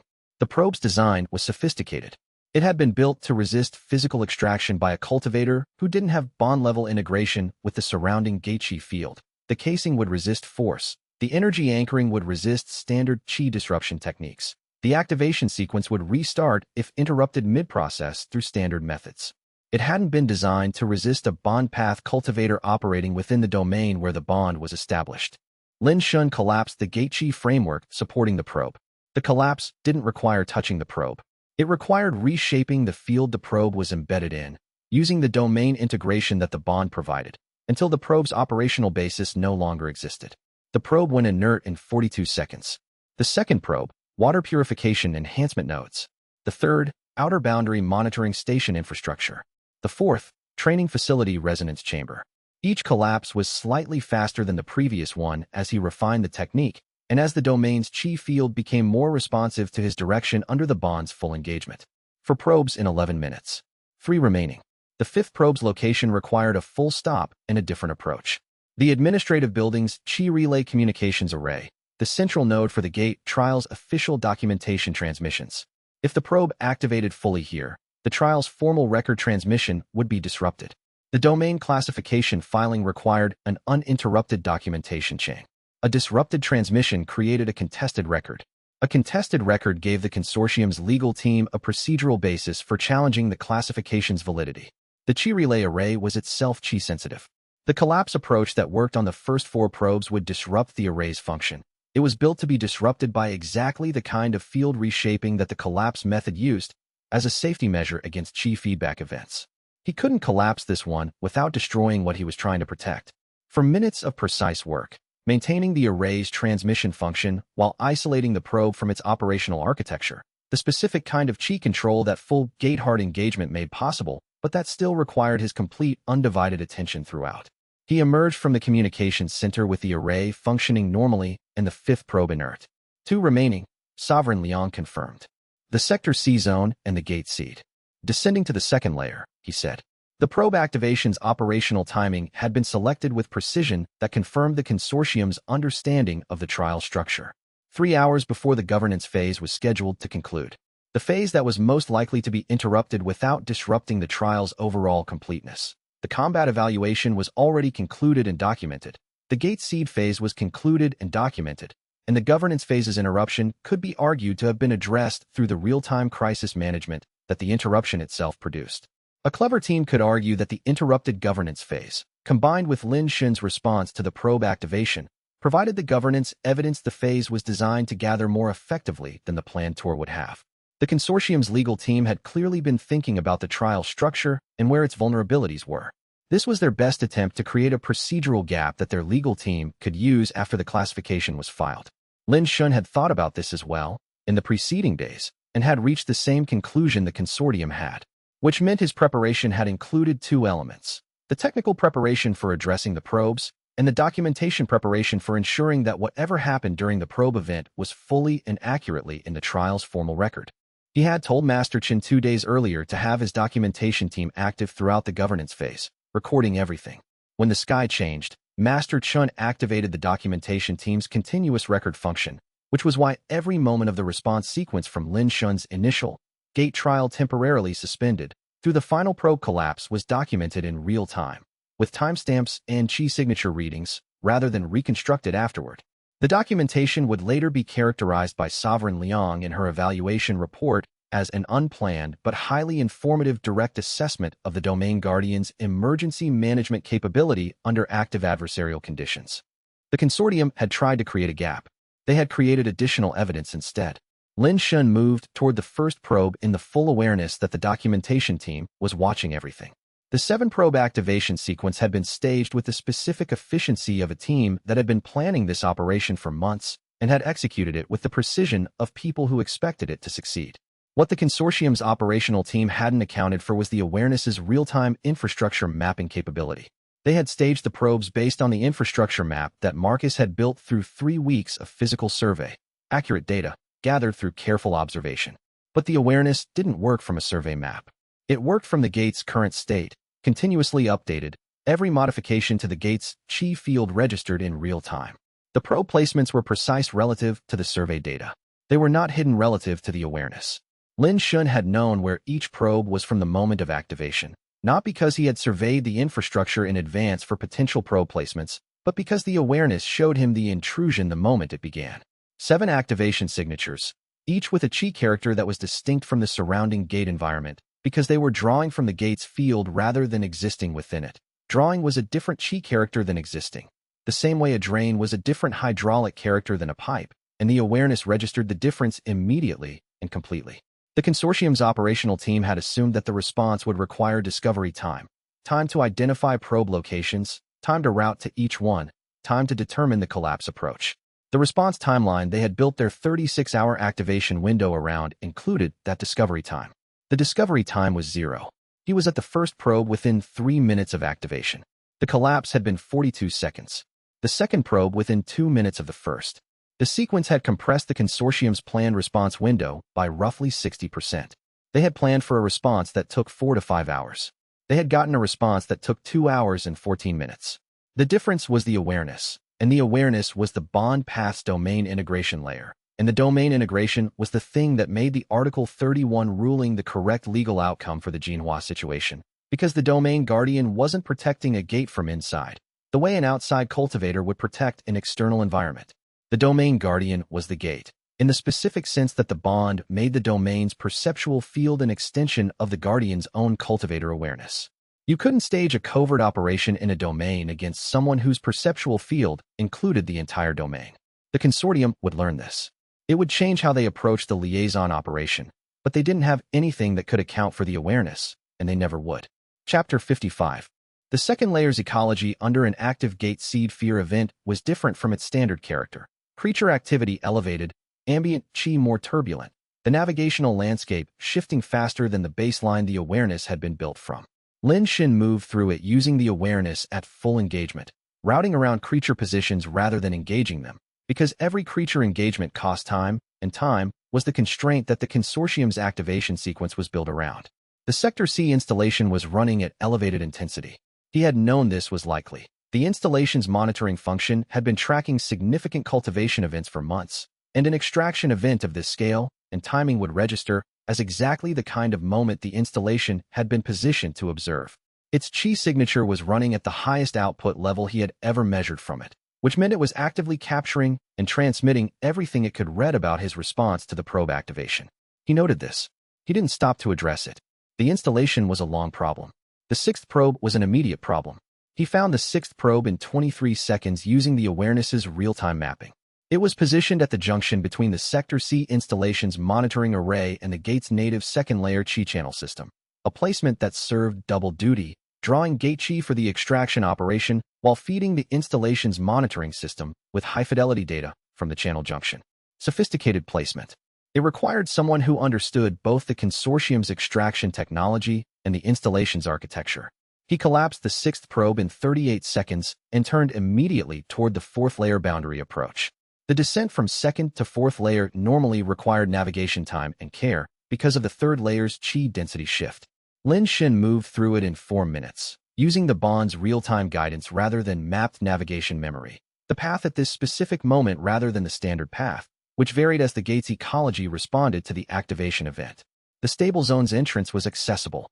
The crystal formations were unchanged. They responded to ecological pressures over longer timescales than the probe activation.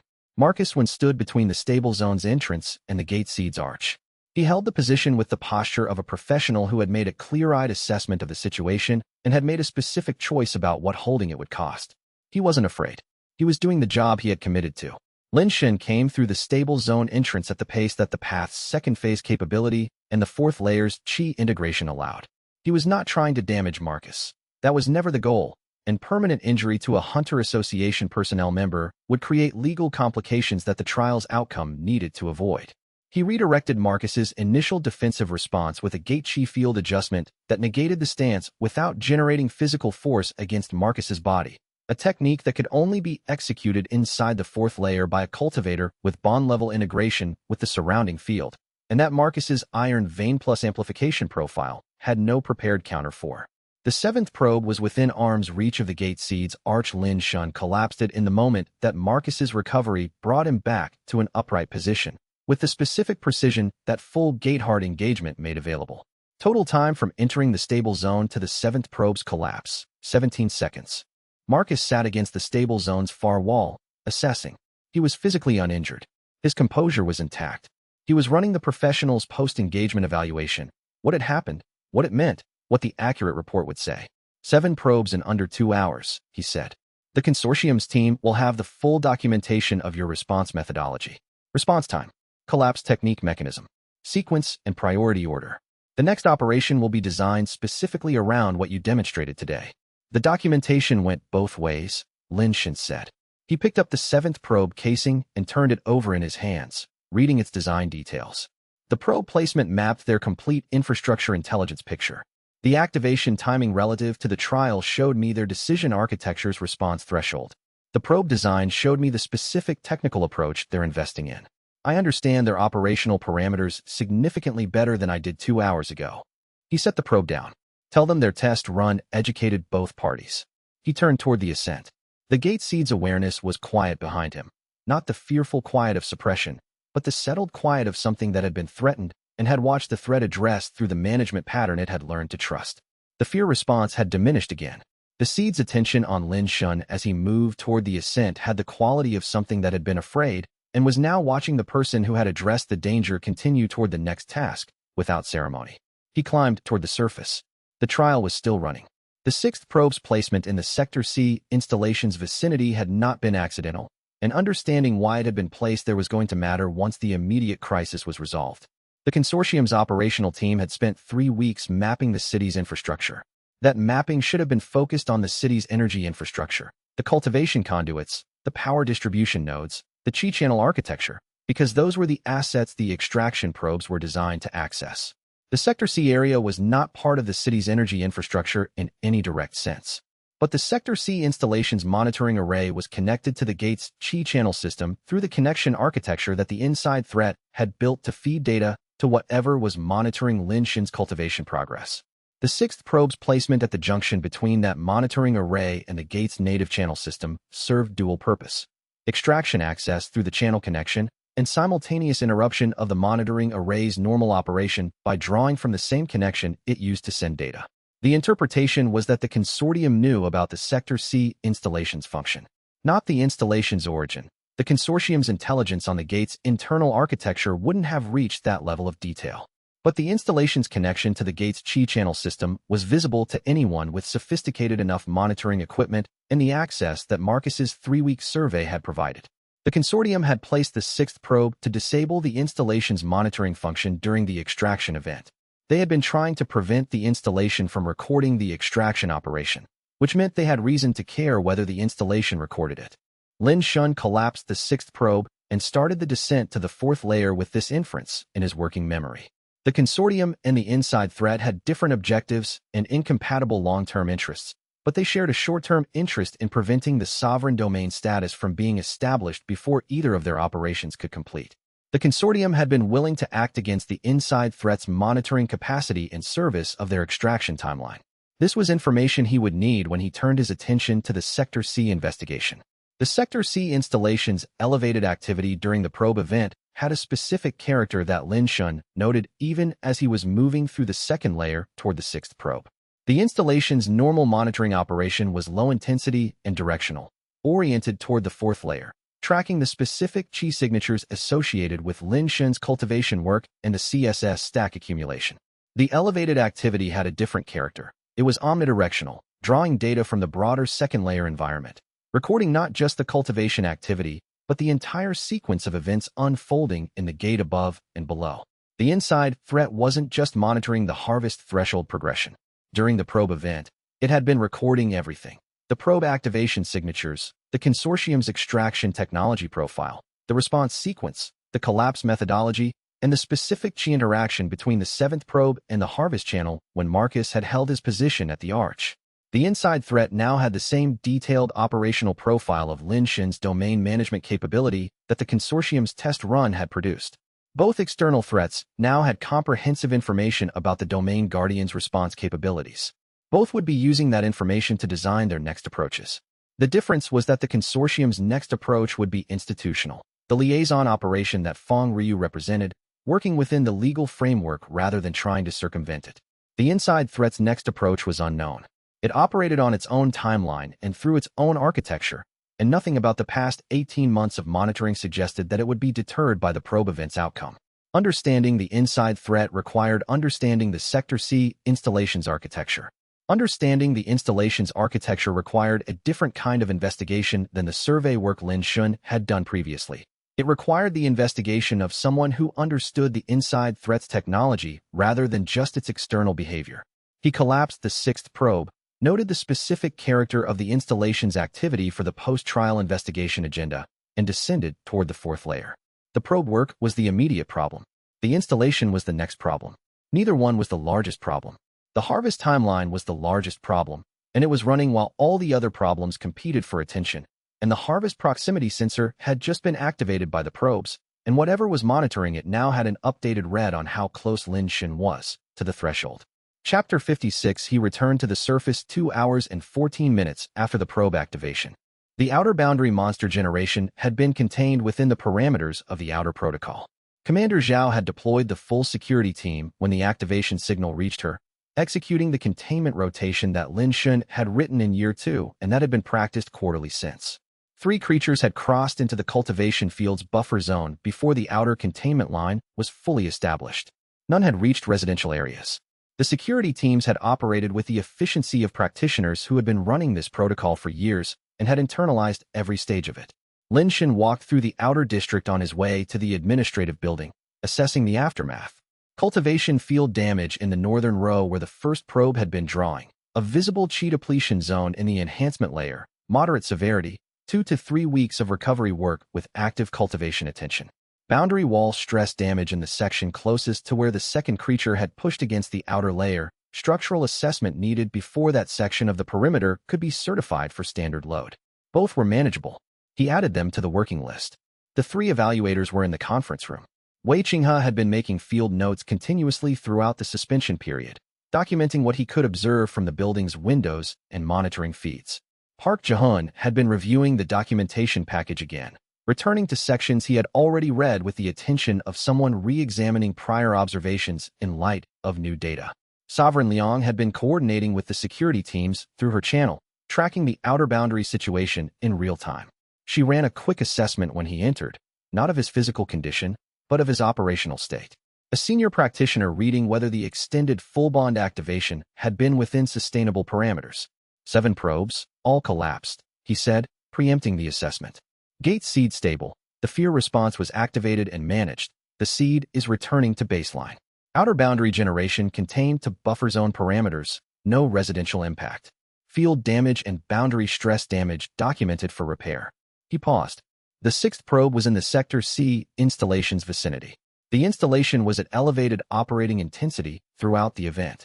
I didn't stop to address it. That's a longer problem, and I prioritized the probe sequence. Understood, she said. She made a note. The governance phase evidence is complete. We have the documentation package, the facility and district observations, and the real-time management of an active extraction event, which provided observational evidence of your domain management capability under genuine operational pressure rather than evaluation format. She looked at the 3 evaluators. The deliberation will proceed now. Lin Shun, you'll be notified when the panel is ready. He acknowledged this and left the conference room. He found a bench outside in the central district square, and let the morning's work settle while the evaluators began the process that would determine the outcome of everything. The seed's presence was a steady presence in the bond, calmer than it had been in weeks. The fear response diminished to its lowest level since outside contact began. The seed had been threatened, and the threat had been addressed, and the management pattern had been confirmed again. Each confirmation built the seed's confidence in the pattern's reliability. The fear would continue diminishing. He waited.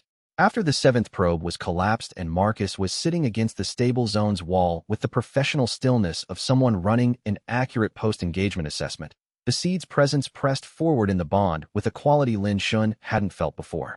Not fear. Not the cooperative response pattern they had been building. Something else. A quality of attention that was more present, more direct, less filtered through the fear management that had been the seed's primary communication register for months. The seed was showing him something. The seventh probe's location, at the seed's arch, had put it in direct contact with the arch's resonance field during the seconds before Lin Shun reached the stable zone. The probe's extraction mechanism had been active and drawing from the arch's field for 23 seconds. During those 23 seconds, the probe's chi drawing function had intersected with the harvest mechanism's channel architecture, the deep structure in the gate's design that the seed had been consistently trying to communicate about, the thing that was waiting for the threshold event. The intersection had been brief. The probe's extraction technology and the harvest channel's architecture were not compatible. They were entirely different engineering approaches to the same basic goal of drawing chi from a bonded cultivator. But the intersection had been enough for the harvest channel to register the external extraction event as a threshold proximity signal.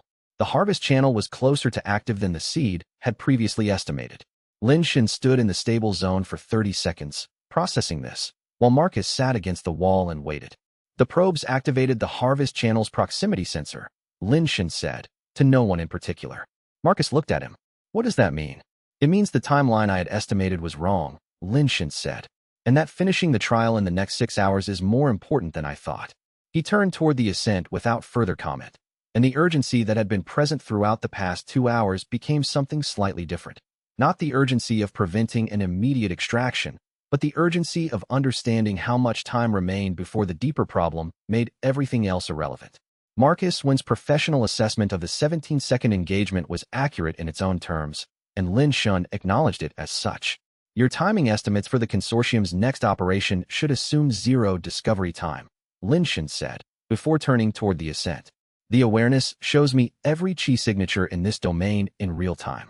The probe placements were visible to me the moment of activation. The collapse sequence was a response to what I was already seeing, not a search and destroy operation. Marcus was quiet for a moment, processing the specific implications of this. The survey was thorough, Marcus said finally. It was excellent survey work, Lin Shun said. The infrastructure mapping was accurate. The placement selection was technically correct for the extraction objectives. None of that mattered because the awareness isn't based on prior survey data. It's based on the domain's current state, updated continuously. He paused at the stable zone's entrance. When you report back, tell them accurately what happened. Not a version that explains the failure as a tactical error, but the accurate version.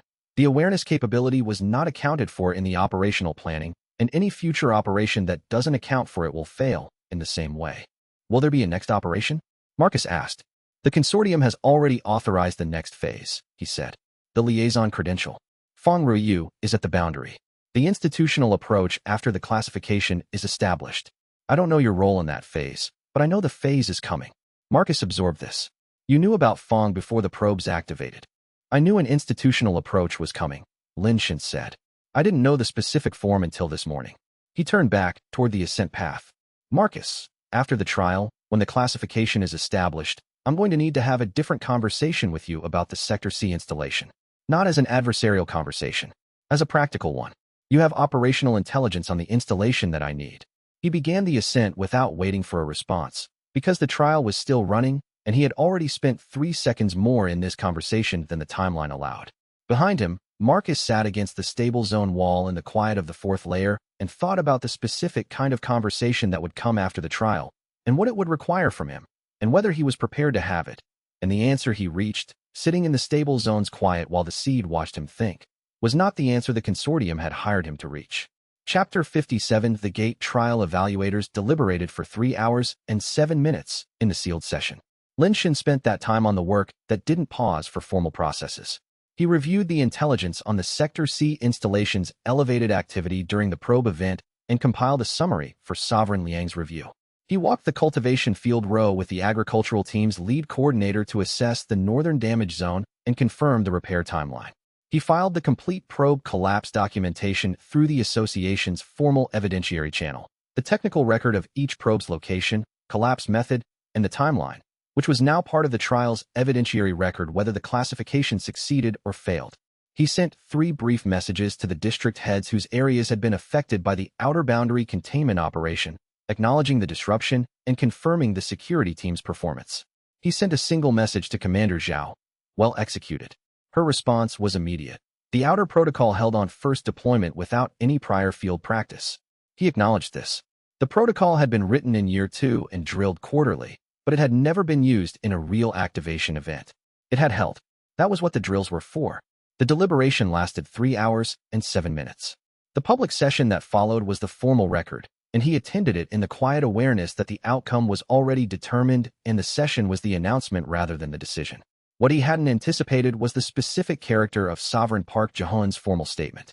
Park had come to the trial with no prior relationship to the case, no prior position to maintain, no existing investment in any particular outcome, no prior exposure to the Jinhua situation outside the formal case files. His assessment had been built from direct observation and documentation from first principles throughout the trial, which meant his conclusion was the conclusion that the evidence produced without prior shaping. In the public session, he said, the Article 31 Domain Guardian framework was designed with the assumption that a domain classification would be applied to a gate environment that was either uninhabited or inhabited by a small transient population with minimal civic organization. This framework is structurally inadequate for the Jinhua situation. What exists inside Jinhua Gate is a complete urban civilization, with its own cultivator tradition developed over 5 years of direct encounter with the gate's ecology, with a governance structure that has produced documented outcomes across multiple crisis periods, with a cultural identity and community relationships that have been built through shared experience rather than inherited from outside institutions, and with 200,000 residents who have spent 5 years building and defending a community that is their home. He paused, and the conference room was quiet. The domain protection ruling, applied to this specific situation, is not primarily an assessment of a cultivator's combat capability or gate management technique. It is a formal recognition that the people inside this gate have the same legitimate claim to their home that the residents of any other city have to theirs, and that any legal framework which treats those people as an impediment to the gate's disposition rather than as the reason the domain exists is legally inadequate for the reality it is attempting to address. The room stayed quiet after he finished. Sovereign Liang called the vote. 2 in favor, Park Jahun and Liang Suyu. 1 abstention, Wei Qinghe, who had not voted against the classification, which would have required him to vote against the evidence he had spent 2 days examining, but who was not ready to vote formally for a classification that his theoretical framework needed more time to fully accommodate. An abstention from the researcher who had spent his career arguing for exactly this kind of situation had its own meaning in the record. The domain status was approved.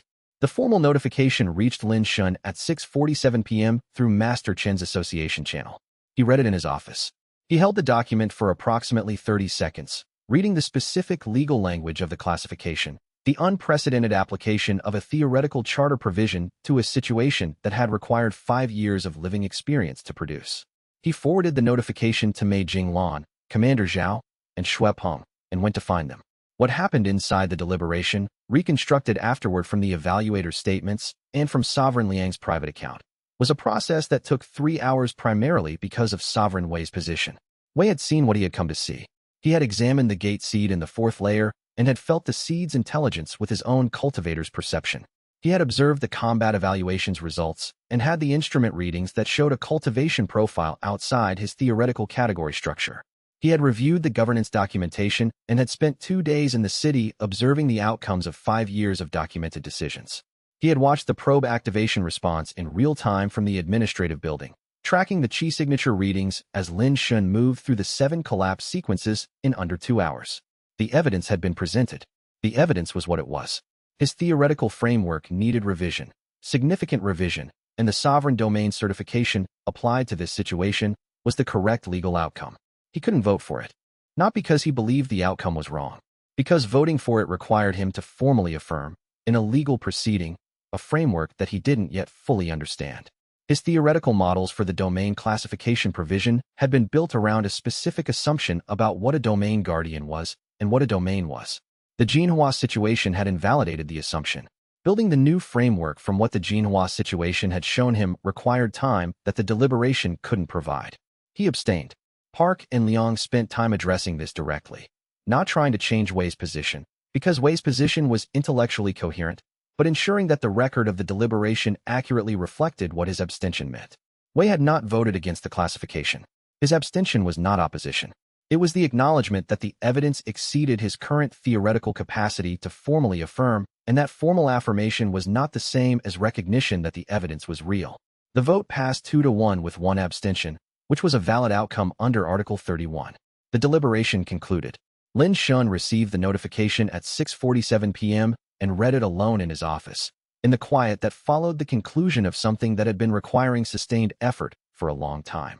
He sat with it for 30 seconds. Then he went to find the people he had been building this city with.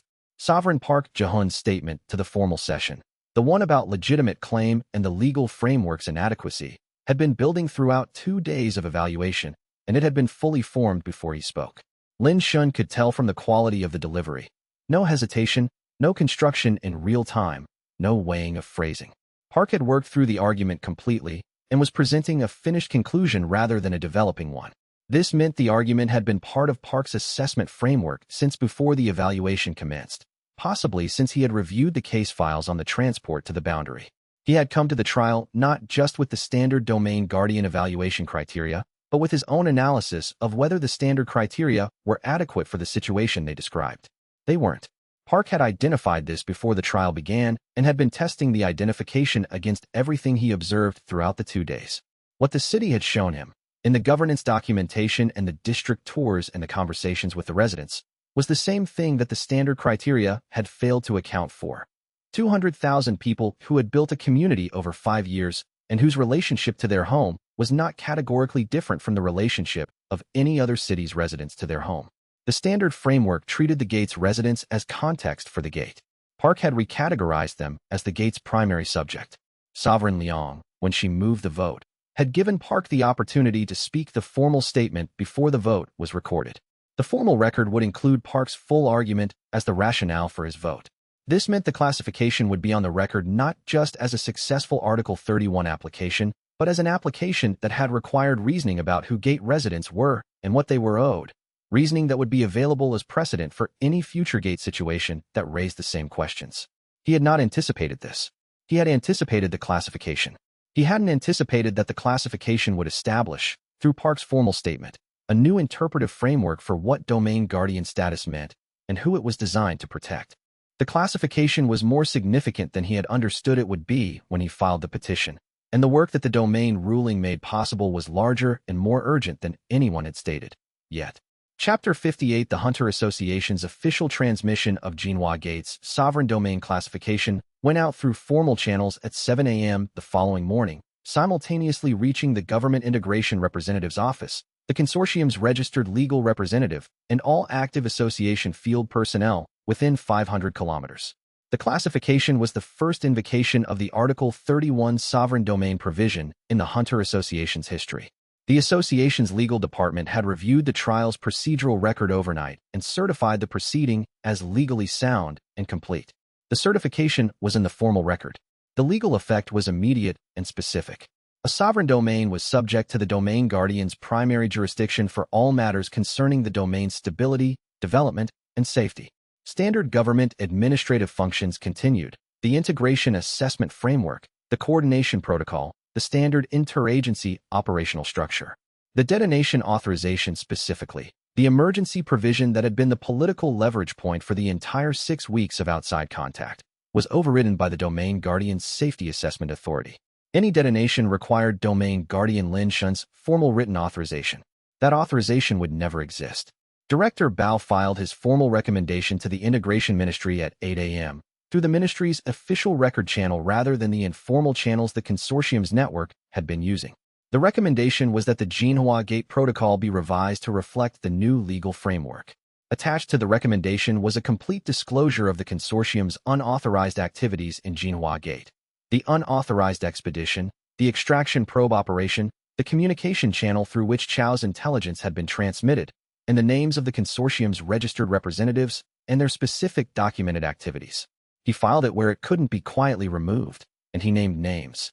The city learned what had happened over the course of the morning, not through a single announcement, through the channels that had always carried significant information in Jinhua Gate, the district head network, the information board system, the cultivation team communications, the morning social patterns of people who had been living in the same community for 5 years and had developed the informal information distribution networks that every city developed when it lived with itself long enough. People received the news and processed it with the specific quality that the city had developed as a collective character. Not hysterical, not explosive, but deeply felt. The weight that had been present since the first outside cheese signatures appeared at the boundary 6 weeks ago was gone. The threat that had defined the city's entire outside contact period. The threat that the people who had finally arrived from the outside world might decide the city's people didn't have the right to stay, was legally resolved. The celebration organized itself. Lin Shin stood in the central district square at midday and watched it with the feeling that settled major problems produced, not elation, which requires the anticipatory energy that 6 weeks of sustained pressure had spent entirely, but the specific quality of relief that came from having been right about what the problem required and having done it. Mei Jinglan found him in the square. She stood beside him, watching. "It's not finished," she said. "No," he said. "The consortium will respond through institutional channels, challenge the classification legally, generate governance concerns, use the domain guardian framework itself as the vehicle for the next approach. The Sector C installation is still active and still monitoring. The harvest mechanism running in the gate's architecture hasn't changed." He was quiet for a moment. "But the city is legally protected." "The city is legally protected," she repeated. Not an echo. A confirmation of something that had been uncertain for long enough that saying it plainly had weight. She took his hand, not with declaration, with the simple acknowledgement of 5 years and everything they had built together and the specific quality of standing on ground that was, for the first time since outside contact began, actually secure beneath them. The celebration continued, and the classification was on the permanent record, and the problems that remained were large and needed to be faced, but they would be faced from a position of recognized legitimacy, from a foundation of legal protection, from the standing of a city that the outside world now had a formal framework that required it to acknowledge as a city. And that difference was the difference that made all the remaining work possible. Director Bao's disclosure to the Integration Ministry was more significant than its formal content suggested. Bao had been in the government's integration apparatus for 11 years. He had operated within the committee framework that the consortium's capital interests had been shaping for 12 years. He had been part of the institutional structure that the consortium had embedded itself in, not as a corrupt actor, but as a professional working within the incentive frameworks his career had placed him in. The framework had produced the integration assessment timeline and the detonation authority's policy support, and Bao had been implementing the framework without examining its origin too carefully. The 7 weeks of the Jinhua outside contact had changed Bao's understanding of what he had been implementing. Lin Shun had not made this argument to him directly. He had given Bao information, had conducted the relationship with professional directness, had not lectured him about institutional corruption or questioned his motives. Bao had drawn his own conclusions from what he had observed. The disclosure he filed was the action of someone whose conclusions were clear and had decided that acting on them was more important than the career implications of acting on them. He named the consortium's operational contacts explicitly, documented the communication channels that had been operating outside the ministry's formal structure, and filed the disclosure through the formal record system rather than through any of the informal channels that would have allowed it to be quietly routed around. This would have professional consequences for Bao that Lin Shin couldn't prevent and that Bao had accepted as the cost of the disclosure. The consequences might include reassignment, reduced ministry access, or more significant career disruption depending on how the institutional response to the disclosure played out over the following months. Lin Shin sent Bao a brief message in the afternoon of the classification day. "I saw the disclosure. Thank you." Bao's response was a single line. It was the accurate account of what happened. Lin Shin filed this under the category of accurate accounts that cost something to produce, and that mattered because they cost something, and went back to the work that the classifications establishment had made possible. The city's celebration lasted through the afternoon and into the evening, and it had the specific character of a celebration that had organized itself rather than being organized. No one had announced a gathering point. No one had declared a celebration time or format. The Central District Square had simply become the place where people went when they wanted to be with other people in the acknowledgement of what had happened, and the square had filled gradually through the morning and afternoon as more people found their way there through the ordinary social processes of a community where people knew where each other were and what each other was thinking. Lin Shin moved through the square in the afternoon without the specific management function he usually carried when he moved through the city's public spaces. There was nothing to manage. The city was functioning. The security teams were maintaining standard posture. The district operations were continuing. The celebration was being celebrated. He had moved through this square in crisis, in the quiet of ordinary days, in the focused purpose of urgent operational movement, and in the specific gravity of moments when what happened next determined something large. He had moved through it on the day the gate closed, and in the years that followed, and in the weeks since outside contact began. This was the first time he had moved through it in something that felt, specifically, like relief, not resolution. The problems were large and ongoing, and several of them had timelines that the domain protection ruling had not changed. Not completion. The work had not concluded. The liaison operation was already beginning. The Sector C investigation needed to start. The harvest timeline had updated in a direction that made everything more urgent. Relief. The specific quality of having done what needed to be done in the time it needed to be done in, and having it hold. He found Mei Jinglan, and Commander Zhao, and Xue Peng, and they stood together in the square for a while, and the city celebrated around them in the way that places that had decided they were places celebrated when the decision was confirmed, with the specific fullness of people who had been living somewhere long enough to know what it was worth. And the liaison credentials' arrival in 11 days would test whether the legal protection was durable, and neither of them yet knew the answer. Chapter 59. Xue Peng achieved Silver Resonance rank on the 8th day after the Sovereign Domain ruling, in the training facility's deep practice chamber during the standard dawn session, and the breakthrough happened on its own schedule, without announcement or ceremony, because cultivation breakthroughs respected no agenda other than their own internal timing. Lin Shin felt it through the secondary cultivation awareness that the gate heart bond maintained across the practitioners who had trained closely with him for extended periods. Not the primary bond awareness. That was the gate's own ecology. This was a weaker resonance, built over 2 years of intensive direct training, that let him feel significant chi events in his close students' cultivation fields. He was in his office reviewing the Sector C documentation when the breakthrough registered, and he set the review down and walked to the training facility. Xue Peng was in the post-breakthrough stillness that major consolidations required, sitting at the center of the practice chamber with the centered quiet of a practitioner letting a new chi configuration settle into stable pattern. He was 21 years old. He had been inside the gate for 5 years and had never once accessed the standard outside cultivation curriculum.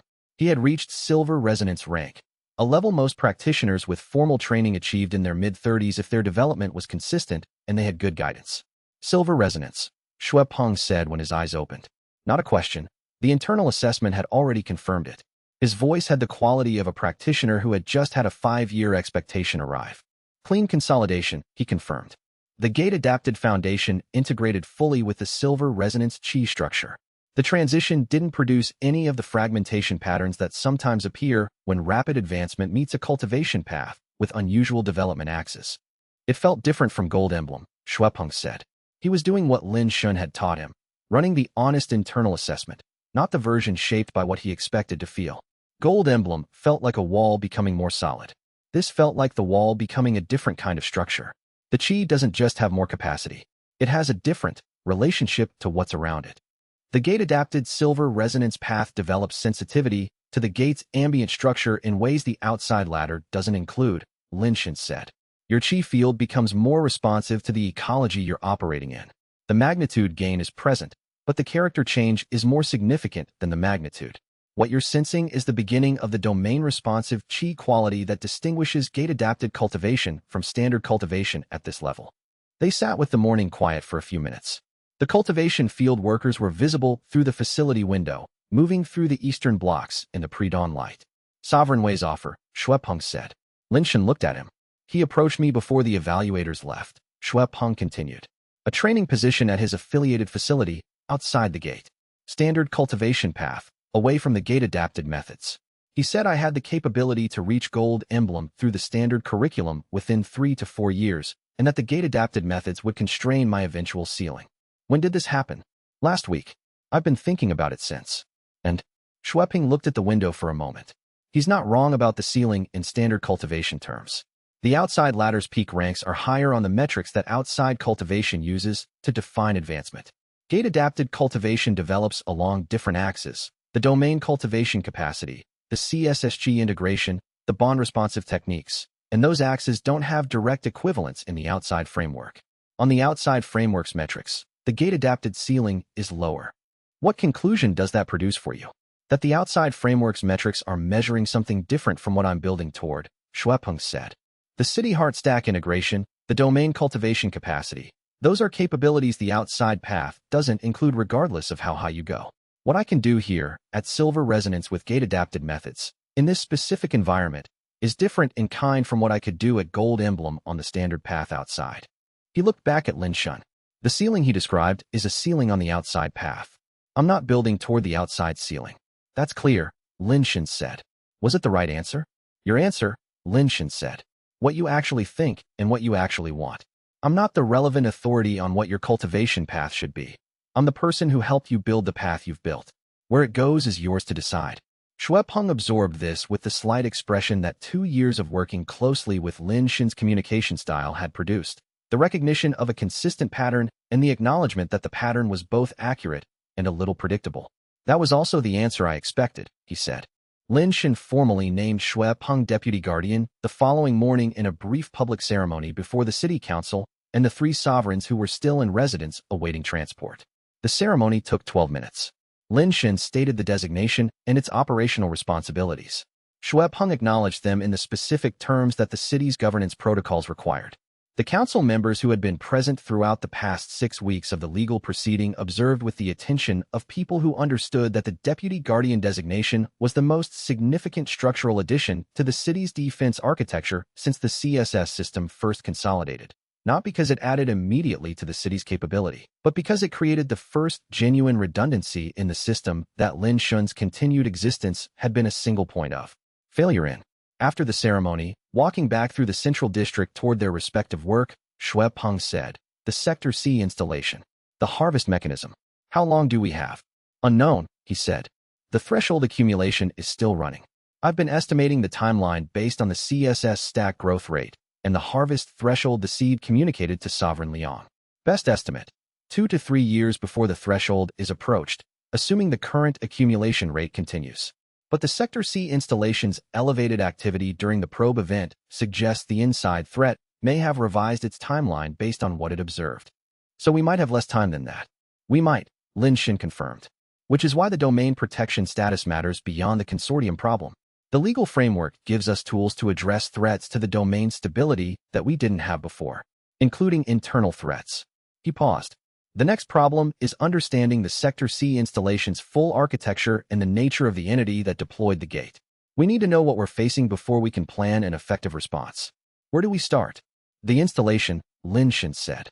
"Now that the trial is complete and the consortium's immediate extraction threat is legally blocked, I can give the Sector C investigation the attention it needs. We go in together." The deputy guardian designation was new, and the problems were large, and the gate seed was quieter than it had been in 5 years, and everything they had built together was going to be required for what came next. The deputy guardian ceremony's brevity was itself a statement. Shuepeng had been performing the deputy guardian function, in all practical senses, for more than a year. He had been managing the second-tier cultivation training, coordinating the outer boundary response protocols with Commander Zhao's security team, serving as the primary point of contact for the district heads on cultivation-related infrastructure questions, and filling in for Lin Shun on gate interior assessments when Lin Shun's attention was required elsewhere simultaneously. The formal designation didn't change the work. It created the institutional record of the work. For the city's population, the deputy guardian designation had a different significance. It meant the city's primary defense architecture was no longer a single person.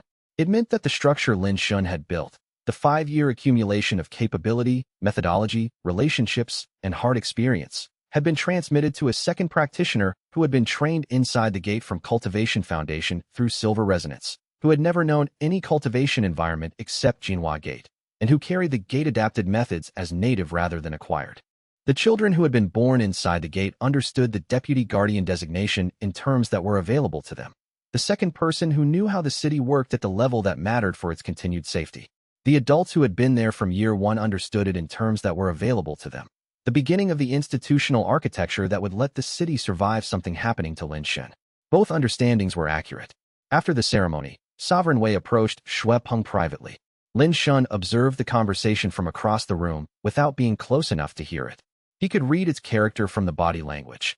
Wei was making an offer, and Shui Peng was listening with the focused attention that he had been watching him develop for 2 years. Present, genuine, not deflecting, but also not immediately accepting. Wei left the conversation first, which was unusual for Wei in the social dynamics of cultivator interactions. When Shui Peng joined Lin Shen afterward and described the offer, Lin Shen was not surprised by it. Wei had spent 2 days in the city encountering a silver resonance practitioner with extraordinary gate-adapted capability who had no outside certification, no outside theoretical framework, and no outside institutional affiliation. From Wei's perspective, that was a research opportunity as much as a personal cultivation opportunity. The offer was not cynical. Wei genuinely believed the standard path would develop Shui Peng's ceiling higher on the metrics Wei understood as ceiling.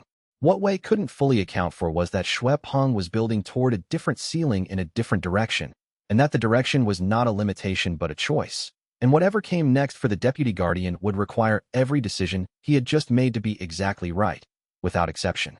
Chapter 60. The Consortium's institutional response arrived 11 days after the sovereign domain ruling, in human form, with Hunter Association credentials that made refusal legally impossible. Gold Emblem Hunter Fong Ryu presented himself at the city boundary as an integration liaison, a formal designation from the Hunter Association's assessment division, properly issued, procedurally complete, and designed specifically for exactly this kind of engagement. The integration liaison credential authorized extended assessments of domain guardian operations, documentation requests, facility access reviews, governance practice evaluations, and submission of findings to the association's oversight committee. It was a legitimate institutional instrument. It had been designed for legitimate oversight purposes by people who had anticipated that domain guardian classifications might require ongoing review. In the hands of someone acting in the consortium's interests while carrying the association's formal authority, it was the vehicle for generating institutional grounds to challenge the classification through the association's internal review process, grounds that would need to be generated from within the domain guardian framework rather than from outside it. Because the classification's legal standing meant outside attacks no longer had the same leverage. Lin Shen reviewed the credential at the boundary checkpoint, confirmed its validity through the association's official verification channel. The credential was real, the issuing authority was legitimate, the procedural chain was unimpeachable, and granted access. Fong Ryu was Gold Emblem rank, and he moved with the physical confidence of a cultivator who had trained in an established outside facility from early cultivation development, had been guided through a formal institutional program with consistent expert support, and had spent his career in environments where his rank was among the higher ones present. He was well prepared in the formal courtesies that governed cultivator official interactions. He was well-dressed in the way that cultivators from well-funded facilities were well-dressed. He carried himself with the specific assurance of a practitioner who had never encountered an environment where his capabilities were not among the top tier. He had done his preparation. Lin Shen could tell from the quality of the professional courtesy, not generic politeness, but the specific form of professional courtesy that carried familiarity with the case, awareness of the formal record, and a strategic assessment of the opening position. They met at the administrative building's entrance. Fong extended his hand. "Domain Guardian Lin Shen," he said. The warmth in his professional greeting was exactly calibrated, present enough to maintain the civil register, absent enough not to suggest genuine goodwill. "I've reviewed your domain guardian filing. The Article 31 interpretation is genuinely novel. I imagine it took significant legal preparation." The pause that followed was timed with the precision of someone who had rehearsed this kind of conversation, long enough for the assessment to register, brief enough to maintain the professional register. "I look forward to examining whether the interpretation is as durable under detailed review as the filing suggests." Lin Shen shook his hand. The Gateheart Bond's perceptual sweep registered at the instant their palms met, a sealing technique embedded in the handshake contact, transmitted through a chi pattern applied with sophisticated concealment to the surface contact. A testing technique, designed to probe a specific element of the defensive architecture that a Gateheart cultivator might have integrated, the bond-responsive passive defense that would automatically neutralize unauthorized chi intrusions. If the passive defense wasn't present, the sealing contact would have produced data on Lin Shen's defensive architecture. If it was present, the contact's failure would tell Fong equally specific things about the nature of the defense. The bond-integrated passive defense registered the technique in the moment of contact and neutralized it without Lin Shun doing anything deliberate. The sealing contact encountered the domain integration layer and dissipated, the way any technique that required an external foothold encountered a domain where the territory itself was the cultivator's extended body and had no available external foothold. Fang's hand withdrew with the smooth professional completion of a greeting gesture. There was no visible change in his expression, no pause in the courtesy, no sign that anything had happened beyond a handshake. His training was good. His composure was good. But Lin Shun could see the recalibration happening behind his eyes, the brief processing of a result against an expected outcome, and the adjustment of the strategy's approach based on what the result had communicated. The strategy now had more information. It would be different from what it had been designed to be before the handshake. Fang knew that Lin Shun had registered the technique. That was what the neutralization's nature communicated. Not that the defense was present, but that the defense was integrated at the domain level, which was a different and more significant capability than a standard defensive technique would have implied. Lin Shun knew that Fang knew. "I'm glad you're here," Lin Shun said. "Come in. I'll show you what we've built." He turned and walked Fang Ryu through the administrative building's entrance and into the city, and the sovereign domain classification was on the permanent record, and the consortium's institutional campaign was beginning, and both of them understood exactly what the next phase of this was going to require of each of them, and neither one of them had any intention of being the one who came out of it having lost. The integration liaison credential had been issued through the Hunter Association's standard administrative process, which meant someone at the association level, someone with sufficient institutional position to initiate a formal credential issuance, had decided to send Fang Ryu. The credential's issuance represented a decision made within the association's own structure, not just by the consortium operating from outside it. This was the consortium's 12 years of institutional investment made operationally visible. Lin Shun had known, from the intelligence Sovereign Liang's network had provided and from Chao's disclosure about the leash structure, that the consortium's influence extended inside the Hunter Association as well as inside the government. The domain charter certification had been obtained through the association's provisions, which were structurally above the committee-level influence. But the association's operational processes, credential issuance, oversight review initiation, formal assessment procedures, operated at a level where committee-adjacent influence could shape outcomes. Fang Ryu's integration liaison credential was the consortium's answer to the domain guardian classification. "You've established legal protection at the charter level. We operate at the operational level. We're going to use the operational framework to generate grounds for a charter-level challenge." The handshake sealing technique told Lin Shun exactly how they intended to approach it. The technique was designed to test whether the Gateheart path had produced a passive defense architecture that was integrated at the domain level, the specific capability that would make a domain's guardian legally and practically resistant to the kind of chi-level interference that assessment teams used as a standard tool in contested domain evaluations. If the passive defense hadn't been integrated at the domain level, the assessment team would have specific vulnerabilities to exploit. The passive defense had been integrated at the domain level. The technique had failed completely. Fang Ryu's recalibration after the handshake was the recalibration of a professional who had just discovered that the assessment approach his team had prepared for didn't apply, and who was now working with information that changed what the approach needed to be. He was good at recalibration, smooth, composed, no visible disruption in the professional manner. But he was now working on a different problem than the one he had arrived prepared to address. "I'm glad you're here," Lin Shun said again, leading him deeper into the city. "There's quite a lot to show you." He meant it genuinely, in a way that carried a second meaning Fang would correctly interpret. There was quite a lot to show the consortium about what they were dealing with, now that the domain protection designation meant that showing them was on Lin Shun's terms rather than theirs. The integration liaison's first day ended with a detailed tour of the city's public facilities, which Fang Ryu documented with the systematic thoroughness of a practitioner trained in formal domain assessment methodology and was applying it correctly. He asked the right questions. He examined the right documentation. He used the standard assessment rubrics in the standard sequence. He was a competent professional doing a legitimate job through an instrument that had been deployed for purposes the instrument's design hadn't intended. Lin Shun answered everything accurately and completely. He had decided on this approach before Fang's arrival. Total accuracy, total completeness, no strategic withholding, and no strategic emphasis. The integration liaison assessment was going to produce a report. The report was going to be used by whatever party the consortium had positioned inside the association's oversight structure to initiate a formal challenge review.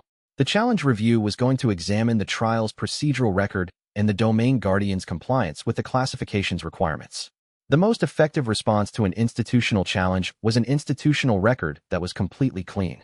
No procedural gaps, no documentation inconsistencies, no ambiguous governance practices. A challenge that couldn't find a legitimate procedural issue had to generate one or fold. The city's record was clean. 5 years of documentation, maintained by Mei Jinglan with the specific understanding that the record might eventually need to withstand adversarial review. 7 years of continuous operational history. The 2 years before the gate closed that established the city's infrastructure baseline, plus the 5 years inside. A governance record that didn't claim perfection but documented every significant decision, including the decisions that had been wrong, with the corrections made and the reasoning explained.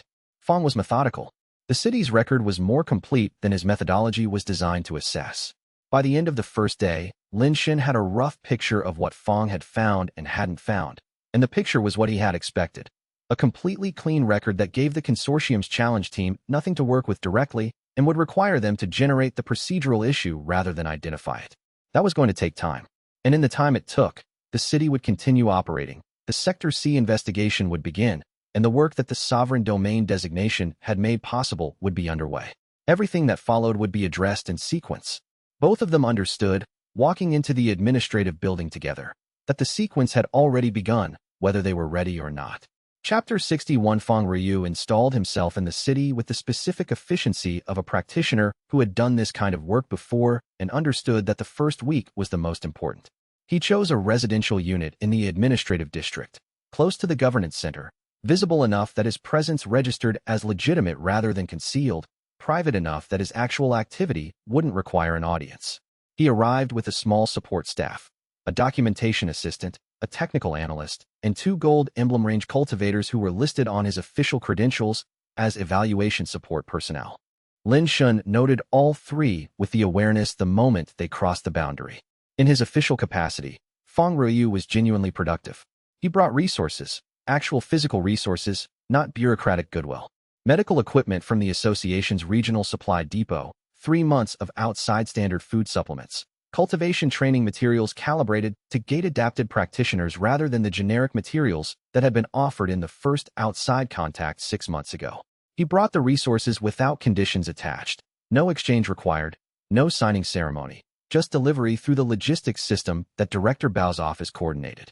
The city's medical center received the equipment delivery with the complicated gratitude of people who needed the equipment and were aware that the person providing it was also gathering intelligence on the city's capabilities and vulnerabilities. Lin Shen let the delivery proceed without comment. The equipment was real and the city needed it.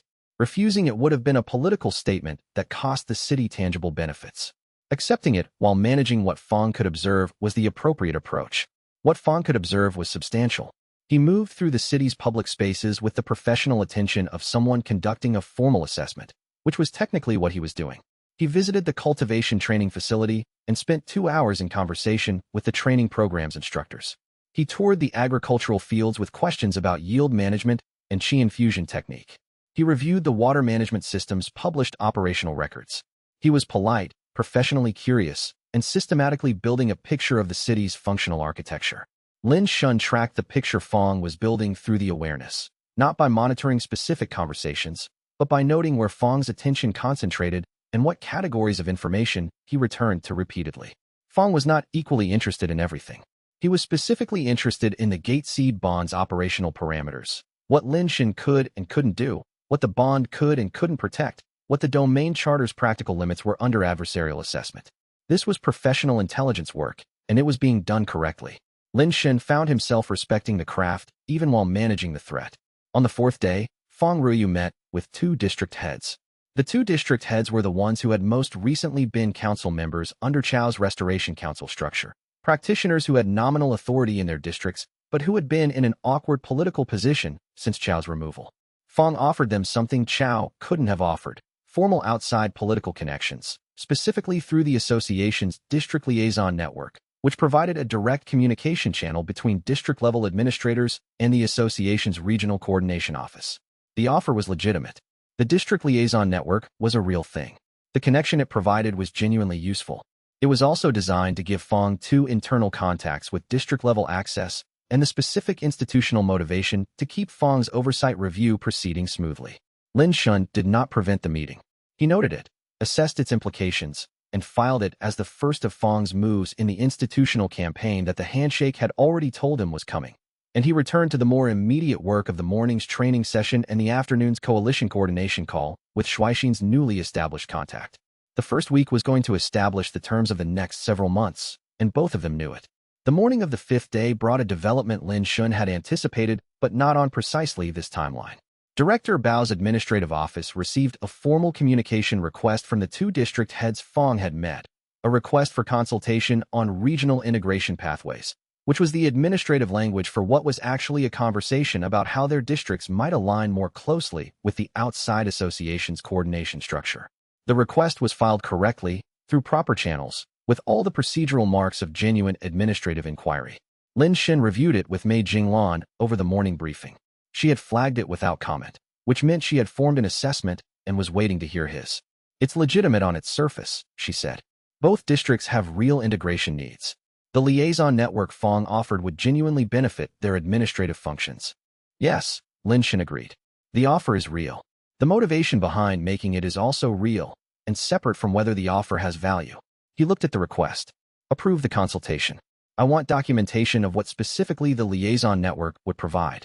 The documentation, when it came back 2 days later, was useful in ways Fong probably hadn't intended.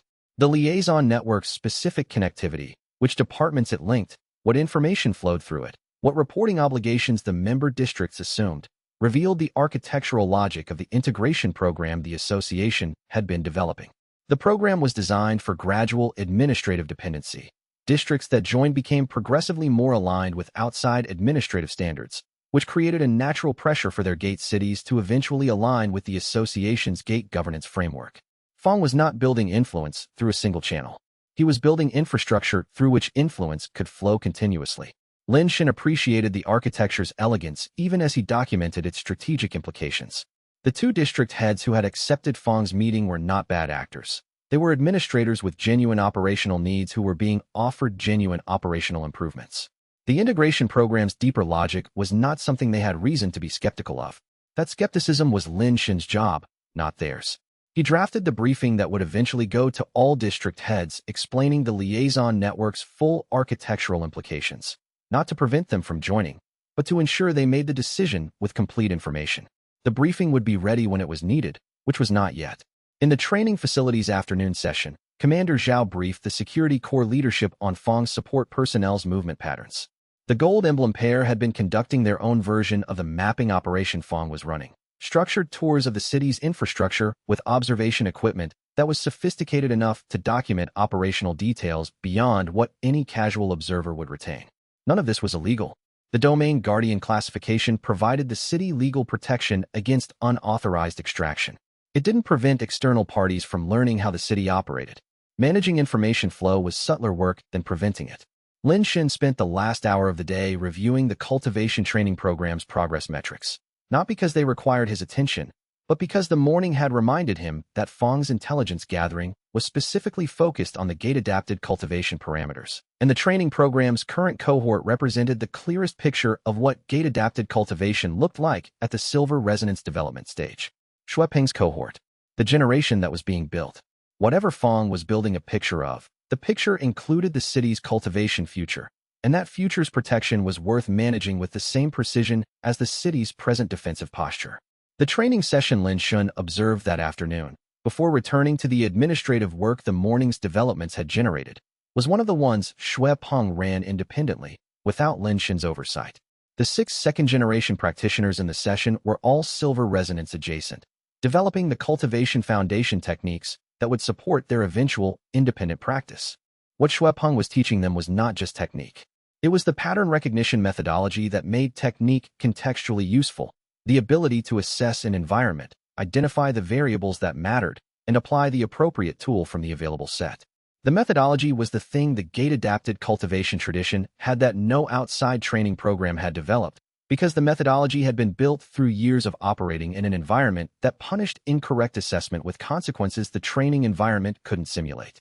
Lin Shin watched from the observation platform for 20 minutes without announcing his presence. What he saw confirmed what the morning's intelligence-gathering exercise had demonstrated. The second generation was ready for the kinds of challenges that Fang's presence represented. Not militarily. The match was a different category of challenge, but intellectually. They were developing the assessment skills that survival had required, in conditions stable enough to develop them systematically. This was what the domain designation safeguarded. Not just the city's physical infrastructure, the tradition he was building before Fang even knew it existed. Chapter 62. The consortium's organizational structure after the domain protection ruling was more visible than it had been before, because visibility was now less dangerous for them than ambiguity. Before the classification, the consortium had operated through unofficial channels because official channels would have generated documentary evidence of their interest in Jinhua Gate. After the classification, their interest was legally documented through Fang Ryu's integration liaison credential. The documentary evidence existed. What they needed now was operational influence within the association's formal structure, which required Fang's visible presence rather than concealed networks.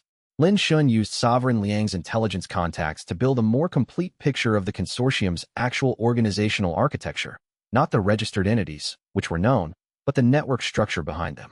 What the intelligence returned was larger than expected. The consortium was not one organization or even a coalition of organizations in the standard sense. It was a capital network spanning 6 countries, built around a core of approximately 40 individuals who had been investing in gate energy extraction technology for 12 years. The network's membership overlapped significantly with the private capital interests that had historically funded advanced cultivation research, the same foundations and family offices that had built several of the Hunter Association's major research institutes. This overlap was not incidental. The consortium's founders had understood from the beginning that gate energy extraction required Hunter Association cooperation or Hunter Association capture, and they had spent 12 years ensuring the association's research infrastructure was financially dependent on sources they controlled. The international dimension was significant. 3 neighboring countries' Hunter Associations had become aware of consortium activity near their own gate zones in the preceding 18 months and had been quietly developing their own intelligence on the network structure. Each of those associations represented potential coalition allies, parties with independent operational reasons to want the consortium's influence in the association reduced. Lin Shin sent formal diplomatic communications to both associations, referencing the Article 31 domain designation and requesting direct contact at the senior leadership level. He worded the communications carefully, not as a request for help, which would have positioned him as a supplicant, but as a domain guardian offering a formal exchange of intelligence that each association had independent reasons to value. The responses came within 36 hours. Both associations confirmed their interest in a meeting. Both specified that they wanted to assess Lin Shin's capabilities and intentions directly before committing to any formal arrangement. Both mentioned, in the carefully indirect language of diplomatic communication, that they had been observing the Jinhua situation closely and had their own concerns about the consortium's operations. Lin Shin scheduled the meetings for the following week and began preparing the specific intelligence packages that would make the case for a formal alliance. Not a request for protection, but an offer of mutual advantage to parties who were facing the same institutional threat from a different angle. Sovereign Liang reviewed his preparation and said, "You're building a coalition." "I'm building relationships," Lin Shin said. "Coalitions are what relationships become when a shared problem reaches a certain severity." She looked at him for a moment. "You've been doing this since year 1. "It was necessary," he said. "It's still necessary." She made a note in her field documentation, the same field documentation she had been maintaining since her arrival, and returned to reviewing the intelligence packages. Outside the window, the city's morning operations were proceeding normally, and Fang Ryu was 2 blocks away in the cultivation training facility asking well-prepared questions, and the consortium's network was running its institutional campaign, and Lin Shun was building the counter, and the game that had started with a handshake was developing through its middle stages. The international alliance work required more preparation than Lin Shun had initially allocated time for, which was itself diagnostic information. Sovereign Liang's intelligence network was good. Within the national structure, within the context it had been built to cover, it was comprehensive. But the consortium's international dimension, 6 countries, 40 core members, 12 years of parallel investment in cultivation research infrastructure, was a different scale of problem than the network had been designed to address.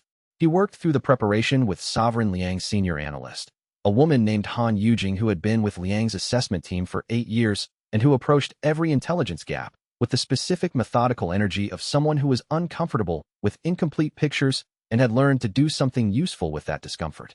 Han Yujing's assessment of what they could document and what they were inferring was rigorous. The financial connection between the consortium's network and the association's research institutes was documented. Transaction records, funding agreements, personnel overlaps.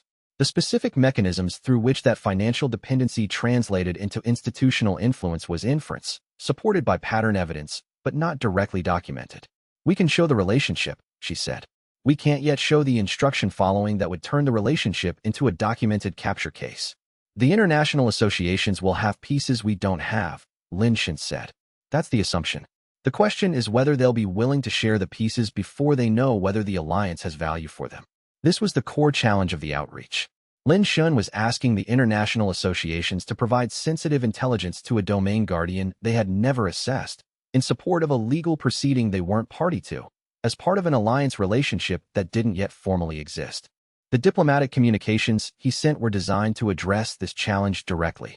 He included in each package a substantive intelligence offering that was independently valuable to the recipient, not a teaser, not a summary, but actual documentation of the consortium's activity in their specific jurisdictions. Sovereign Liang's network had picked up threads in both directions. Each thread was worth something to the association it concerned. He was trading intelligence, not requesting help. The distinction mattered for how the responses would come back.